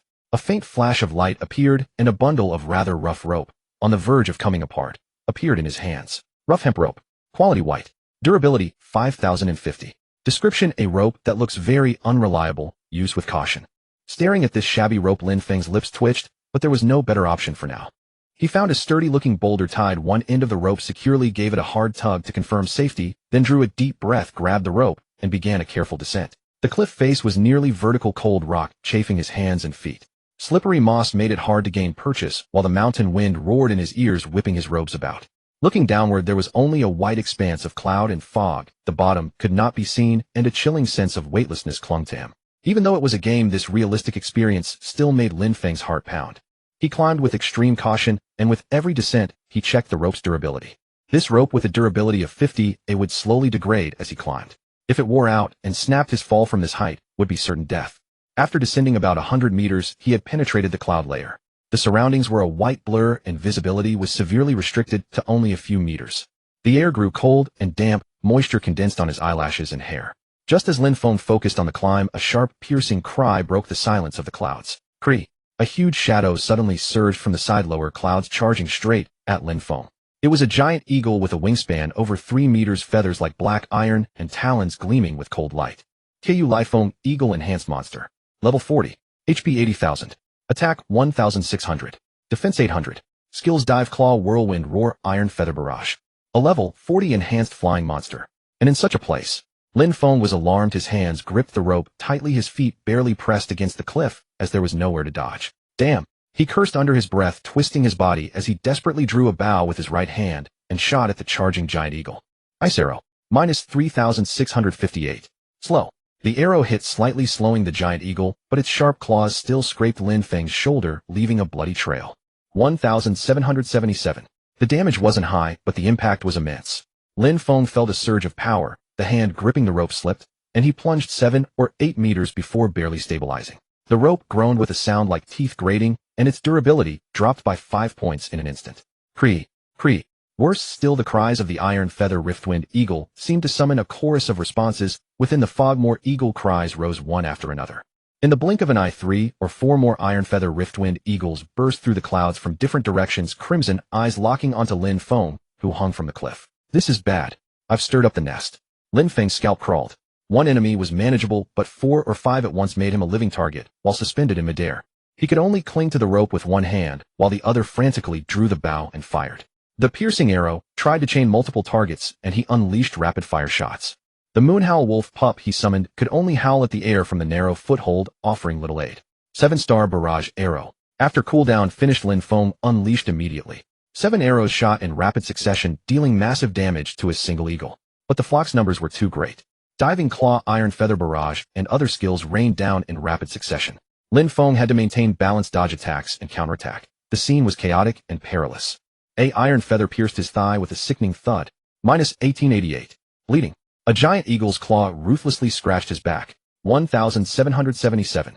His HP fell rapidly. The potion's cooldown hadn't completed yet.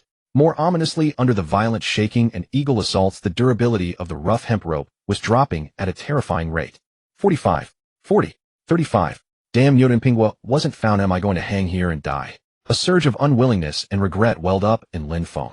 Death and the loss of XP or gear durability are trivial. The real worry is whether this hidden profession quest will fail because of it. As the eagle swarms regroup for another attack, the rope's durability has fallen below 20, groaning as it nears the breaking point. Lin Feng finds himself in an unprecedented peril. At this critical moment, a glimpse of movement from the corner of his eye seems to reveal a dark cave mouth in the nearby clouds below. Just as the coarse hemp rope gave its final strained groan on the verge of total failure, Lin Feng exerted every ounce of his strength, kicking hard against the cliff face with both feet. Riding the recoil, his body swung like a pendulum toward the faint silhouette visible below and to the side. At that very moment, he decisively released his grip on the rope. His body traced a thrilling arc through the air, plummeting straight toward that dark shadow. He crashed heavily onto a relatively flat, hard surface. Though he had taken over 200 points of damage, at least he had stopped falling. Still reeling from the ordeal, he looked up and confirmed that he had indeed landed at the entrance of a natural cave set into the cliffside. And that hemp rope, which had both saved and nearly cost him his life, snapped the instant he let go, vanishing into the endless clouds and mist below.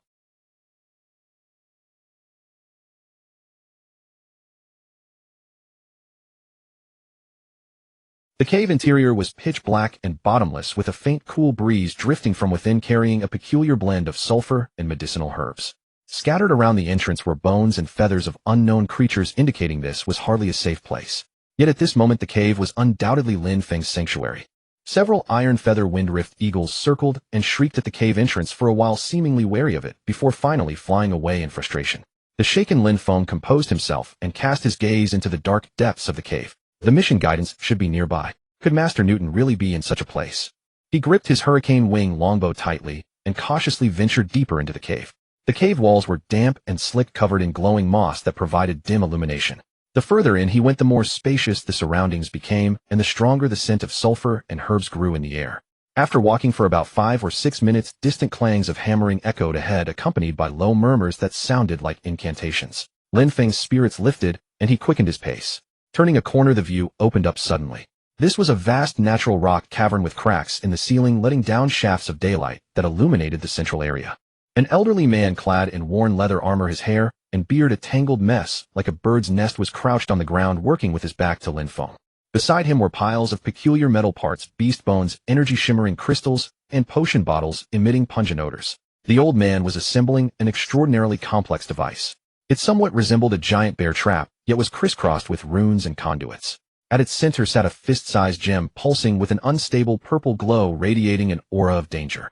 Incomplete destruction traps, special item description, an ingeniously designed, yet extremely dangerous engineering creation that once completed might unleash astonishing power. Who's there? The instant Lin Feng stepped into the cavern, the old man whirled around as though he possessed eyes in the back of his head. His gaze was sharp as an eagle's, and a gleaming carving knife flashed in his hand, pointing directly at Lin Feng in a movement so swift it left only a blur. His face was caked with grime, yet his eyes were clear and bright, filled with vigilance and scrutiny. Lin Feng was startled and quickly raised his hands to show he meant no harm, while also swiftly checking the ID above the old man's head. None other than Newton Apple, the very one he had been desperately seeking. "Greetings, master. I mean no harm," Lin Feng hastily said. "I was guided by a senior to seek you out, hoping to undergo your trials." As he spoke, he retrieved the hidden class transfer quest scroll from his backpack and offered it respectfully. Newton Apple did not immediately take the scroll. His sharp eyes scanned Lin Feng from head to toe, lingering particularly on the epic longbow in Lin Feng's hand and the spiritual artifact cloak on his back, which radiated a restrained brilliance and extraordinary aura. A flicker of barely perceptible surprise flashed across his face. A hidden class credential, eh? He snorted, his voice hoarse, yet carrying undeniable authority. While such an item is rare, not just anyone is qualified to possess it. Suddenly changing the subject, he asked a question that caught Lin Feng completely off guard. "Boy, what is your secondary profession?" Lin Feng was taken aback and instinctively replied, "Hunter." "Hunter?" Newton Apple narrowed his eyes and took a step forward, an invisible pressure emanating from him. "What level are you? Have you personally crafted a trap? Have you hunted powerful beasts relying on traps? Have you ever understood the true essence of hunting rather than simply pursuing slaughter and destruction?" His barrage of questions came like rapid fire, leaving Lin Feng utterly speechless. In this moment, Lin Feng was completely dumbfounded. This NPC's intelligence was far too high. Not only would it examine the player's equipment, but it would also probe deeply into the details and philosophy of the secondary profession. This interactive experience rivaled the very intelligent old village chief he had encountered in the beginner village before. It bore no resemblance to those rigid programs that could only issue fixed quests. He realized that Newton Apple before him was by no means a simple quest NPC, but a special entity possessing independent logic and judgment. Obtaining the hidden class inheritance from him would likely not be so straightforward. It certainly would not be accomplished merely by handing over a scroll. Lin Feng took a deep breath, setting aside the slight arrogance that had arisen from his smooth journey, thus far his attitude becoming more humble and earnest. He answered truthfully, "Master, my hunter secondary profession is still only at the apprentice level. I was previously preoccupied with leveling up my combat proficiency, and indeed neglected my secondary profession, failing to thoroughly study the art of traps." He paused, then looked up and met Newton Apple's gaze candidly. "But I am passionate about archery, yearn to grow stronger, and am willing to learn and understand the true meaning of hunting. I implore you, master, to give me a chance." Newton Apple fixed his gaze on Lin Feng for a long, while those piercing eyes seeming to penetrate straight through his soul. A brief silence fell within the cavern, broken only by the faint humming emanating from the trap's core gem. After a long moment, Newton Apple gradually withdrew his gaze, snorting softly. His tone seemed slightly softened, yet remained stern. "At least you're honest. Not spouting nonsense merely to flatter me. A hunter is far more than a killer wielding bow and arrow. A true hunter must know how to utilize the environment, construct traps, observe the habits of prey, possess patience, and above all hold reverence for nature and life." He gestured toward the unfinished trap on the ground. "Take this for instance. It is not merely a tool for killing, but a crystallization of wisdom, patience, and precise control over energy. An archer who doesn't understand traps and fails to grasp the essence of hunting is nothing more than a mobile turret at best." not worthy of being called a pursuer. Lin Feng held his breath, listening attentively to these teachings, his heart deeply moved. He had indeed relied too heavily on the burst power of the archer's heart talent before. His understanding and skills as an archer, especially regarding integration with secondary professions, had been sorely lacking. Your foundation is passable, Newton Apple finally pronounced, his tone carrying a hint of reluctance. Since you've come with credentials and are a hunter, even an apprentice, I will give you a chance. He turned and walked toward a makeshift workbench deep within the cavern, picked up a yellowed parchment, scribbled a few lines rapidly, then tossed it to Lin Feng. Take it. This is the first trial quest. Complete it and return to me. If you fail, or if I discover you've resorted to cheating. A cold gleam flashed in Newton Apple's eyes. Then get lost and go back to where you came from. Lin Feng caught the parchment, and a new quest prompt immediately appeared. Hidden class quest chain: the pursuer's trial. First ring quest requirements: travel to the dark, dense forest east of Linyan Cliff and hunt 10 ghost leopards, level 40 elite monsters alone. Collect 10 pure shadow cores dropped by them. During the hunt, you must successfully use hunter traps to control and participate in killing at least 5 of them. Quest time limit 24 hours. Quest rewards: unlock the next ring quest, significantly boost hunter secondary profession proficiency. Reading the quest details, Lin Feng felt the weight of pressure. The level 40 elite ghost leopard was renowned for its speed and stealth, making it extremely tricky to hunt. Moreover, the requirement to use traps to participate in kills posed a tremendous challenge for him, as an apprentice-level hunter, meaning he would need to craft and lay traps on the spot. But what filled his eyes more was determination and fighting spirit. Thank you, Master. I will definitely complete this quest. He paid solemn respects to Newton Apple, then turned and strode out of the cavern. The new trial had begun. He had to race against time. Newton Pingwa seemed to have foreseen the difficulties Lin faced navigating the cliff. He muttered irritably, then rummaged through his messy toolkit and pulled out a crude glider crafted from bird feathers and light wood, tossing it to Lin Feng. Crude glider, single-use item.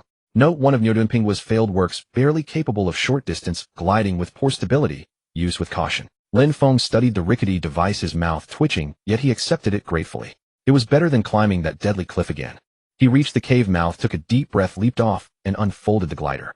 The glider squeaked and shook violently in the mountain wind, but it managed to carry him awkwardly gliding toward the cliff above. A few minutes later, Lin Feng, like an out-of-control kite, crash-landed on the platform. He had just descended, battered and dazed, his HP dipping a little.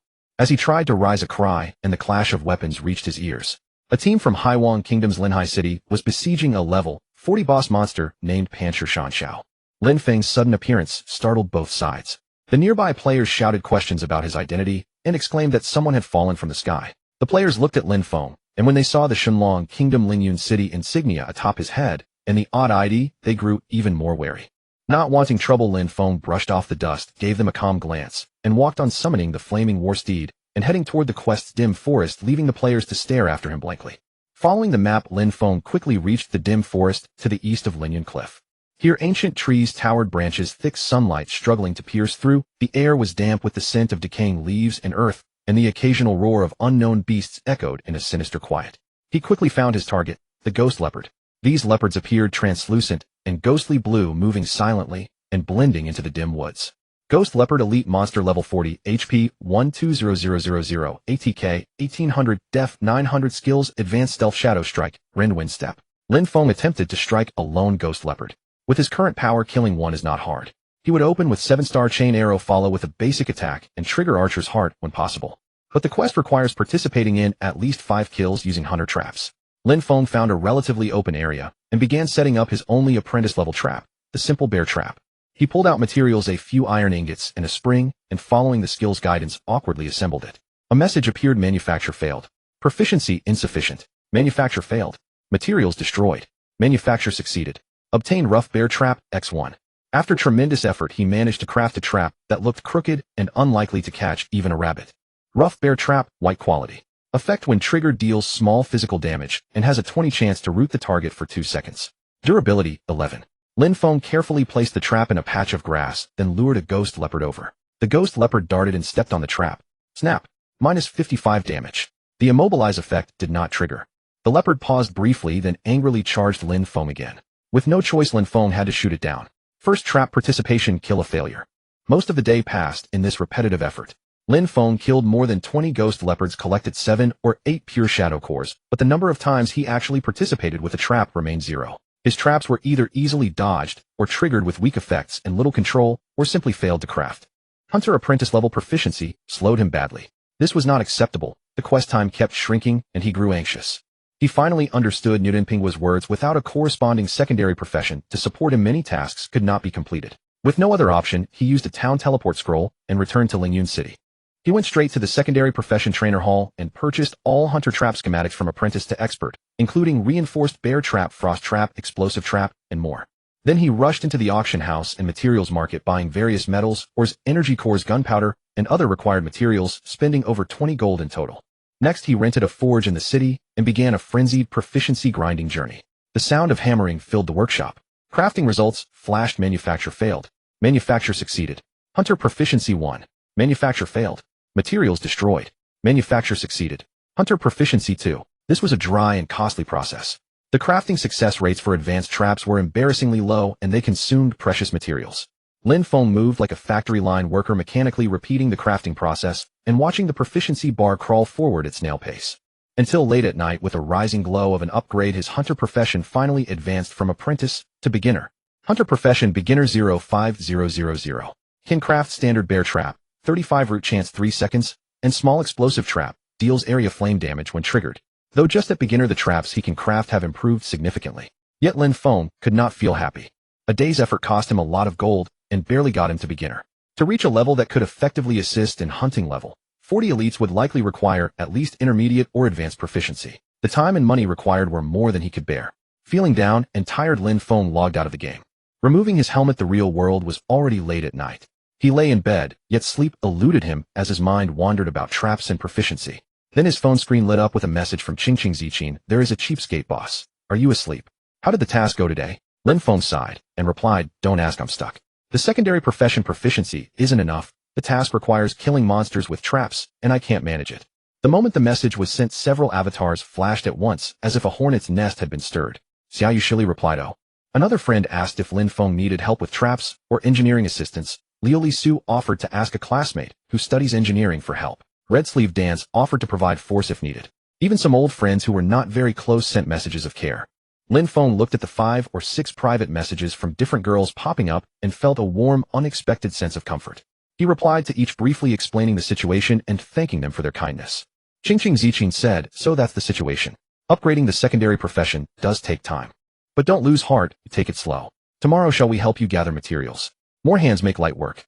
Xiao Yushili, yes. We can be your free labor. Seeing their enthusiasm, Lin Feng's gloom eased considerably. He smiled and replied, thank you all, no need to trouble yourselves.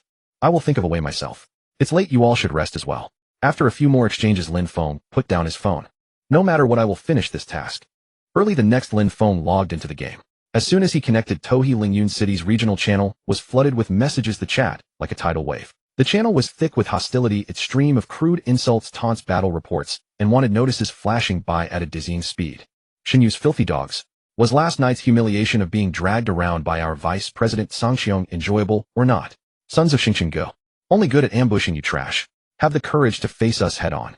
Coordinates 255, 188. Xinyu's 5-man leveling squad spotted. Brothers, hurry and come to feast. Xingqing Guild is recruiting. We specialize in handling lone Xinyu dogs. Excellent rewards. Anyone great enough to lead us through a dungeon run.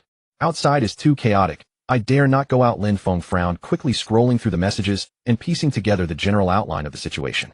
Turns out at 8 o'clock last night, Xingqing GE's Vice President Sangxiong did organize a batch of elite players level 35 and above, who, taking advantage of Xinyu Guild's full assault on the level 40 world boss Molten Behemoth, slipped out from the flank at the most crucial moment. This ambush caught Xinyu off guard. The Lava Earth Dragon, already low on health, went berserk in the chaos, its hate flaring out of control, unleashing several ultimate skills that instantly killed several of Xinyu's core healers and damage dealers, throwing the formation into chaos and ruining their plan. Not only was the boss not defeated, but the battle cost them dearly, dropping a large amount of gear. The overall commander of this loot-stealing operation, Xinyu Guild's Vice President Jia Su, was said to have nearly spit blood in anger, pacing and furious on the spot. At that moment, Jia Su's venomous, sharp voice boomed through the regional channel via paid loudspeakers full of malice. Xingqing Go, Sangxiong, and Yi Wu Mian. You despicable, shameless little excuses. If this feud is not avenged, I, Jia Su, swear I will not be human. The entire server is on the hunt for Xingqing Go members. Any Xingqing Go players killed, bring your combat log to the Xinyu Guild to claim generous rewards. Especially that one I have a score to settle with. Don't think hiding will keep you safe. Your head is worth 100 gold. Facing Jiasu's roar, Xingqian Ji's side did not back down, and Vice President Song Qiong's bold, rough voice retorted, Jiasu, old dog. What are you barking for? In the wild, boss fights depend on you. If you can't hold the line, who can? Trying to arrest us. Come on. Let's see who kills whom. Xingqian Gu brothers, hear me well. When you see a Xinyu, you kill them to the death. The guild will cover all losses and grant extra merit points. As for that one scoundrel, his head is something you can think about. First ask whether our tens of thousands of Xingqian Gu brothers would agree. The vice presidents of the two great guilds directly hurled insults at each other in the regional channel, sending the already tense situation to a breaking point. Before long, the conflict spread from a war of words to every corner of the game world. Lin Feng walked the streets of Lingyun City, and a grim martial air hung over the place. Many players hurried by bearing PK scars while potion and repair shops flourished with business. When he teleported to the outskirts training area, he witnessed several small-scale skirmishes firsthand. Often a dozen or more players bearing the prefixes Xingqian Gu or Xinyu would suddenly clash and go at it without a moment's hesitation. Spells flashed and bursts of light, curses and screams filled the air, and more players turned into white light to return to town, leaving gleaming gear and potions scattered on the ground. Even some neutral small guilds and roaming players were swept up in the fighting. Some zones were cleared by the major guilds, and anyone daring to approach was treated as an enemy. Many innocent players were miskilled in the chaos, cursing in the channel in anger, yet powerless. Truly, it was a case of gods fighting while mortals suffered. Relying on a fully agile build and keen perception, Lin Feng moved with caution, skirting around the battlegrounds. He did not wish to be dragged into this sudden large-scale clash, at least not until his hidden class quest was complete. Yet the wind would not be still. As he passed a level 35 monster spawn at Wind Whisper Prairie, he happened upon a squad of 7 or 8 Xinyu players sweeping a 5-man Xingqian Gu leveling party. Damn it, it's Xinyu. Let's fight them. The Xingqian Gu squad was clearly on the decline, fighting and retreating, and seemed about to be wiped out. Haha, Xingqian Ji's trash. Die already, shouted a young warrior in the Xingqian Gu squad, but his tone carried despair. A mage from Xinyu laughs, arrogantly chanting Blizzard. Lin Feng hadn't meant to meddle, but seeing the Xingqian Gu warrior's familiar guild emblem on his chest, and hearing Jia Su named in the regional channel, a surge of anger rose in him. Look, there's a lone Xingqian Gu member over there. Seems to be an archer. Wait. That ID. It's me, a scoundrel. 100 gold. Brothers, this is our chance to get rich. Kill him. The 7 or 8 Xinyu players instantly abandoned their original target like sharks smelling blood and charged toward Lin Feng with bloodshot eyes. Warrior charged, mage chanted, assassin stepped in a stealth. You seek death. Lin Feng's gaze turned cold. If you cannot dodge, then you shall fight. He instantly entered battle, leapt back with escape to create distance, while Hunter's Mark locked onto the leading Xinyu warrior. 7-star burst arrow. 7-star burst arrow. The cooldown just finished. Whoosh, whoosh, whoosh. The 10 arrows rained down like a tempest toward the warrior. 2,560. Minus 2,560. 10 hits. Boom. Minus 7,328. Final explosion. The warrior didn't react at all. His full health bar was wiped in an instant, turning to white light with a look of incredulity. A 1 kill. What the hell kind of damage is that? The remaining Xinyu players were terrified, their charges halted in their tracks. But Lin Feng's assault came on like a typhoon, with penetrating arrow chaining 2 mages' frozen arrow, slowing the approaching assassin, and ordinary strikes finishing off the wounded. Buzz. Archer's heart trigger. Level 39, 39 chance. Boom. Minus 384,200. Another flash of gold light, and the mage who had just chanted Blizzard and another nearby player were instantly slain and evaporated. In under 15 seconds, 7 or 8 Xinyu players lay defeated. A few gleaming pieces of gear and potions remained on the ground. The rescued Xingqian Gu squad stared in astonishment, as if witnessing a god descend. Thank you so much for saving us, a certain big shot. The young warrior was so excited he could hardly speak. Lin Feng waved him off, quickly gathering the loot, and said in a low voice, the outside isn't safe, head back to the city quickly. With that, he did not linger. He summoned his warhorse and rode away from the place of strife. This battle made him see clearly that the storm stirred by his guild would no longer allow him to stay unscathed. He had to complete his hidden class quest as soon as possible, gain greater power, and thus be able to protect himself, and even take a leadership role in this increasingly chaotic situation. Behind him, Wind Whisper Prairie still burned with war, and Lingyun City and even the Shunlong Nation server had fallen into a chaotic yet opportunity-filled vortex brought about by the full-scale clash between the two great guilds. Lin Feng stood at the edge of the gloomy forest, taking a deep breath of the air that carried the scent of rotting wood and damp earth, gazing at the hunter sub-profession in his skill bar, which had just been promoted to beginner, and then at the 10 pure shadow cores shimmering with an eerie light in his inventory. A smile of relief finally graced his face. At last. The first step is complete. The past half-day had been nothing short of a nightmarish torment. Those level 40 ghost leopards were elusive and astonishingly swift. Their advanced stealth allowed them to blend seamlessly with the environment, and the slightest lapse in vigilance would leave one caught off guard by their shadow pounce. Initially, he had attempted to control them, using his crooked, crude animal traps, but the result was nothing short of self-humiliation. The traps were either easily bypassed by the agile ghost leopards, or even if triggered, the pitiful 20 immobilization chance proved utterly useless, while the -55 damage was too insignificant to even be considered a scratch. He had failed countless times, wasting a vast amount of time.